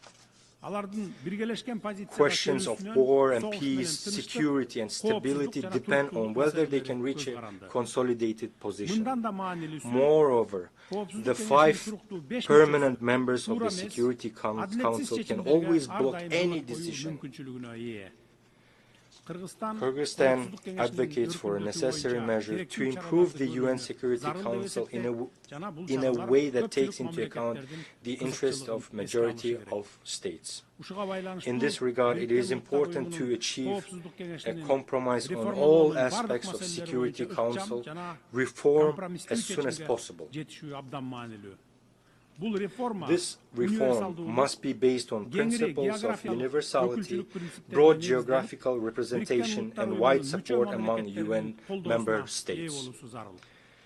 Kyrgyzstan considers it legitimate and fair to expand the rights of African states to membership in the Security Council and to eliminate historical imbalances. More than 60 member states, including Kyrgyzstan, have never been elected to the Security Council, while some countries have been elected 5 or 6 times. We think it's not fair. Distinguished delegates, Kyrgyzstan strives to make its contribution to peace, global security, and sustainable development. In order to draw the attention of the UN and the world to the challenges faced by small states, Kyrgyzstan has put forward its candidacy for non-permanent membership in the UN Security Council for the period 2027-2028. The support of countries that have never been elected to the Security Council will strengthen confidence in equality among members and thereby raise the authority of organization and reinforce trust in it. We sincerely believe in the principle of justice, and I ask UN member states to support us in the elections in June next year. Every country should have the opportunity to serve as a member of the Council and contribute to the cause of maintaining peace and security. I can confidently say that Kyrgyzstan is among those states with the experience needed to raise meaningful issues in the Security Council. We will firmly uphold international law, justice, the protection of human rights, and support the multilateral system based on mutual respect, balance of interest, and responsibility to future generations. Distinguished ladies and gentlemen, our challenges are shared, and our responses must be united. Our words must match our deeds. We cannot afford inaction.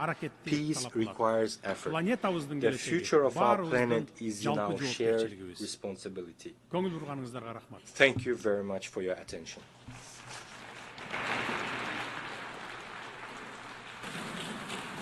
On behalf of the Assembly, I wish to thank the President of the Kyrgyz Republic.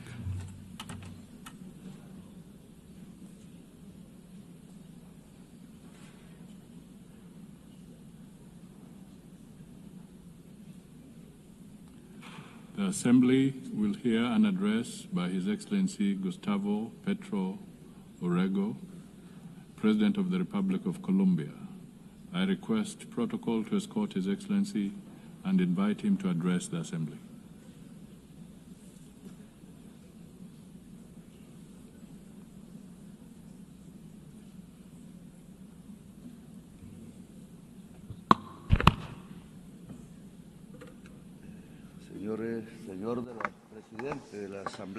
President of the General Assembly, this is my last statement as President here. It's the fourth time. In my first speech, I announced that it was very likely that there would be conflicts in Ukraine and Gaza and Palestine, and that I suggested that there be a peace conference. But those who don't have bombs or large budgets are not heated here. Well, 4 years later, the horrific situation in Palestine did not lead me to think that almost the same thing could happen in the Colombian Caribbean area, where unarmed young people are being shot at with missiles in the open seas. And now we are in a different situation. Perhaps it's more global, a kind of Stone Age that has descended on all of humankind. Missiles against 17 unarmed young people in the Caribbean Sea, some of them Colombians.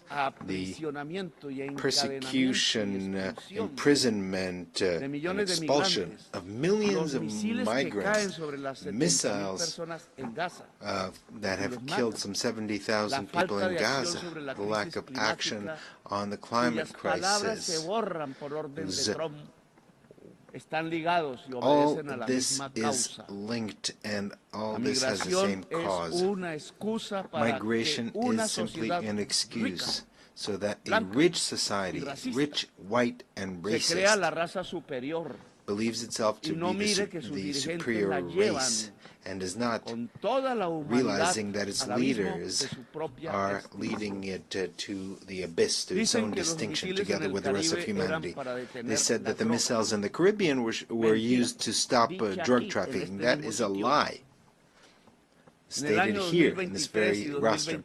In 2023 and 2024 were years when the largest amount of cocaine was seized, and over 700 drug traffickers were extradited to the United States in Europe. I extradited them,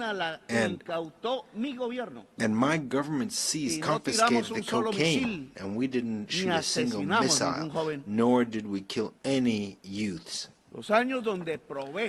The years where I was able to prove that it's more effective to substitute coca crops than eradicate them, than forced eradication using poison, forcing peasants to use it. The violent war against drugs was a failure, and I replaced it with an effective anti-trafficking policy, not based on a mix-up between an inert substance, that is drugs, with people who actually use it and practice it. But what was necessary is to destroy dialogue and to shoot missiles. Was it really necessary on unarmed, poor young people in the Caribbean? The anti-drug policy is not meant to stop cocaine that is coming to the United States. Anti-drug policy is to dominate the peoples of the South as a whole. You shouldn't look at the drugs, you should look at who has the power and who dominates. This is why I speak to you as a decertified president. I've been decertified by President Trump, without him having any right to do this, a human right or divine right, or any sensible reason. They want to force by violence tens of thousands of peasants to do what the U.S. government wants to do, which are influenced by mafia groups in Colombia. Thousands of peasants are massacred in Colombia by politicians who were senators, who were presidents, who were ministers that were bribed and on the payroll of the drug mafia.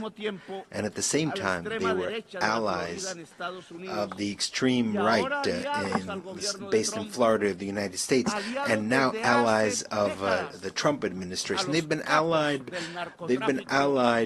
for decades with drug lords, cocaine drug lords in Colombia. They were allies, and so they led this anti-drug policy from Washington. I don't know if Trump even knows that his foreign policy towards Colombia, Venezuela, and towards the Caribbean is based on advice from Colombians who are allies of the cocaine mafia. I myself denounced these politicians, including the paramilitaries, drug traffickers, naming them by their names in the Congress of Colombia when I was senator, and many times they wanted to kill me because of that. And they did not want me to become president. They wanted me to shut up. And now they don't want another progressive government to be reelected. That is why I've been personally decertified, and they have spread calumny against Colombia. Colombia has confiscated the highest amount of cocaine in the history of the country under my government, and I've been decertified. In Colombia, we have managed to stop the increase in the rate of expansion of coca crops that was 43% under the government of Duque, and has dropped to 3%. And Duque was not decertified. He was who had someone who financed his campaign who was a drug trafficker, and instead they've decertified me. So the anti-drug policy is not aimed at the public health of a society, but rather to prop up a policy of domination. They don't want to give the power to the people. The young people that were killed using missiles in the Caribbean were not from Hamas. They were not from other terrorist groups. They were poor Colombians. And with apologies to those who dominate the United Nations, there should be criminal cases against those officials of the United States for doing this, including the utmost official, President Trump, that allowed the shooting of missiles against these young people who were simply trying to escape poverty. Youths in a speedboat who might have had a certain amount of drugs were not drug traffickers. They were simply poor youth. But the real drug traffickers live somewhere else, not in America, not in Latin America. So it's easy to shoot missiles against the speedboats with migrants and accusing them of terrorism and drug trafficking when they don't have a single weapon to defend themselves, when the real drug traffickers live in New York, here, just a few blocks from here, in Miami. And they reach agreements with the DEA. And they're allowed to traffic in Africa, in Russia, in China, but not in the United States. A country that has not managed to reduce its consumption of cocaine because it's drug addicts, or rather they did manage to reduce the consumption of cocaine simply because their addicts switched to another type of drug, fentanyl, which is much deadlier. This fentanyl is produced in the industrial heartland of the United States, here, not far from here. And the consumers are here as well. It's produced and consumed in the United States. That is the worst.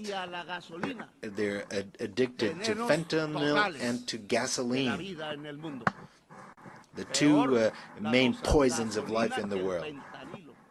Gasoline is even worse than fentanyl. Only the black-skinned people here, those who are ancestral here, that were thousands of years have been here, or young people, or women who don't want to see their children die of any color of their skin.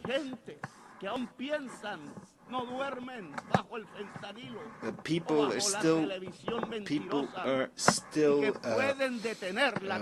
on fentanyl or hooked on television. Only they can stop this domination by the United States. The people who have taken to the streets in California, in New York, in Philadelphia, where the Liberty Bell stands, in spite of the National Guard that Trump sends out against its own people to shut them up, to the states that are free.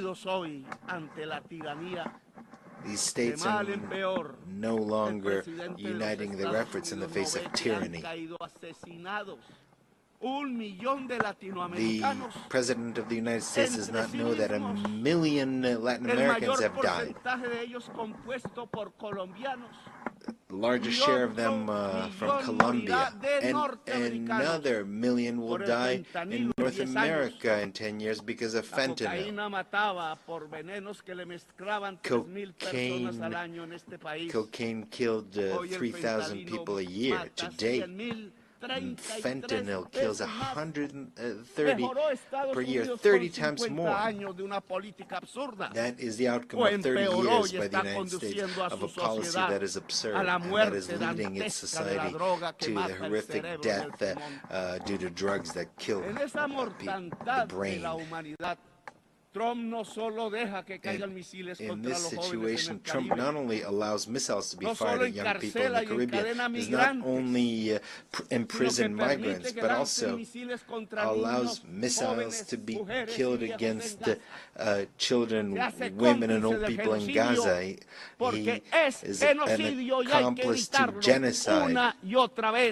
It is a genocide, and we need to prevent it. This forum is a mute witness to a genocide in a world where we thought that this was something only a legacy of Hitler. Here they don't speak of life, of the climate crisis. What is happening is the death of thousands of children. Meanwhile, we in Colombia have not increased the rate of killings. We have the lowest unemployment rate in the country this century. We have the lowest unemployment rates. We have developed our agriculture by 10% and our industry by 5%. We have more tourists than ever who have come to see the beauties of our country, our cultural and natural beauties. And we are seeking peace by negotiating with drug traffickers and with rebels. I will always be ready to discuss, to negotiate, to save lives. and to eradicate coca crops, but based on their own voluntary decision by Colombian peasants. Let us not be bribed by the drug traffickers, as was the case in previous governments in Colombia. And 25,000 hectares have already been eradicated voluntarily. We have been successful in this new policy. It's not an anti-drug policy, but an anti-drug traffickers policy. That is something different. And we're grateful to the countries that have helped us, such as Qatar, Cuba, Mexico, Vatican, Norway, Brazil, and Venezuela. We don't want to thank those who want to sow war between us. People of the world, listen, Latin America does not only mean drug trafficking or coke or cocaine. Latin America has a massive potential for clean electrical energy, renewable alternate energy based on wind, water. The United States has a huge demand for energy, and 70% of it is filled by fossil fuels, in other words, based on carbon, coal, gas.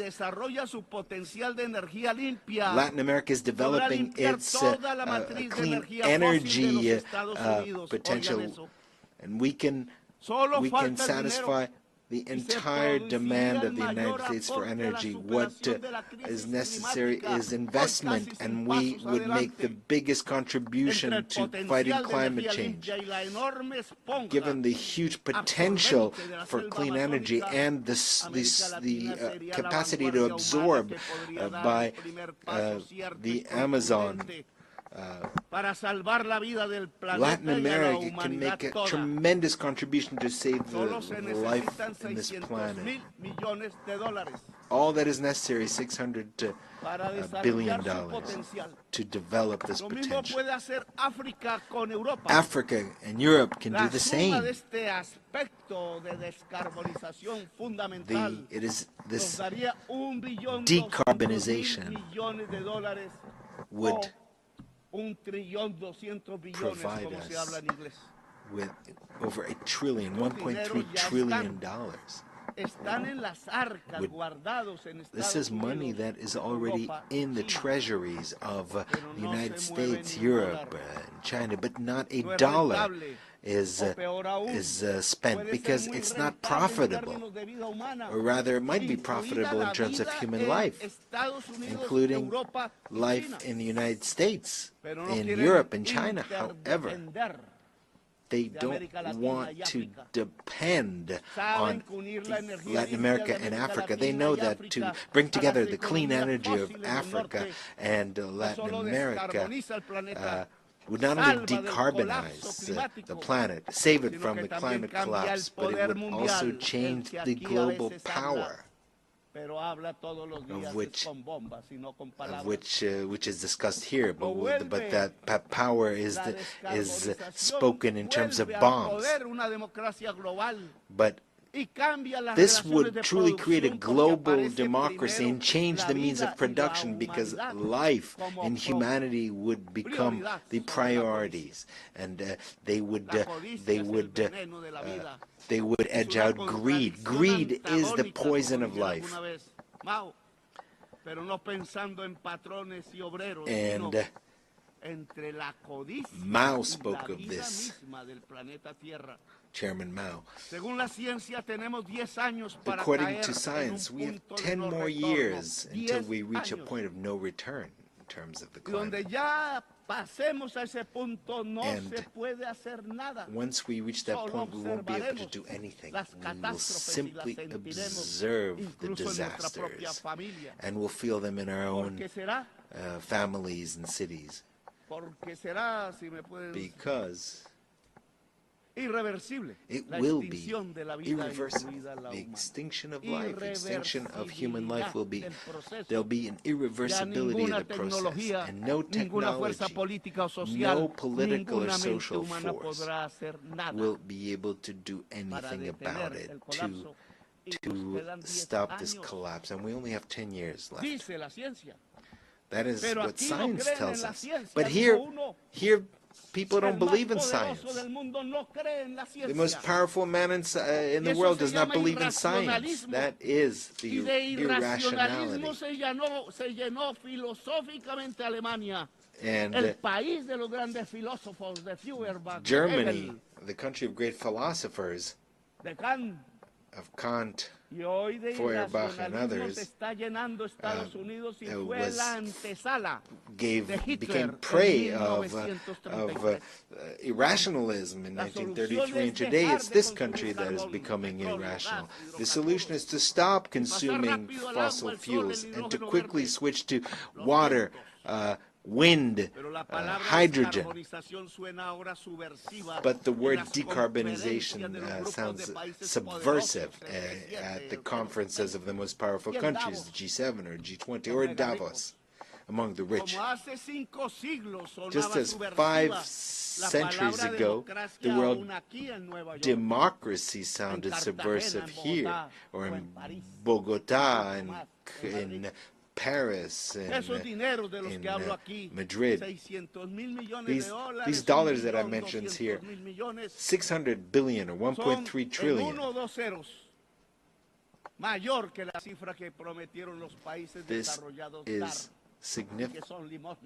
This is just a little more than what the rich countries pledged at the COP in Paris, and they have not fulfilled their pledges because they're not interested in decarbonization. And what has come is basically loans from multilateral banks, which are just small amounts compared to what is needed. The climate crisis means that in all public budgets, investment in decarbonization and adaptation should be the priority. A global financial policy is necessary that is different. The debt risk premium should be abolished. Which countries are the riskiest? They are the countries that have the highest greenhouse gas emissions, such as this one. These are the riskiest countries. Whereas the countries that absorb CO2, and we have jungles and a lot of water in the south, we absorb the CO2 of the north. But the market does not agree with that. So the debt of the poorest countries must be forgiven. There should be swaps, debt swaps for adaptation and mitigation and investment in the climate crisis. So people from the United States and those from Wall Street, from London, you want to collect the interest payments from the debt of our countries. What you will find eventually is cemeteries, because we'll all be dead. The money will be useless in the midst of all the cemeteries. Another subversive word is the plan. A global plan. The word plan has been forgotten because it was not necessary to plan, because the plan is anathema.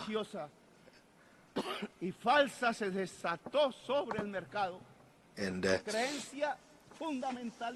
there was a fundamentalist belief in the markets, thinking that markets would bring happiness. The Swiss economist Arras said this. And in fact, the market leads to an abyss. It leads to death, as we are already witnessing today. Malras, that was his name, was wrong. Neoliberalism was mistaken from the very beginning, and it's been guiding our countries for the past 50 years based on completely erroneous formulas. The plans should be binding on national states. There should be a global democracy supervised by a Security Council that does not have the right to veto. Because we have to understand that the market will not resolve the climate crisis, because it has produced that crisis. It was capital, which is based on unequal relationship between those who own the means that create the carbon and those who work, who are salaried employees. And this is a system that has to produce more and more objects that the boss, the owner, has to sell. And the same thing for the production of fossil fuels. That is what has produced the climate crisis. Produce more, to consume more, to sell more, and thus create more carbon, more oil until we die. But this will not last forever, because carbon and fossil fuels have reached the end, because that is perhaps will mean the end of capital in general, because if it's not the end of capital, it'll be the end of life. The owner of capital is an individual that has power. It's not a thing. It's not some kind of puppet. It is a human being with his greed, a slave to his greed. That is the individual who will seek to make sure that more and more oil is produced in their countries, even if it poisons his life. And continue to dig for more oil, even if it destroys the atmosphere and destroys life. So we have to choose either life or greed, either the Stone Age or local and global democracy. Freedom or death, as Bolivar said, and that was his slogan, his red and black, white and white banner. Freedom red, death black, and possible peace white. That is what is necessary, is a revolution by the peoples of the world to overcome the climate crisis and not to allow this crisis to reach a global collapse. It is a revolution of the united peoples, of civilizations that need to engage in dialogue, more than states themselves. It is a revolution of entire humanity to save life on the planet, and perhaps with the cooperation of certain governments that want to support life. Today, the United Nations is experiencing a crisis, and there's a need to transform it. Today, we have nation-states gathered here who no longer have power, and that no matter how much they vote, they are ignored, because the nation-state has also reached its decadence, its ultimate fall. Because capital has become global. It's not contained in a state. Socialism was supposed to be global. Stalin, in fact, in Yalta condemned a global revolution that was occurring in Spain and in Greece, and it might have occurred in Latin America and other places. So humanity is a new political subject that is emerging rather than the nation state. And so the United Nations has to become a united humanity, even though a diverse but united humanity, a new subject is appearing in human history. And this is very important. I think that this is wonderful because we have to overcome the idea of a nation-state to convert, to become humanity, but that humanity must be united. For that, there needs to be democracy around the world. There needs to be permanent dialogue in the midst of diversity. It is our differences that compels us to coordinate our action at the global level. Dialogue, yes. Humanity, yes. Humanity, profoundly democratic, yes. Hopefully, the humanity based on leaders who are free, rather than a humanity that is basically slaves, just to beasts of burden. A humanity that shoots missiles against young people that are defenseless armed people, or shoots missiles in a place of the world near where Jesus was born.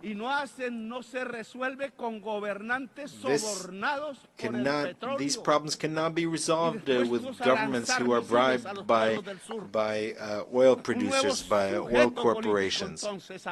So a new political subject is emerging. A united and diverse humanity, united despite its diverse cultures. Meanwhile, the old societies of Europe are collapsing, and the United States is applauding its new Hitler. It's not listening to its own young people or its older people who died in Europe in the battlefields of Europe fighting against Hitler and against his criminal ideology. Today, the same thing is being done as Hitler did, building concentration camps for migrants. And it stated that migrants are of an inferior race, and they blame them just like Hitler blamed the Jews.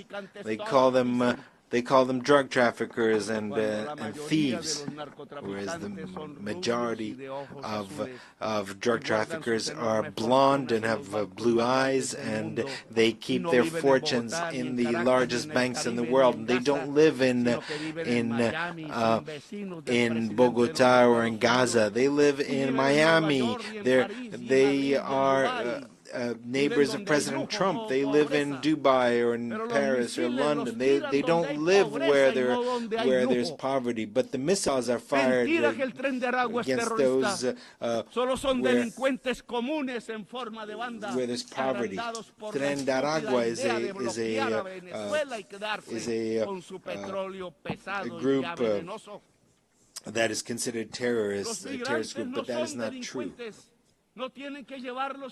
Migrants are not criminals. They should not be put in concentration camps, expelled and chained up.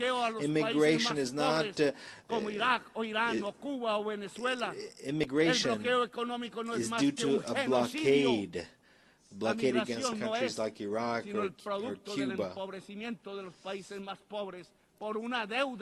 Immigration is a result of the impoverishment of many countries because of their indebtedness, because of wars unleashed by the United States and Europe to grab their oil. Immigration is a consequence of a climate crisis that leaves the tropics without water and destroys the environment. The solution to migration is very different from missiles or prisons or camps. There is no higher race. There's no supreme race.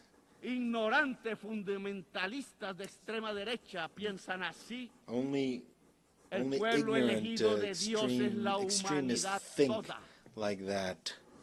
All of humanity is made in God's image. They use immigration as a scapegoat to do nothing against the climate crisis, which will put an end to life. They use immigration to get the votes of the whites, but what is necessary is to put an end to the consumption of CO2 and oil, and stop drilling and drilling and drilling for oil. We need a different world, a humane world. And first and foremost, we need to stop the genocide in Gaza. Humanity cannot allow a single day more of this genocide, or for the genocidal Netanyahu and his allies in Europe and the United States to continue. The United Nations must uphold the decisions of the International Court of Justice. International law is the basis of civilization and of its wisdom as distilled in history, and it must make sure that the decisions of international justice are implemented, are applied. Diplomacy has been tried in Gaza. It could not resolve the situation. I'm sorry, and I'm sorry, President Macron. We can keep insisting and insisting, when every single day, every single minute, a missile is fired and destroys the bodies of babies and children in the Arab state of Palestine. Every day, there are decisions, resolutions that are vetoed in the Security Council. Every day, more and more children die. More and more bombs, more and more dead.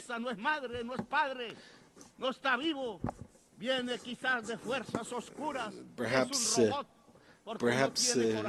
those who do this, who shoot this, are robots. Maybe they don't have their own children. They're not human.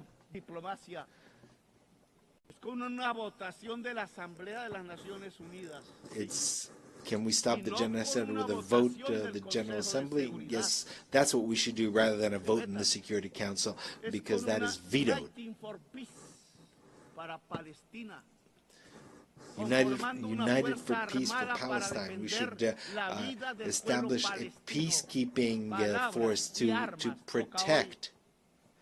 What's necessary today are words, not blue helmets that are often lack training, and they're not ready to do this. No, what we need is a powerful army of countries that do not accept genocide. That is why I invite nations of the world and their peoples, most importantly, as an integral part of humanity, to bring together weapons and armies and to defend Palestine.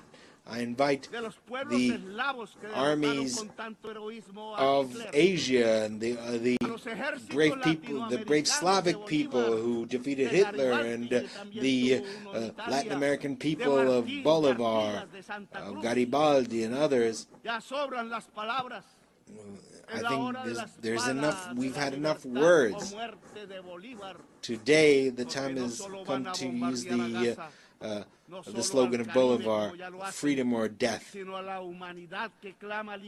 because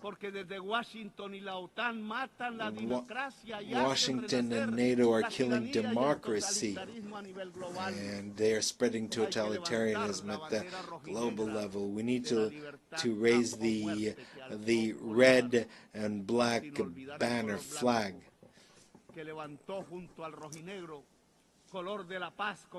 without forgetting the white color, which was the color of peace and the color of hope in the heart of humanity. The United States no longer teach democracy, but rather kill democracy, especially among its immigrants, filled with greed. The UN should begin its change by stopping the genocide in Gaza with an army of liberation and salvation, and there should be a decision here taken in the General Assembly without any veto. After Gaza, we can start working on decarbonization so that we can found a truly global democracy and a new Security Council can be established without any vetoes and where its decisions would be binding. And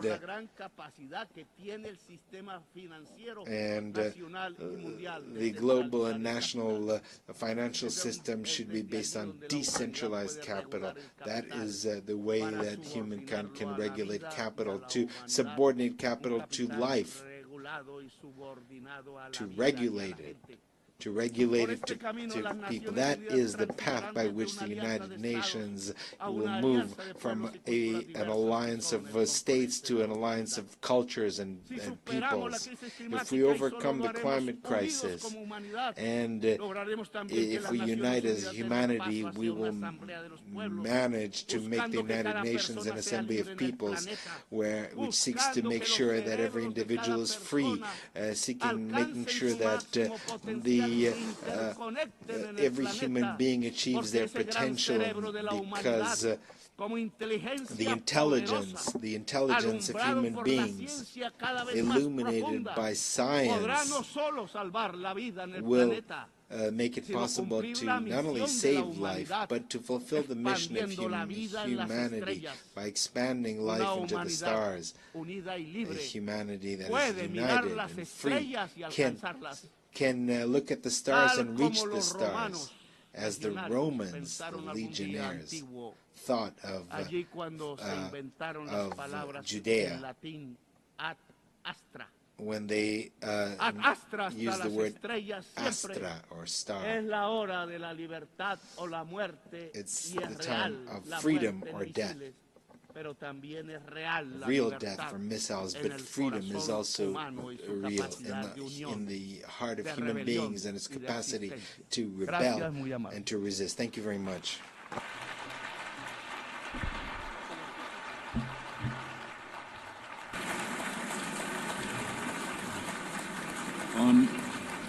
On behalf of the Assembly, I wish to thank the President of the Republic of Colombia.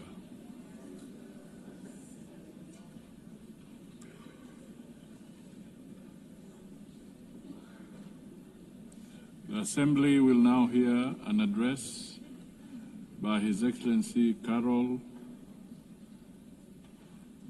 Nawrocki, President of the Republic of Poland. I request protocol to escort His Excellency and invite him to address the Assembly.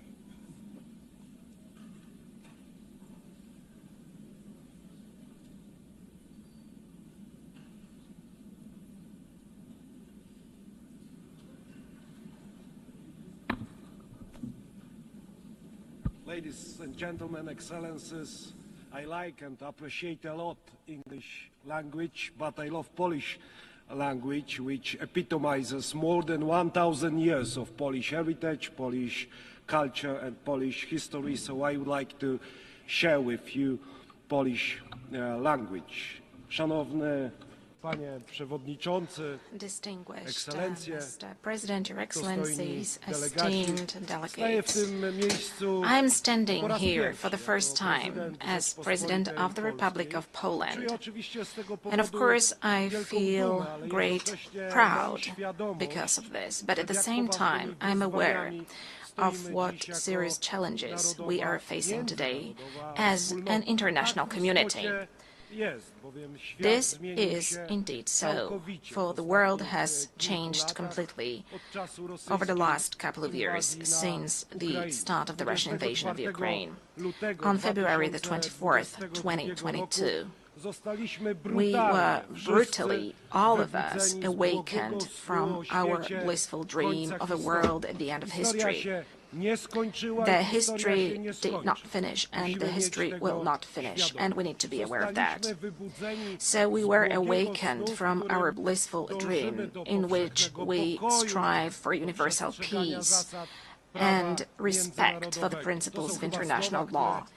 I believe these are the words which are repeated more frequently in this community. This dream, ladies and gentlemen, does no longer exist, and we often repeat the words which do not reflect reality which surrounds us, both in Central Europe, in Eastern Europe, and in many other regions of the world from which you have come. State borders have ceased to be untouchable, as a matter of fact, and international law, which has so far been considered the compass of the world order, began to be treated more as a suggestion rather than a rule. Let me remind you that shortly after the outbreak of the war and the attack of the Russian Federation on Ukraine, Polish men and women demonstrated incredible solidarity with the fighting Ukrainian nation. We opened our hearts, our borders, we opened up our homes. We provided material, financial, and military assistance, as well as diplomatic one. Today, ladies and gentlemen, 1 million Ukrainian refugees live in Poland. Ladies and gentlemen, the Russian invasion of Ukraine is not only the most serious conflict in Europe since World War II, but it is also a turning point. The existing international order is crumbling before our eyes. The world has entered a new and dangerous era of rivalry between great powers, breaking rules and testing how far one can go before someone says a clear enough stop. The principle of sovereignty. You can ask this question. It is increasingly trampled upon. The prohibition of aggression reduced to a dead letter. Instead of law, an attempt to use naked and brutal force. We are at a turning point in history, a time when the decisions made today will have consequences for decades to come. And all of us need to be aware of this. And all of us are taking responsibility for this. That is why now, as a community of democratic states, or those aspiring to be democratic states, we must view the current situation as a battlefield for principles whose observance may determine the future of our civilization. Ladies and gentlemen, I think this is the last moment to take concrete action. Ladies and gentlemen, Russia's aggression against Ukraine is not just a regional conflict. It is a test of whether the principles on which the UN is based will stand the test of time, or whether they will succumb to the weight of the imperial and colonial ambitions of a state which considers itself above the law and which has repeatedly ignored the resolutions of the assembly, of this assembly, of other assemblies, and to a certain extent all of us take responsibility for that. Further repeating the words about peace and security, which have to be spoken out loud, but which should be followed by concrete action. Moscow speaks of the need to address, and I quote, the root causes of the conflict. I share this view, but I believe that the root causes of Russian aggression are primarily ideological. Russia refers to an imperial vision that treats entire nations as a colonial property. It denies them subjectivity on a regular basis, claiming that they are artificial constructs, and it justifies the invasion as a historical correction. And ladies and gentlemen, in Poland, in Central Europe, in Eastern Europe, we know all of that. We have known it for at least 86 years. It is the same set of notions which appears also in the 21st century during our discussions, plenary sessions, and assemblies. To us in Central Europe and in Eastern Europe, this set of notions is nothing new. Whether we are talking about Poland, the Republic of Poland, in the first half of the 20th century, or whether we are talking about Ukraine today. As a historian, I view the present also through the lens of the past. That is natural. After centuries of conquests, wars, partitions, deportations, rapes, and crimes, in the 20th and the 21st century, Russia has simply not abandoned its imperial ambitions.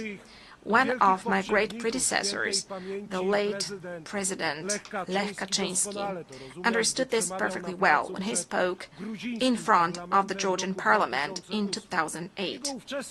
His words, spoken at that time, have stood the test of time.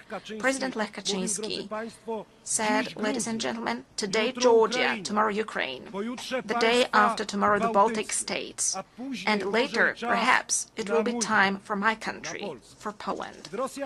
When Russia attacked Georgia, it was not clear to everyone that this was only the beginning of the Kremlin's new imperialism. Unfortunately, the wind of history, which we know and understand so well in Poland, is beginning to blow again. Once again, we are experiencing Russian imperialism also on our soil, in Poland. 2 weeks ago, on the night of September 9th to 10th, the Russian drones attacked the territory of a NATO member state. On the territory of Poland, a dozen or so drones violated my country's borders deliberately, because I assure you, ladies and gentlemen, that this was not a coincidence. It happened on orders issued in the capital of a country which is a permanent member of the Security Council. As a result, for the first time since World War II, Poland was forced to open fire on hostile objects over our territory. And rest assured, ladies and gentlemen, as Commander-in-Chief of the Armed Forces and as President of Poland, that Poland will always react adequately and it stands ready to defend its territory. Poles, ladies and gentlemen, were not scared of the Soviets in 1920, and they defended the European civilization. They defended the Soviets in 1920. Polish people and the countries of Central Europe did not give up their spirit of freedom and sovereignty for 45 years of Soviet colonialism after 1945. And Polish people, as well as countries of Central and Eastern Europe, will not be scared of Russian drones either. But, ladies and gentlemen, this is not the point. The point is, how long are we going to agree to such acts of violating our international community? And that is precisely why, ladies and gentlemen, in Poland we're allocating significant amounts to develop our defense capabilities. That is why we are building the resilience of our country, but also of our part of Europe.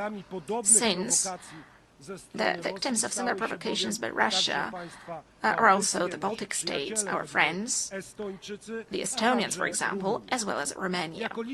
As a leader in the region, we are working to strengthen the close ties among the Bucharest 9 countries, and that is why we are developing cooperation within the 3 Seas initiative.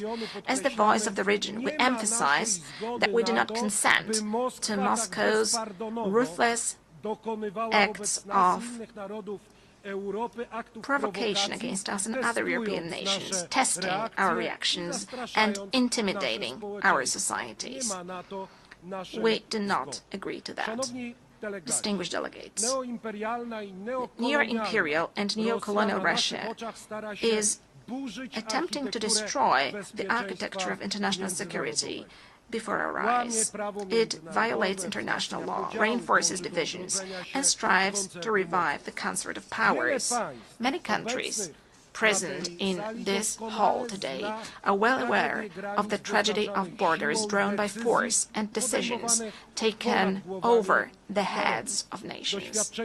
Historical experiences, often so difficult for my country, shows that lasting peace cannot be built on rewarding aggression. We cannot agree to territorial integrity and sovereignty being violated. Russia's current actions do not indicate a willingness to pursue genuine peace, declarations of dialogue, and this is something we know as well, are accompanied by military offensives and attacks on more attacks, with victims being civilians, including children.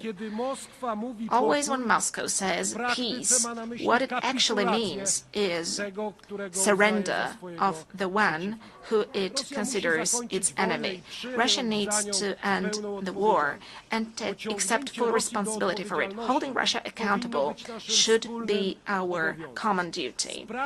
The perpetrators of all international crimes, must be tried before competent courts. And I hope this is going to be the case soon, and that we are going to meet in the coming years, also during my presidency, and discuss things which should be obvious for all of us. That is why Poland supports the work of the International Court of Justice and the International Criminal Court, and endorses the idea of establishing a special ad hoc tribunal to try the perpetrators of aggression. For no war can be profitable for the aggressors. Wars cannot pay off to the aggressors, also in terms of economy. States and nations deserve full compensation also from those who started the Second World War. Because if we want to build a community of states, of democratic states, a common European Union, then we have to agree together that war must not pay off in terms of economy to any aggressor. Ladies and gentlemen, as I mentioned, we are currently facing a whole range of global and local challenges. The eyes of the world, and ours too, are currently looking at the Middle East.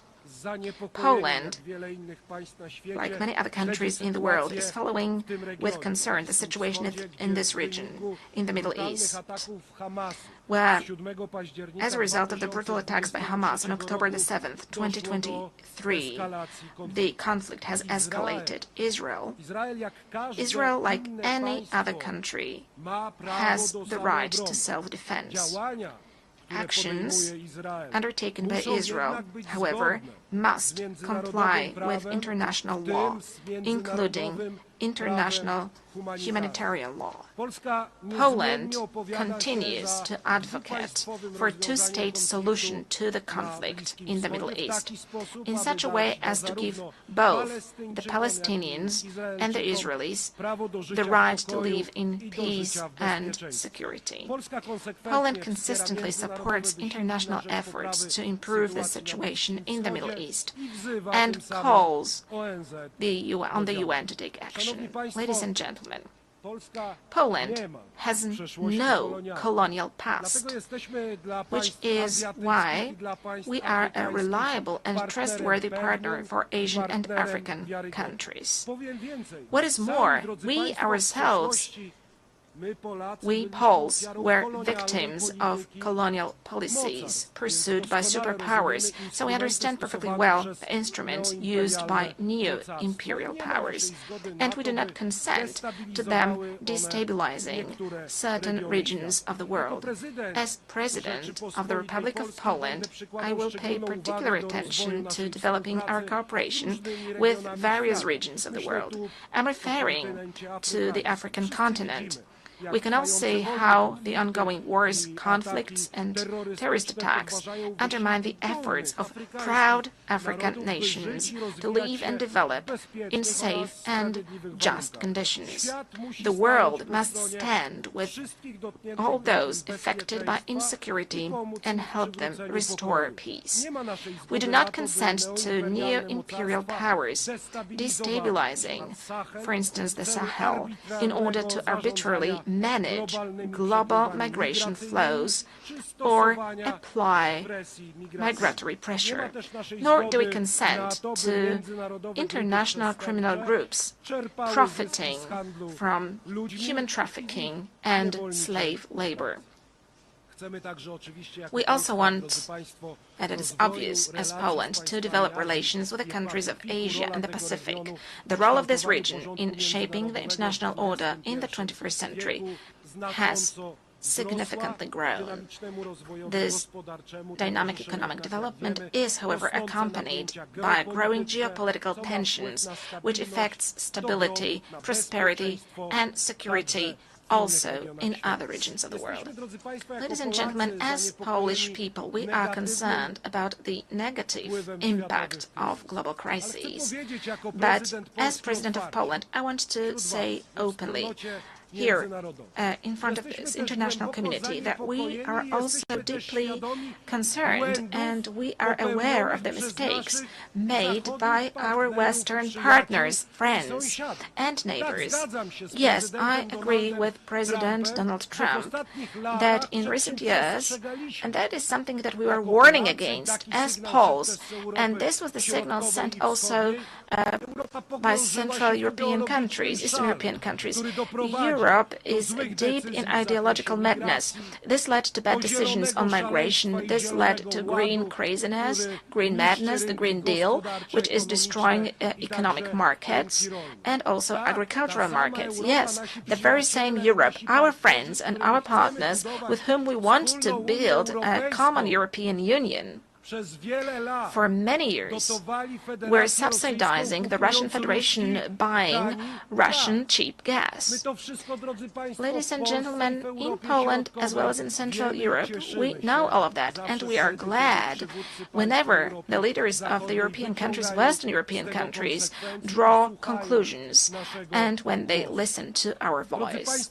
Ladies and gentlemen, development and humanitarian aid are an integral part of our country's foreign policy in terms of building global peace, security, and development. We see it as a joint investment in our future, security, stability, and prosperity. We are present with our support in many areas in Africa, in Eastern Europe, and in the Middle East. Distinguished delegates, Poland, a co-founder of the United Nations, is the world's 20th largest economy and a country which has successfully transformed itself over the past 30 years from a developing country into a developed country and from a centrally planned economy into a market economy. This unique experience allows us to make a significant contribution to UN discussions on development, combining the perspectives of the global East and the global West, as well as North and South. Given our potential and experience, we consistently seek to participate in the works of the G20, a format that serves as a bridge in these turbulent times. We also hope that the invitation to cooperate and to participate in the next summit of the group issued by the United States of America, for which I'm grateful to President Donald Trump, will translate into Poland's permanent presence in this community. Ladies and gentlemen, human rights are one of the three main pillars on which the United Nations system is based. We cannot talk about true peace if we do not protect human rights of everyone, of every person without exception. Peace is not only an absence of armed conflicts, it is also justice, equality, and respect for human dignity. Therefore, the protection of human rights must be a priority in any process of building peace and security. We can clearly see dramatic consequences of the Russian aggression, also in terms of human rights and humanitarian issues. Our priority, the priority of Poland, of Polish people, is also the situation of human rights in Belarus. We must firmly defend human rights also in the most fundamental dimension. I'm speaking about the right to life of the defenseless, from conception to natural death. We are protecting our families as the place of happiness, love, and bringing up children. We are speaking up as Poland in a loud voice for one of the most persecuted groups in the world, Christians. We consider the Human Rights Council to be the main human rights body within the United Nations system, playing a key role in ensuring compliance with human rights standards. That is why Poland has submitted its candidacy for membership of the Human Rights Council for the period 2029-2031. Our candidacy reflects our commitment to promoting and protecting human rights around the world. Distinguished Mr. President, Your Excellencies, esteemed delegates, the United Nations was established 80 years ago. This anniversary shows how far we have come, but also how many challenges still lie ahead. Today we know that international cooperation is not an option, it is a necessity for all of us. It is unacceptable that aggressors begin to march with impunity through other people's territories and perpetrators of war crimes sleep peacefully without accountability every day. Let me remind you that after World War II, there was no room for relativizing crimes, at least in case of the most important commanders who gave orders. There was Nuremberg, there was a court, there was a name and a family name, there was a charge and a sentence, because it was not just about revenge, it was about principles, and today it's also about principles to make sure that crime is not rewarded and that the law is never replaced by force. Today we must return to that spirit. We must build an international system of accountability that will not hesitate to call evil by its name, regardless of the flag it bears on its shoulder. We must make it clear there are borders, there are human rights, there is international law, and anyone who violates it should face severe consequences. But it is not going to happen by itself, ladies and gentlemen, for the world order is not given once and for all. It depends precisely on us, on the governments, institutions, but most importantly, on societies. As one of the Nobel Peace Prize laureates once said, neutrality helps the oppressor always, never the victim. Silence encourages the tormentor, never the tormented. Let these words be not just a warning, but also a call to action. To action here and now. Thank you for your attention.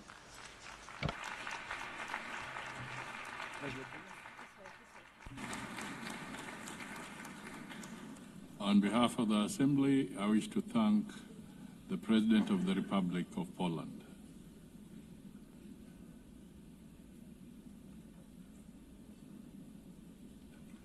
The Assembly will now hear an address by His Excellency Daniel Francisco Chapo,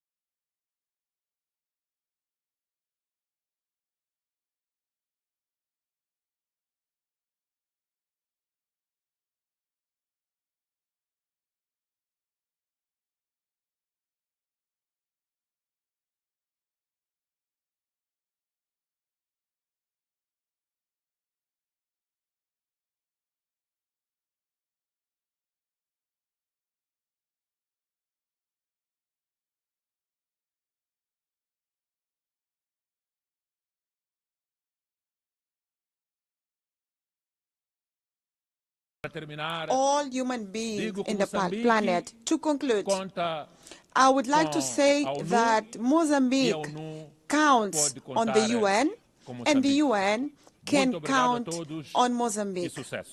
Thank you so much, everyone, and wish you success. Thank you. On behalf of the Assembly, I wish to thank the President of the Republic of Mozambique. The Assembly will hear an address by His Excellency Luong Kong, State President of the Socialist Republic of Vietnam. I request protocol to escort His Excellency and invite him to address the Assembly.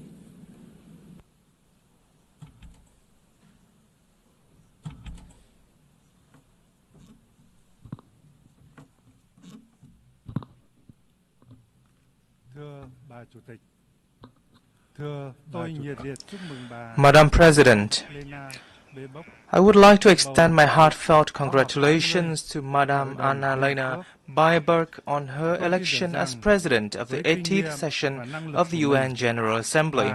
I am fully confident that with her experience and able leadership, this session will be a great success. I would also like to pay tribute to Mr. Philemon Young, President of the 79th session, and Secretary General Antonio Guterres for their contributions. Madam President, over the past 80 years, in spite of a multitude of challenges, the UN has stood as the embodiment of humanity's aspiration and collective commitment to peace, cooperation, and development, grounded in the universal values of human rights, national independence, equality, democracy, and social progress. Multilateral cooperation has brought forth remarkable achievements, especially in preventing wars, fostering peace and cooperation, building friendships, reducing poverty and curbing diseases, improving living standards, and advancing science and technology at an unprecedented pace. Yet today, we find ourselves in a profoundly changing world, facing unprecedented acute challenges. Local wars, conflicts, arms races, and the use or threat of force in the international relations are escalating at an alarming rate. Non-traditional security challenges are exerting heavy tolls on all countries and communities. The global governance, trading, and economic systems are becoming fragmented and volatile. Multilateralism itself is under strain from strategic rivalry among major powers, unilateralism, and a sharp decline in political will and necessary resources. This is precisely the time to stand united and together promote the irreplaceable role of multilateralism and a rules-based international order, with the UN at its heart. Madam President, as a nation that has endured immense pain and losses from wars, Vietnam treasures more than most the priceless values of peace. The spirit of peace, amity, compassion, and altruism is deeply woven into our national identity.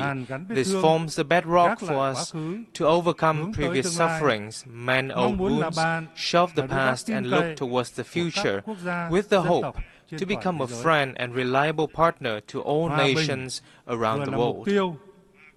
Peace is both the goal and the prerequisite for our journey towards a stable, just, democratic, and prosperous future. Honoring the value of peace and driving robust transformation for a sustainable future is the sincere message that Vietnam wishes to share with the international community on the occasion of the UN's 18th anniversary. In this spirit, allow me to share my reflections as follows. First, Honoring the value of peace requires concrete actions rather than just words. We must reaffirm the role and primacy of international law as the cornerstone for peace and equal relations among nations.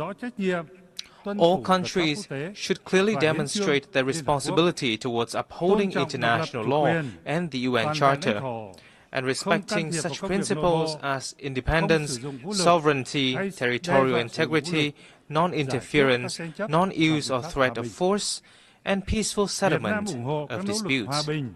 Vietnam welcomes recent efforts to achieve peace and reconciliation which have yielded important results in many regions, such as the peace agreements between Rwanda and the Democratic Republic of the Congo, and between Armenia and Azerbaijan.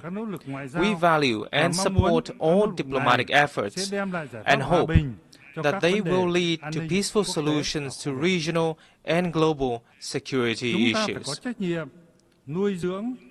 We must nurture and practice a culture of peace by building trust, enhancing international cooperation and solidarity, promoting dialogue, listening and understanding, respecting differences, and cultivating friendship among nations. On this occasion, Vietnam calls for ceasefires and an end to all acts of violence, protection of civilians, and facilitation of humanitarian access in conflict zones. Vietnam welcomes the recent recognition of the State of Palestine by more countries and urges the international community to act swiftly to end the humanitarian crisis faced by the Palestinian people. We also reaffirm our solidarity with the state and people of Cuba and call upon the United States to lift its embargoes against Cuba and remove Cuba from the list of state sponsors of terrorism. We must further promote the role of regional organizations in promoting peace, cooperation, and development. International efforts for peace and development will be truly effective when driven by regional organizations in line with the particularities of each region and countries. As an active ASEAN member state, Vietnam is proud of ASEAN's growing strength and its centrality in the Asia-Pacific's security and development architecture. Most recently, ASEAN contributed to the ceasefire agreement between Cambodia and Thailand, and we are committed to upholding ASEAN's core values of solidarity, consensus, and unity in diversity, building a resilient, inclusive, and sustainable ASEAN community, and effectively implementing the 5-point consensus on Myanmar.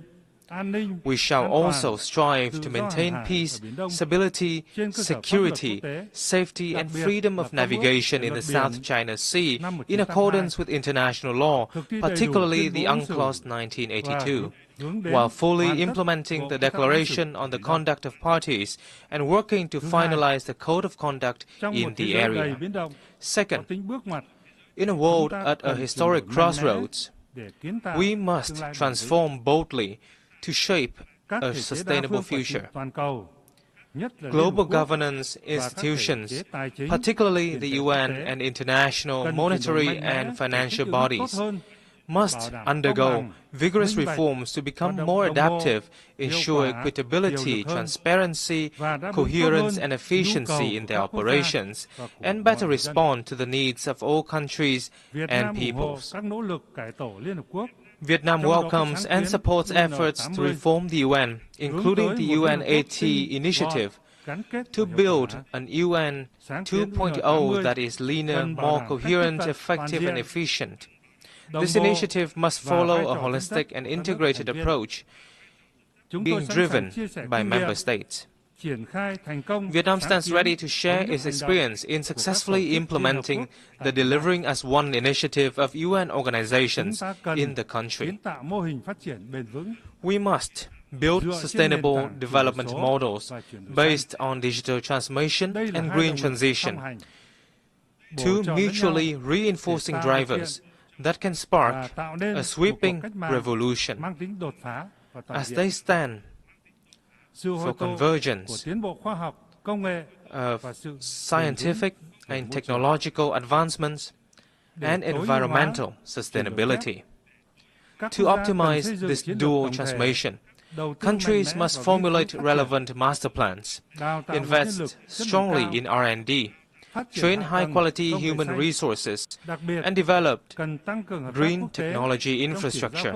Furthermore, it is of great importance to advance international cooperation on technology transfer and mobilization of green finance to ensure that no one is left behind. Developed countries must take responsibility in sharing and transferring technology to developing and underdeveloped countries.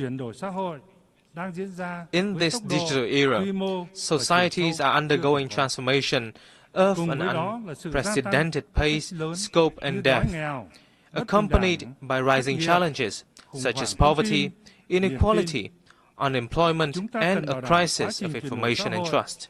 We must ensure that social transformation remains a human-centered process, with focus on such priorities as comprehensively eradicating poverty, providing full and decent employment, and ensuring social justice and inclusion. Vietnam hopes that the Second World Summit for Social Development this November will deliver important outcomes and add momentum to the implementation of the 2030 Agenda for Sustainable Development. Madam President, from the ruins of wars, once poor, outdated, and isolated, Vietnam has made historic progress.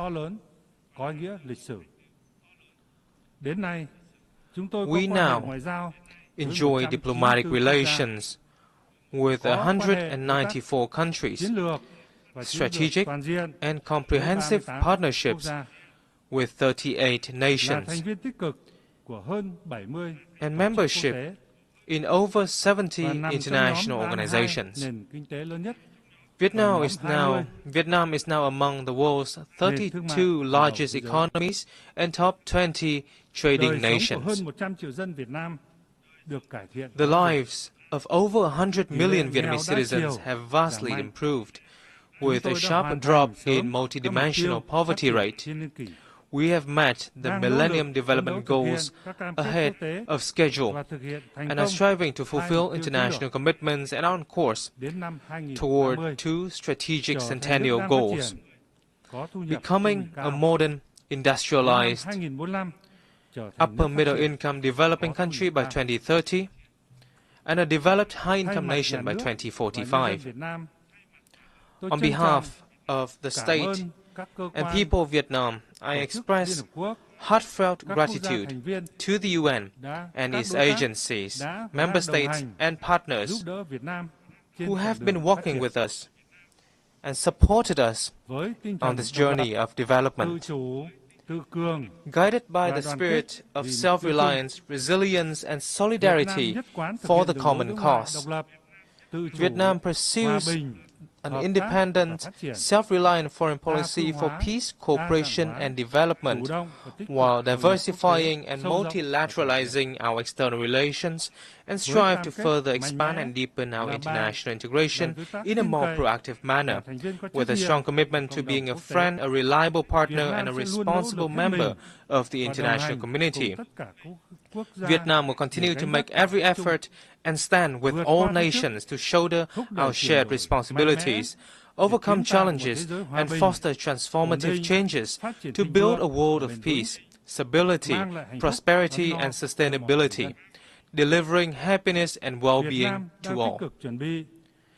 Vietnam is actively preparing to assume the presidency of the 11th Review Conference of the Treaty on the Non-Proliferation of Nuclear Weapons in 2026, and we look forward to the valuable support of Member States for our candidacies to the UN Human Rights Council for the 2026-2028 term, and to the International Tribunal for the Law of the Sea for the 2026-2035 term. We particularly look forward to welcoming you all to Hanoi on the 25th of October for the signing ceremony of the UN Convention against Cybercrime. I thank you. On behalf of the Assembly, I wish to thank the State President of the Socialist Republic of Vietnam. The Assembly will hear an address by His Excellency Juan Manuel Gonzalez Lourenço, President of the Republic of Angola. I request protocol to escort His Excellency and invite him to address the Assembly.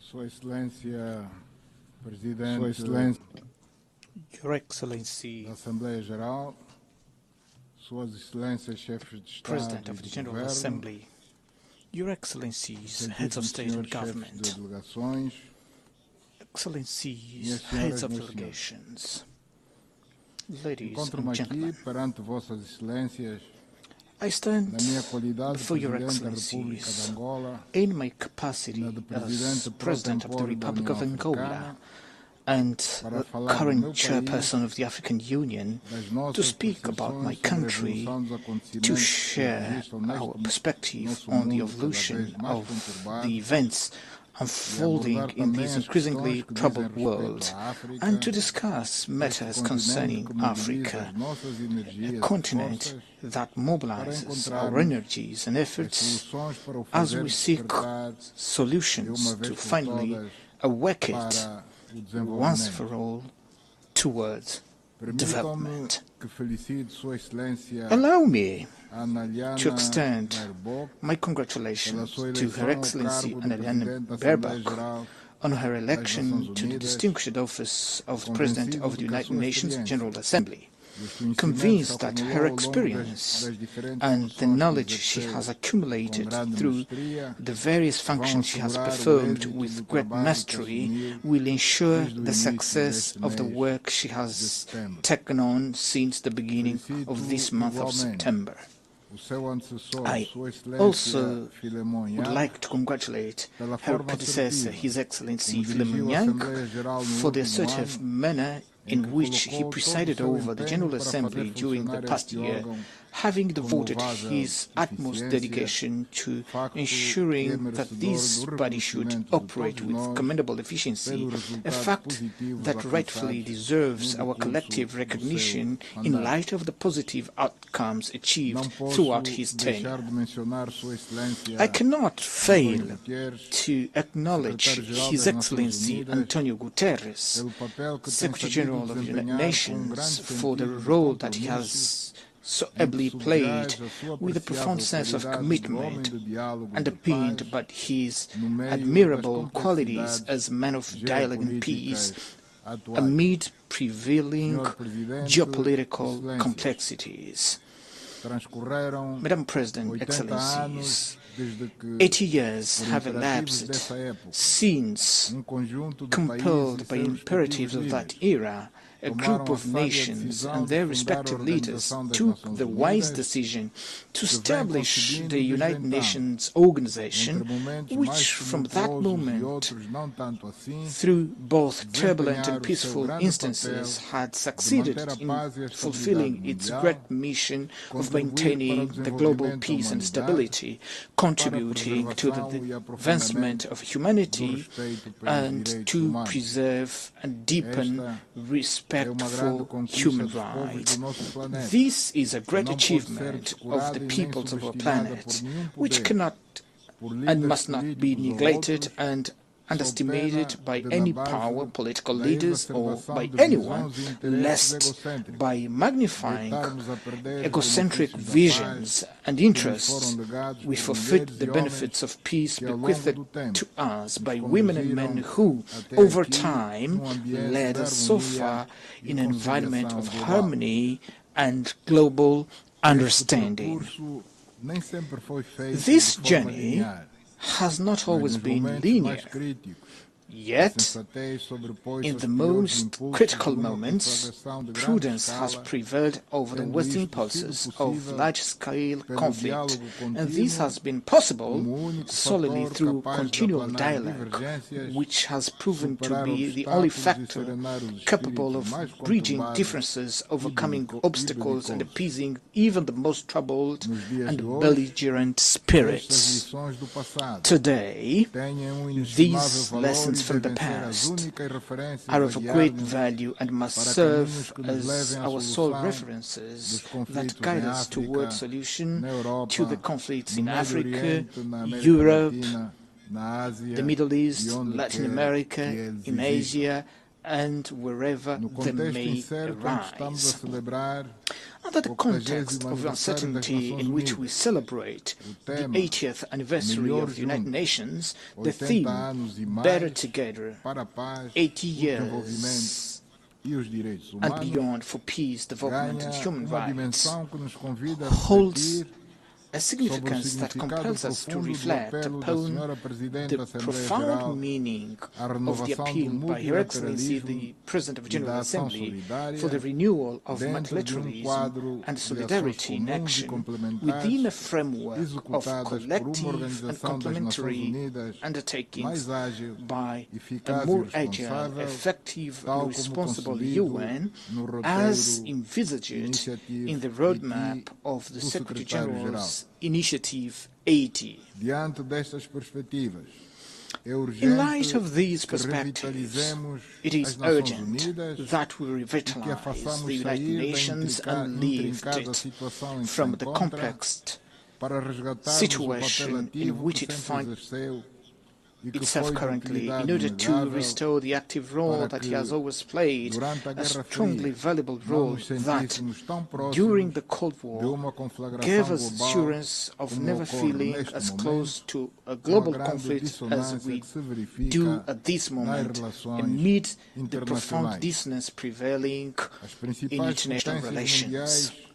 The main world powers appear to be turning their backs on one another, distancing themselves from even the most basic points of convergence that would allow them to remain committed to, above all, to the dialogue and concerted action. Today's challenges confront us with a choice, either to do everything in our power to preserve peace or to face war with all its consequences, thus jeopardizing the future of humanity. Those world powers that in the past played a crucial role in the liberation of Europe and its people from the clutches of nazism and fascism, as well as in the liberation of Africa and its people from the apartheid regime in South Africa, cannot today act differently by aggressing other countries, invading and annexing foreign territories, nor by financing or organizing upheavals that could cause the overthrow of legitimate governments as we currently witness in our own continent. With this dangerous precedent, no regional, continental or global institution will henceforth have the moral authority to call any state to reason when it breaches the principles that govern the UN Charter and international law. We Africans from countries that endured centuries of colonization perhaps understand better than anyone else the importance of peace, for we have had to face daily struggles to provide our people with food, clean water, health care, education and other fundamental necessities. This experience engenders heightened sensitivity to the harmful impact that insecurity and instability have on the attainment of our goals and developmental projects. This reality is further exacerbated by numerous conflicts and wars afflicting countries and regions across the globe, from which we had hoped to find cooperation and fruitful exchanges, so that together we might overcome our difficulties and contribute with our immense resources and capabilities to global prosperity. It is upon this foundation that the Republic of Angola has sought to make an earnest and genuine contribution to resolving the conflict in the Sahel region, in Sudan, and in Eastern Democratic Republic of the Congo, regarding which our efforts established a negotiation framework with peace solution that regrettably did not come to fruition in December 2024 as anticipated, but nonetheless remains a valid platform for further efforts being undertaken with the aim of bringing a definitive end to that conflict. Madam President, Excellencies, that conflict and so many others that we recall are to a large extent the result of passivity of the United Nations member states, who have often revealed themselves to be ineffective in the face of invasion of third-party territories and interference in internal affairs of sovereign countries that occurred over the recent years and have not provoked a firm, resolute and assertive reaction, therefore have become fait accompli that lie at the very center of the major tensions that the world is currently experiencing.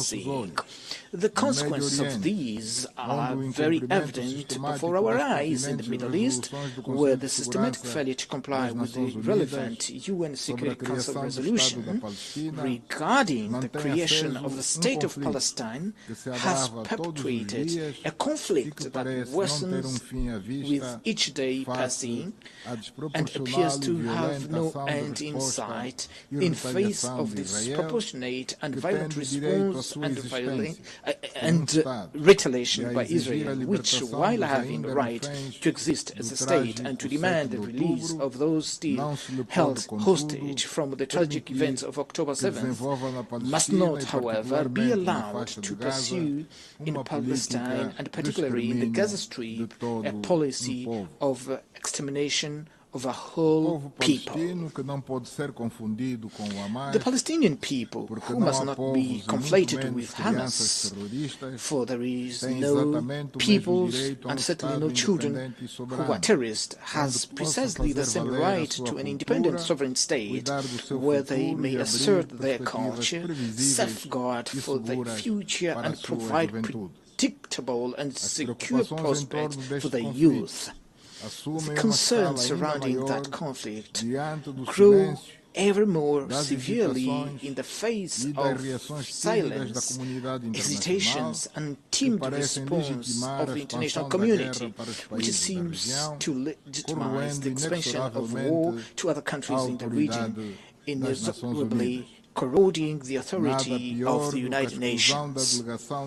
There is nothing more serious than the exclusion of the delegation of Palestine from this forum, where it should rightly have the opportunity to make its voice heard as member state in accordance with the terms of the host agreement. The failure to guarantee the presence of the President of the Palestinian Authority at this General Assembly sends a profoundly negative signal as it encourages the continuation of genocide we all are witnessing helplessly and with impunity, which delays the resolution of the issue and complicates the efforts that have been made to bring an end to that intricate conflict. We strongly condemn this unilateral position, which is contrary to the principles that govern the United Nations, even as we urge unconditional lifting of the unjust and prolonged embargo against Cuba, which has dire consequences for the economy and the living conditions of the Cuban people, who struggle daily to withstand a punishment rejected by the international community as a whole. Cuba, which played an important role in the struggle of African peoples, leading to the overthrow of the racist and inhuman apartheid regime in South Africa, and by virtue of this was a signatory to the New York Peace Accord of December 22nd, 1988, which brought freedom to the South African people and led to the independence of Namibia, cannot be arbitrarily and unilaterally considered a state sponsor of terrorism in light of the relevant United Nations resolutions.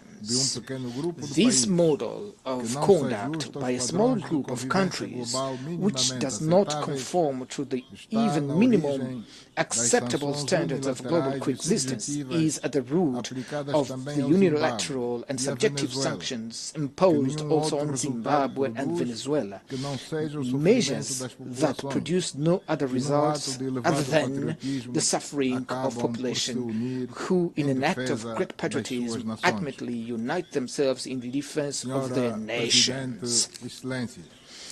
Madam President, Excellencies, the authority of this organization, whose foundation is the UN Charter and international law, must be urgently restored without narratives that highlight a logic of double standards, so that just solutions may be sought for the war in Ukraine, or so that solutions proposed by the meeting held in Alaska may be reinforced. Ukraine, being a European country, after President Trump met with President Putin on a pragmatic manner, and without prejudice to the need for direct negotiation between Russia and Ukraine, one would expect that European leaders, in the interest of Europe's peace and security, would likewise seek direct dialogue not only with President Zelensky, but also with President Putin. We cannot afford to squander this opportunity, for otherwise we risk witnessing an escalation of unpredictable proportions and consequences not only in Europe, where all active stakeholders must abandon the perilous calculation rooted in the notion of military victory through the weakening of adversaries' capabilities. It is in the light of face of the present challenges and the ongoing global crisis that the United Nations must re-emerge and become more proactive, lest its role as the main entity for global governance be diminished and be transformed into an institution incapable of ensuring world peace. Therefore, it is our responsibility as states and sovereign nations not to allow the UN to succumb. The United Nations, in its present form, is the sole organization with capacity to act on behalf of all of us in the quest for worldwide consensus in favor of peace, with the legitimacy to call to reason those member states who undermine its foundational principles in their conduct on the international stage. For this reason, we must preserve it at all costs and adapt it to the realities of the contemporary world through the urgently required reforms. In this most particular regard, I advocate for the reform of the Security Council in line with common African positions set forth in the Esalen Consensus and in the CERT Declaration adopted 20 years ago, which called for 2 permanent seats and 5 non-permanent seats for the African continent in an expanded Security Council that is more representative and consistent with the contemporary geopolitical realities.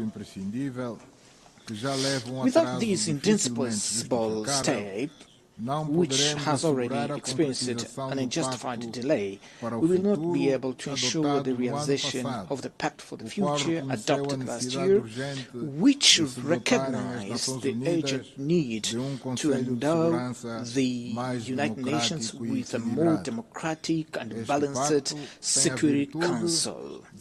This pact represents a significant opportunity to revitalize multilateralism, rendering it more inclusive and capable of serving as a broader foundation for discussion on critical issues facing today's world. Amongst these, I wish to underscore, alongside many other relevant issues, the issue of financing for development and climate challenge. With regard to matters concerning support for development, there remains much to be discussed, but also it's appropriate to recognize the recent progress achieved with the adoption of the Seville commitment reached at the fourth conference on financing for development, which advocates the urgent reform of international financial institutions so as to render them more representative, inclusive and equipped to address the pressing needs of the developing countries, especially those of Africa.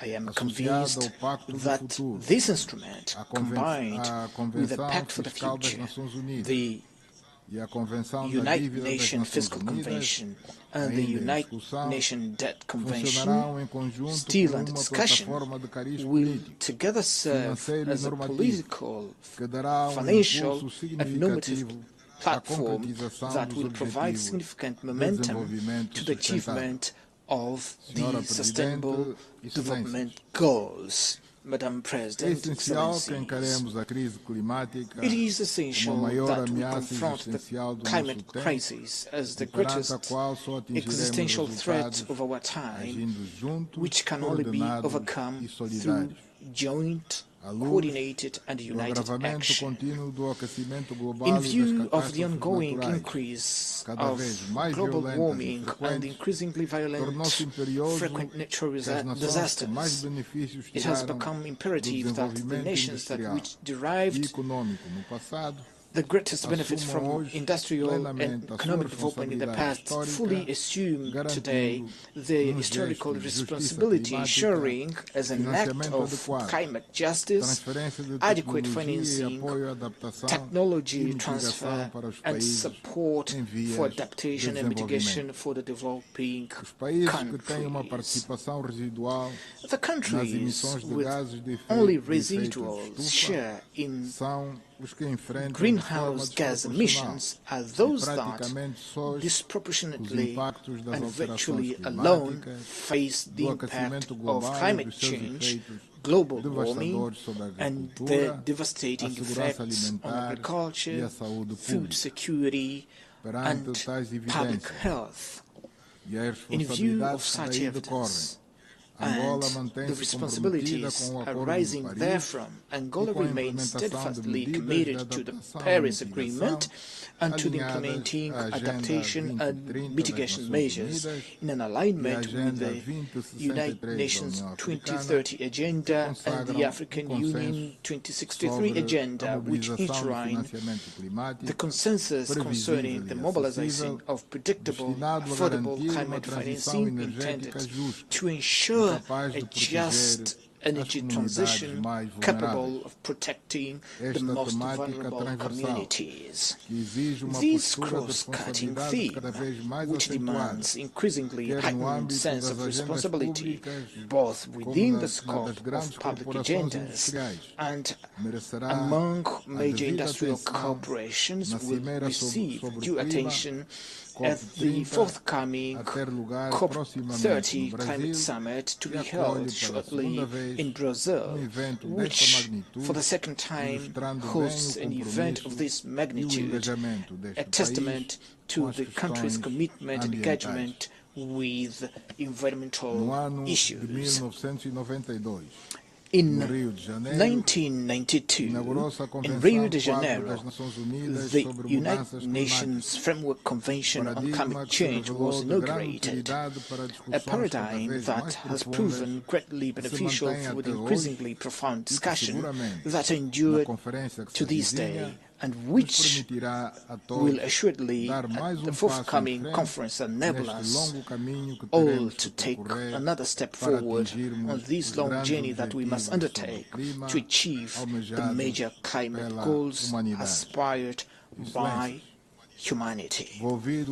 Excellencies, 80 years after the founding of the United Nations, and following the end of the Cold War, our expectation was that we would be living in a world without present uncertainties, not as perilous as that which we now witness. Until 1991, we lived in a context marked by sharp division between two ideologically opposed blocks, which nevertheless offered a more predictable framework and was less susceptible to drifting into large-scale confrontation. This flashback should not lead us to the conclusion that the global stability is only possible within a framework of rigid divisions of any kind. Rather, it should inspire us to build a system based on balanced interest and shared concern on matters pertaining to global security that fosters complementarity and all forms of convergence within an environment of multilateralism which remains the sole pathway capable of preserving us from a true catastrophe. With these few words, I thank you for your kind attention. On behalf of the Assembly, I wish to thank the President of the Republic of Angola. The Assembly will hear an address by His Excellency Joseph Nouma Boakai, President of the Republic of Liberia. I request protocol to escort His Excellency and invite him to address the Assembly.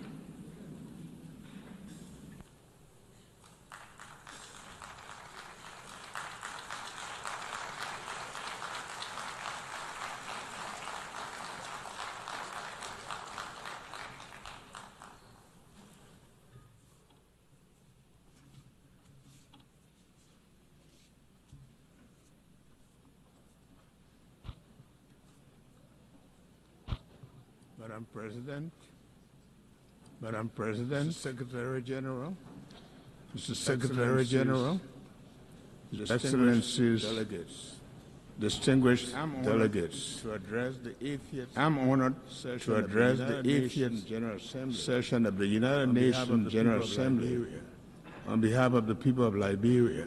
8 decades after its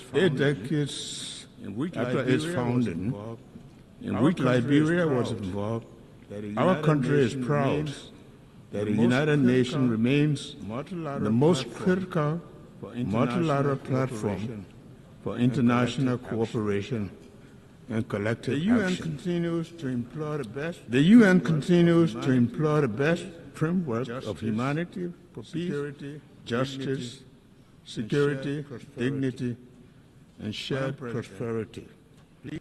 Madam President, please accept the congratulations from the delegation of Liberia on your assumption of the esteemed office of President of the 80th session of the General Assembly. In your leadership, we trust in your leadership to guide the affairs of this august body. We also extend our commendation to your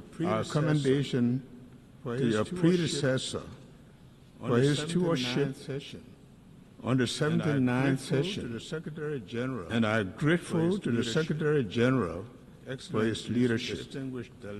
Excellencies, distinguished delegates, please accept the gratitude of the Liberian government and the people, the overwhelming trust demonstrated by the General Assembly, members in electing Liberia to serve on the non-permanent seat of the United Nations Security Council for the 2026-2027 This marks Liberia's first full term on the UN Security Council, 80 years after the country signed the charter in Herbst Theater Auditorium in San Francisco. Why the nameplate during this two-year term will read Liberia? The seat, however, belongs to Africa. We are committed to ensuring that Liberia's contribution to the Security Council's discussions and the decisions are shaped by hard-earned experiences in conflict resolution, as well as our successes in peace-building, democratic reform, political transition, and governance. Additionally, the collective experience of the continent will be taken into consideration. Liberia looks forward to advocating for Africa's fair representation on the UN Security Council, which can only be achieved through permanent representation as a key part of the UN Security Council reform agenda. When the UN was founded in 1945, nations came together in the belief that peace will only be secured through cooperation. After two world wars, it became a widely held conviction that nations are stronger when united than when divided. 80 years later, that conviction is being tested like never before. From wars and displacement to terrorism, threats to technological advances, climate change, and widening inequalities, today our world faces challenges that no country can solve alone. At the same time, and paradoxically, when the world needs to strengthen multilateralism, its credibility and efficacy have been questioned. As one of the 4 African countries to sign the Charter of the United Nations, Liberia feels morally obligated to call for renewal rather than reversal of multilateralism. Reversal of multilateralism is not an option for a just and peaceful world. We call for greater inclusion, effectiveness, and respect for international law, recognizing that the credibility of the United Nations depends on our ability to act together in the service of humanity, rather than apart in the pursuit of narrow interests. Madam President, wars in Europe, Middle East, and Africa remind us that peace is often fragile and must be constantly defended. Therefore, as in 1945, Liberia once again reaffirms its commitment to the dialogue, diplomacy, and the peaceful resolution of disputes. In this spirit, Liberia supports all credible mediation efforts aimed at resolving conflict between Russia and Ukraine, as well as Israel-Palestinian conflict. Liberia stands on a common African position for the realization of the two-state solution, where Israel and Palestinians can live side by side in peace and security in accordance with international law and the relevant UN resolutions. We call on the international community to act together decisively to protect civilians, hold perpetrators of atrocities accountable, and strengthen mediation efforts. Rising from the ruins of civil war, Liberia knows all too well that human cause of conflict and importance of peace. Since 2003, Liberia has experienced 3 peaceful and orderly democratic transitions, each marked by a smooth transfer of power, making our nation safer, more stable, and more secure. After over 30 years of unrest, instability, and destruction. Liberians have also worked hard to achieve this through multilateral cooperation, with support from ECOWAS, the African Union, and the United Nations. Excellency, distinguished ladies and gentlemen, for Liberia, climate change is not a distant threat, but a present reality. Rising seas, eroding our coast, wild storms and heavy rain devastate communities, threaten lives and livelihoods, and exacerbate food insecurity. Yet, we are carrying our coastal defense project, developing climate information system for early warning system, finalizing our carbon market policies, and advancing the blue economy safety. Our efforts alone are not enough. We urge implementation of the Paris Agreement, full capitalization of the loss and damage fund, and greater global investment in adaptation and mitigation. Above all, we call for climate justice. Those who contribute to these crises, the least to these crises, should not be forced to suffer the most. Madam President, Excellencies, too many development nations spend more on debt servicing than on health or education.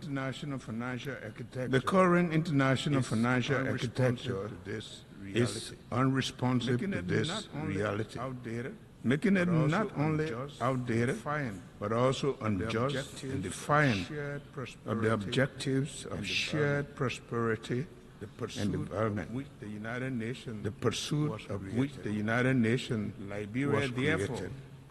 Liberia, therefore, joins the Global South in calling for urgent reform to the international financial architecture to ensure fair representation, a new approach to debt servicing and financing that supports sustainable development. Shared prosperity requires a system that truly leaves no nation behind. Excellency, distinguished ladies and gentlemen, at home, inclusive development remains our top priority. To this end, our government has launched the Arrest Agenda for Inclusive Development, which focuses on agriculture and food security, roads and infrastructure, rule of law and good governance, education and skill development, sanitation and health, tourism, technology, and innovation. The Arrest Agenda aligns with our National Vision 2030, which aims to transform Liberia into a lower middle-income country and lay the foundation for a capable state by 2030. Through this agenda, we are committed to improving the livelihoods, reducing inequality, and ensuring that every Liberian benefits from the dividends of peace and development. We are taking tangible steps. To improve governance, by implementing accountability and anti-terrorism, corruption measures, such as asset declaration. We are strengthening institutional capacity to promote integrity, transparency, and improve public service delivery. Everywhere has endured some of the darkest chapters of human suffering. Having experienced one of the most brutal conflicts in recent history, over the past 2 decades, we have remained firmly on the path of recovery, working to heal our nation and rebuild from the painful legacy of war. My government has taken deliberate, meaningful steps toward national reconciliation. These include honoring the memory of the victims, supporting initiatives for memorialization, and upholding the commitment to justice and the rule of law. While we recognize that these efforts are complex and challenging, they are essential steps towards achieving lasting peace and genuine national healing.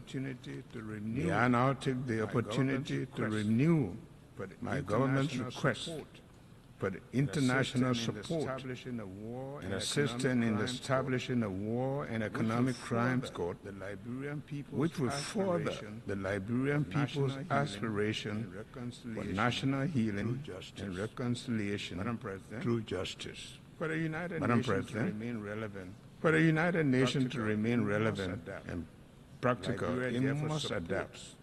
Liberia therefore supports the Pact for the Future and Global Digital Compact.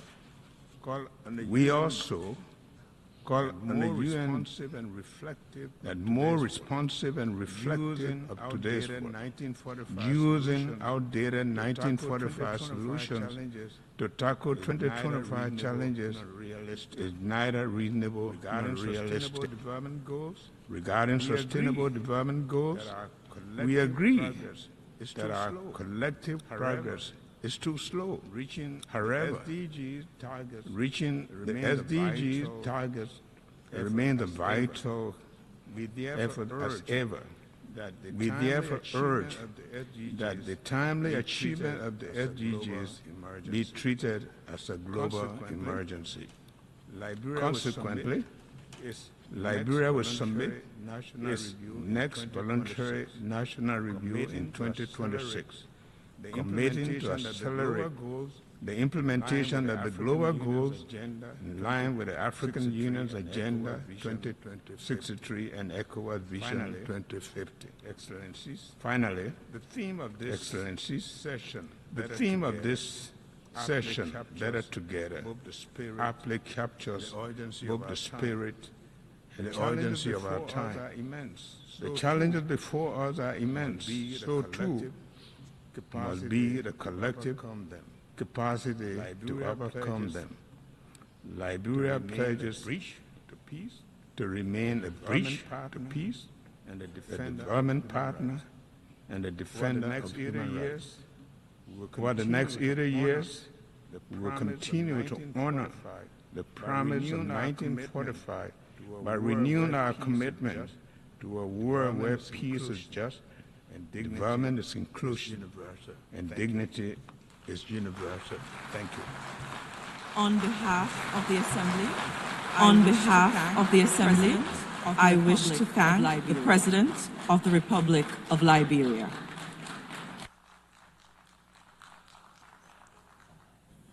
The Assembly will hear an address by His Excellency Felix Antoine Tshisekedi Chilombo, President of the Democratic Republic of the Congo. I request protocol to escort His Excellency and invite him to address the Assembly.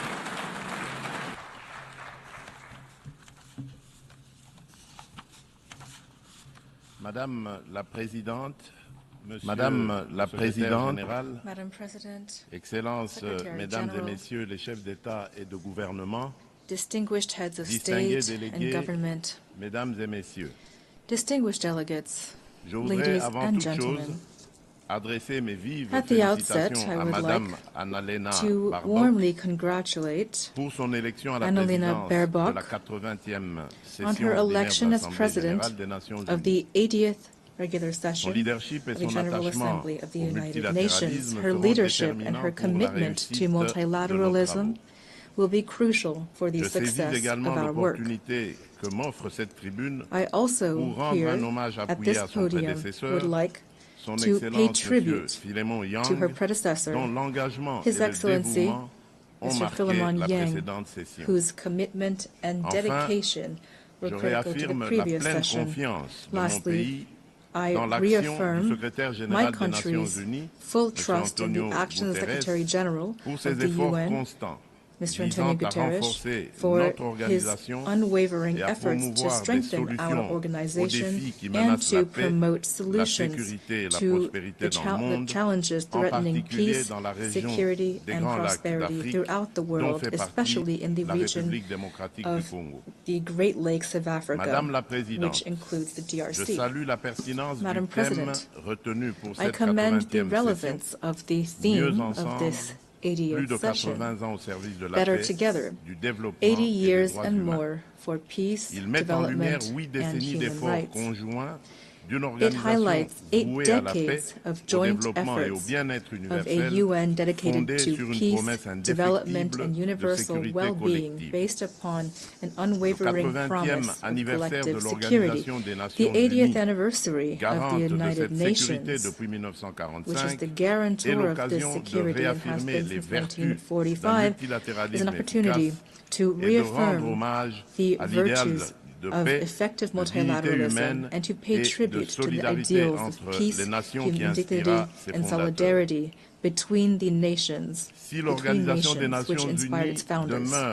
Although the United Nations remains a pillar for the regulation of international relations, as well as the prevention and resolution of conflicts and the promotion of human rights and fundamental freedoms, today, it is facing systemic challenges which are putting its credibility and capacity for action to the test.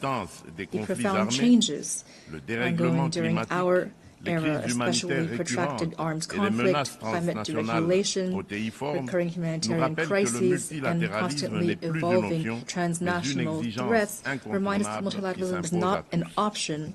It is a necessity for all of us. We remain convinced that the responses to the challenges of the 21st century can only emerge from collective solutions based upon cooperation, justice, and shared responsibility. Madam President,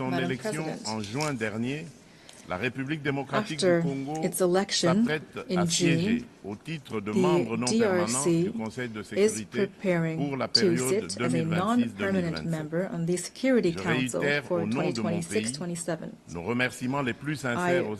On behalf of my country, once again sincerely thank the member states for the trust and solidarity they've shown toward us. Our